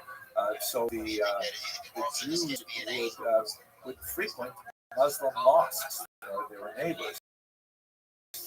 In fact, they were almost indistinguishable in dress, but the Muslims would wear white caps, and Jewish males would wear kuluk caps. So one of the names for Jews was kuluk caps because that distinguishes them from the Muslims. For the Chinese, it was often like, who are these people? And first you've got the white flavor and the people fine. All noted in the genealogical tables that they record clans, some of them intermarried Chinese, and it's recorded in the genealogical. It's unclear to know what sort of conversion process would happen. Do note that Jewish males, were far more likely to marry Chinese women, and then Jewish women were to marry Chinese males. And in those genealogical tables, there was a clear distinction made between those women who were born Jewish, they were called Bat Israel, right, daughter of Israel, and those women who were born to non-Jews were called Bat Adam, daughter of Adam. They were married, however, and their origins were recorded, and so on. So there's definitely some degrees of assimilation, and it varies. Certain families were far less likely than others to do so, which I guess is broadly similar to American Jewry as well. The last thing that it's a sad point in many ways, but the community, of course, fell into significant decline in the early modern and into the 19th, 20th century. And one of the saddest things was that they lost the ability to really copy their Torah, to read their Torah scrolls, and ultimately they ended up selling their Torah scrolls to Christian missionaries and brought many of them back to Western Europe and even one Torah in Toronto. This is an example of a scroll which is held by the British. Analyze their Torah scrolls, and the scroll of Esther that comes from this region indicate that they were losing their ability to actually copy the Torah scroll effectively. It's clear from the confusion of some of the letters that sound very similar, like Chet and Chaf, or Aleph and Ayin, that they used a method where one person would read the Torah scroll and the scribe would actually transcribe it based on what he was hearing, and so there would be errors between those two letters. By the way, Matteo Ricci did not find any evidence that he was so hoping to find of Christian prefigurements in the Torah that were not extant. The Torahs are identical to Western Torahs, except for these obvious kinds of typographical errors. The letter Vav overused, that's the word but, and these inclusions of Aleph and Ayin and things like that. So with the loss of these Torah scrolls, the communities fell into a very steep decline. Although there are still remnants even into the 21st century. And I think by way of conclusion, it seems to me that we see in the Haifen just how important it is for the scattering of Jews to remain connected to another. Importantly, how it's crucial that they remain connected to the core text of the Bible and commentary. Without these two things, it's very difficult to last.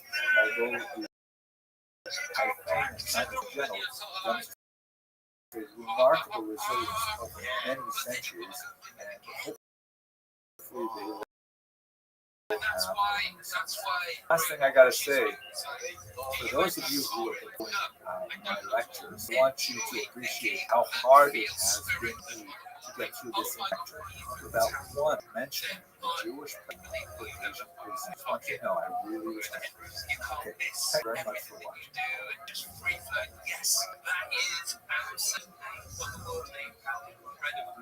How often does that happen? And you've then got to do the thing, you've then got to go and do the thing again, which is why I got addicted to. The thing that I did last few weeks, have you tried magnesium? Yeah, I have been taking magnesium. It helps if I remember to take it. Yes. So how many milligrams are you taking? 2 pills, 2 white pills. 100, 200 milligrams. So I feel happy. yeah. So did you take it last night? Yeah. So I think the magnesium is making a vaccinated. The origins of the Jews of India go back to the ancient period, and we basically have 4 different types of population that inhabit the subcontinent. First of all, you have the Cochin Jews who live on the Malabar coast here in the southern part of the subcontinent, and then you have the Bnei Israel, and they're sort of by this green square box here, and they're primarily a little bit to the north near the city of Mumbai, and then you have the so-called Baghdadi Jews, who are not necessarily all from Baghdad, and they are concentrated in Kolkata, but also located in some of the populations where Jews had previously, the so-called Paradesi, who are spread out in a few centers, also found within the recognized population centers that we noted. Let's have a look at these 4 distinct types of Jews in a very quick overview. First of all, let's begin with the Cochin Jews, who are the earliest Jews recorded in India.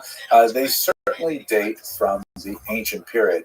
We know from the text of the Hebrews, the Tanakh, that there are some that are related to Sanskrit and Tamil, which are the trade that went on between ancient Israel and ancient India.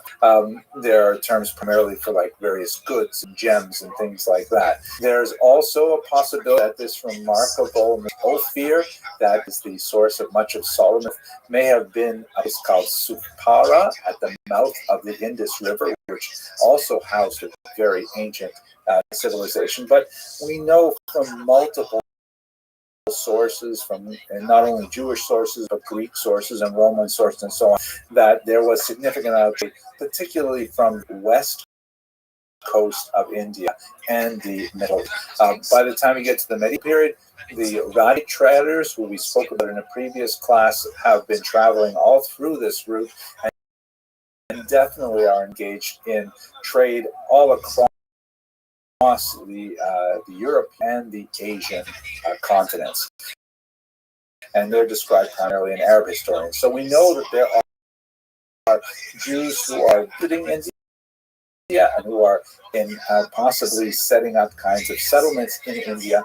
The first of those settlements is the so-called Cochin Jews. Now, we know of their history from their local legends, but one of the most fascinating early documents that we have that specifically refers to them are the series of 3 copper plates that are apparently a type of a charter that were to the Jews of Cochin from a local king. And this kind of like set tone for much of the history of Cochin Jewry, a remarkable level of, coexistence with local population. One of the things fascinating about this period, there seems to have been no indigenous anti-Semitism. I know, right? It's so hard to believe. There seem to be very, very few incidents of any kind of organized anti-Jewish impetus. This may be related to the fact that, pagan empires, ironically, tend to be more tolerant of other religions than monotheistic. Perhaps that's because of approach being, weeks of gods, what's one more, and that kind of thing.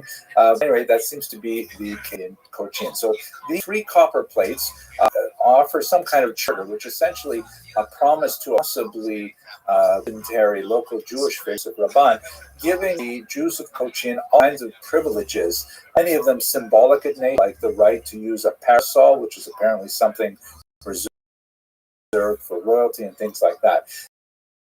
The plates themselves date from probably the 11th century, really old, and that of course does not speak to the origins of the Cochin Jews, which could have gone back easily to the ancient period. They are written in the Malayalam language in the Vatalutu script. Yes, I pronounced that. I hope I pronounced it correctly. And one of the factors that we have to bear in mind when we're studying India is that it is far from homogeneous. Just like when we talked about, there are literally dozens upon dozens of cultures with multiple faiths and so on. So, although it does have one kind of like geographic description, it is, one contiguous territory. India is really many, many different civilizations. Now, the Cochin Jews were fascinating in that they seem to have not really been deeply connected in the later Kara iterations of Jewish thought, and they seem to have, leadership that led to a lot of really fascinating kind of local customs. Like, for example, is a paroches, a curtain that's placed in front of that holds the Torah. This is a common element in synagogues all over the world. Temple, where a curtain would separate the Holy of Holies from the rest of the temple grounds. But a fascinating element in the Cochin Jewish customs is that they incorporate the skirt or other type of clothing of a bride into the parochet itself, which is a fascinating kind of idea that actually brings to mind some interesting Kabbalistic references to the Torah as a kind of me'orasa, as a bride that is to be married. Fascinating kinds of things. But anyway, they incorporate that right into the paroches. Also fascinating, there was a custom that on the eve of the Sabbath, on Friday afternoon, a synagogue functionary would take a taper and light it from the Ner Tamid, from the eternal flame that burns inside the synagogues. In modern synagogues, it tends to be an electric bulb that's sometimes made to look like a fire, but obviously in medieval, pre-modern times, they would have to use an actual flame. And he would carry this taper to all the homes where they would have these kind of like oil things set up on the outside of their homes, and he would share the light of the synagogue with all the Jewish homes on the eve of the Sabbath. Beautiful kind of idea, I think. The Cochin Jews changed significantly with the arrival of the Portuguese, this is the first major influx of Western Europeans that occurs in the age of discovery, when people like Vasco da Gama are making their way around India and exploiting the region for trade. This is an interesting Portuguese depiction of what they thought the Jews of Malabar looked like, and represented that backwards to Europe. And there's an interesting kind of thing happening with the arrival of the Europeans, where some of the local elites, the Jewish elites, are sometimes co-opted by Portuguese.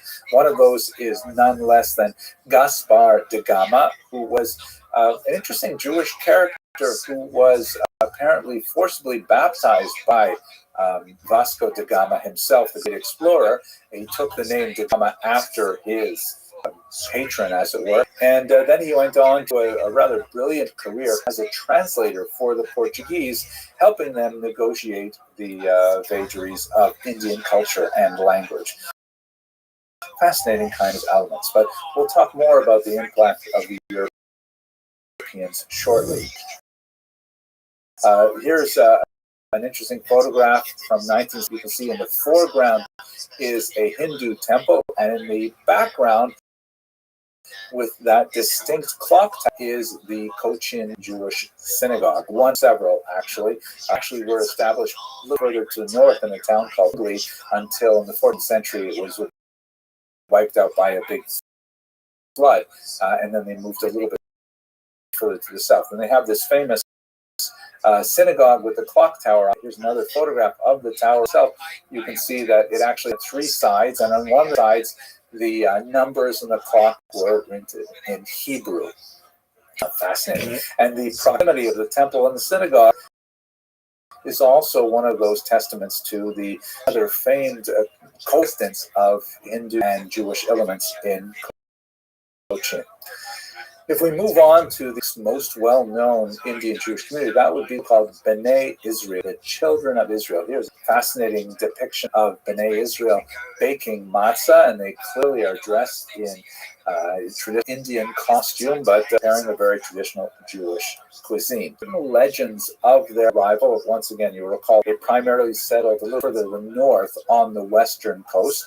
The way achieved a tremendous popularity and surge in transport once the prevailing directions of the monsoon winds were harnessed for efficient travel from the Middle East and the Red Sea into the Arab Sea. It is the Arabian Sea. It's important to note that it was a very dangerous passage before the monsoon winds were more better understood.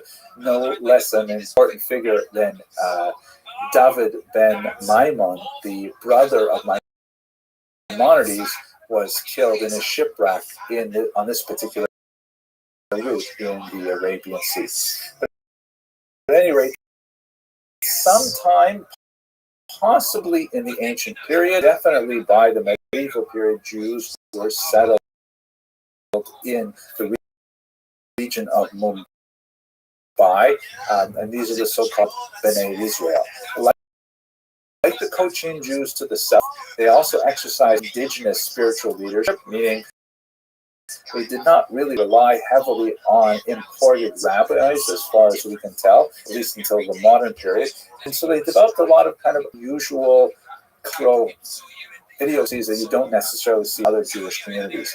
But there's a remarkable explosion of Jewish activity among the B'nai Israel in the early 19th century, ironically, with the arrival of Christian missionaries. This is because the Christians come in, and as we saw to a certain degree with the influence of Jesuits on the Chinese Jewish population, the Christian Jewish missionaries bring a lot more exposure to the broader Jewish world with them through their attempt to convey Christian doctrines. And the B'nai Israel, and oh my gosh, you know Hebrew, so you can teach me Hebrew. And all of a sudden, really proficient in Hebrew, and started studying more and more Tanakh, getting more involved in Mishnah, Talmud, and so on. And they ended up developing really a rich connection with the rest of world Jewry, so that, like Cochin Jewry in the 20th century, was a very heavy movement of Bnei Israel to make Aliyah, to move to. I'm not going to discuss century issues in this class. We'll have to get to it in the next semester, but they're really quite connected to the rest of world Jewry, and especially to the land of Israel. Just to have a look at some of the interesting cultural features that developed among the Bnei Israel. Here you see an interesting custom that right next to the mezuzah, the small device that's attached to Jewish doors that has a piece of the Hebrew scriptures in it, that from the Shema prayer. On the right, they also put up some rice stalks as a kind of prayer, physical prayer for good fortune and fertility. Fascinating.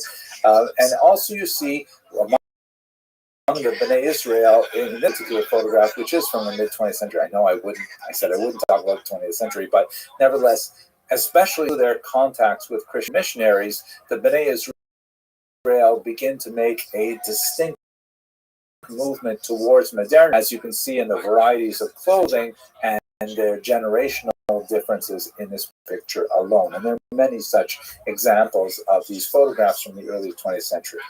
Finally, let's have a quick look at the Baghdadi Aradesi Jews.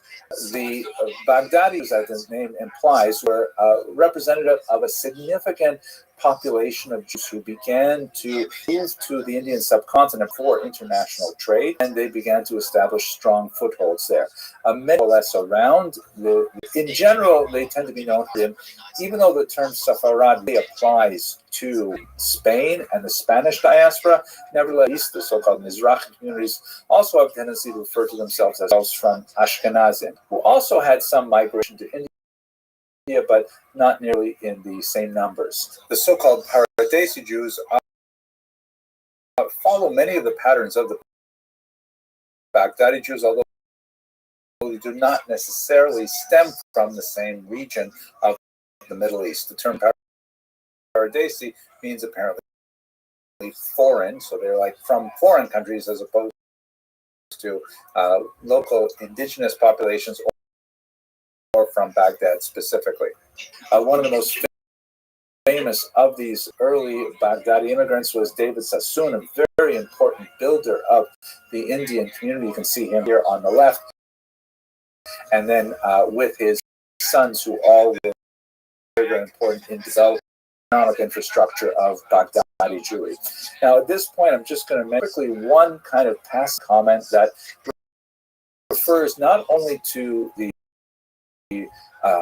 Jinn and the Bnei Israel populations, who were heavily influenced by Varna, that is the caste system in India, but it was accelerated with the arrival of the British in the 19th century to classes. And have this unusual phenomenon where Jews in India will begin to break down in a caste-like status associated with their occupation, sometimes with their racial characteristics as well.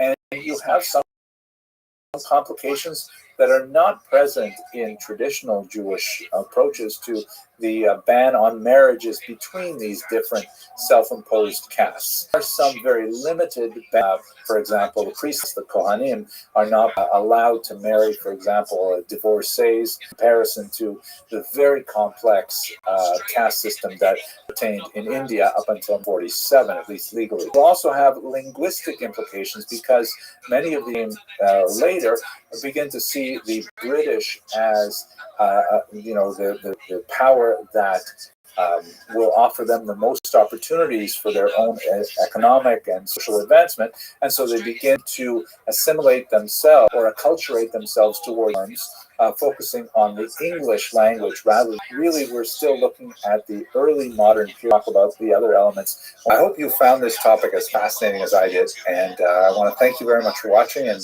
I hope I'll see you in more videos. Thank you. People are willing to risk their lives every day for nothing. You know, they'll die for nothing, though. Yeah, it's like it's just a bunch of human Red Bull cans, you know, they're just willing to do it. Nothing's off limits.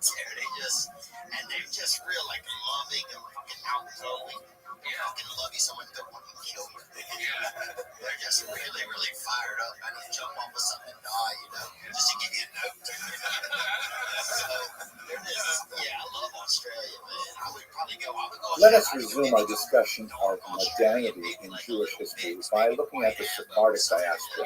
You'll recall that just 3 lectures ago, we spent a little bit of time talking about what is modernity, what does that term actually mean in terms of Jewish history, and why is 1492 often taken as kind of like the turning point from the medieval period to the modern period, obviously connected to the expulsion of the Jews from Spain and subsequently their departure from Portugal as well, a more complicated departure. What I really would like to emphasize today is not so much the elements of modernity that advanced with the Sephardic diaspora, but just to get a little bit of a better sense of where did the Sephardim go, and just a hint of how they were such a disruptive element and pushed Jewish history into an entirely new direction of the modern period, as we discussed a couple of lectures ago. So first of all, let's start with who exactly are we talking about? Who are the Sephardim? The term Sephardi is an adjective, seen as the plural, which means basically people from Sepharad. This is generally understood to mean Spain. It really includes the entire Iberian Peninsula, although there is often a distinction made between Spanish exiles and Portuguese exiles. The Spanish exiles were typically not forced to convert to Christianity before departing the Iberian Peninsula, and as a result, they left the region as Jews and had to deal with the disabilities that continued to be placed upon them wherever their destinations were. Portuguese Jews, on the other hand, subject to a mass conversion in 14, and so as a result, quite a very unusual split in Jewish and European, because here were people who consider themselves to at heart and in their core identities. There's a spectrum. There's some who embrace Christianity, but they really drop out of the story of Jewish history for the most part. They still consider themselves Jewish for generations and often hid their identity from their neighbors and sometimes even from their own children until they reached adulthood. But they had all of the freedoms associated with Christianity, which meant that they could travel, they could universities, they could enter professions, even enter the church. It's a fascinating and unusual history. So Portuguese Jews in their diaspora are often different from Spanish Jews, and they have a marked impact, perhaps even more Jews, for reasons that we will discuss. There are many Jews who are not of Spanish or Portuguese descent, who nevertheless identify themselves as Sephardi or Sephardi. For example, one of the greatest of the Sephardi thinkers of the 20th century is this man, Rabbi Yosef, who was the chief Sephardi rabbi of Israel, and really a brilliant thinker, very prolific. And he was from Baghdad. The Baghdadi Jews go back centuries upon centuries, all the way back to the Talmudic era and possibly beyond, without having anything to do with Spain directly. Nevertheless, it is their intellectual identification and religious identification with Rabbi Yosef Karo, the author of the Shulchan Aruch, who is perhaps the most famous of the Sephardi exiles, that brings them within the larger campus Sephardim. To be sure, more sophisticated discussions of ethnicity and ethnic identities would require a distinction between Sephardi and Mizrahi Jews, or Edom and Mizrach, the eastern communities. But many Jews who kind of attach themselves to that intellectual religious tradition call themselves Sephardim, even though ethnically they're really more Middle Eastern than Spanish. Another interesting kind of example where you might see this is, for example, there are significant populations of non-Eastern European Chabad Jews. So they identify as Chabad, which is a very kind of Ashkenazic movement, but they are not Ashkenazic. So it's possible by way of accumulating identities that they can overlap, even though they don't necessarily make sense on a basis of nomenclature. At any rate, the Sephardim that we're talking about today are primarily those who were sent into a diaspora, but they would have a much larger impact on their indigenous populations encountered, as for example in Baghdad. Here's one of my favorite maps of the Sephardic diaspora that gives you a sense of scope of it. It's hard to get a really good sense of how many Jews actually fled Spain, first with the expulsion in 1492, and then with the more gradual process that took place over a century from Portugal in particular. But it would be unreasonable to assume it's about 250,000 Jews. And as you can see, significant numbers of them went to the most proximate locations in North Africa or Portugal itself, or across the Pyrenees into southern France. The really wide diaspora takes us into several areas that we're going to look at in this video. Three in particular, and very briefly to get a sense of how diverse the impact is. We'll look at the Eastern Mediterranean. Specifically, we'll look at the impact and in Constantinople, and in fact that's what it would be at this point. The name Constantinople does persist in the 20th century, and it goes back all the way to the ancient period. That becomes especially important because it's one of the major nations of Jews' time. Also was within this kind of culture because all of them fall within the larger Ottoman Empire. Then we're going to look briefly at Europe, and I'll focus on Italy in particular, although that was one of the major destinations of Jews. Although we certainly have a lot more to say about Amsterdam, we won't talk about it today because I saved that for a couple other lectures.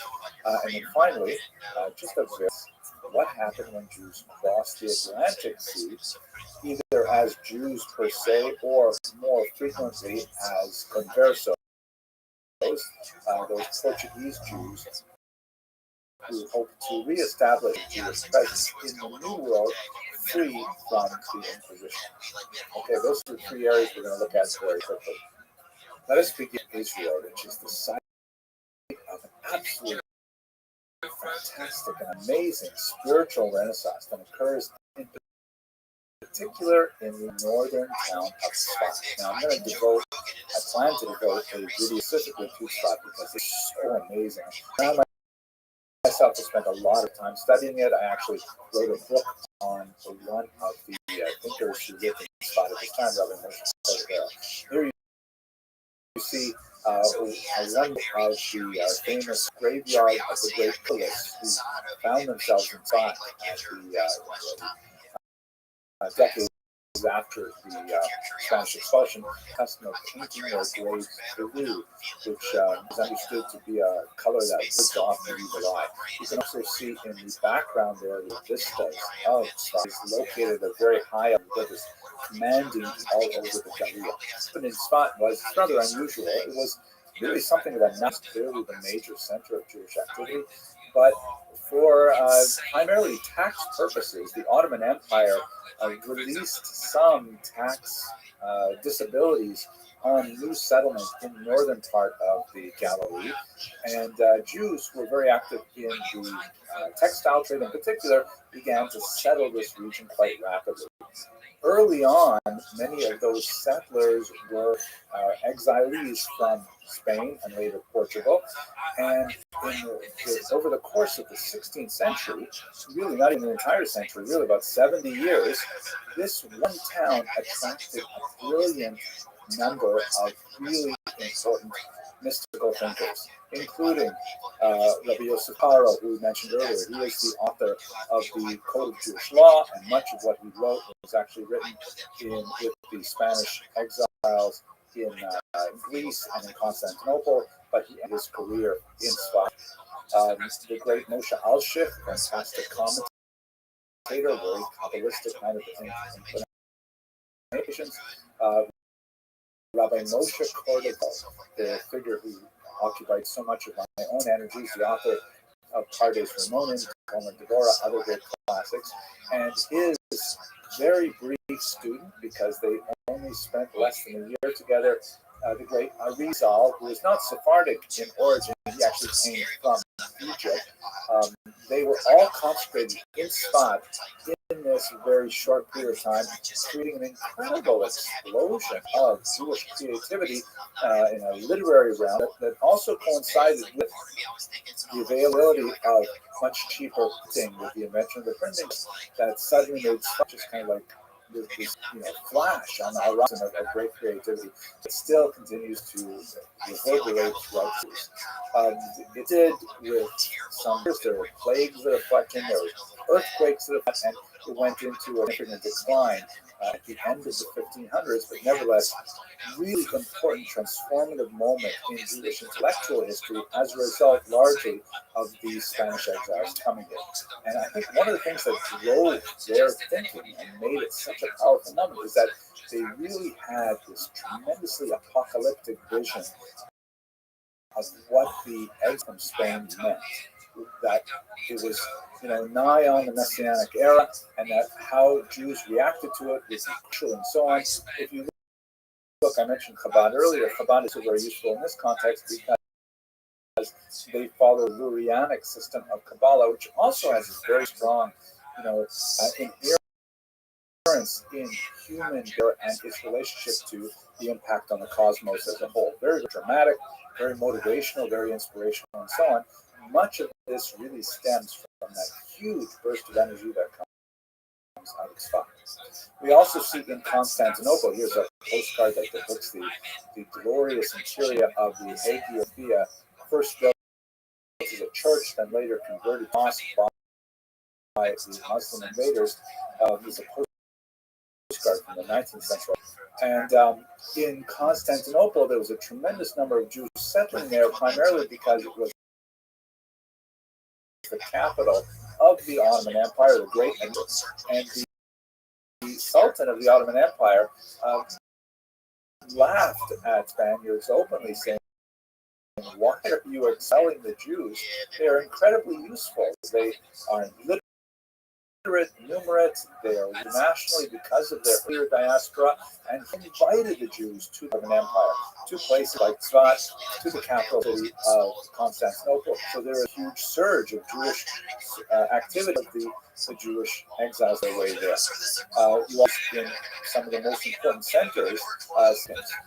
Here's a picture from 1846, from Thessalonica, one of the most important Jewish centers of Greece, and it represents three women in traditional costume. On the left, a Muslim woman; in the center, a Jewish woman who is wearing absolutely amazing shape, and a Bulgarian woman who I imagine is Christian, although it's unusual to see a Christian woman veiled like that. I don't know enough about the history of costumes, but that was a really fascinating photograph. So the Jews of Thessalonica really get a huge boost from these Spanish exiles as well. So that's kind of like looking at some of the impact on the Ottoman Empire. They brought a modernized, westernizing, but at the same time deeply mystical approach to Judaism and the outside world. Looking at Europe, Italy was one of the most important districts of the Sephardic exiles, and they were extremely creative there, reflecting backwards on their past. On the right here, you see a gorgeous translation of the Bible into Spanish, Hebrew Bible into Spanish, by these Portuguese exiles. It's called Ferrara Bible, named after Ferrara city, where there were significant settlements of these exiles. Many of them brought significant wealth, supporting scholarship, in particular two women who we'll discuss in just a second. On the left, you see a Portuguese document, Constellations, Populations of Israel. Fascinating work by one Samuel Usque, a refugee from Portugal, who wrote a brilliant kind of trialogue, a sort of a play in which several biblical figures discuss the history of the Jewish experience in rhyme, and it takes us all the way up to the 16th century and folds the experience of exile within the large arc of Jewish history. A fascinating work of Jewish thought and scholarship, and also history, presented in a rather unusual way. Perhaps the most dramatic moment that illustrates what the impact of the Sephardic exiles in the Italian peninsula is the so-called Ancona affair. Ancona is a significant port on the Adriatic Sea. You can see it on this map. If you look at the Italian boot, and I pronounce that like a Canadian now, and you look sort of at the back of the cap, you see there's the port of Ancona and just the north port of Pesaro. Ancona was a deeper water port and a little bit more attractive to many Portuguese Jews who made settlement. And they free in Ancona, even though it was a Catholic country, they basically, they had a fairly light supervision from Pope Paul III, and these Portuguese Jews essentially went back to their Jewish identity, even though they were technically Christians because they had been forcibly baptized. Things changed dramatically under his successor, Paul IV, who was really quite upset that even in the Italian peninsula itself, so close to Rome, there were Jews who would return to their Jewish identity, or rather be converted to Christianity. He ordered them arrested by the nation and tried for Judaism, and ultimately he burned 25 Jews at the stake in the 1500s.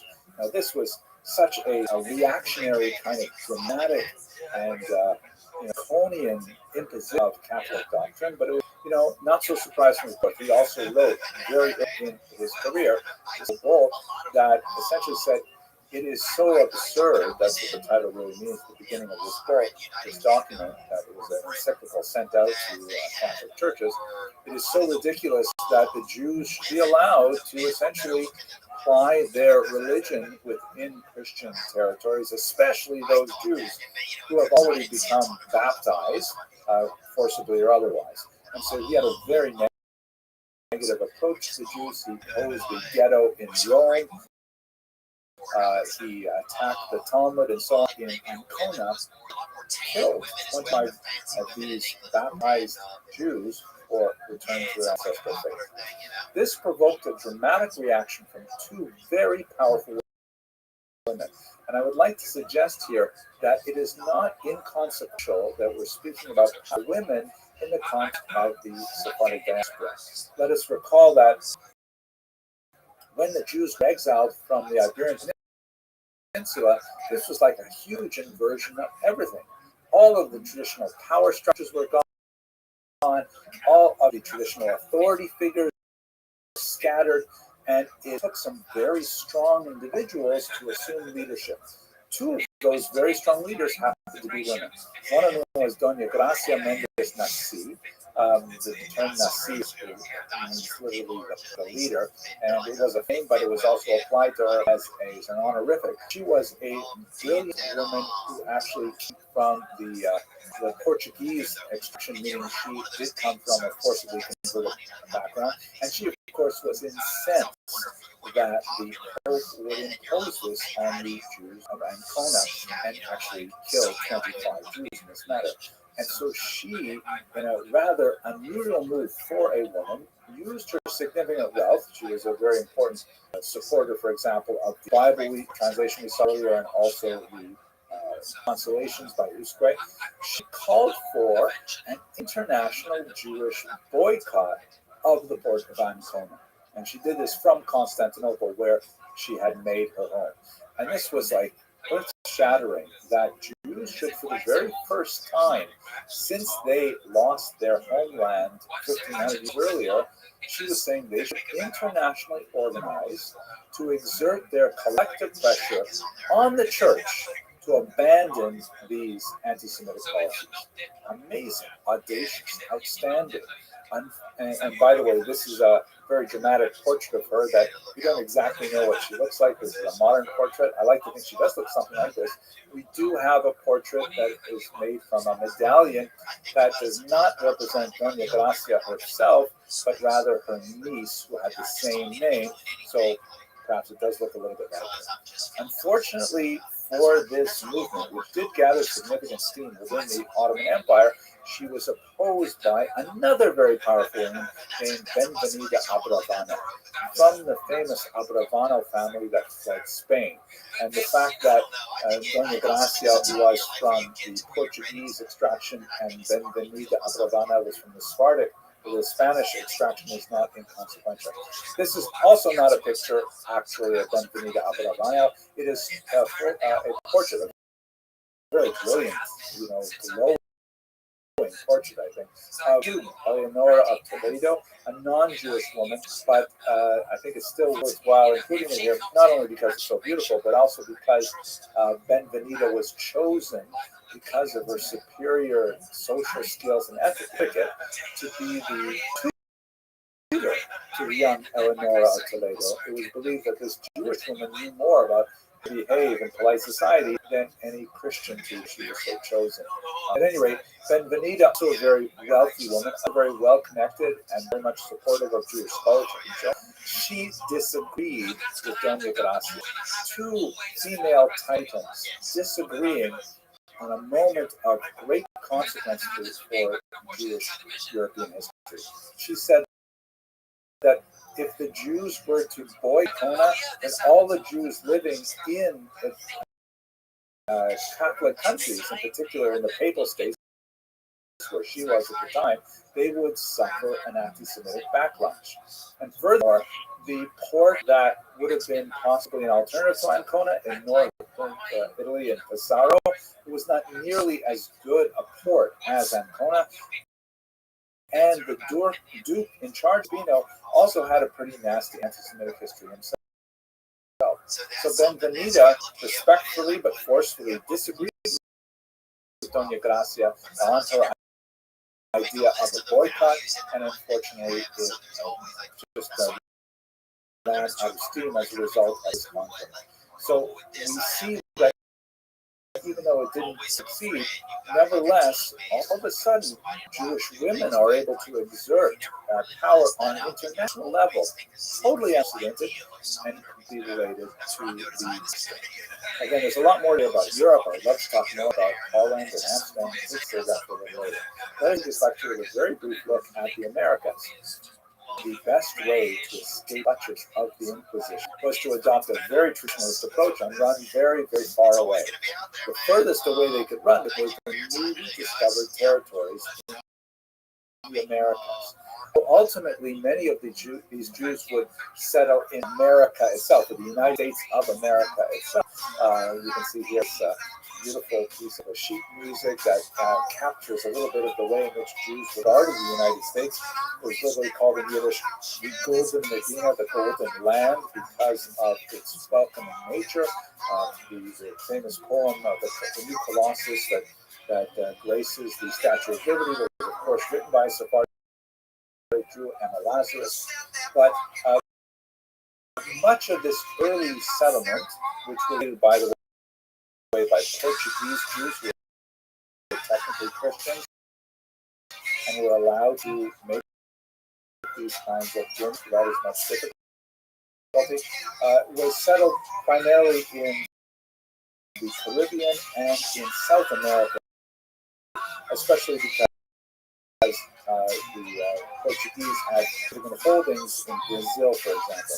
Jews were very active in many of the new industries that were developing, as sugar, very heavily connected with the sugarcane industry and the processing industry and bringing it back to Europe. There's also some involvement, fortunately, of Jews with the slave trade.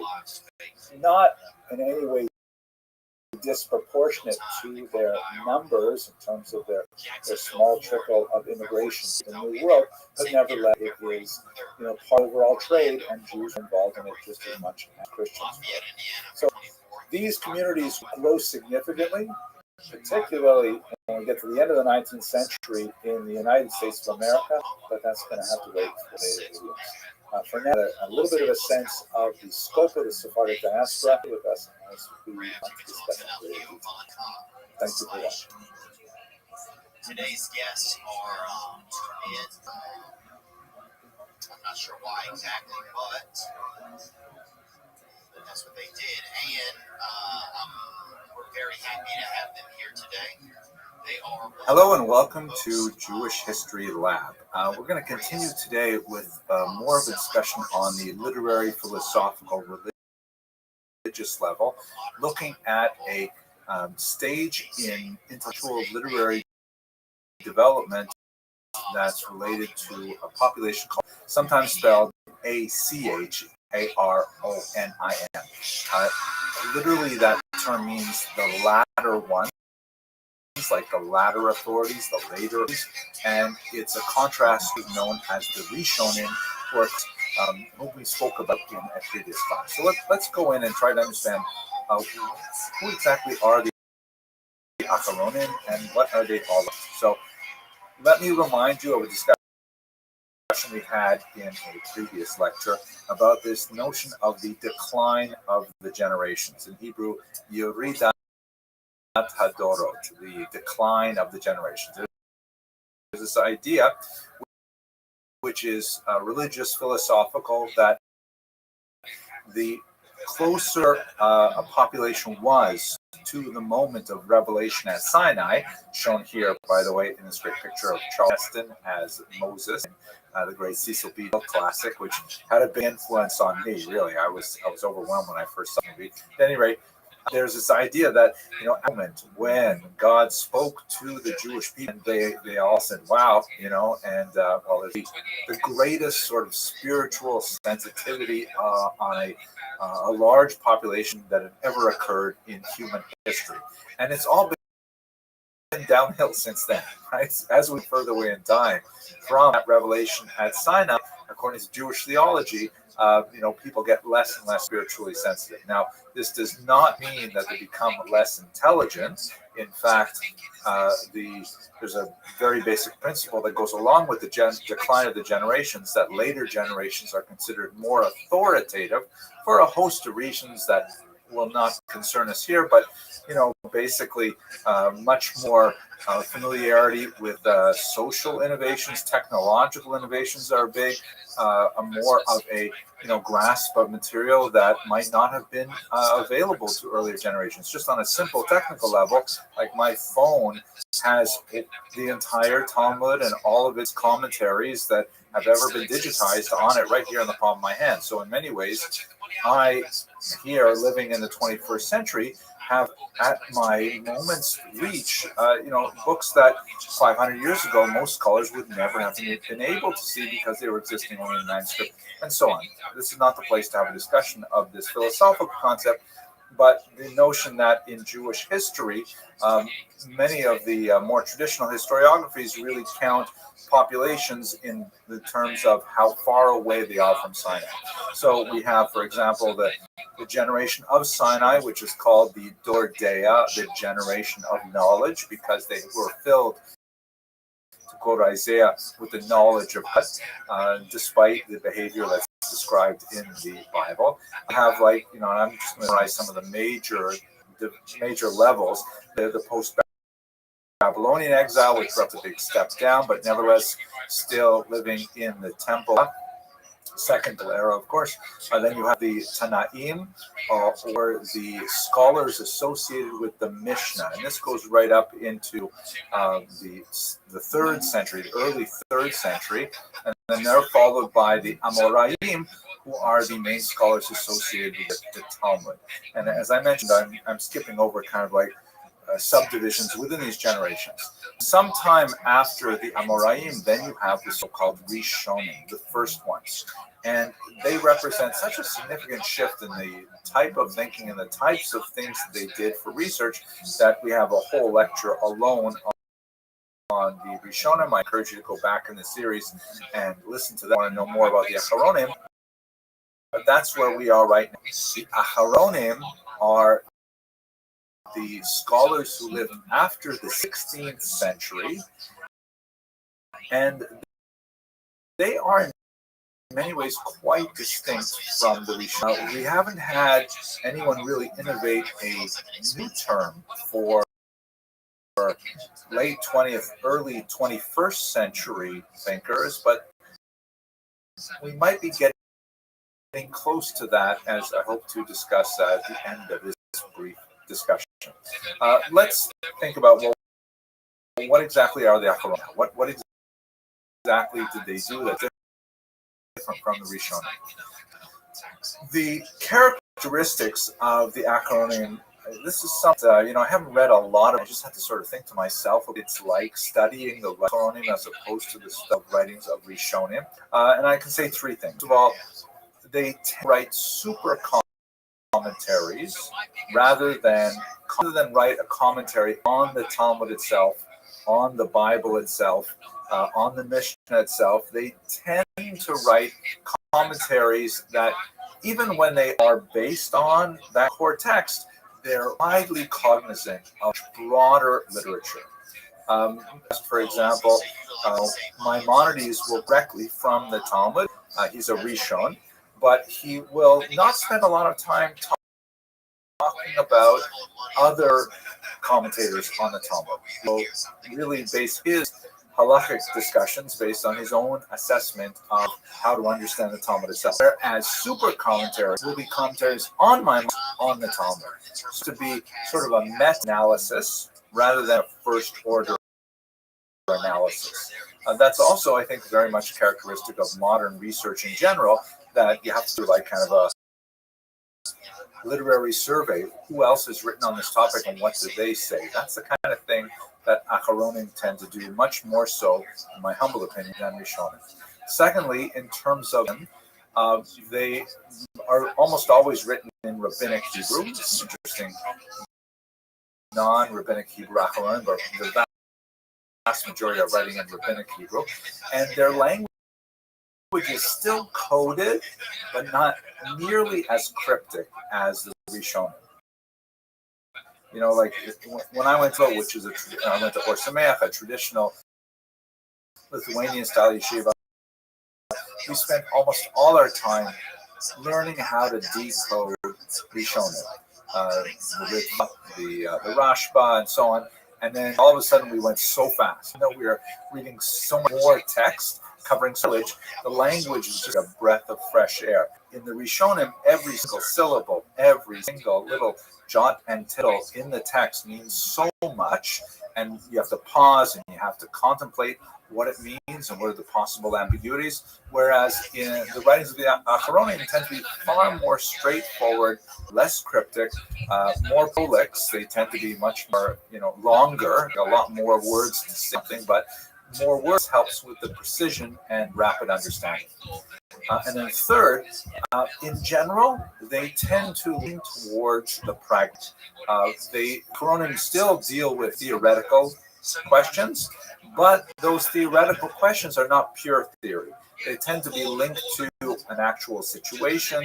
They tend to be linked to a specific that was raised about a real life case, and they will use all of this other body of information that they've accumulated in order to bring it to bear on that particular issue. Those are three characteristics that, in my humble opinion, are associated with the Acharonim. It may be helpful in this context to sort of look at the first author who is widely considered as the sort of the initiator of this era, a liminal character whose writings really straddle the Rishonim and the Acharonim. And this is, of course, none other than Maran Bet Yosef, Rabbi Yosef Karo, the author of the Shulchan Aruch, as this book and subtitle explains. Now, who was this individual? He was a fantastic scholar, remarkable legal scholar, also a Kabbalist, as we shall see in the next lecture, God willing. And he is the author of the most widely used code of Jewish law, the Shulchan Aruch, or that table. How we call him, Maran, is a title of respect, like our rabbi. Why don't we call him Maran Shulchan Aruch? Why do we call him Maran Beit Yosef? Also, by the way, he's known as HaMechaber, the author, as if to say, this is the model of all authors. So the reason is because a magnum opus is not the Shulchan Aruch. In fact, he placed much less emphasis on the importance of the Shulchan Aruch. His greatest work of scholarship is undoubtedly this incredible work called the Beit Yosef, which is a Rishon-style commentary on an earlier code Torah. And what he does with the Torah is he begins this kind of meta-analysis, but really goes deeply into the sources, once again using the kind of pragmatic tools to draw theoretical foundations of the decisions as laid down in the. Now, amazingly, he went and he wrote commentaries on other great codes, such as Maimonides' Mishnah Torah. And when he had finished all of these, only then did he go on to write the Shulchan Aruch, which he clearly intended, actually, not as the primary text to be studied. He hoped that people would study his Beit Yosef and his Kes Mishnah, other works like that, on other great commentaries. The Shulchan Aruch intended to be kind of like a short form of all of the decisions that were reached after having discussed all of the previous codes. And he actually intended for review it every 30. Can you imagine studying the entire Shulchan Aruch every month? But that's really what he was. It was kind of like a short form. It was a concise version of the much longer Rishon style in terms of thinking that he put into his earlier commentaries. So the Beit Yosef is considered widely the last work of the Rishon era, and the Shulchan Aruch, by the same author, is considered the initial book of the period of Roman. He also had a fantastic and amazing life, which also straddled, the great Iberian Jewish population. He was from the Spanish expulsion as a child. He wandered throughout Europe and Constantinople and ended up in Sfat, which, again, I hope to speak about in the very next lecture. Fascinating figure. So that's sort of like what the Acharonim are all about. Let me just ask one last question. What about the period we're in right now? It's been a long time, 5 centuries, that we have been thinking about Acharonim and writing Acharonim. Is there something new? Are we in a post-Acharon period? So there are definitely Acharonim who are still alive and well and working with us. Rabbi Chaim Kamenetsky is one of the greatest rabbis, very widely respected, currently living in Israel, whose work clearly belongs within the genre of the Acharonim. But there's an interesting kind of development that, again, I'm kind of going out on a limb here. This is not really my area of expertise. They say that historians shouldn't talk too much about our own times because we're like pressing our windows up against the glass. But when I look at like new books on thought, particularly in halakha, which is where in Jewish law, it's an interesting phenomenon of hyper specialization, partially assisted by technology, because now, if you want to find everything that's ever been written on even the most arcane subject, it's simply a Google search away. Obviously, there are some specialized databases and so on, but it's accessible. And so all of a sudden, a person can accumulate an incredibly broad grasp of what has ever anywhere been written on a specific issue and book about how these come to pass. I'll give you one example, which is kind of amazing. I'm sure many of you who are watching this are familiar with the system that on the Hall of Hanukkah, one should eat foods put in the Chanukiah, the Labra, and so on. So one of those is potato cakes and also donuts, which are known in Hebrew as sufganiyot. So in Israel and in Jewish neighborhoods all over the world, you'll see lots and lots of sufganiyot that are baked and available for this holiday. They tend not to be, at least in recent times, they tend not to be what most Americans think of as donuts. They don't have a hole in them, but they are hollow and they're typically filled with jelly or something like that. I know you don't really want to hear about this, but let's listen for this.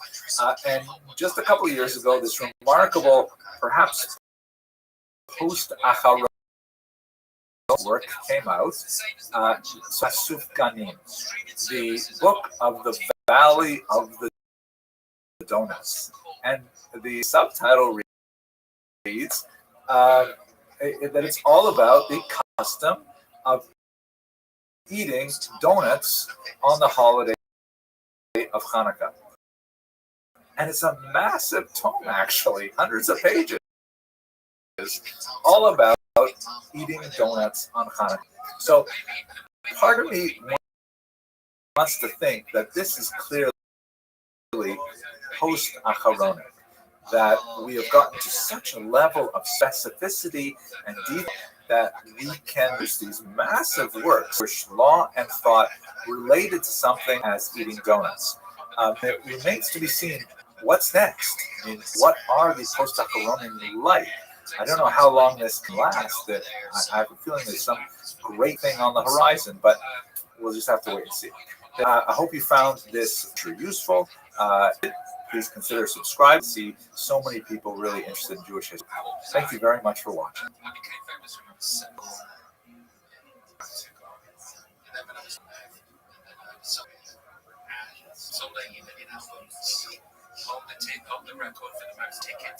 Hello and welcome to Jewish History Lab. I'd like to take a few minutes following up on our discussion of the Acharonim to look at a period of Jewish history that I find, like most periods of Jewish history, absolutely fascinating. And that is the incredible explosion of spiritual and literary religious activity that occurred in the northern Israel city of Safed, pronounced in Hebrew Tzfat or Sfas. This is a remarkable period of spiritual effervescence that emerged in the 1500s in the wake of the expulsion, and in fact, in many ways, related directly to the expulsion. So let's have a look at it and some of the major thinkers that lived there and why they're unusual. As we have seen on different occasions, the rupture that occurred in Jewish history of the Spanish expulsion and the Portuguese forced conversion, and then a slower migration under tremendous duress from Portugal, created this huge ripple effect in which the implications of that upheaval reverberated throughout the entire world, because at this point, Jews were not only extending throughout the Mediterranean basin and into Europe, but also across the Atlantic into the Americas. One particular group of refugees from Spain and Portugal made their way all the way back to Israel, logical location, but we should know that in the 1500s, it was still largely denuded as Jews. There was a very, very small, tiny Jewish population there. The Ramban and Nachmanides had arrived in the late 13th century and had begun to revive the very, very tiny community that was there. And so there was remarkably few Jews living in Israel. And when they lived there, they were especially concentrated in the big city like Jerusalem. That was one of the more major centers after the Ramban began to revive the population there. Much less well known was this tiny town in Tzfat. It's a fairly high mountainous town. It's beautiful surrounding over the Galilee, but it received a huge burst of population as a result not of Jewish activity, Ottoman Empire activity. Here you can see a beautiful map of the Ottoman Empire at its height, and the region of Israel was only recently conquered, and the Turks wanted to live with people who would be amenable to developing the economy. Jews were a very large choice. The Ottomans openly welcomed the refugees from Spain and from Portugal. In fact, even mocked the Iberian Peninsula for giving up what the Ottomans felt was such a valuable human resource. And so there were tax breaks that were built into newly settled areas in Israel, and in particular in Tzfat, in particular. So a lot of Jews were attracted to Tzfat for business purposes. And then related to that, there was an unusual sort of spirit tourism that took place in Tzfat. A huge number of graves from the Mishnaic and especially the early Talmudic period that were found in the region and attracted a lot of Jews wishing to visit the graves of these holy sites. So this is in the 1500s. There is more and more Jews who are coming to Tzfat. They're coming not only for economic activities, they're coming because they have been displaced as a result of the Spanish expulsion, and they're coming also because of spiritual reasons in order to be near the ethereal atmosphere of Tzfat. And it is in this region where you have this explosion of interest in Kabbalah. And we'll just take just a few minutes to talk about what is Kabbalah. The term itself means, can be translated as tradition. Literally, it comes from the verb lekabel, to receive, meaning it's something which is handed down, teacher to student, teacher to student, something which is received, as opposed to something which is kind of like logically developed. The roots of Kabbalah back to the distant past. There are some mystical passages in the oldest Tanakh, the Hebrew Scriptures. There are some fascinating early Kabbalistic mystical treatises written already in the ancient period. And we find some interesting experimentation with some of these mystical ideas. For example, Qumran community, the Dead Sea region. But one of the most fascinating and important works of the Kabbalah only emerged in the 13th century to be public view. That is the famous Zohar. Zohar is a huge work of Kabbalah, capitalizing on early, and there is a certain amount of dispute among religious scholars and certain academic scholars as to the dating of this text. It is attributed to Rabbi Shimon Bar Yochai, which would put it already in the 2nd century of the Common Era, although most academic scholars and universities place it in the 13th century, being composed in Spain by a man named Rabbi Moshe Polino. There are some interesting arguments for both perspectives, but what is known for certain is that the Zohar did not begin to circulate publicly in known and outward fashion until the late 13th century.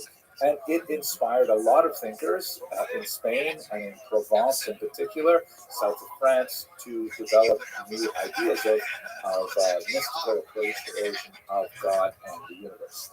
One of the sort of elements that derives from it perhaps most systematically is this tree of life, or Eitz Chaim. Here is the diagram shown here in a inspired by the model that is described by the Zohar, which essentially describes a series of 10 sephirot. The term sephirah is hard to translate into English. It may be related to the word saphir, which means like sapphire, like the gem. It may be related somehow to the word sphere, like we have in English, something which is, round on all sides. But basically what it refers to is a series of emanations of godliness descending, as it were, from the Ein Sof, the infinite, meaning God, into the finite world in which we live. I hope to discuss in a minute different ways in which Kabbalists have approached that. But basically, this is sort of like the architecture of the universe as it is understood as the mediation of God's infinity to the finite world in which we live. The terms all have various characteristics that are assigned to it. Keta means the grasp, Chachma means wisdom and understanding, and you can translate these into English in different ways. But basically, Kabbalists were interested in how the universe was structured, the impact this had on the human soul, what the human soul was all about. And to a certain degree, Kabbalists were also interested in what's called theurgic Kabbalah. That is, well, once we have this theoretical knowledge, is there something we can do with it? Like, for example, can we perhaps bring the Messiah closer? Can we accelerate the period of time under which the world remains unredeemed? There are also fascinating kind of popular magic associations with Kabbalah as well. Spells, amulets, and so on that go back well into the ancient period. Now, the Tree of Life is not the only representation of this kind of architecture of the universe. You see here, for example, this is a classic Cordovera description of it, in which all of those spheres are kind of like nestled one within the other. If you look carefully, you see that each of these different colors and symbols represents a different letter of the alphabet that is represented in the zeros that I showed you a moment ago. But we're not going to get into the theoretical Kabbalah video, but just giving you a sense of what it is that they talk about when they talk about Kabbalah. So in Tzfat, you had a remarkable gathering in a very short period of time of all kinds of people who were deeply, deeply involved in Kabbalah.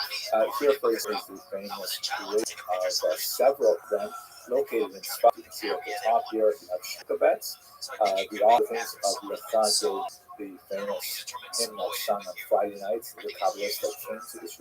And then you have his son-in-law and his greatest pupil, the Ramak, Rabbi Moshe Cordero, who hails from Portuguese refugees in Tzfat, and then the Ramak student, the saintly Arizal, known as the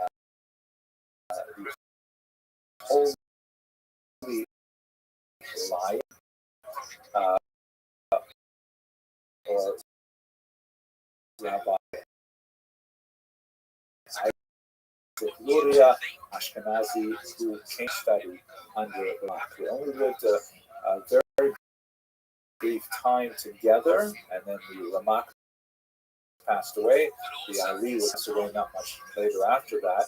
One of the magic aspects of the lives of Kabbalists is that they tended to die very young. But at any rate, there are so many of them are concentrated within this short period of time, really about half a century in the middle of the 1500s, in the Islam region, and they are involved in this amount of activity related to Kabbalah. One of the key distinctions we'll mention between the Kabbalah of the Ramak and the Kabbalah of the Ari is that the two of them, the teacher, Rabbi Moshe Cordero, and the student, Rabbi Isaac Luria, had a difference of opinion as to how the universe came to be the way it is. Particularly with regards to the question of what for the teacher, Rabbi Cordero, evil was, as it were, building. That it is a natural consequence of the way the Sefirot are designed. Whereas for the Ari, evil was created as a result of some kind of early cataclysm, which the Shvirat HaKelim, put very briefly, when the universe was created and divine influence was poured into, to use a metaphor, the clay containers of the Sefirot, they handle the overwhelming of godliness and the earth, as it were, absorbed the combination of godliness and the actual clay that held the outside of the vessels.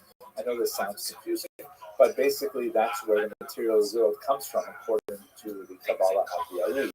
That, everything that we have, like my phone or this book or my desk that I'm sitting at, they all have a mix of godliness, which is how buried in the physicality of it and allowing it to exist.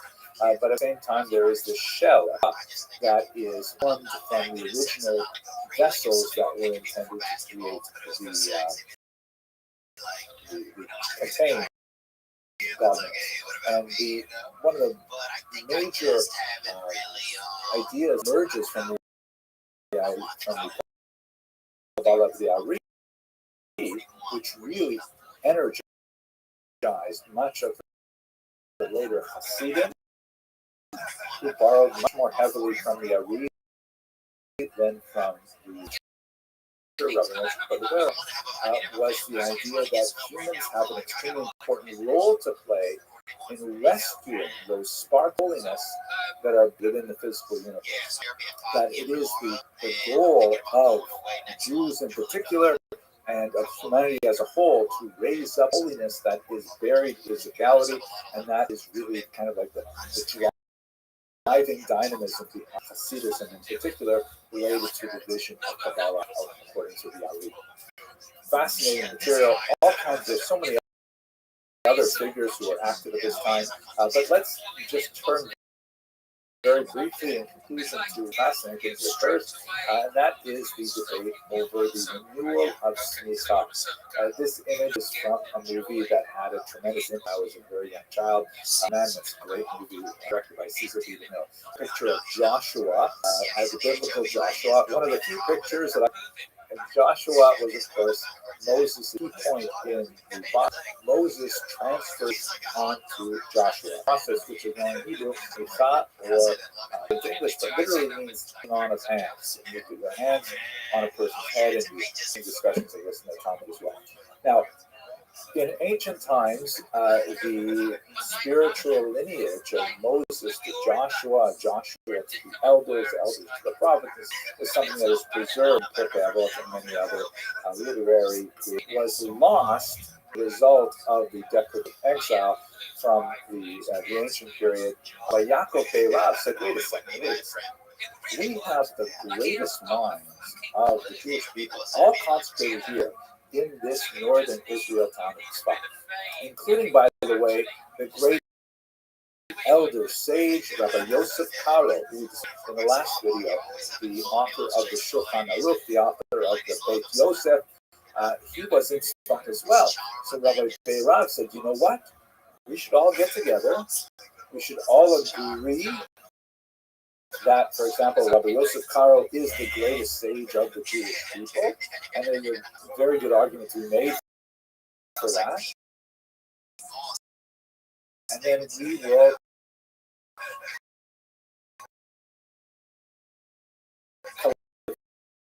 agree rabbi, not in the sense of just a throwaway title, but an actual rabbi like Joshua was a rabbi because Moses gave him smicha.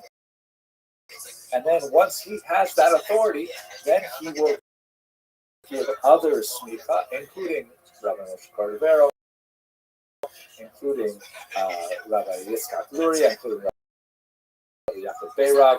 By the way, it was probably not Rabbi Moshe Cordovero because he was incredibly young at this time. But nevertheless, there was a small group of people, about half a dozen, that were to get new smicha. And Rabbi Yaakov Beirav said, and in so doing, we will read the rabbinic tradition all the way back. It's a fascinating idea and created a certain amount of interest in the Jewish world. But there are many rabbis outside of Tzfat, in Jerusalem in particular, said, wait a second. And unfortunately, as a result of much controversy, this particular idea did not go very far. But nevertheless, it was indicative of the great excitement around Rab and Kabbalah happening in Tzfat in the 15th. Okay, I hope this very brief discussion. Lots more videos online that deal in particular with Rabbi Moshe Cordovero, because I spent quite a bit of time studying his work. But if you like this video, please subscribe. It's really nice to see the numbers increasing. I love Jewish history as I do, and I look with you in future videos. Thank you. 17 years later, 4 kids. Was that guy? I gave myself the opportunity to be that guy. My beautiful gave me the opportunity to be that guy. You just say one day I'm that guy, did you go to like therapy? Were there things you did to help you get there? It's like giving a relationship with somebody that is really cool, really great to look at, really sweet. It does sound like a big leap of faith. Oh, it's the big Shapes in the future. I mean, like, totally. If your wife, that's gotta be crazy to go to bed at night and know if your wife. To spend some time with you looking at the false messiahship of one Shabbatai Tzvi. Very dramatic series of events that took place in the 1660s primarily. And, this is not the first time that false messiahs have made their appearance in Jewish history, but this happens to be, without doubt, one of the most consequential, particularly in modern times, because the impact of Shabtai Tzvi's activities felt both geographically broad, meaning far away as England, in particular Amsterdam, was affected by his activities, and also chronologically, because over the next 200 years, there would be continuing reverberations of the challenge that he posed to conventional Jewish thought. So let's spend a little bit of time looking at exactly who Shabtai Tzvi and what did he teach and his followers. Let us recall that this is happening in an era where there's really much more ready communications. The print media, of course, has been circulating widely, and the idea of the Jews enthusiastically adopting a potential Messiah is something of great interest to Christian readers as well. So there's actually quite a good newspaper articles, or the contemporary extent of newspapers like Rothschild, things like that, and a lot of popular publications explain to non-Jews what's going on with Shabtai Tzvi, and to circulate back into the Jewish community as well, where many Jews who were followers of Shabtai Tzvi would actually bring copies of these projects to their gatherings and so on. We have a wide variety of them. This is an example you're seeing on screen right here from Germany in 1666, right at the height of the activities, and he's portrayed here as some kind of an emperor on a prancing horse. And we see this kind of pose with, Louis XV or something like that in France. Certainly, one of the Austrian emperors even appears like this. As many people weren't exactly sure what to make of Shabtai Tzvi. The political context is, of course, very, very significant. In the previous video, we discussed the impact of the Khmelnytsky rebellion on Eastern European Jewry in particular. There was a follow-up conflict between the Russians and the Swedes that had a similar kind of repercussions on the northern communities in Eastern Europe.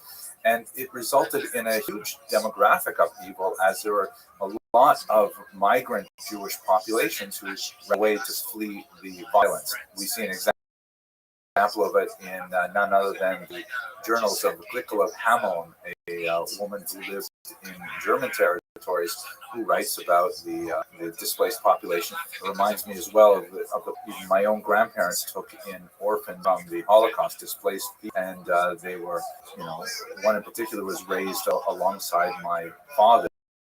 She rest in peace, like a brother. So we're talking about a post-Holocaust kind of era in which there's a huge amount of uncertainty and confusion and question and anxiety over the status of Jews in Europe, the stability of life in Europe, and in many ways an eager anticipation of the future.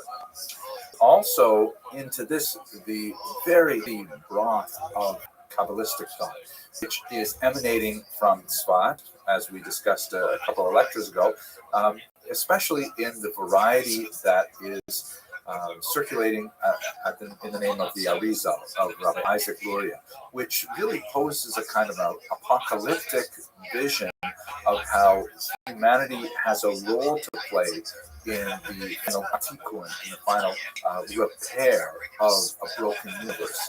That implies that people have to actually get involved in fixing the damage that has been wrought upon the fabric of society through acts of good deeds and study of Torah and pious activity.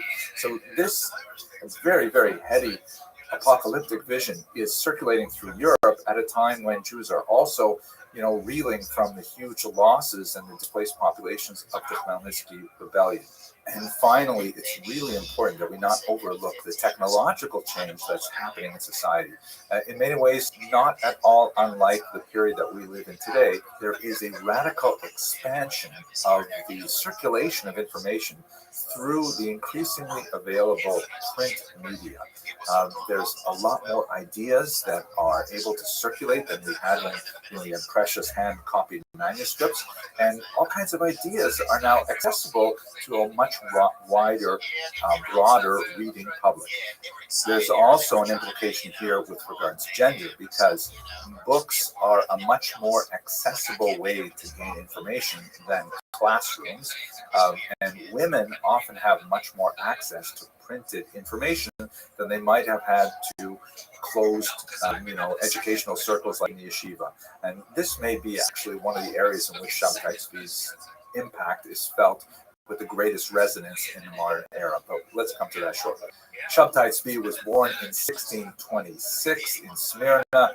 He spent quite a bit of time in his youth in Greece, and he was widely regarded as something of a talented, intellectual young man. His good looks were noted. He had a very sweet singing voice. He proved to be, an able student of Talmud and of Kabbalah as well, which he began to study at a very early age. He was a sought-after candidate for marriage, and in fact, he was married once, possibly twice, although marriages ended because they were consummated. Later, in a few other marriages, including one to a Torah scroll. That's right, not to a human being, but to a Torah scroll. And his longest lasting marriage would be to a woman named Sarah that we'll discuss momentarily. At any rate, around age 22, he began to exhibit increasingly bizarre behavior, which most scholars looking backwards tend to ascribe to some form of mental illness, perhaps some kind of bipolar or manic depression, in which he would have at sometimes these moments of great elation, in which he would ascribe to himself miraculous activities such as levitation. He called these periods illuminations, in which engage in some really unusual behavior, like pronouncing the forbidden of God aloud, something which was only pronounced in ancient times by the high priest in the temple on this day of the year, Yom Kippur. And he claimed to be able to levitate and alternate that with periods of depression, of solitude, and of silence. And these went back and forth much of his life. There were periods of time in which he was more stable for an extended time, and there were other periods that he was absolutely off the rails in terms of his behavior. They were sort of written off, and he was regarded as perhaps a holy fool. His mastery of Talmud and of Kabbalah, and his, otherwise very genial nature tended to stand him in good stead and tended to ignore the rather bizarre behaviors. An occasion, he actually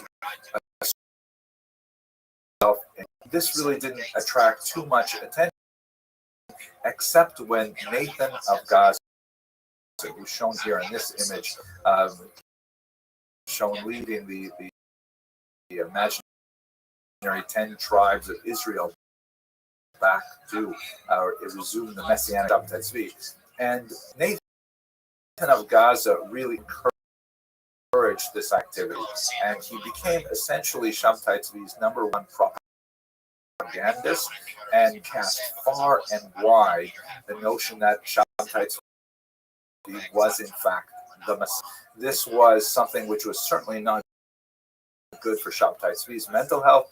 It enabled the worst aspects of his mental illness, encouraged him to explore further and further his, his delusions of grandeur. So, what were the characteristics of the things that Shabtai Tzvi was talking about? Well, at the peak of his mania, he proclaimed himself the Messiah. Regularly hand out various titles, King of Europe, things like that, to his friends and associates. He would demand of various of obeisance, which typically involved antinomian behavior. And antinomianism, we should really define it here. This is perhaps one of the most characteristic elements of his activity, and that garnered both the most enthusiasm among his followers and most criticism from his leaders. Antinomianism basically anti-law behavior, nomos meaning law in Greek. And he would take the strictures of Judaism and the calendar of Judaism, and he would simply turn it on its head. He would proclaim fast days now feast days. He totally disrupted the calendar. He once celebrated the three pilgrimage holidays of Passover and Sukkot and Shavuot, all in 1 week. That's their throughout the year. He would regularly, as I mentioned, pronounce the name of God aloud. He would transgress the Sabbath in his ways, and these were, quite alarming to traditionalists. But people who saw him as the Messiah would read into these behaviors of new evaluation of the laws. In particular, things like taking the fast day of Tisha B'Av, the ninth day of the month of Av, which is regarded as the national day of Jewish mourning, instructions of the temple. But there are prophetic teachings that say that particular day will herald the birth of the Messiah. Shabtai Tzvi also, by the way, claimed to have been born on Tisha B'Av, which was very convenient, perhaps intentionally so.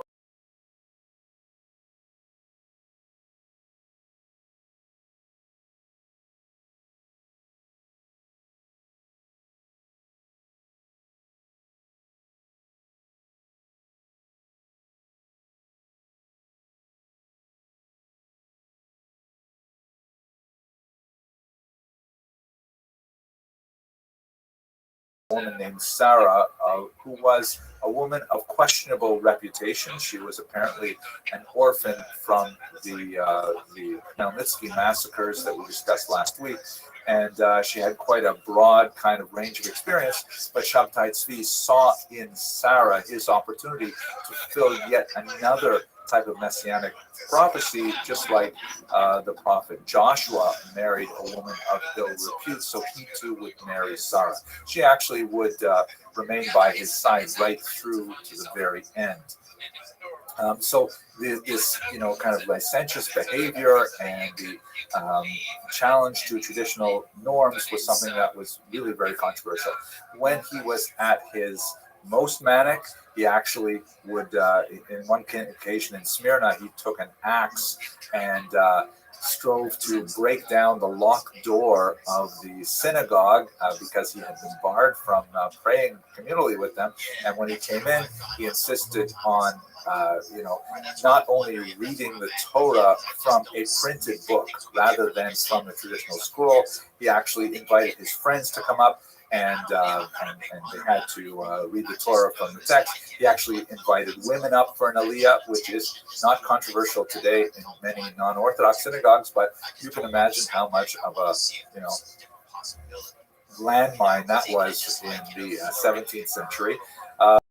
And he insisted on doing things like, for example, singing out loud Castilian love songs in which he believed there was like lots of Kabbalistic information encoded while he's in synagogue leading the Sabbath services. So in many ways, he was like really bizarre, strange behavior that we would not tolerate in otherwise organized synagogue life.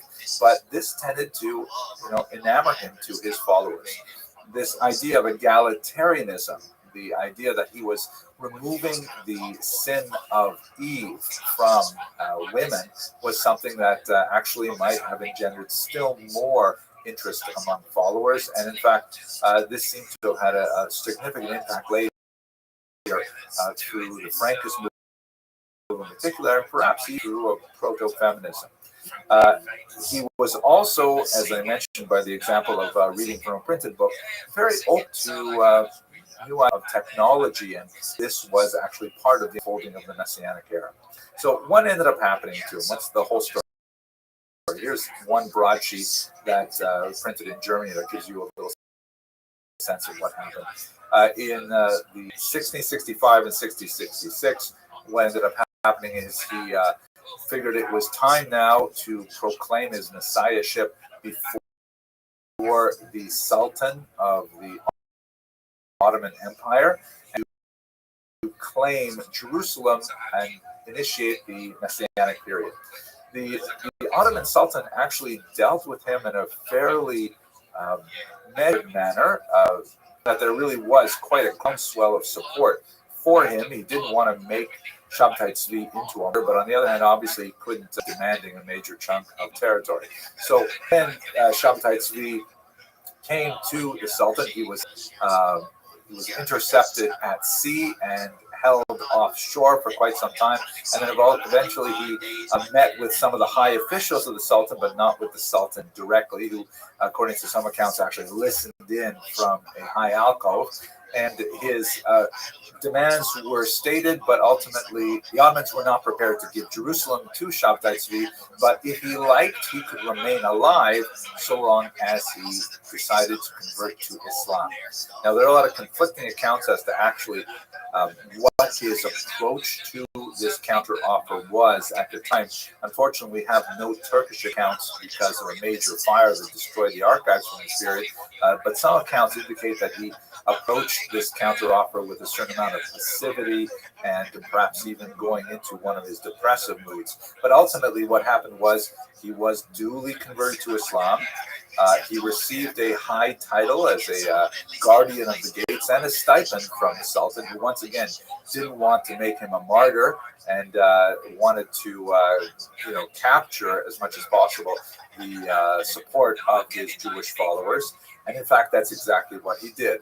Some 200 to 300 families who were ardent supporters of Shabtai Tzvi assumed that if he converted to Islam, it must mean that they must also convert to Islam. Now, that's somehow part of the unfolding of the Messianic period. And so they followed him into that faith. They're called the Dunman. They exist really right up until the 20th century in particular. His wife, Sarah, shown here, also converted to Islam and joined him. By the way, this is an interesting image. You can see that Sarah also had a lot of impact on later fashion in science fiction films. Here's Natalie Portman as Queen Amidala, and you can see she got exactly the same, hairstyle. Just saying. At any rate, what happened to Shabtai Tzvi in the aftermath? It appears that his mental illness did not fade. He continued to have run-ins with the Turkish authorities, who exiled him further and further away, eventually, ultimately jailed him. Shabtai Tzvi continued to have some relationship with not only his own followers, now the Dunma, but also to seek some kind of reconciliation with his earlier Jewish attitude. He was known to still participate in reading of Psalms and of engaging in prayer. And in fact, his very last request before he died was to receive a prayer book so that he could recite the Yom Kippur liturgy himself. Looking beyond Shabtai Tzvi's short but eventful life, we see the Dunma actually are small but significant role, particularly in Turkey. Here's an interesting image of a mosque built in Greece by the Dunma. He also has significant impact on later antinomian quasi-messianic movements like that of Jacob Frank in Poland, which actually had a Catholic bent rather than Islamic bent. And perhaps the most significant for our purposes, looking at Jewish history more narrowly, the charge of Sabbatism continued to reverberate throughout Europe for the next 200 years. Major figures, including Yonasan Eibeshet, shown here, even the great Ramchal, the Rabbi Moshe Chaim Sato, author of Mesilat Yeshayaim, were accused of harboring Sabbath beliefs. There were definitely Sabbatean circles, times openly during Shabtai Tzvi, commonly, however, kind of secret purporting to circulate his doctrines and anticipating even his resurrection as the Messiah, which is a distinctly Christian idea that nevertheless found expression among some of his later followers. So, a quick look at Shabtai Tzvi's career. I do have a few other longer lectures on this if you're interested in learning more. But for the time we're watching, please do subscribe. It really is nice to see that the number of people who are interested in Jewish history is significant. And thank you very much for watching.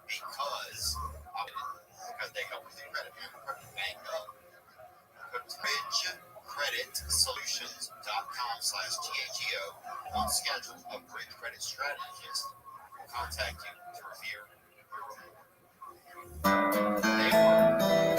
Hello, fellow students of Jewish history. Thank you very much for watching my online lectures. I hope you continue to find them of interest. Today, I'd like to announce something really exciting. As many of you know, I've been working on a 3-volume history of the Jewish people for Koren Publishers in Jerusalem. And as far as the online lectures go, I'm about 2/3 of the way through the material, specifically in the Jewish History Lab series. Now I'm working hard on getting the text version just right.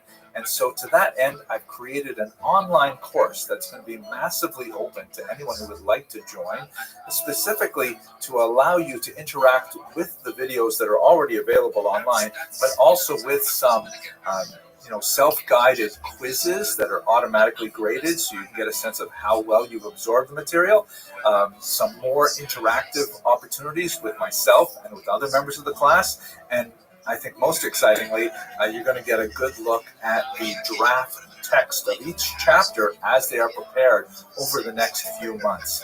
And you'll be able to actually comment on the text in this course, which will give me a chance to really improve it. So when we finally go to print, it's going to be something that is literally crowdsourced with your input so we can create a really great history. I'm very excited with the prospect of learning what lacunae you observe in the work, that maybe I should add in some more details, what areas may be perfectly clear to me, but perhaps I'm not explaining very well, and so it'll give me a sense of how I can change perhaps the presentation material.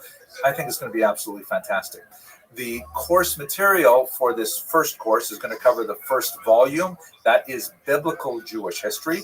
We're going to go from the pre-Abrahamite era of Israel before the arrival of the early Hebrews. We're going to go through the discussion of how to approach the Bible as a historical text, the archaeological record. We're going to look at the Assyrian exile and the 10 lost Babylonian exile and the return.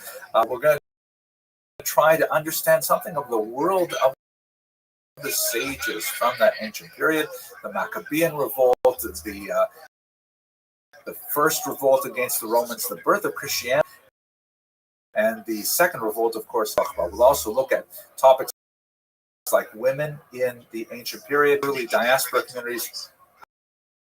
I think it's really a fantastic outline. Teach this course, I would love to take it. So please have a look at the link that's produced and to have you in this course with me. Enjoy the lectures. Take care. Thank you very much for listening.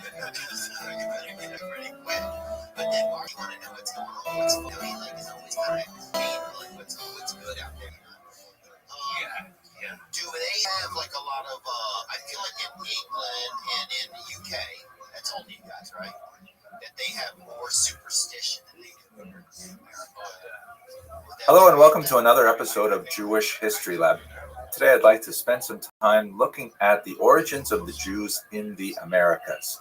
Now, we're all familiar with the famous voyage of Christopher Columbus that, of course, coincided with the expulsion of the Jews from Spain. And one of the most fascinating questions regarding that specific moment in history is the question of Columbus's own identity. He himself liked to kind of cultivate the idea that he might possibly be of Jewish extraction.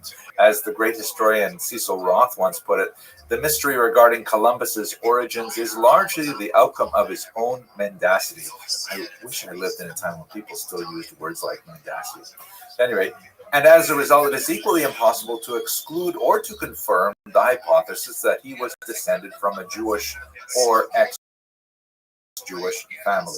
He himself liked to, use Jewish phrases from time to time and to have some kind of buried, coded, mysterious things in his signature and elsewhere to suggest that perhaps he was of Jewish origin. He liked to use Jewish phrases from time to time. He liked to, kind of very coded things in his writings that suggested that perhaps there was a Jewish background. And he famously, for example, pushed off the actual date of departure in order it should not fall within the inauspicious time of the Jewish calendar, the 9 days that begin at the beginning of the month of Av and end 9th of Av. He actually pushed off so that it would fall within those inauspicious calendar days. But without doubt, Columbus certainly cultivated relationships with many Spanish Jews and conversos. A case in point that well illustrates his relationship with the Spanish Jewish and crypto-Jewish background was the fact that after he embarked on his great voyage, one of the first letters he sent back were to two Jewish sponsors, Louis de Santagel and Gabriel Sanchez. Furthermore, he certainly included at least one Jewish member on his group, one Louis de Torres, who was an interpreter, who was baptized just before departure, enabling him to actually take part in the Great Mission. When Columbus landed at Cuba, de Torres was actually one of the very people to actually set on the soil of the New World, Europeans that is, and he was dispatched by to the interior of the search for gold. Now, it happens that he did not find gold, but he did establish very good relations with the indigenous people living there, and he brought back something which would prove to be very profitable indeed. He brought back accounts of how the natives in Cuba like to roll tobacco leaves and then smoke them. So ironically and unfortunately, it was this Jewish individual who played a key role in actually bringing the habit of smoking back to Europe. At any rate, he ended up settling in Cuba, one of the first Jews on the soil of the New World. Perhaps the greatest historian of the Jews of America is Jonathan Sarna. And he points out in one of his works that, quote, the seeds of Judaism sown in mid-17th century colonial Africa fell from plants nurtured in the soil of the Iberian Peninsula. This is an especially important observation because the earliest Jews to arrive in the Americas were essentially refugees from the horrific Spanish and Portuguese inquisitions. Please have a look at this map, which shows the Spanish holdings in blue shades and the Portuguese holdings in green shades. Now, it's important to note that one other place is especially significant for the eventual settlement of Jews in the Americas, and that is independent Calvinist Amsterdam. Amsterdam, of course, was not a Catholic country, it was a Protestant country, and it had a uniquely mercantile approach to the entire endeavor of settling the Americas, which actually favored the Jews because, of course, they had a long association with commerce. Furthermore, the Protestant ethic extended not only to work values, but also to a certain degree of toleration of difference, which also was extremely for the Jews. So Jews are settling in Amsterdam. They have a somewhat tenuous situation there, but in general, they have tremendous freedoms associated with the expansion of the Dutch West Indies Corporation. If we look here at the Portuguese holdings in what would later become Brazil, the region of Pernambuco is especially important because in 1630, Holland conquered these territories, Portuguese, and that allowed Jews their presence there as believing Jews and not simply as crypto-Jews pretending to be Christian living in the region. So we actually have an explosion of Jewish activities in Pernambuco, in particular in the city of Recife, which was home to about 1,200 Jews in the early 17th century, huge number. Of the population living in that city, Jews constitute 1/3, which is remarkable. And they actually established quite a communal settlement there. They had rabbis there, they had a synagogue, and they had two schools. I wonder why they had two schools. Perhaps one was Yiddish, one was a little more modern. I don't know. Actually, it's because normally you would expect them to establish one school and two synagogues, right? Because you always have to have, as the joke goes, one synagogue to pray in, and once you wouldn't be caught dead in. At any rate, this successful for the Jews of Recife ended in unfortunately because on January of 1654, the Portuguese recaptured the region and all of a sudden the Jews found themselves under the control of the Inquisition once again. They were given just 3 months to leave, and the entire Jewish community was dissolved as Jews found other places to live throughout the colonial region, some of them returning back to Europe. Now, this reconquest of Recife in particular meant several things for Jews around the world. First of all, if we go back to Europe, there is a significant push from the Jews of Amsterdam to gain admission to England. You will recall that the Jews were expelled from England in 1290. That was the result of a problem with money lending, where the nobility was too indebted to Jewish lenders, and they found it was more expedient to simply expel them forever than to pay back their debts. So the Jews had been formally excluded from England from the 13th century. Under pressure from Amsterdam's Jews on Oliver Cromwell, the ban on Jews entering England was quietly lifted, and actually population in London began to develop, which was very significant. Of course, would have much greater implications later on in history. But looking at the colonies, we see that there are a few major news created out of the ruins of faith. First of all, in Curacao in 1615, but the formal communities in 1659, and in Cayenne and Suriname. And these populations would later extend elsewhere in the Caribbean. Jamaica was established in the 18th century, for example. But most significantly, I think, on a demographic level, is the implications of the Jews who made it from Recife to a place called New Amsterdam in 1654. New Amsterdam, of course, is New York, which would be one of the greatest centers of Jewish population throughout the rest of the modern era. Now, there were Jews already living in America prior to the arrival in 1654, but they were, isolated individuals that, came and went without leaving a lasting impact. For example, one Joachim Gauns, who was a metallurgist and an engineer who was living in Roanoke in 1585. He was actually arrested and accused of blasphemy in 1589, and he didn't leave much of an impression in Roanoke.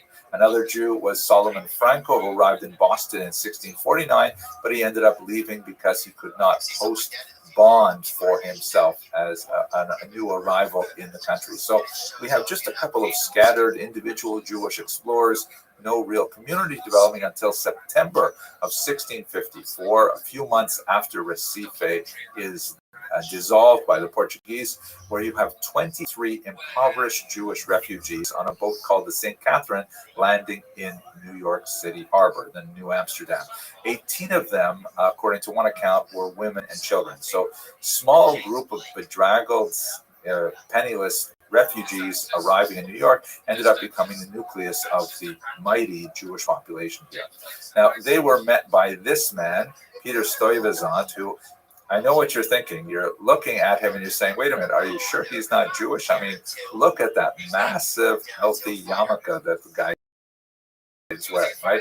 And I have to say, it kind of looks good on him, but he certainly was not Jewish. And I think perhaps the reason why he wore it, perhaps faith-based or some even fashions. But speaking for myself and personally, I have to say that men of a certain age and a certain hairline find that a large black yarmulke covers a multitude of sins. You know what I mean? At any rate, Stuyvesant was himself a deeply religious member of the Dutch Reformed Church. He was a son of a minister, and he himself was an elder in the church, and he was aghast at the idea of admitting Jews to this new colony, which only had 750 people living there at the time. This was not out of character for Stuyvesant. He was intolerant of many other groups. If they weren't Dutch Reformed, then he was not interested in promoting their settlement. He was especially, irritated and energized over the Lutherans, and would not allow this Christian group to establish a colony in New York at the time. So when these Jews arrived from Recife, he wrote to his bosses in Amsterdam and said, listen, can we please expel these refugees? To quote from his letters, deceitful, repugnant, hateful enemies, blasphemers, and he basically wanted to have to deal with them. But ultimately, Stuyvesant lost to market forces. Jews in Amsterdam put a lot of pressure on the Dutch West India Company to allow the Jews to remain there. They had suffered tremendous losses with their communities in Recife. It should be noted that the Dutch West India Company also included Jews among its shareholders.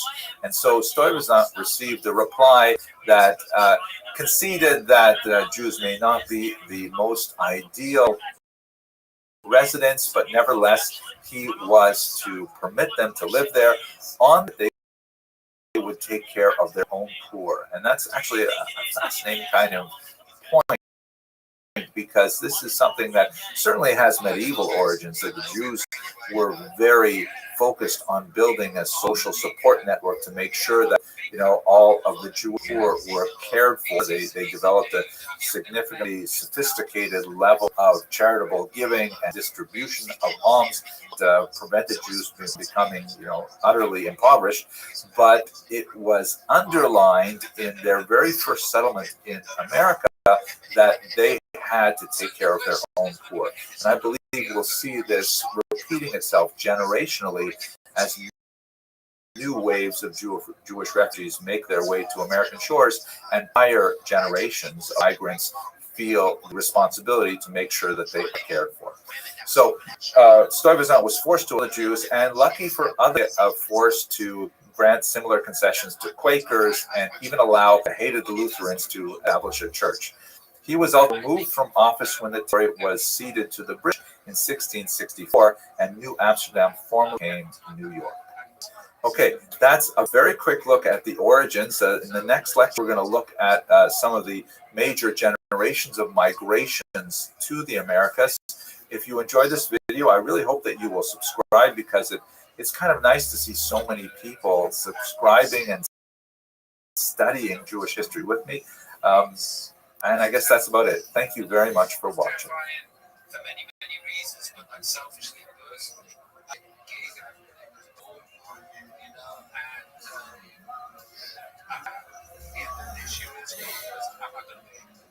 Jewish History Lab. In the previous video, we looked in the Americas and the remarkable story of the 23 refugees who landed in New Amsterdam, later New York. What I'd like to do in this short video is to take a broader approach at the most significant waves of migration to the New World, with emphasis on the United States and to a certain degree Canada, because these waves of migrations had a major impact on what would become one of the largest Jewish populations in the world within a couple centuries. By the time we get to the 18th century, New Amsterdam has become New York and is under the British. And there are basically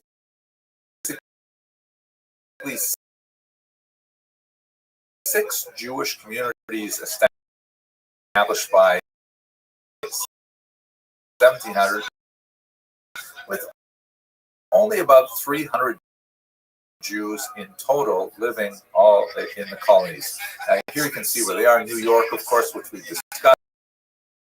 Also Newport, Rhode Island, where the Touro Synagogue was established. Philadelphia in the South, Charleston and Savannah. And in Canada, Montreal is very important. Trois Rivières is also significantly.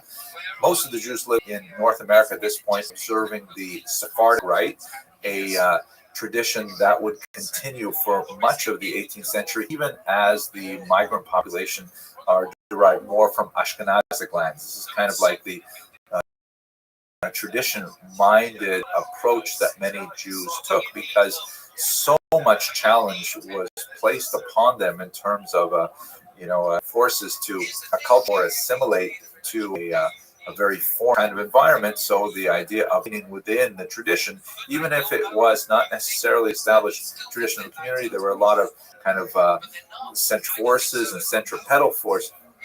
There were that kind of tradition in generations. Here's another look at that migration, Barnaby's historical.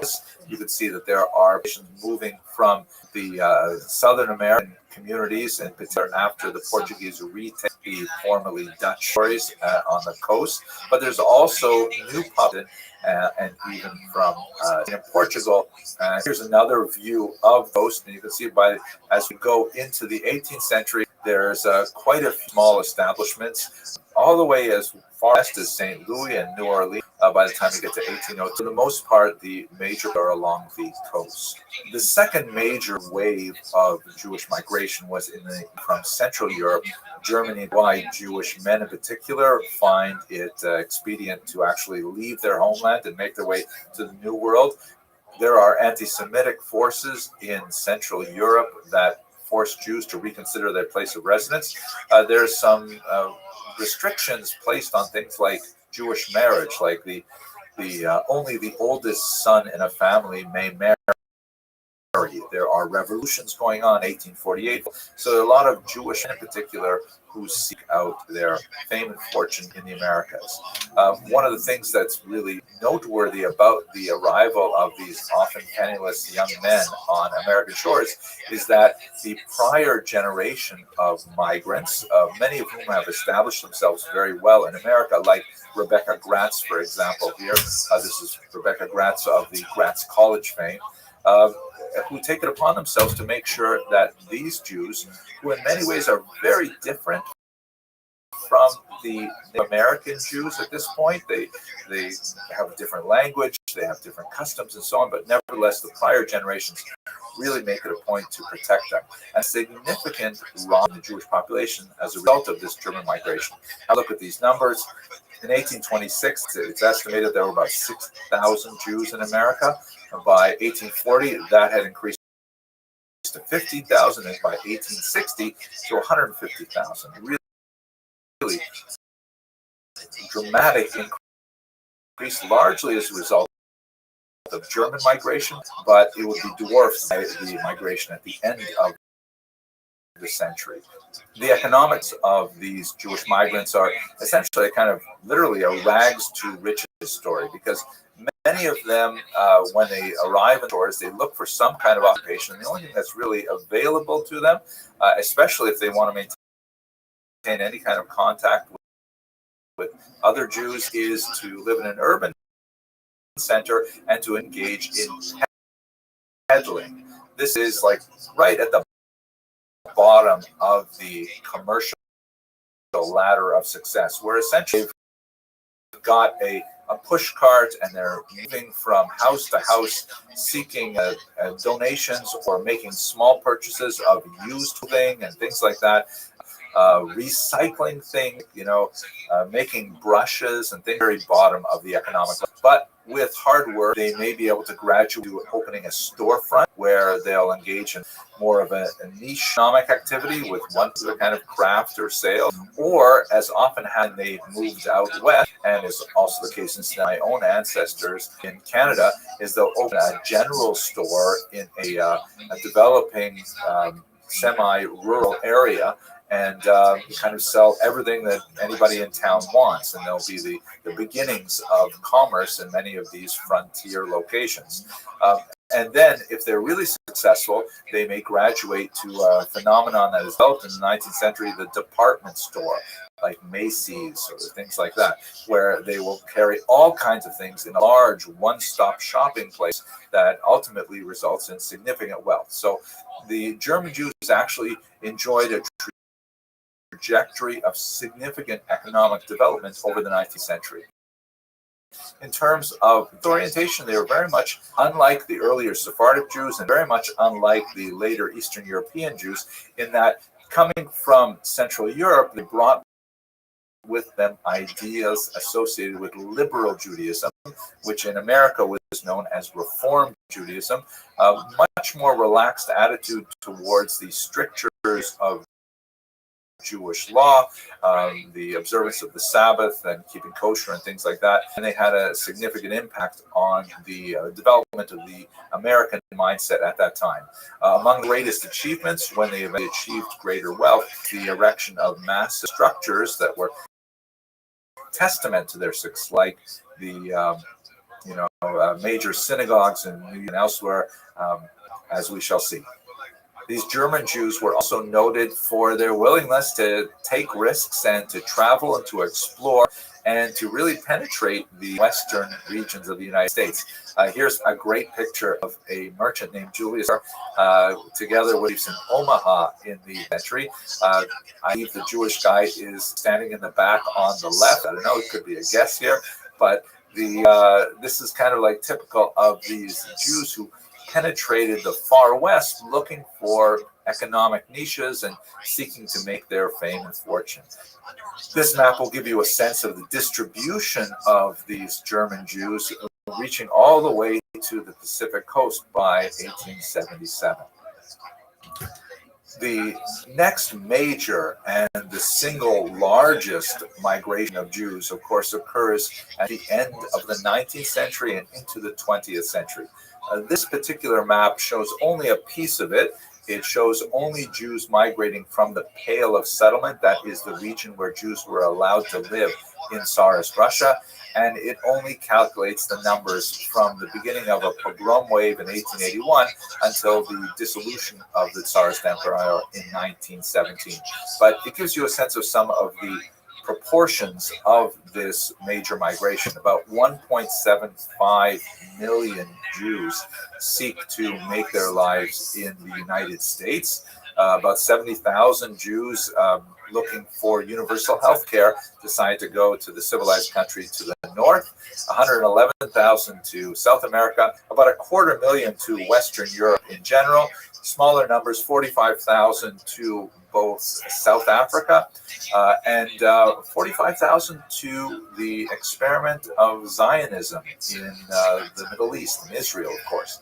And then 5,000 make their way to join the very tiny community that actually goes back to the colonial era in Australia.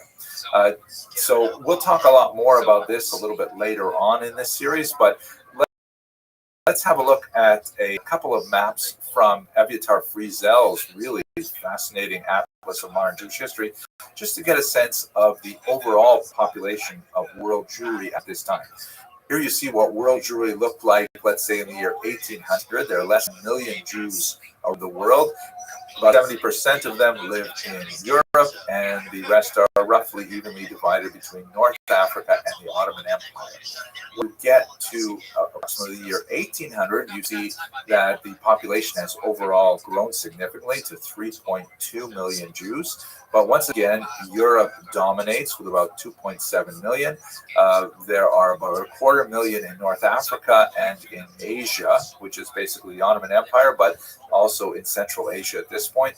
The Americas has increased to about 10,000 by the time you get to the year 1800. And that's all the Americas, South America, Canada as well.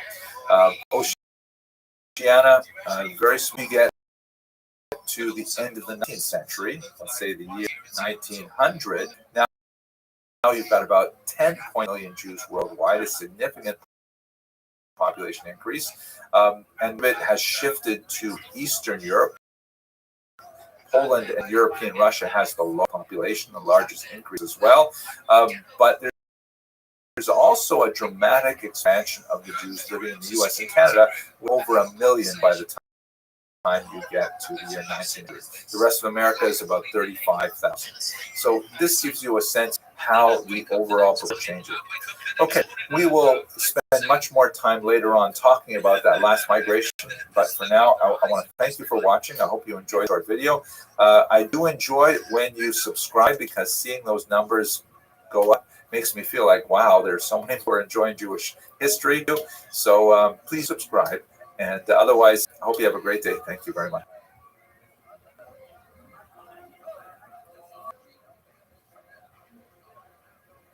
The Joe Rogan Experience. Join my day, Joe Rogan Podcast by night. All day. Hello and welcome to Jewish History Lab. Today I'd like to look at the emancipation of the Jews in Western and East Central Europe.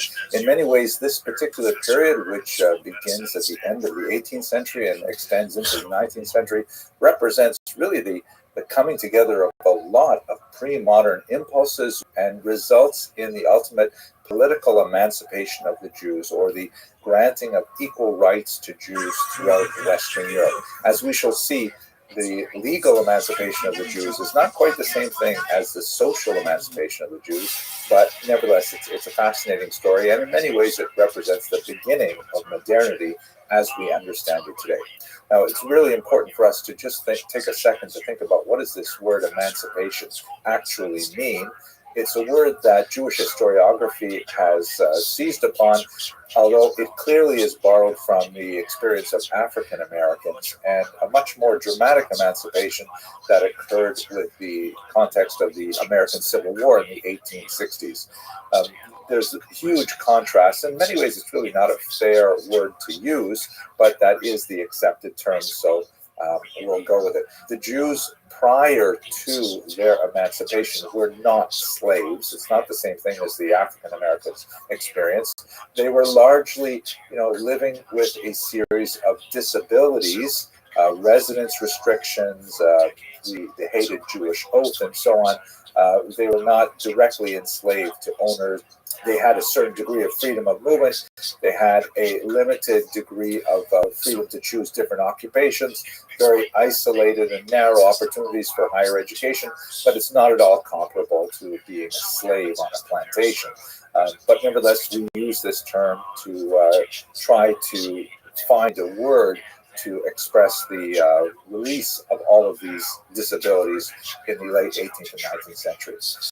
So by way of background, it's very important for us to understand that, if we're using the term emancipation, what do we exactly mean by it? So before the modern era, Jews lived in a corporate structure, which is a little bit like feudalism, everybody in society lives in a certain box that is related primarily to their role in the overall economy. You have this massive box that is primarily populated by serfs who have the least amount of rights. They are kind of attached to the land, and although they are also not enslaved, they are nevertheless highly dependent on the nobility for their rights of movement, even their rights of marriage and things like that. But they nevertheless have kind of like day-to-day freedom that makes them very unslave-like. The Jews were not in that box. The Jews were also not in the box of the nobility, the knights, and groups of people like that who engage in various activities that are specifically, related to their high status in society, managing large, farms and things like that. The Jews were closest to the burghers, or the sort of incipient middle class, who are dealing with various Jews were heavily urbanized, but even in urban centers, they were frequently denied formal burgher status. They were types of professional guilds and things like that. And so they weren't really in the burgher class or burgher status, even though they tended to, in their lifestyle, be closest to them. They obviously were not in the clergy, which was another box in the kind of feudal design of medieval society. So what exactly were they? Well, as we've discussed in previous lectures, they were essentially servi camerae regis. They were servants of the royal chamber. They had burgher-like activities, also middleman activities, primarily in tax farming and leaseholding and so on, and obviously very active in money lending, and a lot of the cash that their activities produced was directly taxed by the king, in exchange for which the Jews had the protection of the royal chamber, the protection of the king, and that's basically how they managed to exist in medieval Europe. But with modernity, a lot of things changed because it was no longer possible to keep people in these boxes. Serfs were being emancipated all over Europe. The last region to emancipate the serfs was the Russian Empire. They were also the last to emancipate the Jews as well, some 50 odd years later.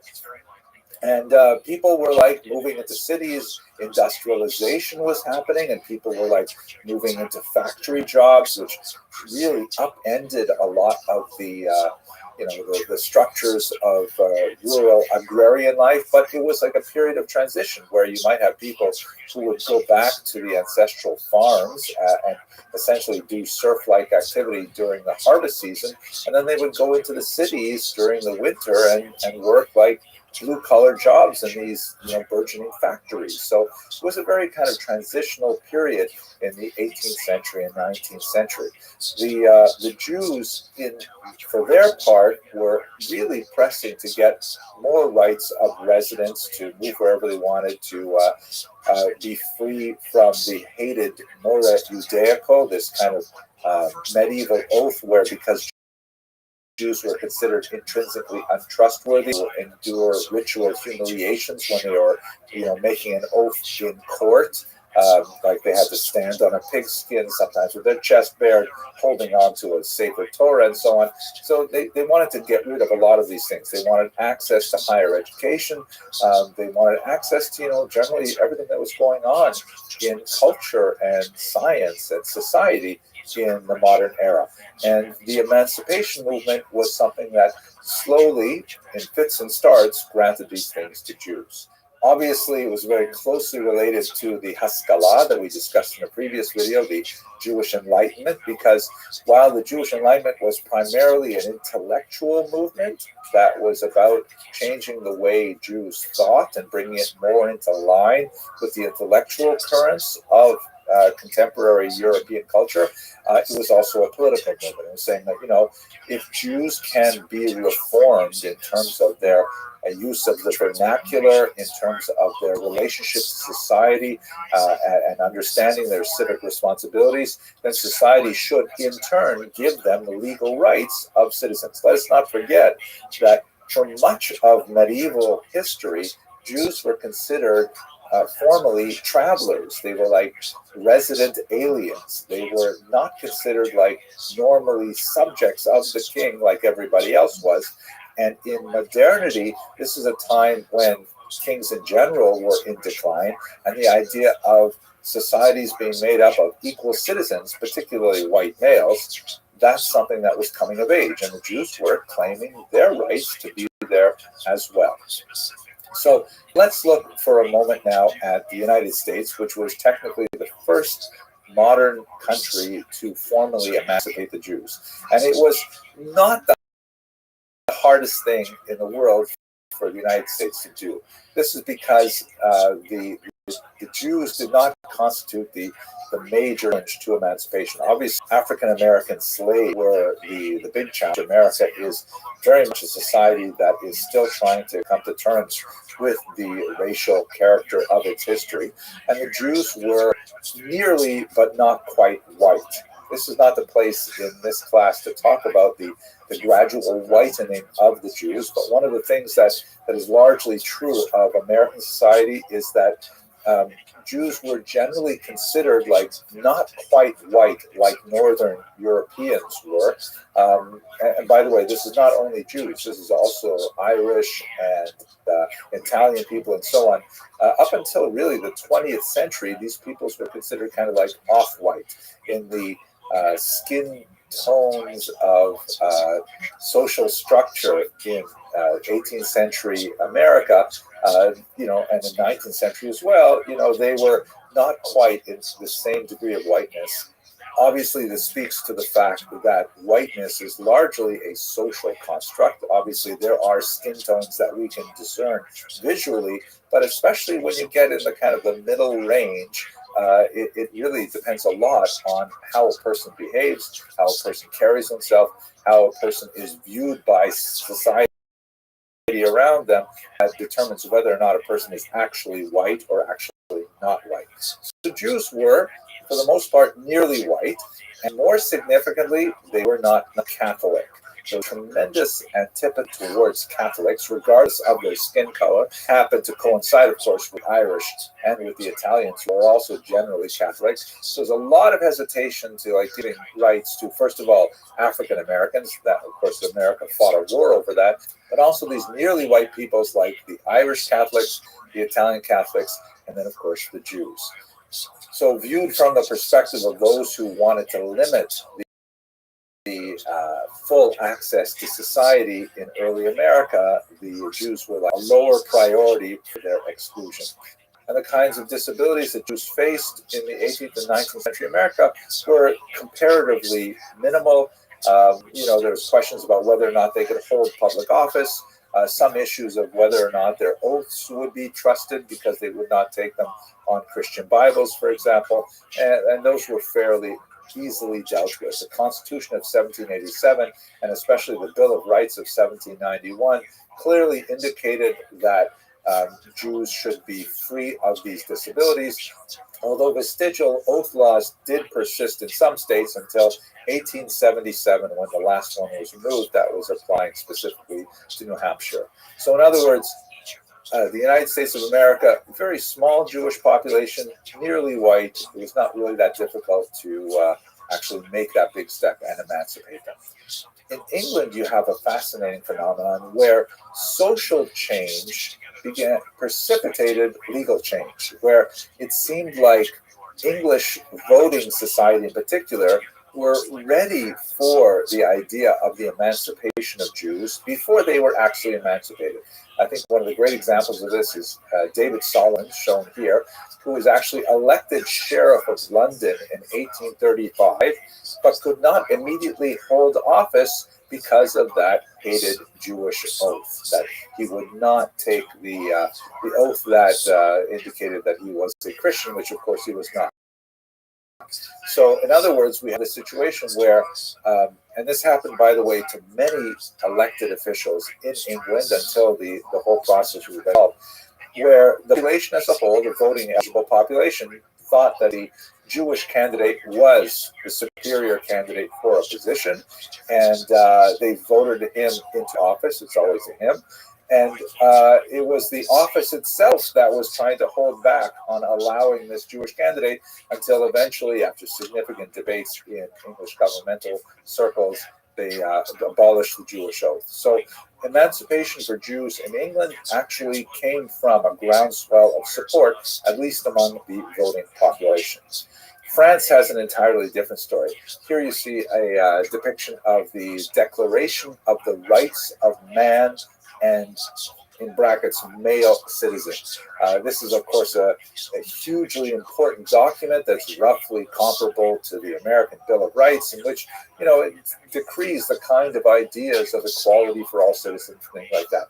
It's interesting to note, by the way, that there are limitations even to these very beautiful documents. In the case of the United States of America, the declaration that all men are created equal was not interpreted to mean really all men, because it did not include African Americans, for example. And this Declaration for the Rights of Man and Citizen, a revolutionary figure named Marie Gouze actually said, hey, wait a second, why does it have to be in the masculine? And so she composed a declaration for the rights of woman and citizen. And the word citizen, of course, in French can be declined either as a male or as a female, but the French government at the time was not willing to accept that. They were really only thinking about men. Honestly, it says man, and they meant man.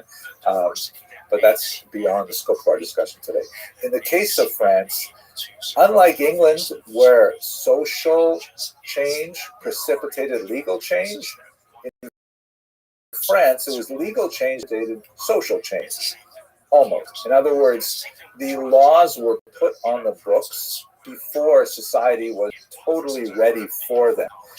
So what happened in France is you have the revolution in 1789, and then almost immediately Jews start saying, hey, what about us? We're included too, right? We're also part of this revolution. And philosophically, it was really hard to say no, because so much of the grounding of the French Revolution, like the American Revolution, was based on this flowery and soaring rhetoric of the equality of all people and so on. So that includes Jews too, right? So there was a big distinction between the smaller, much more acculturated Sephardic population of Jews that lived in the west and south of France, in Bordeaux and Bayonne, and the much more highly dense and concentrated and less acculturated Jews living on the eastern border in the region of Alsace-Lorraine, the Ashkenazi Jews. The Sephardi Jews largely spoke French, largely had a much more French lifestyle in terms of their dress and their broader, economic profile and things like that. But the Jews in Alsace, on the other hand, spoke Yiddish as their first tongue, were much more sort of Germanotropic in their cultures, tends to be far more observant of Jewish law, both at home and more significantly in the street.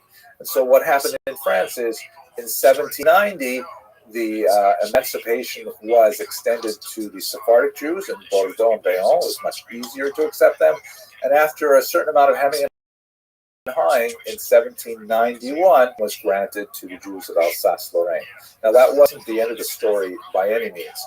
There was a significant outcry because with emancipation, all of the restrictions on Jewish economic activity were lifted, and Jews were allowed to engage in, whatever kind of occupation they wanted.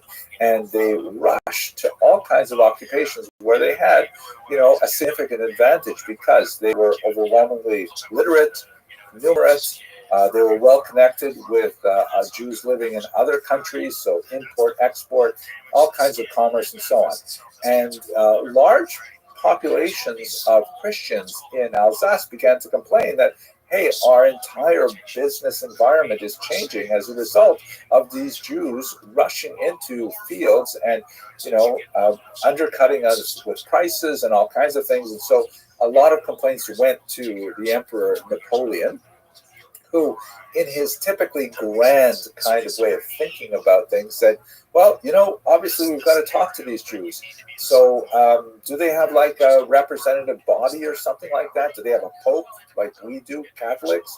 And so his advisors told him, well, they have this thing called the Sanhedrin, which was the ancient court of 71 judges back in the ancient period, but they haven't met in 1900 years since they were exiled from Israel. Actually, not quite since they were exiled, but shortly thereafter. So he said, fine, Napoleon, let's reopen the Sanhedrin. And so messages were sent out all over Europe that Napoleon was going to gather the Sanhedrin. And in that gathering, he was going to ask them a series of 12 questions. This was actually the Assembly of Jewish Notables that was prior to the convening of the formal Sanhedrin. The questions that he asked were actually quite fascinating, and they really give us an insight as to, what he wanted from the Jews. He asked questions like, for example, do the Jews have their own police force? What's the point of asking about the police force? Well, the point is because he wanted to know if he was going to be accepting a state within a state. It doesn't make sense for there to be two judiciaries and two police enforcement agencies. What if, Jews wanted to run their affairs through a different legal system? Would they be culpable to French law? All kinds of things like this. He wanted to know a little bit about the assimilation ability. Is that a word? The assimilability of the Jew. He asked, for example, are Jews allowed to marry non-Jews? Now, in basic Jewish law, that's like a really short answer. No, intermarriage is not permitted under Jewish law. Obviously, there are interfaith relationships, but that's really more of a 20th and 21st century phenomenon, and certainly not countenanced by traditional Jewish law, although some of the denominations that are active today, of course, have different relationships to that question. But in the 18th century, the answer was no, it's not allowed. It's fascinating to note that the Assembly of Notables, the later Sanhedrin, which were made up largely of Maskilim, there was only a very small number of Jews who represented the traditional viewpoint of what we would call today Orthodox, and they essentially hemmed and hawed on this answer. And they said, well, not exactly, wouldn't precisely be recognized, but, and they knew what kind of answers Napoleon wanted, and they provided him with that. I think the most dramatic moment in the Sanhedrin, or the assembly of those gatherings, when he asked them,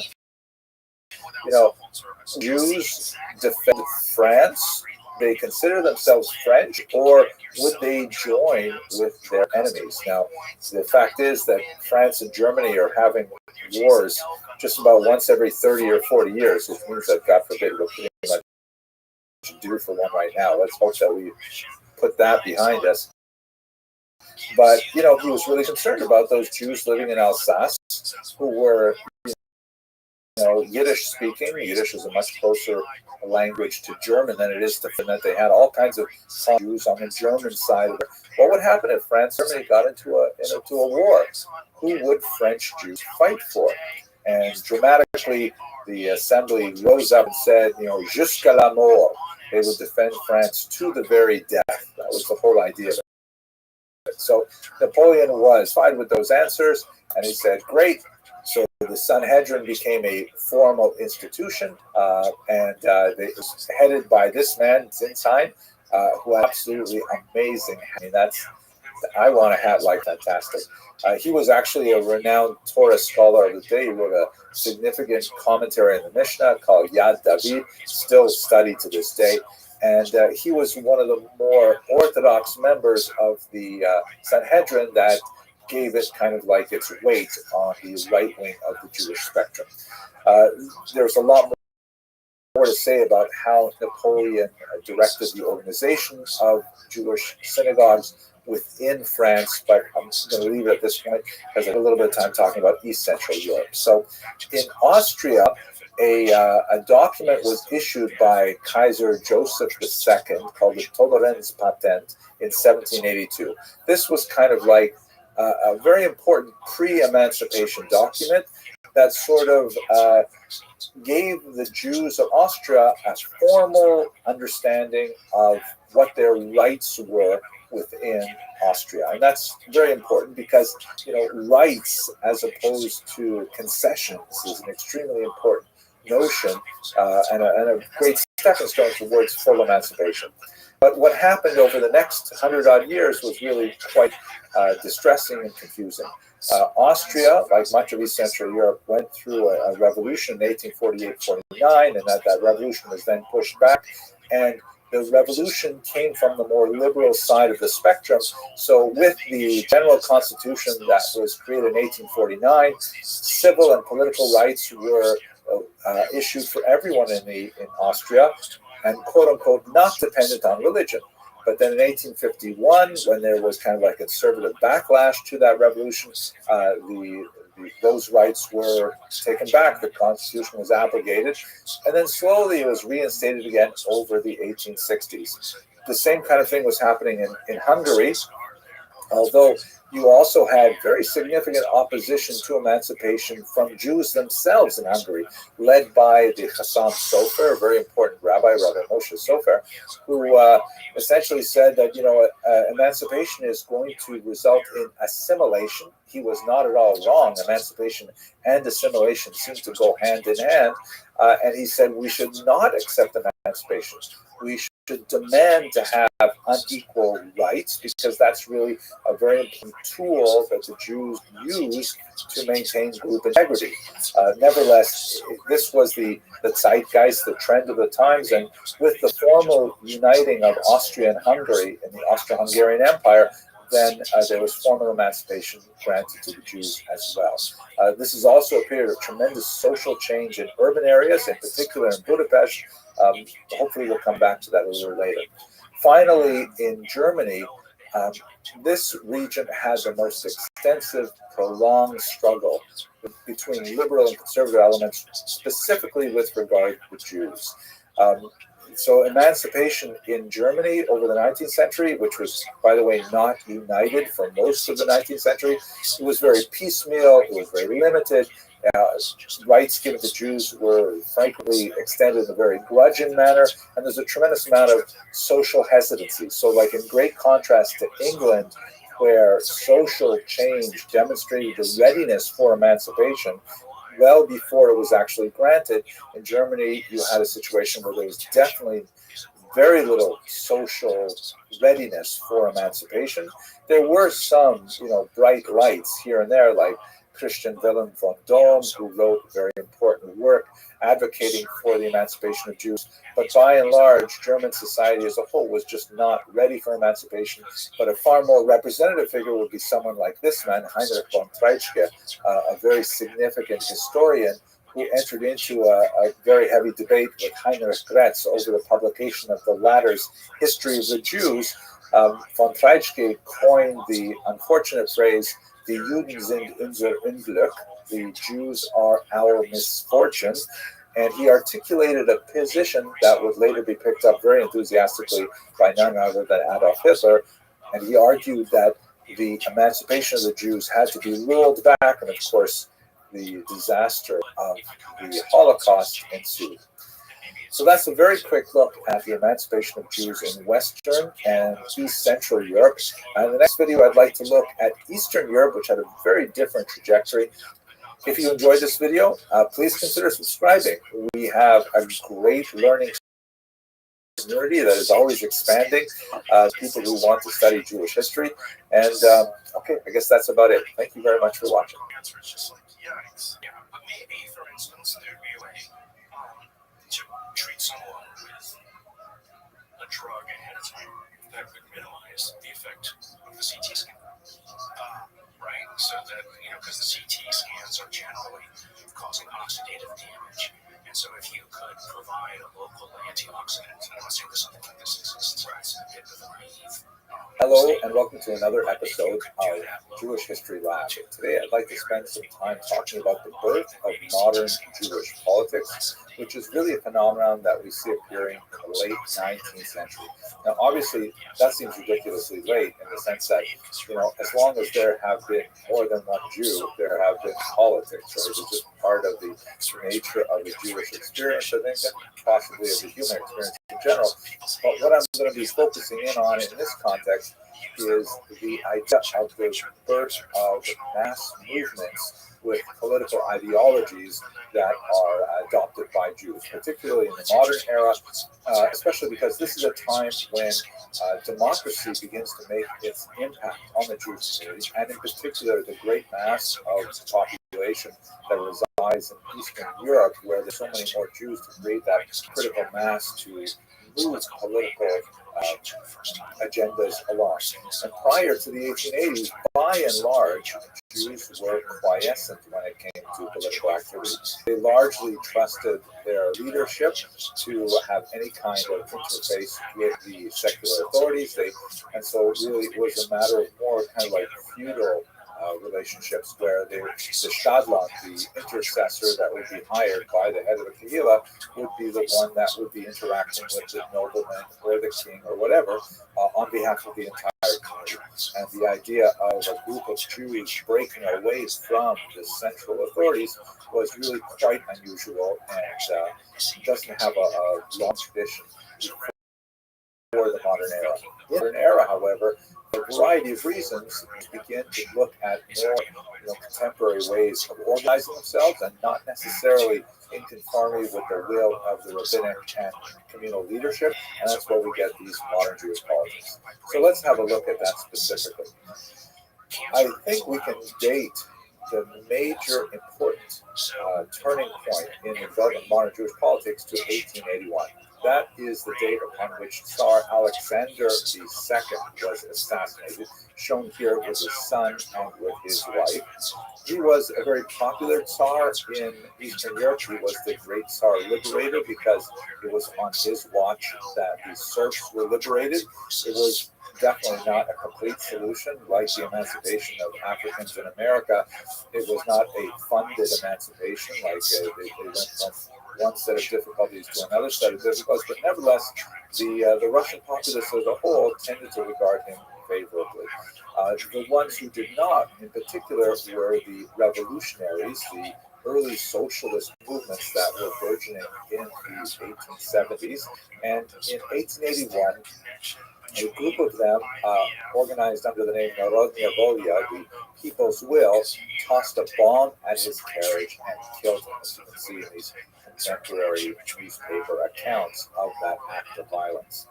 The rumor went out throughout the empire that the new emperor, the son, Alexander III, gave the populace permission to beat the Jews for 3 days. For a long time, Jewish historiography basically took this at some kind of face value.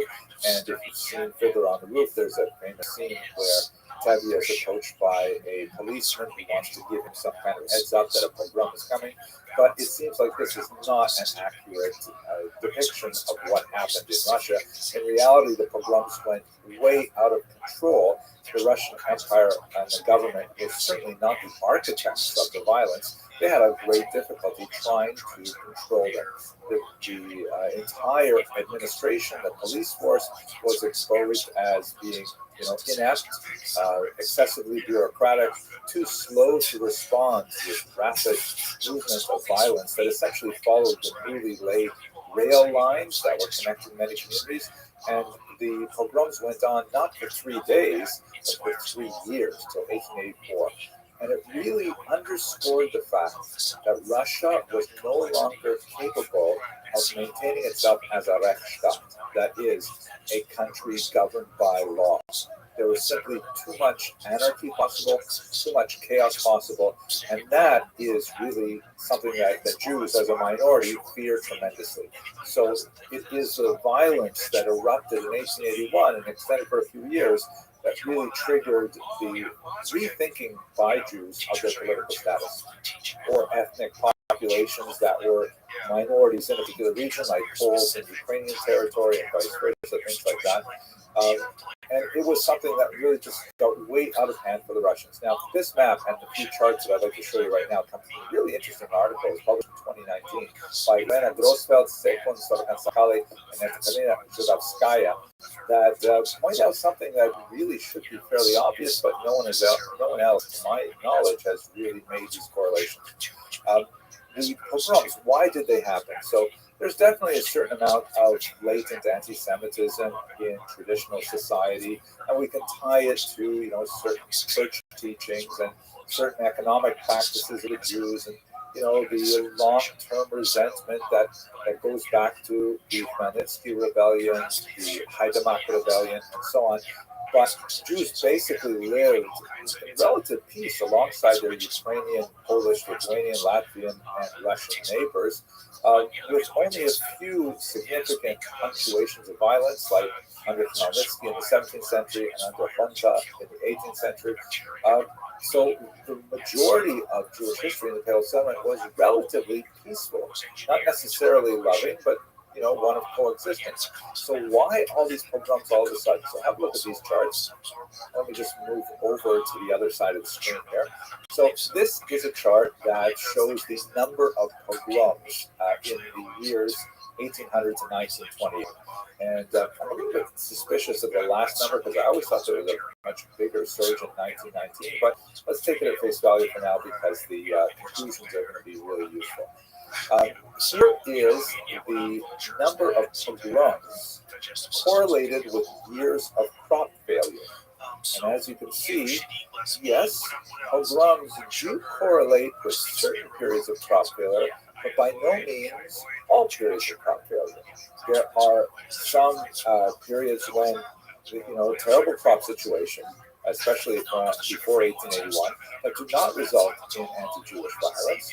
And in fact, there's a rather extended period before the Russian Revolution in 1917 where there's no violence to speak of. So what's going on there? Then if you look at a different kind of factor, political turmoil, the same kind of thing holds.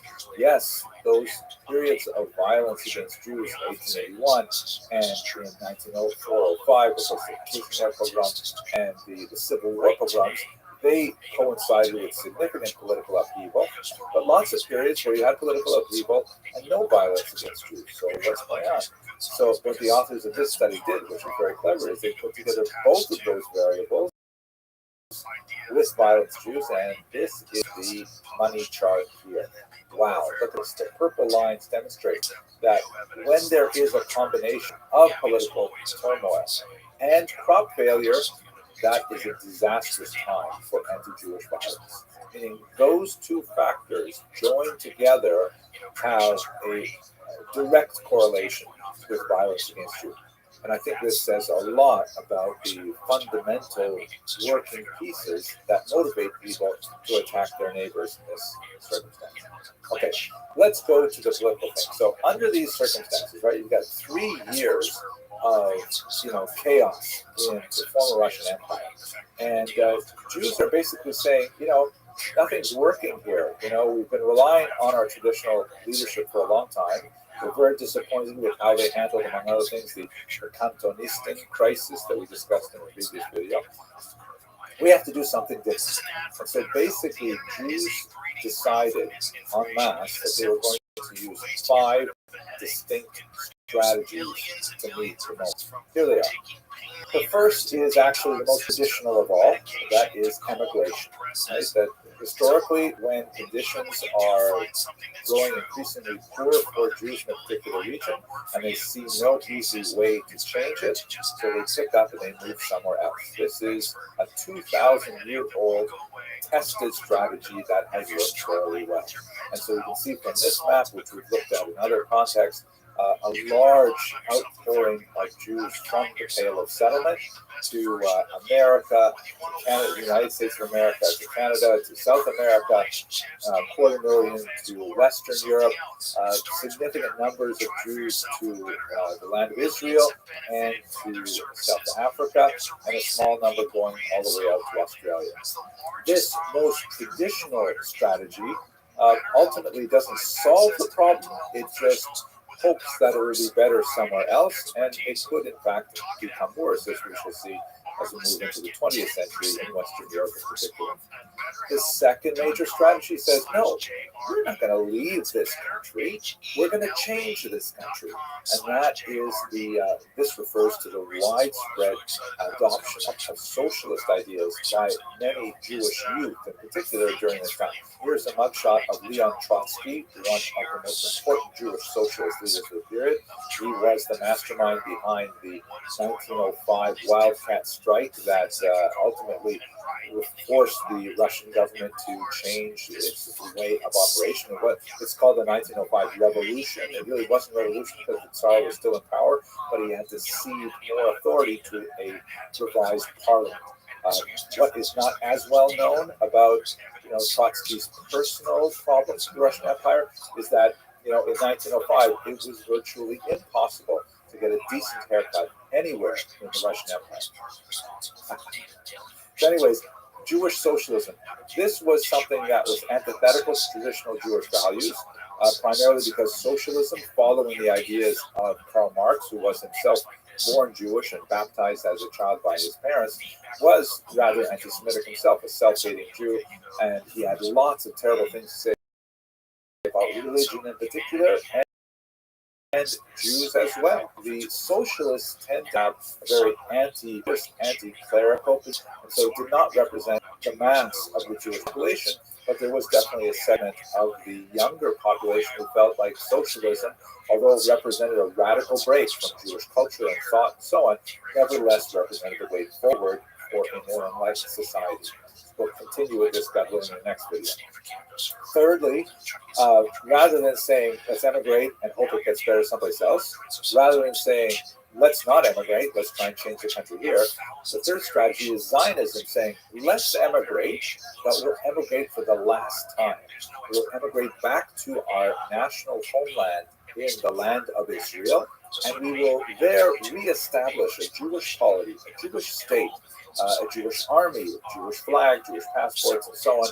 And this would be representative of some kind of secular messianic ideal where it will represent the end of time, because Jews will no longer wander from one place to another. Here is an image of the first Prime Minister of Israel, David Ben-Gurion, with the large picture of Theodor Herzl, the founder of political Zionism in the background, proclaiming the independence of Israel in 1948. 1948. So this was also a very, very popular option that many young Jews in particular gravitated to, even though, like socialism, most of the traditional rabbinate and leadership opposed it, saying that it was kind of like a chutzpah, an act of insolence towards God, in the sense that, returning to Israel is part of the messianic future, and by, forcing God's hand, by moving to Israel and trying to establish a state before the Messiah arrived, that was considered, almost heretical to some rabbis, and therefore this also represented a great contradiction. The fourth option was the least popular, but nevertheless had a significant impact ideologically. This is the notion of diaspora nationalism, that said essentially, okay, we're not going to leave, no immigration. We're not going to change this society to become socialist. That's such a radical change. We're not going to do that. We're also not going to move to Israel, which actually, according to the diaspora nationalists, sort of represented a step backwards in terms of the evolution of the Jewish people. Because as the founding ideologue of diaspora nationalism argued, the Jews had sort of advanced beyond the stage of needing a political state to constitute their own identity. As Jews were capable of perpetuating their culture and thought as a minority scattered throughout the world. So to go and say, oh, we want to create a state somewhere, whether it's in Israel or Uganda or anywhere, that represents looking backwards for the diaspora nationalists. And where they had a limited amount of impact in Eastern Europe, their ideas were actually implemented very briefly in Ukraine, and then for slightly longer periods in the interwar states of Poland, Lithuania, Latvia, and Estonia. Everything came to a crashing halt with World War II. A version of diaspora nationalism, however, survives in the institution of the Jewish Federation, which is kind of like this loose agglomeration of Jewish groups around the country to collectively raise money for charity, to represent Jewish interests before democratic governments, and so on. So a huge difference between the way the diaspora nationalists envision their thought of how to deal with modernity and the way the Jewish Federation works is that the Jewish Federation is entirely voluntary, meaning a person can choose to identify as a Jew, affiliate with the community, or not. That's, modernity doesn't really demand that you have to fit into a particular box. The diaspora nationalists had a vision where Jews would actually be in a fixed group.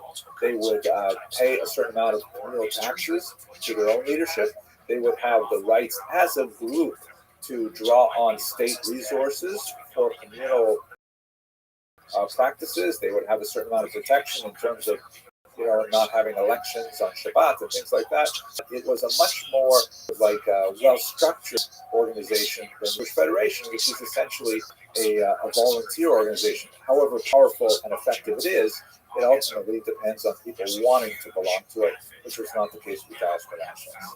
And finally, the last national strategy to deal with the evolution of Jewish life in a modern democratic area are the so-called by me anyways, renewed traditionalists. These are Jews who really are still, in many ways, thinking to the pre-modern era of traditional Torah leadership, definitely very much an orthodox kind of way of thinking. And they're saying, wait a minute, why are Jews organizing politically? We should be investing much more energy in our religious activities. We should be focusing on things we need as religious Jews.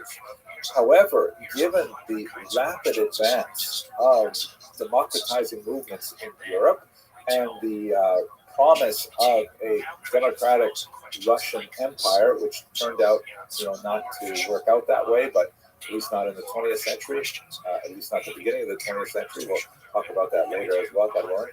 They said, you know what?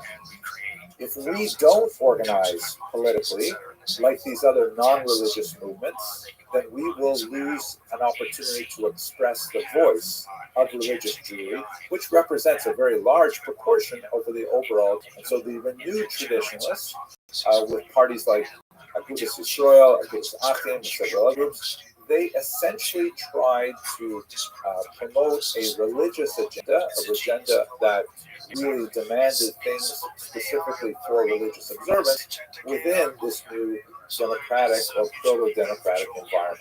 Okay, those are the 5 basic strategies that Jews chose from. There are lots of shadings in between them. Let's just have a look at what they look like on a political spectrum. And essentially, I'm going to be reviewing the material in the last group of slides, but we will be putting it in a graphic format so it's a little bit easier to understand. So here you go. Here's a typical political spectrum, the way we would study it in American political science or things like that. You have a line, and on the left you have socialism, and on the right you have capitalism, right? If you think about American politics, at least until recent years, you could say that Democrats would be just slightly left of center, Republicans would be just slightly right of center, but basically they're really close to the middle. Jewish politics are not like that. You can have really wide ranges of extremes between. But Jewish politics is not so simple that we could all live on just one spectrum. In fact, a second axis has to be added, and this relates to the question of Dorikite, which means basically here-ness. Do we believe, political parties or political organizations would argue, in developing Jewish life here, so in the diaspora, or do we believe in doing it Dorit, over there, meaning in Israel? Are we more Zionist inclined than diaspora inclined? So every party has to fit on both of these X and Y axes. If we look in the lower left quadrant where you have socialism and Dorikite, most important party is the General Jewish Workers Bund, BUND. That was actually one of the earliest parties to form illegally in the Russian Empire in 1897. It actually claimed a very large number of followers. It was essentially a very leftist agenda that was exercised in the Yiddish language, largely because there was a significant population of blue-collar workers in northern Pale of Settlement, Lithuania in particular, that were very receptive to socialist thinking. And so the Bund really relied on the Jewish proletariat, which was quite significant, particularly in the more industrialized North. By the time you get to the 1917 revolution, there were 30,000 card-carrying members of the Bund. Now, backing up, what about in the quadrant to the lower right? You see that we have this man, Shimon Dubno, who represents the diaspora nationalists, right? They're definitely very big in Dorikite. They did not favor the idea of moving to Israel, but they didn't think that the country had to be so radically changed on a socialist agenda. They're really more existing within a capitalist economic framework. Now, if we go up to the top right quadrant, we have, of course, very important group, the Zionists, and there are many, many shades of Zionist interpretations, but the most significant one was the group that was founded by Theodor Herzl, shown here, the father of modern political Zionism, who in 1897, same year as the Bund, had the General World Zionist Congress. And the movement that he was associated with was called the Allgemeine Zionism, the General Zionists. It was more of a big tent, large umbrella kind of Zionism. This is contrasted from the revisionists who are up here, sort of like more extreme Israel, more extreme, not necessarily capitalist economically, but definitely in a kind of political sense. Vladimir Jabotinsky is the most important thinker and activist among the revisionists, and they essentially believed that Herzl was far too diplomatic, that he was far too trusting in the goodwill of the nations that surrounded Israel or the great powers. They felt that Herzl's approach, which was basically a kind of shuttle diplomacy, go here, talk to this important leader, go there, talk to that important leader, and eventually you'll negotiate through and we'll get Israel. Jabotinsky and his followers felt that no, Jews must be much more aggressive. They must be much more militarily trained. They should have more of a kind of a right-wing outlook. These two approaches of Herzl and Jabotinsky essentially formed the core of the political party Likud later when Israel became a state. finally, if you move over here to the upper left quadrant, you have a very important movement, the Poalei Zion, the workers of Zion, who were definitely very aggressively Zionist, but they felt that it would be a shame if Israel would just be a reproduction of some Western European state. They wanted Israel to be established on socialist principles. They invested heavily in kibbutzim, collective farms, the sort of ideal of the Israeli-born Sabra, who has a rifle on his back and is hoeing the land and is draining the swamps and things like that. That's kind of like the ideal of Poalei Zion. And this movement is primarily responsible for the core of the Labor Party that dominated much of early Israeli politics. So if you think this is complicated so far, we're not even finished yet, because Jews are not satisfied with two political axes. We have to have a third axis, right? We have X, we have Y, and now we have Z, which is kind of like a third dimension. I'll draw that with sort of like this curved green line, and this represents the religious parties. Because up until now, all of these groups have been either anti-religious or new on religion. It leaves out a huge group who still held religious values, and traditional Judaism was sacred to them, and they did not want to, abandon its dictates. So the first group we'll look at are the so-called Mizrahi.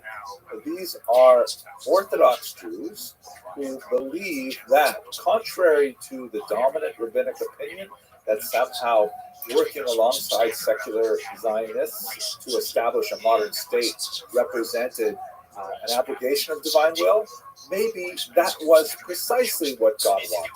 That maybe the coming together of secular Jews for the holy purpose of rebuilding Israel, in fact, represented the gradual unfolding of the Messianic ideal. They followed in large part the teachings of this individual, Rabbi Abraham Isaac Cook, who was a brilliant scholar who lived in Israel and was a very profound Zionist. Although he was not specifically politically motivated, he didn't lead the party or anything like that, but he was kind of like the ideological founder of many of the ideas that were encapsulated in Israel. And then finally, and I'm actually saying finally for real right now, we also have those traditionalists, the renewed traditionalists, who did not agree that Zionism should be embraced by religious Jews. And furthermore, they certainly disagreed with everybody on the left side of the spectrum who were anti-religious or at least neutral on religion. They wanted to embrace religion. So these were the groups, like the Agudat Israel, that basically decided to organize themselves in order to defend the rights and opinion of religious Jews. Among great achievements are the Siyam Hashas, the Daf Yomi program, which I'm very proud to participate in myself. I give a little 2 to 5 minute class on every single page of the Talmud, 2,711 folios that over the course of a 7-year cycle, the students of the Talmud complete the entire corpus of the Babylonian Talmud. This is the most recent celebration of the completion of another cycle that was held all over the world. This happened to be a meeting at the MetLife Stadium. I was actually present at this particular celebration. So that's kind of like the things that Agudat Yisrael does. They think about, what do yeshiva students need, what do kollel families need, and they're all sort of like working in politics in order to defend that sort of tradition. So that's a graphic representation of how these political orientations develop and relate to each other. It's complicated, I know, but as my father, Oliver Shalom, would always say, Henry, it just gets worse. Okay, I hope you found this enjoyable and enlightening. And if you haven't subscribed yet, please do. It's really nice to see that lots more people are interested in studying Jewish history. And if you don't want to miss a lecture, make sure you click on the little bell button on your YouTube so that it'll give you a notification. Hey, a new video is happening or a new premiere is happening where we can actually communicate in real time with the chat.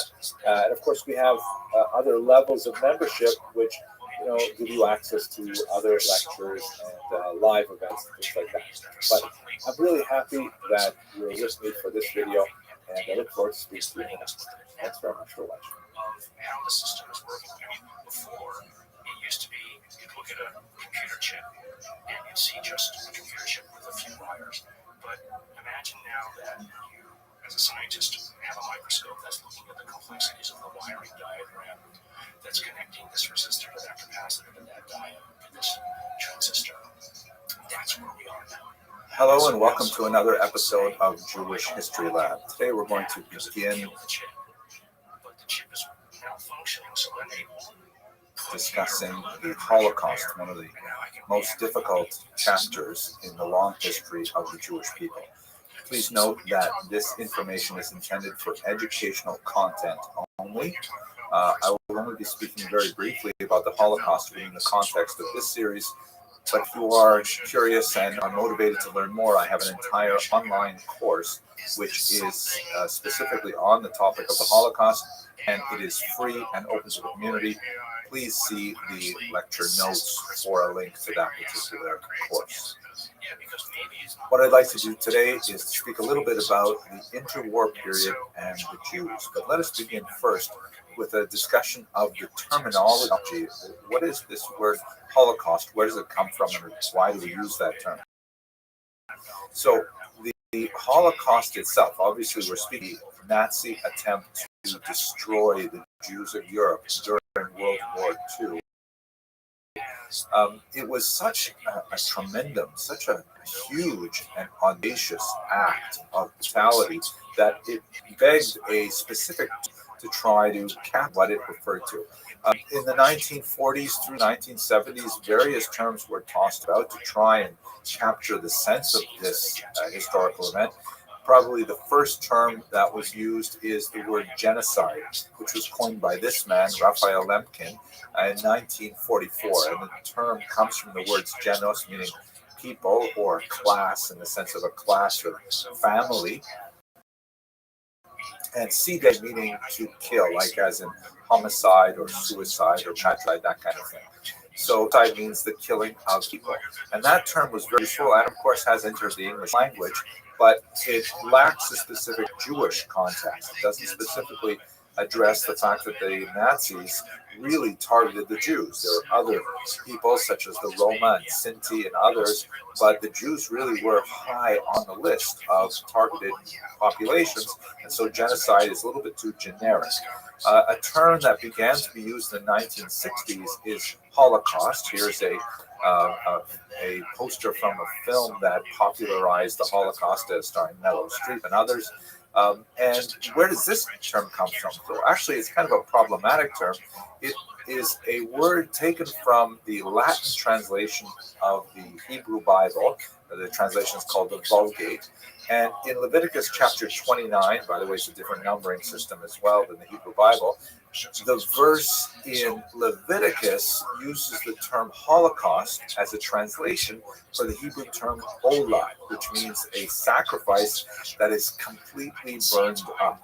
And in the verse in Leviticus, it talks about offering a Holocaust with a pleasing order to God. Now, the term definitely has some value to it. It definitely has a sense of everything burned up, even though, the majority of the victims in the Holocaust were not actually burned to death. They were gassed to death or shot and others, but still, it does have some kind of totality to it. But at the same time, it has theological problems. Like, are we actually going to say that if the Jews are serving as the sacrificial lamb, so to speak, what does that make the Nazis? And how do we say that connects to God perceiving a pleasing odor? I mean, these are very problematic terms. So for that reason, many religious thinkers prefer not to use the term Holocaust, and they rely on the Hebrew term korban, which means destruction,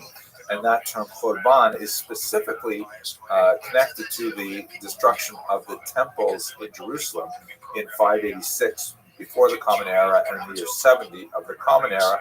So for religious thinkers, the term korban is definitely popular, but it also adds a kind of religious coloration that is problematic for more secular users. In Israel, the most popular term is undoubtedly Shoah, also a Hebrew term that occurs in the Bible, but it does not have that same connotation of connecting it to the destruction of the temples and the, theological baggage that goes along with it. One last term. We should be careful because some of the terms that are used, I personally think, are rather offensive. For example, to use the term extermination, the extermination of the Jews of Europe.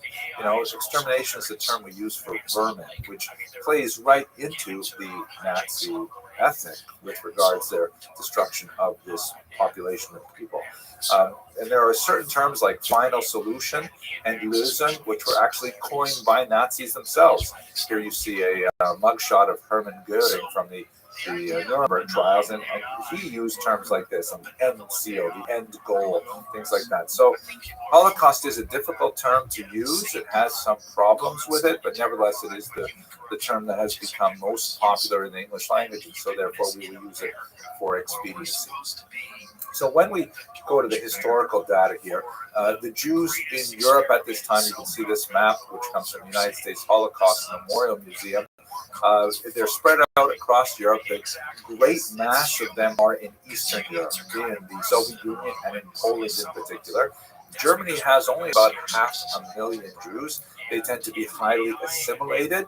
They tend to speak German very well, dress like Germans, tend to have less outward adherence to traditional Jewish observance, whereas when we move to the east, you have a lot more of the masses of traditional Hasidic and Lithuanian Jews who are much more obviously Jewish from without.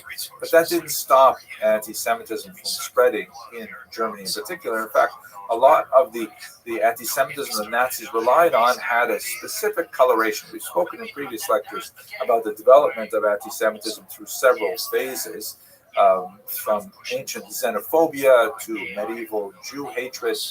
And when we get to the modern period, there is a very kind of quasi-scientific quality to it, in which the Nazis have largely abandoned the outwardly religious aspect of previous forms of anti-Semitism, and they focus on this racial quality connected with the idea of a conspiracy, specifically that the Jews constitute a distinct kind of race that are altogether joined in a global conspiracy to dominate other races. And the way in which they dominate, which obviously is very difficult because the Jews are a tiny minority of the population, is specifically in some kind of cancerous or bacteriological form. Like, for example, here you see a German language novel from 1920 that shows a hideous kind of vulture that's weighing down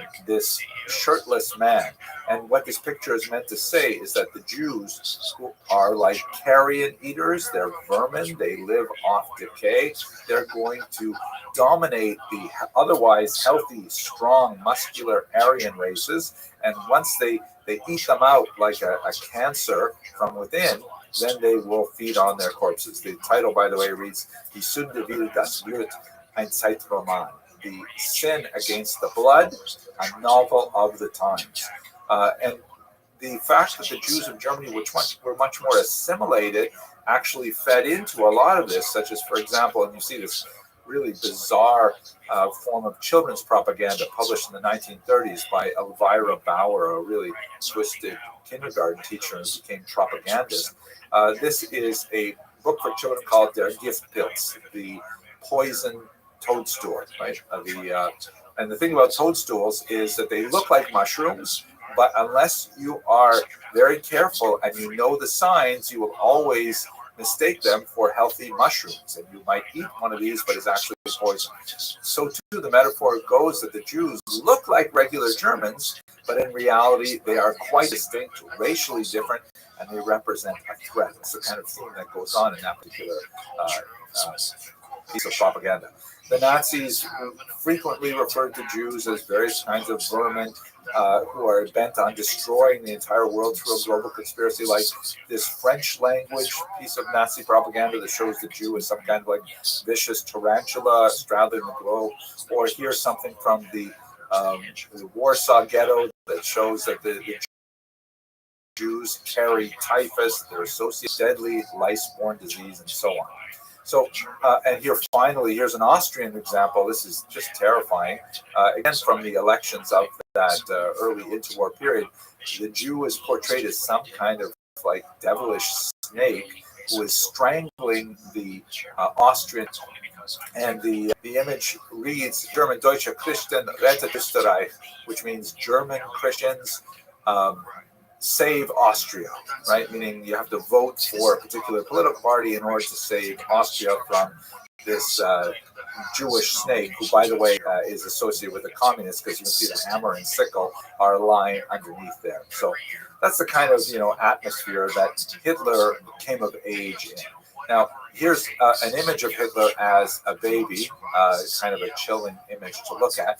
Hitler had a difficult relationship with his father, who was much older than his mother. And when his father passed away at 18, that allowed Hitler himself a little bit more freedom, because he had always wanted to be an artist. He had some middling talent. Here you can see some of his artwork that's actually available on the web. Unfortunately for the young Adolf, he was not especially talented, and he was rejected from the Vienna School of Art. A rejection that stung him bitterly, and in fact he complained about it in his memoirs later. And he always felt that somehow his rightful place in the Vienna School of Art was taken by a Jewish applicant, and this idea of the replacement theory, meaning that Hitler felt he should have been in the Vienna School of Art, but a Jew had replaced him. A Jew had, supplanted his rightful place in the incoming student body. That's something that, by the way, reverberates throughout a lot of white supremacist thought, right up into America in the early 21st century. At any rate, he found new purpose with the onset of World War I, and he joined it enthusiastically. And he was actually wounded during World War I. He was the victim of a gas attack, which gas was used at that time, as we discussed in a previous lecture. But when Germany surrendered in November 19, he, like many Germans, felt that this was a stab in the back that was somehow orchestrated by Jews. Here you can see another Austrian propaganda cartoon that captures the idea of the stab in the back, which in German was the Dolchstoß. You can see by the way, I'm using some Austrian materials here. We should mention that Hitler himself was actually an Austrian, and Austria and Germany, although they are separate countries, they are really in one larger cultural unit. Austria would join with Germany in the Anschluss, and they would prosecute the war together, but that's for later on. Anyway, here is an Austrian depiction of the anger that many Austrians felt over the surrender in World War I.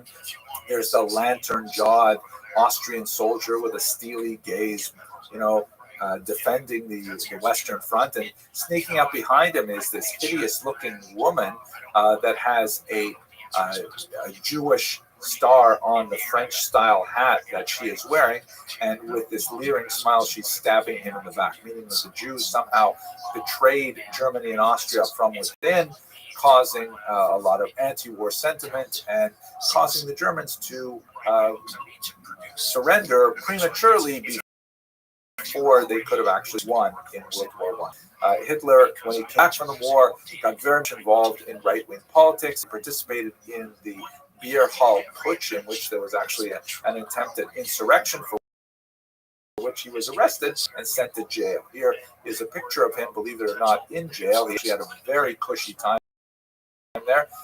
The judge, who was clearly very sympathetic to Hitler's aims, and although he could not let scot-free, he gave him a very light sentence in jail, brief duration, allowed him a personal chef, all kinds of ridiculous things. And it was in jail that his reputation was secured. He got, credibility for having gone to jail for his right-wing beliefs. And while he was there, he wrote his memoir, Mein Kampf, My Struggle, in which he essentially laid out his political program. It's a rambling, frequently incoherent document that lists all of his anti-Semitic complaints and his, ambitions for Germany and so on. And essentially, this gave him, when he was released from prison, a lot more popularity. He used these thugs that were organized in the so-called brown shirts, the Sturmabteilung, to intimidate much of the population in the various elections that were held in the 1920s and 1930s. But he never gained a majority of the vote with his Nazi party. Here you can see the elections of 1928. He only got 2.6% of the popular vote. He got actually quite a bit more in 1930 and 1932. His primary opponents were really the Communist Party. In March 1933, he garnered 33%. With a lot of dirty tricks, but ultimately, when you look at the comparison with the other parties, you can see the communists lost quite a bit in that last election. The Social Democratic Party, the second largest, only had 20% of the vote. So in the coalition-style government that was prominent in many European countries at the time, Hitler was given the opportunity as the leader of the largest single party, the plurality, to form a government.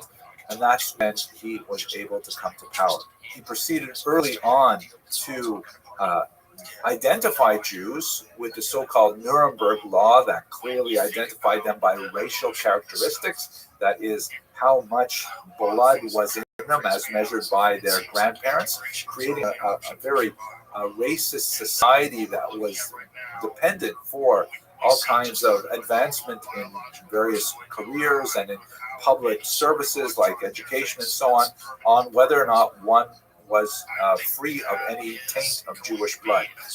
Jews were removed from civil service, from the courts, from education, and a whole series of measures were put in place to gradually push them out of German society. This culminated in a dramatic attack, the largest attack of its kind. It's called Kristallnacht in 1938, where there were it was really a nationwide pogrom against Jews, a widespread attack, widespread burning of synagogues. The name itself, Kristallnacht, comes from the broken glass that littered the streets of German cities. And it was kind of like the last warning for the Jews of Germany that they had better get out. The difficulty was that although many Jews were really quite willing to leave Germany, and a large number of them did, there were very few countries who would actually accept them at that time, as immigration quotas were imposed and fewer Jews were able to find safe haven elsewhere.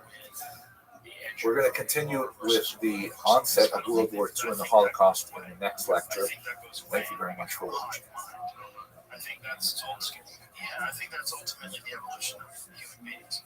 And I know you've done a lot of work with UAPs and the like, and I think you've done some really fantastic work, and you're very objective in your analysis of what this whole situation is.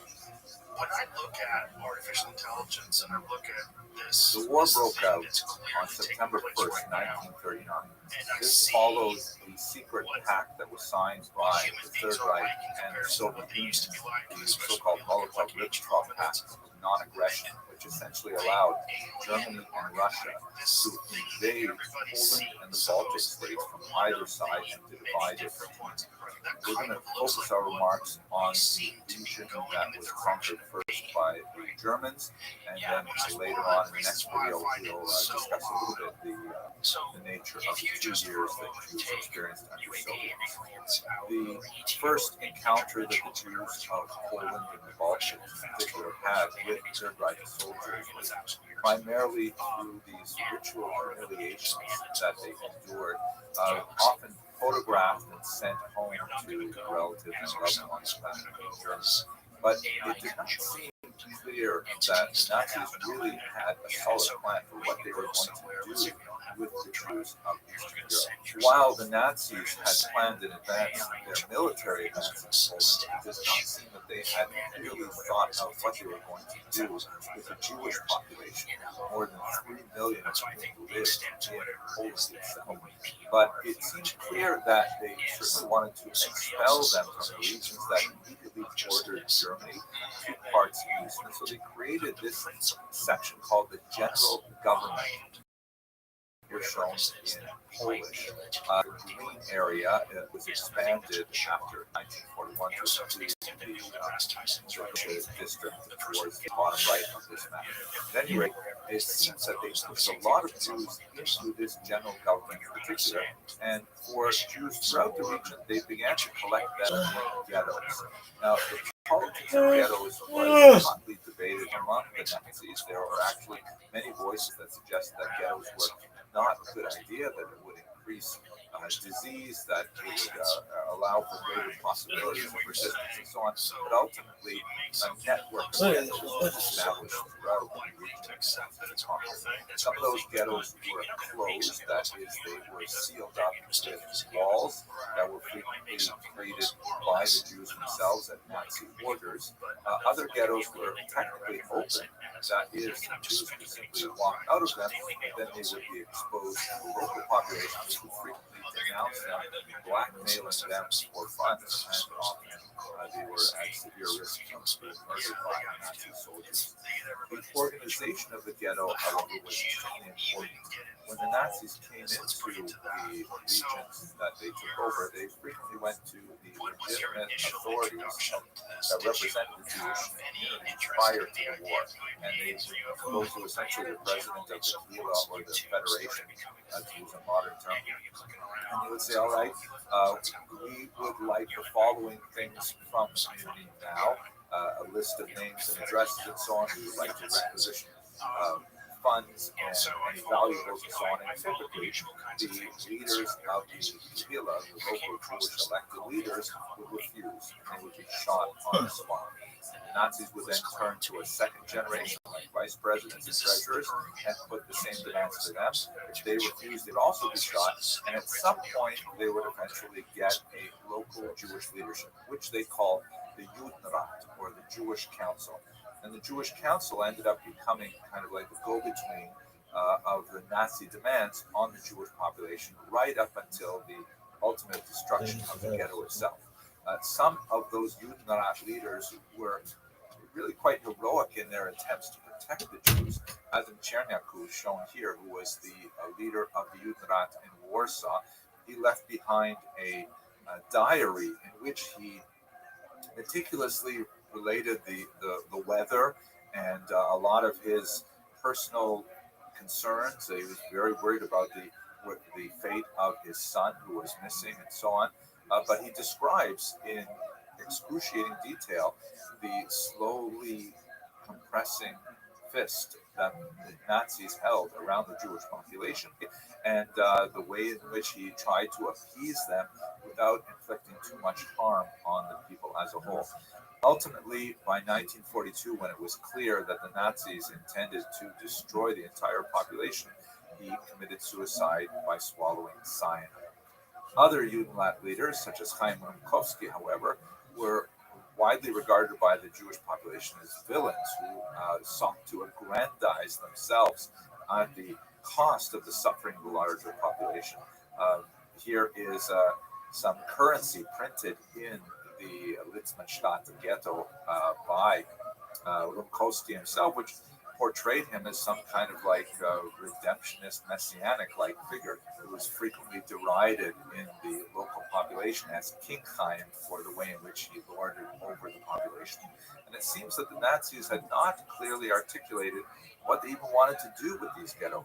In some places, like in Łódź, which was run by Rumkowski, it seemed that the model was productionist, meaning there was a purpose for having the Jews in these ghettos that was somehow related to their utility for the war effort. And Łódź was a major textile center, and Jews there were put to work creating, uniforms for Nazi soldiers and linings and things like that. And so having a work permit was essentially a lifeline for the Jews of Lodz, and somehow the ghetto sort of made sense as a type of center for slave labor. On the other hand, other ghettos like Warsaw, where Adam Czernenko was active, seemed to be attritionist in nature, meaning the whole point of the ghetto was simply to have the Jews starve to death, and very few provisions were provided to them, and the Jews were reduced to either dying of starvation or of typhus or of being shot, particularly children, for attempting to smuggle in goods from outside the walls. Order was maintained, or a semblance of order was maintained in the ghetto by the so-called Jewish police, who were set up by the Judenrat and were aided by the local population for their enforcement of Nazi objectives. There's a tremendous amount to say about the nature of life in the ghettos, which extended from the beginning of the war in 1939 through the dissolution of the ghettos in 1942. The primary characteristic of the ghetto experience was that of starvation and privation and mass death. But there were also some heroic internal activities, such as in Warsaw, the creation of underground medical schools and theatrical performances and lending libraries. Really an incredible array of activity that the Jews engaged in the ghetto to try and return the semblance of normalcy to their existence, even under these unimaginable conditions. There was also, unfortunately, a very active black market, and even activities like nightclubs and so on. A tremendous amount of gambling, prostitution, and organized crime happening in the ghetto as certain individuals took advantage of the suffering of the population as a whole. Ultimately, nothing would matter because all of these ghettos, whether they were productionists, whether they were attritionists, whether they strove to meet the needs of the Nazis or the demands of the Nazis, I should say, or whether they tried to resist, they were all destined for destruction. There were notable episodes of resistance in the ghettos. Perhaps the most famous is that of the Warsaw Ghetto resistance. The uprising occurred in April of 1943. Just by that date, however, you get a sense of the fact that the resistance happened really quite late. The ghetto was largely emptied of its Jews in the summer of 1942, and it was only a small remnant that chose to heroically, albeit symbolically, fight against the Nazis. On the other hand, there are other ways of looking at resistance in the ghetto that affirmed life without necessarily taking up arms against the Nazis. One great example of that is the spiritual resistance that was organized by Rabbi Kalmas Shapiro, shown here, known as the Eish Kodesh, a rabbi who continued to be active throughout the entire period in Warsaw, organizing clandestine gatherings of Jews to hear Hasidic philosophy and giving Jews strength under these unimaginable conditions. In 1942, however, the Nazis moved to a new phase of the murder process, and which will involve the death camps. And it is to that we will turn next in this series. Thank you very much for watching.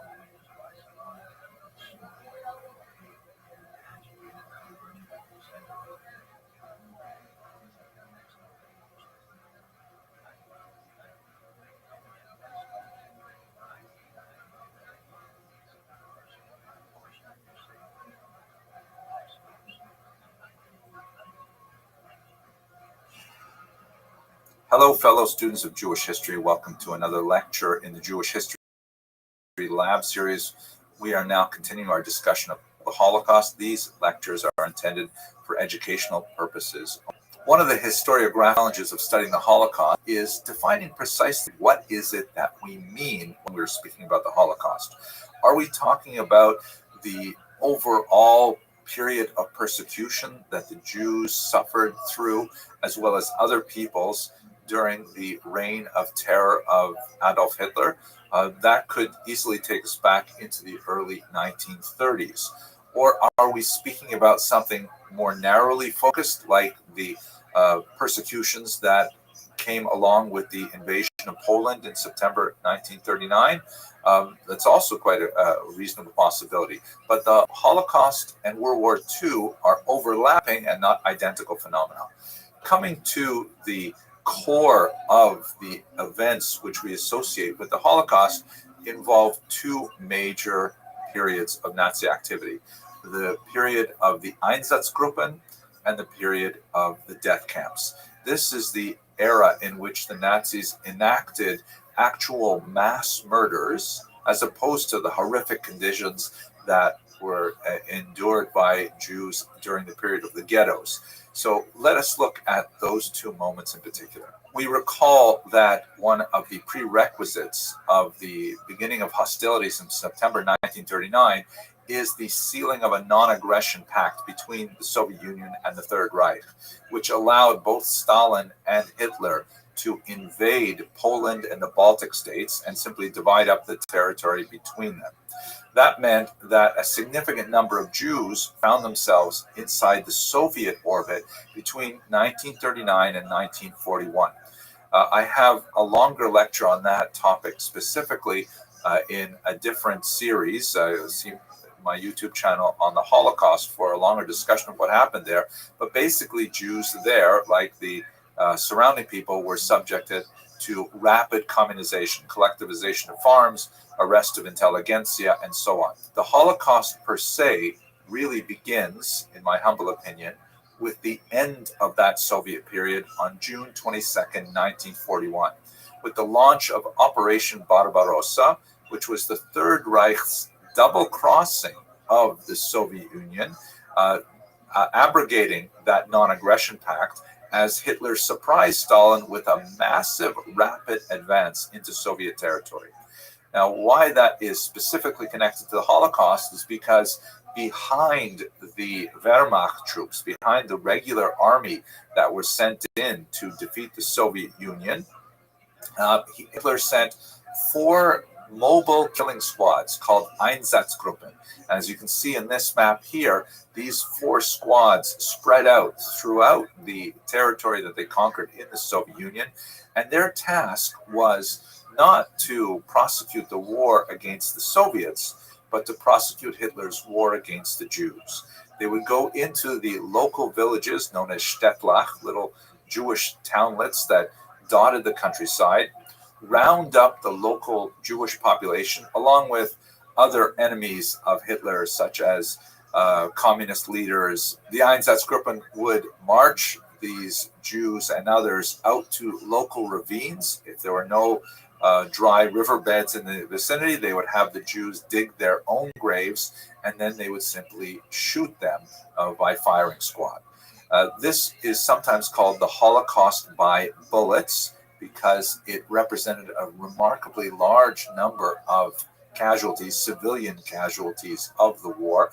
Estimates range from 1.5 to 2.5 million Jews were killed during this process. And here you can see a map from the United States Holocaust Memorial Museum that gives you a sense of the scope of the townlets that were attacked in this nature. Kiev, which was not a town but rather a large city, had one of the largest of these mass killings. 33,000 Jews killed in the space of 2 days.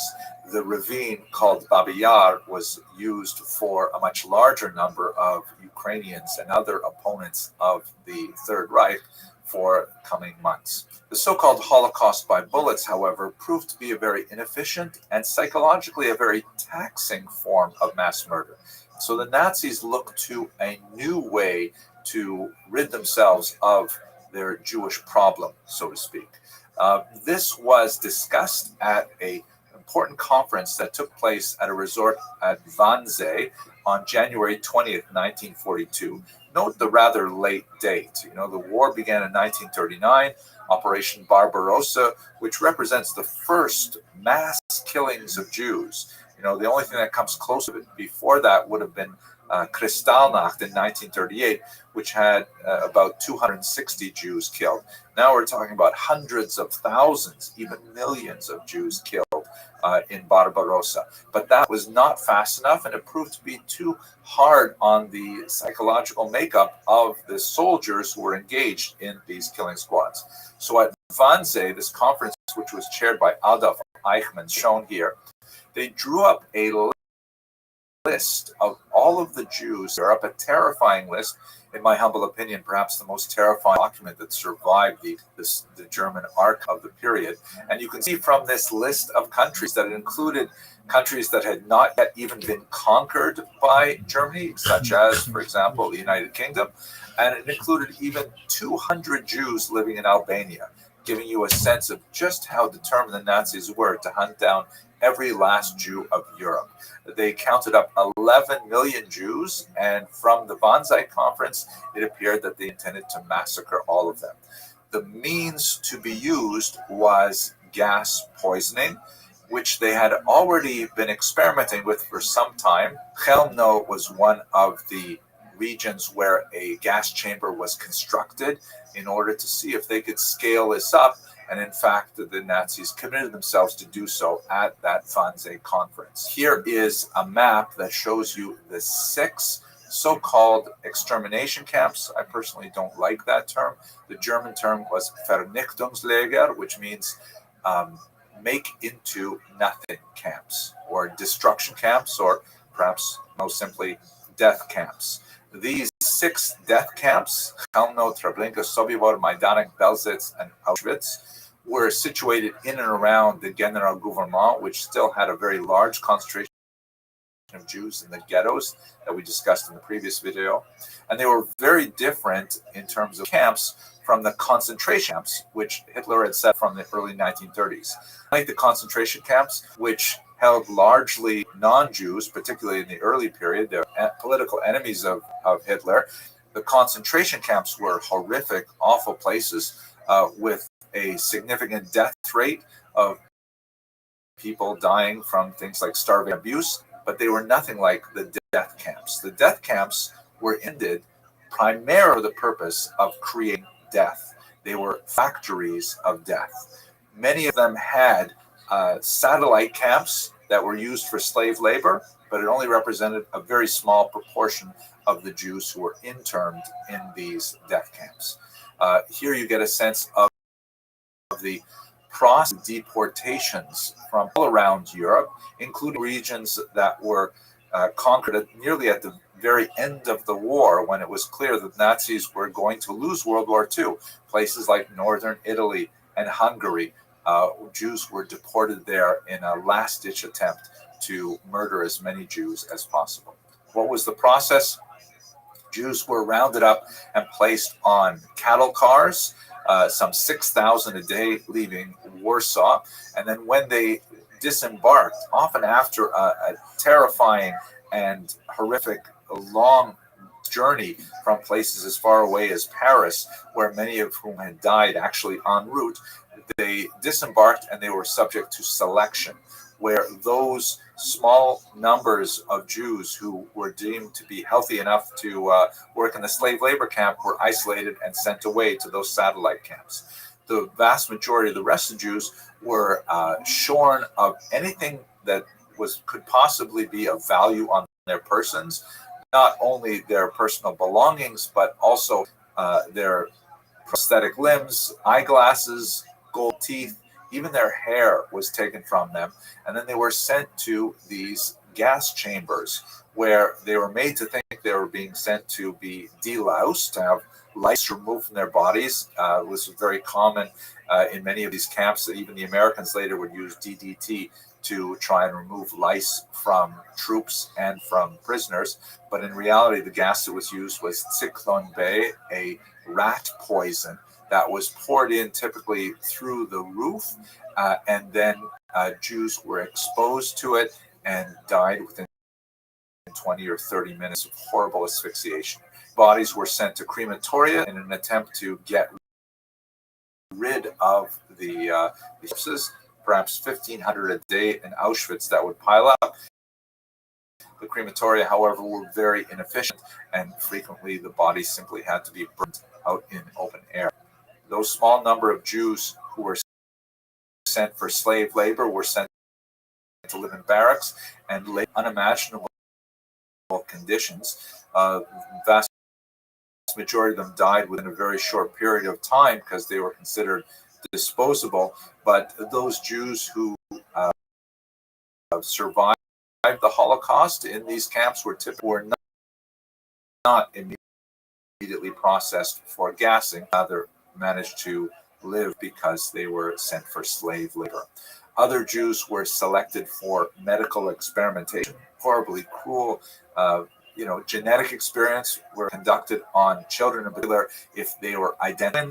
In the end, when these liberated a small number of emaciated Jews who had just barely survived the war. This is one of the most horrific chapters in Jewish history, perhaps in world history. Thank you very much for watching.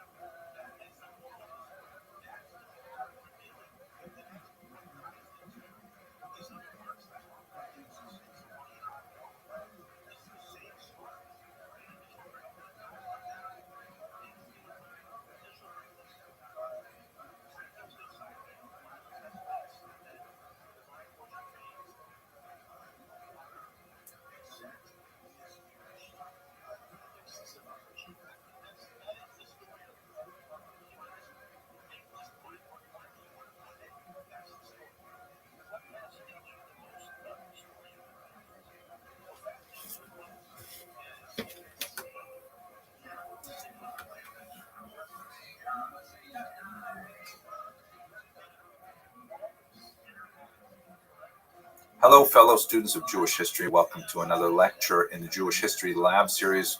We are now continuing our discussion of the Holocaust. These lectures are intended for educational Dude, purposes. how you living, pimp? Jude.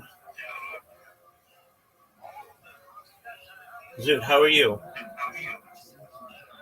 Yeah, I kept on getting text messages today just telling me to finish my McDonald's application, and it got really annoying that I actually ended up fucking finishing my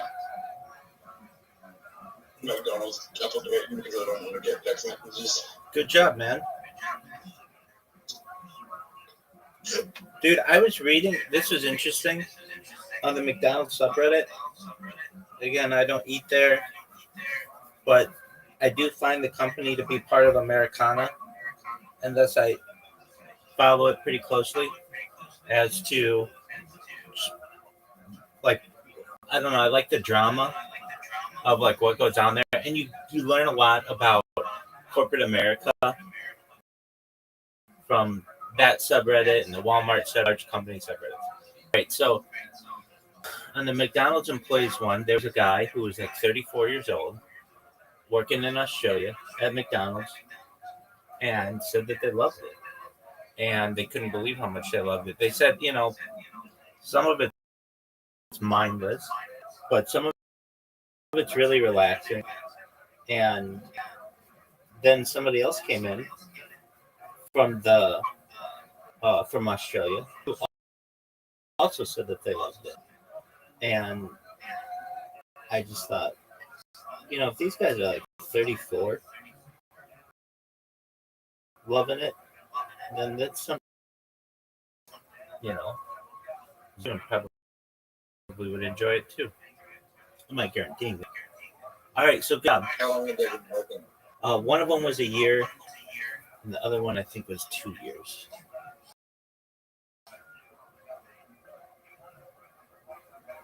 So that was just something that I thought was interesting. All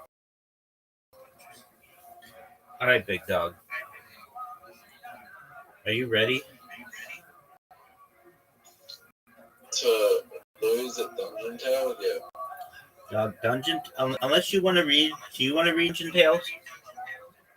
Yeah. Okay, Good. you send me an invitation. Okay. It's the one we play the least. Yeah, that's probably true. I mean, we play once with the least, and then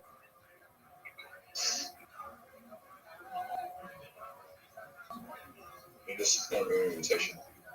All right, big dog. Okay. Now, I think we are going to go for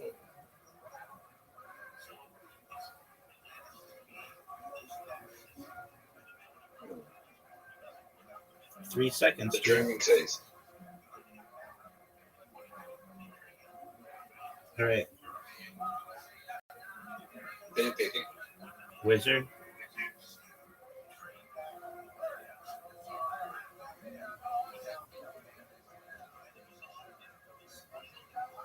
Read. First one. No. Trying to work at the season, she found up a quick buying shop, trading company, like Dazzling and Lightning Strike for the water. Batten down the hatches. Okay. With the weather this bad, your group rushes to secure the hatches. What do we do?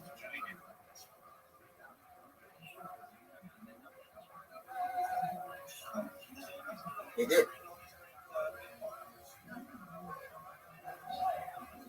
Yeah, you got to read faster, though.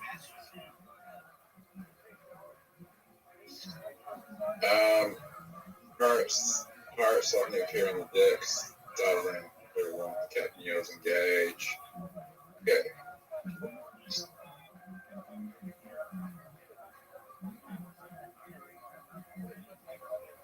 Oh, yeah.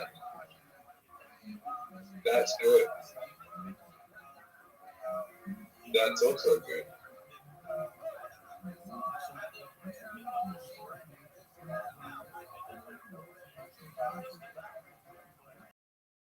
Sort of. Silhouetted by lights. Silhouetted. Silhouetted by lightning strike. A massive gallon crashes alongside your ship. Dozens of pirates toss grapple lines into your ship. Prepare for battle. Cross backwater.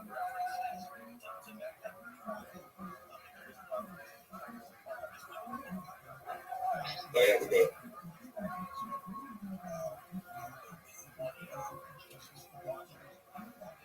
You're not reading. You fill gills.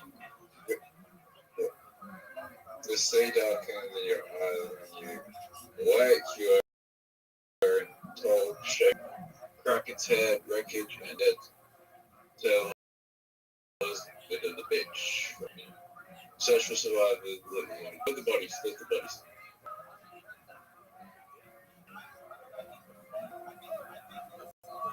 Okay, that's good.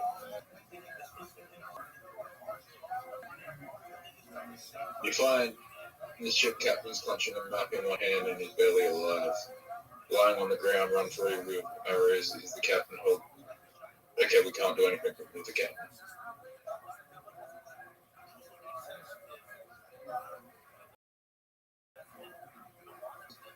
The captain comes up blood, find the sea worse Blair, and you're lost to the northwestern sky is a huge smoky mountain top. To the northeast, a dense jungle. Do we go to the volcano or climb the jungle? Jungle. Last time we went to the volcano, we got fucked. Right. Last time we chose the volcano, we got fucked. Right. You're not reading. After a good amount of walking for you need to read faster. You advance towards the huts, but you see no one suddenly. Suddenly collapse, rather with the men surround you. Do we challenge the leader or intimidate or stand off? Challenge him, dog. Let's go challenge the leader. The warrior challenge is the biggest leader. The man is impressed by your bravado. Suddenly, a monstrous roar comes from out of the giant in front. There appears the wizard terror. Okay, let's do.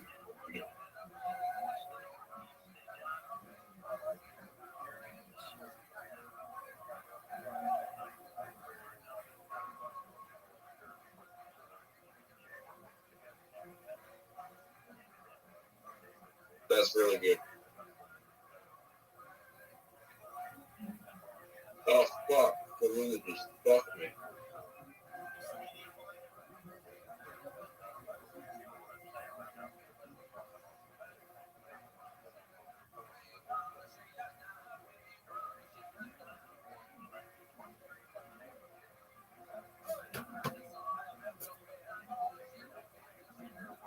Better shit back to the wizard. Oh, I missed.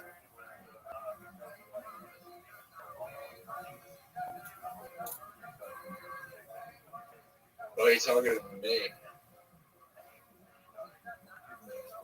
Oh, you're dead.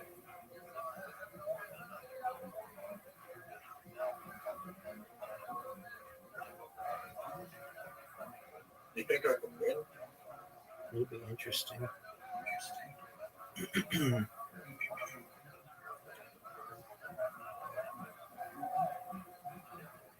Oh, fuck. Hold on.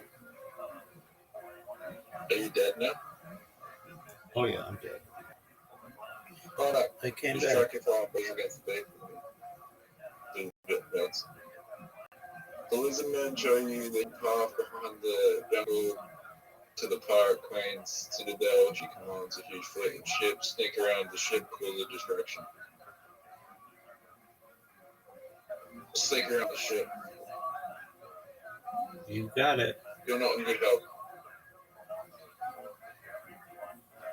But you're a one-hit kill right now. All right. You make it into the deck and cover shadows as the game sets out. The voice goes to you.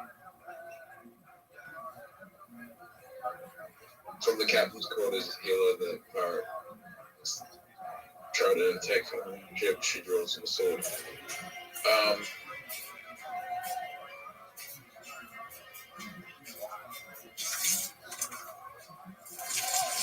fuck. That's not good.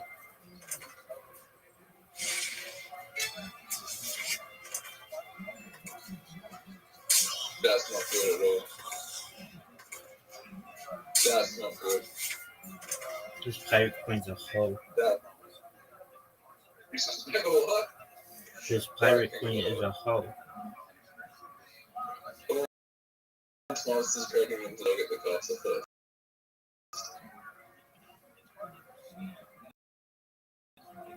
What is that?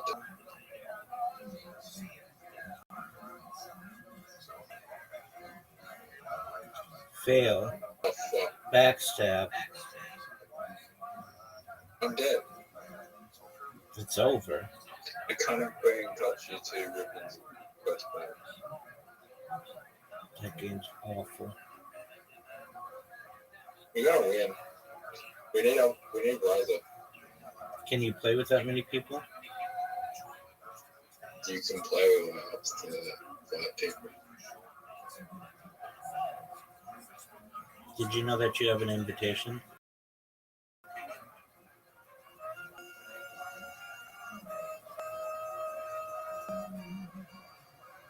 Do you know that we're gonna shoot the same much monsters and it's gonna be boring as fuck? What'd you say? We keep on choosing the same monsters. That's okay. To be fair, they are the best monsters. I think so.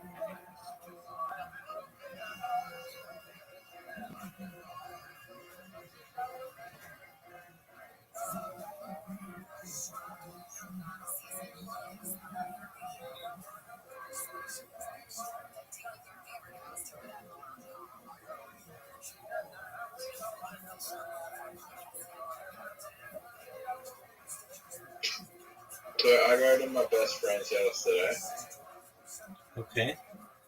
Are you excited?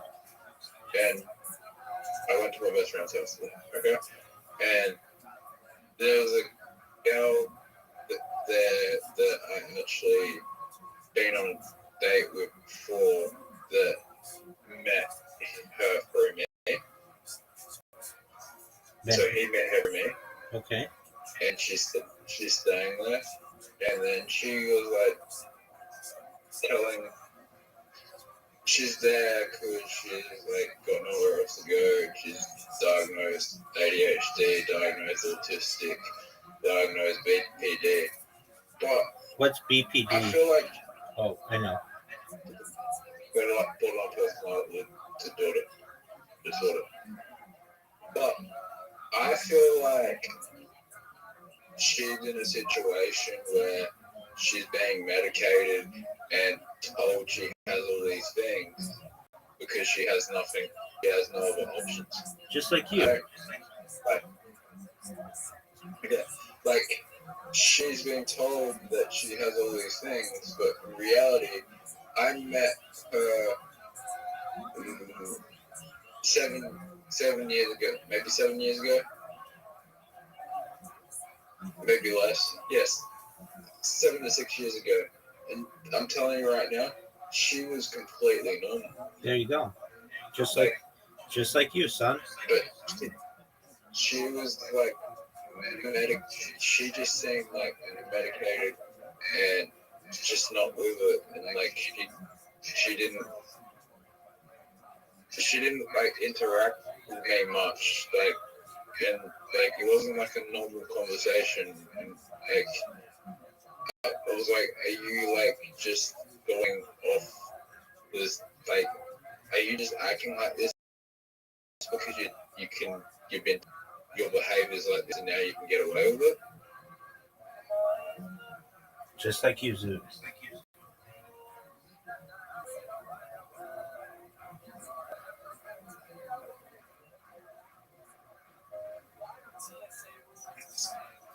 You met someone who's got the same issue that you do. Yeah. And then it hit me. It hit me all at once, right? It hit me. I don't think either of us have the issue. I feel like we've been told we have these issues and we're acting out because we have, because it's an excuse to solve it. We're looking for excuses to solve it, the blame.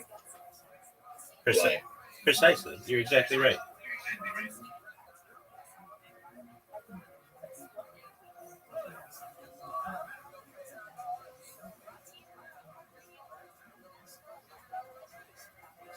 I'm glad you figured this out. I really am. Unfortunately, she's heavily medicated and she can't figure it out. And she's just doing everything that she's told to do. That is unfortunate, son.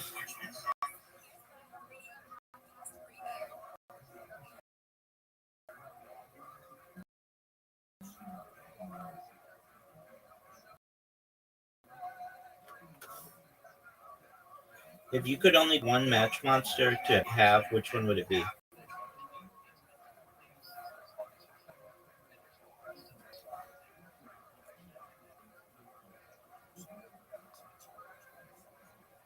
Dude, I just asked you, and people ask others questions they expect an answer.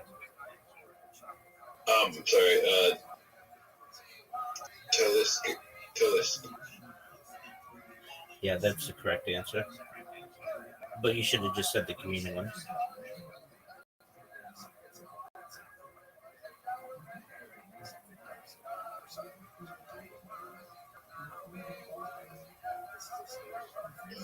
Well, the green one evolve would be better.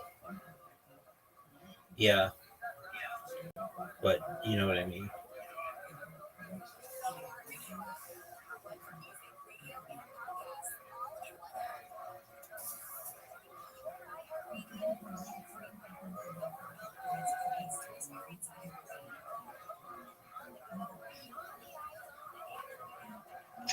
So you don't trust psychiatry? I didn't say that. But I don't really have that much confidence in modern medicine in a lot of ways. I think it's about profit and it's not about curing. What do I do?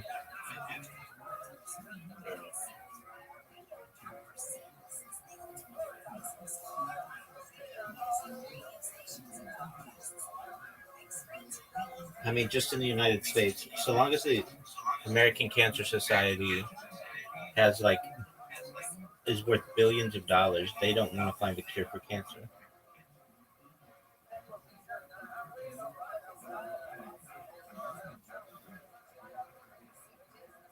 I think it's really unfortunate. It's a dirty game. Well, here's the thing. It would be impossible to cure autism if you just tell everyone who's on the autistic spectrum to enable their autistic traits and try to make it socially acceptable to have these traits that aren't deemed normal, which is like, what the fuck? Like, that's just like contradicting.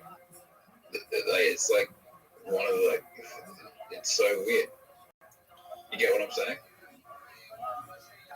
I don't know what autism is, so not really.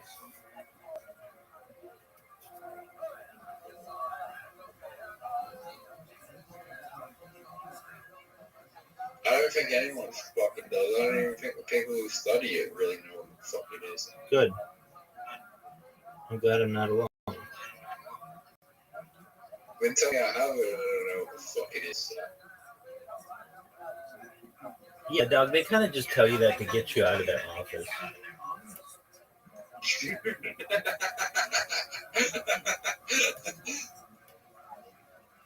What do you mean? I mean, like, if you went to them, they basically, everyone who comes into their office, they either tell them they have autism or they don't have autism. They don't say, well, you might have something different. because they don't have that. The second that in their medical journals there's something new, let's call it super autism, then they'll be like, oh, everybody's got super autism. They're just being told what they're being fed.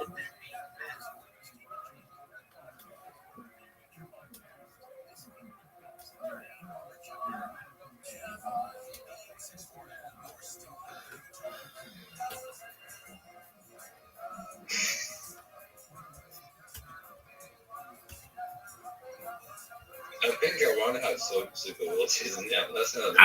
I know you would, but no, seriously, they popularized autism in the 1980s with the movie, at least in the United States, Rain Man, and they made it seem not that bad because it's like, okay, well, you get these like superpowers, like you count toothpicks and count cars, and in reality, those it's a really bad life. I mean, you have like a lot of social issues, but I mean, that's not autism. That's a Down syndrome. which is like a form of autism. Not everyone with Down syndrome has autism. I didn't say that they do. I don't even think Rain Man had autism. We'll have to look that one up. Not he, by their standards, but I don't think he had autism. Look, I can just tell you this. I'm a little bit older than you are. And I never met anybody with autism. My parents never met anybody with autism. My grandparents never met anybody with autism. This is like a new thing. Now, I know the argument is, well, it wasn't being diagnosed or whatever. Okay, that's fine. But why that in the year 1980, 1 in 15,000 people were diagnosed with autism. The year 2025, 1 in 10 people are diagnosed with autism. What changed? I mean, I'm telling you, my grandparents would. You are going to meet people in your life who have this disorder, and it's like 1 in 15 people. Fuck no. It's like they would say like you'll meet people with special needs in the world, and you have to treat them with respect. But that was with like Down syndrome and people who had like multiple sclerosis and that kind of stuff. I mean, it wasn't like there's this boogeyman disease that's out there, and then people use it as such an excuse. I hear it. I bet I hear it more than anybody. Maybe aside from like maybe a teacher or something in a school, because people will say, I mean, you do it, where people will be like, they'll do something rude, and I will call them on their shit, and then they'll be like, oh, it's my autism.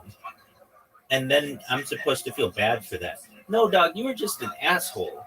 And you just want to blame your actions on some, like, I don't want to say it's fake and made up, but there's a spectrum of it. But just like there's a spectrum of everything, there's a spectrum of sexuality, there's a spectrum of intelligence. I say some horrible shit, but that's Tourette's. That's not autism. Right, exactly. Now, and I get that. When I first met you, but I'm going to tell you this, dude. I'd interacted with you for like regularly for like 3 months, and I did not know that you had Tourette's. It was pretty well hidden. And then the one day you said something, and I'm like, dude, what the fuck? And you're like, I have Tourette's. And I'm like, no, you don't. We've been interacting with you for months, and we didn't have any type of those kind of outbreaks. And then at about like 2 weeks more of interacting with you, I said, you know what, I need to go back and reevaluate what I said because it does seem like you do have something and that you can't control it. But you're right. You have Tourette's, not whatever they're saying like these people have, which is it's just a lot of times people just want excuses for things. They want to feel special. Like, hey, like how can I get out of not working in the world? Oh, okay. All I have to say is that I have this perhaps made up disease. It's not made up. There are people who have some issues, but some people do make it up. I mean, like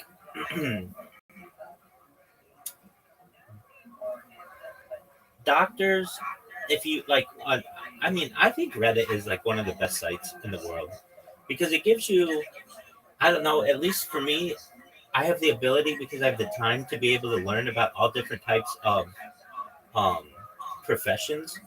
And like you learn about like the medical profession and like the doctor subreddit and how drugs are pushed on these doctors to prescribe them and all of the little toys they give them and they give them their kit to their kids and all of the trips that they take if they prescribe a certain amount of medicine people and But that's what happened to me after I got the autism diagnosis first, right?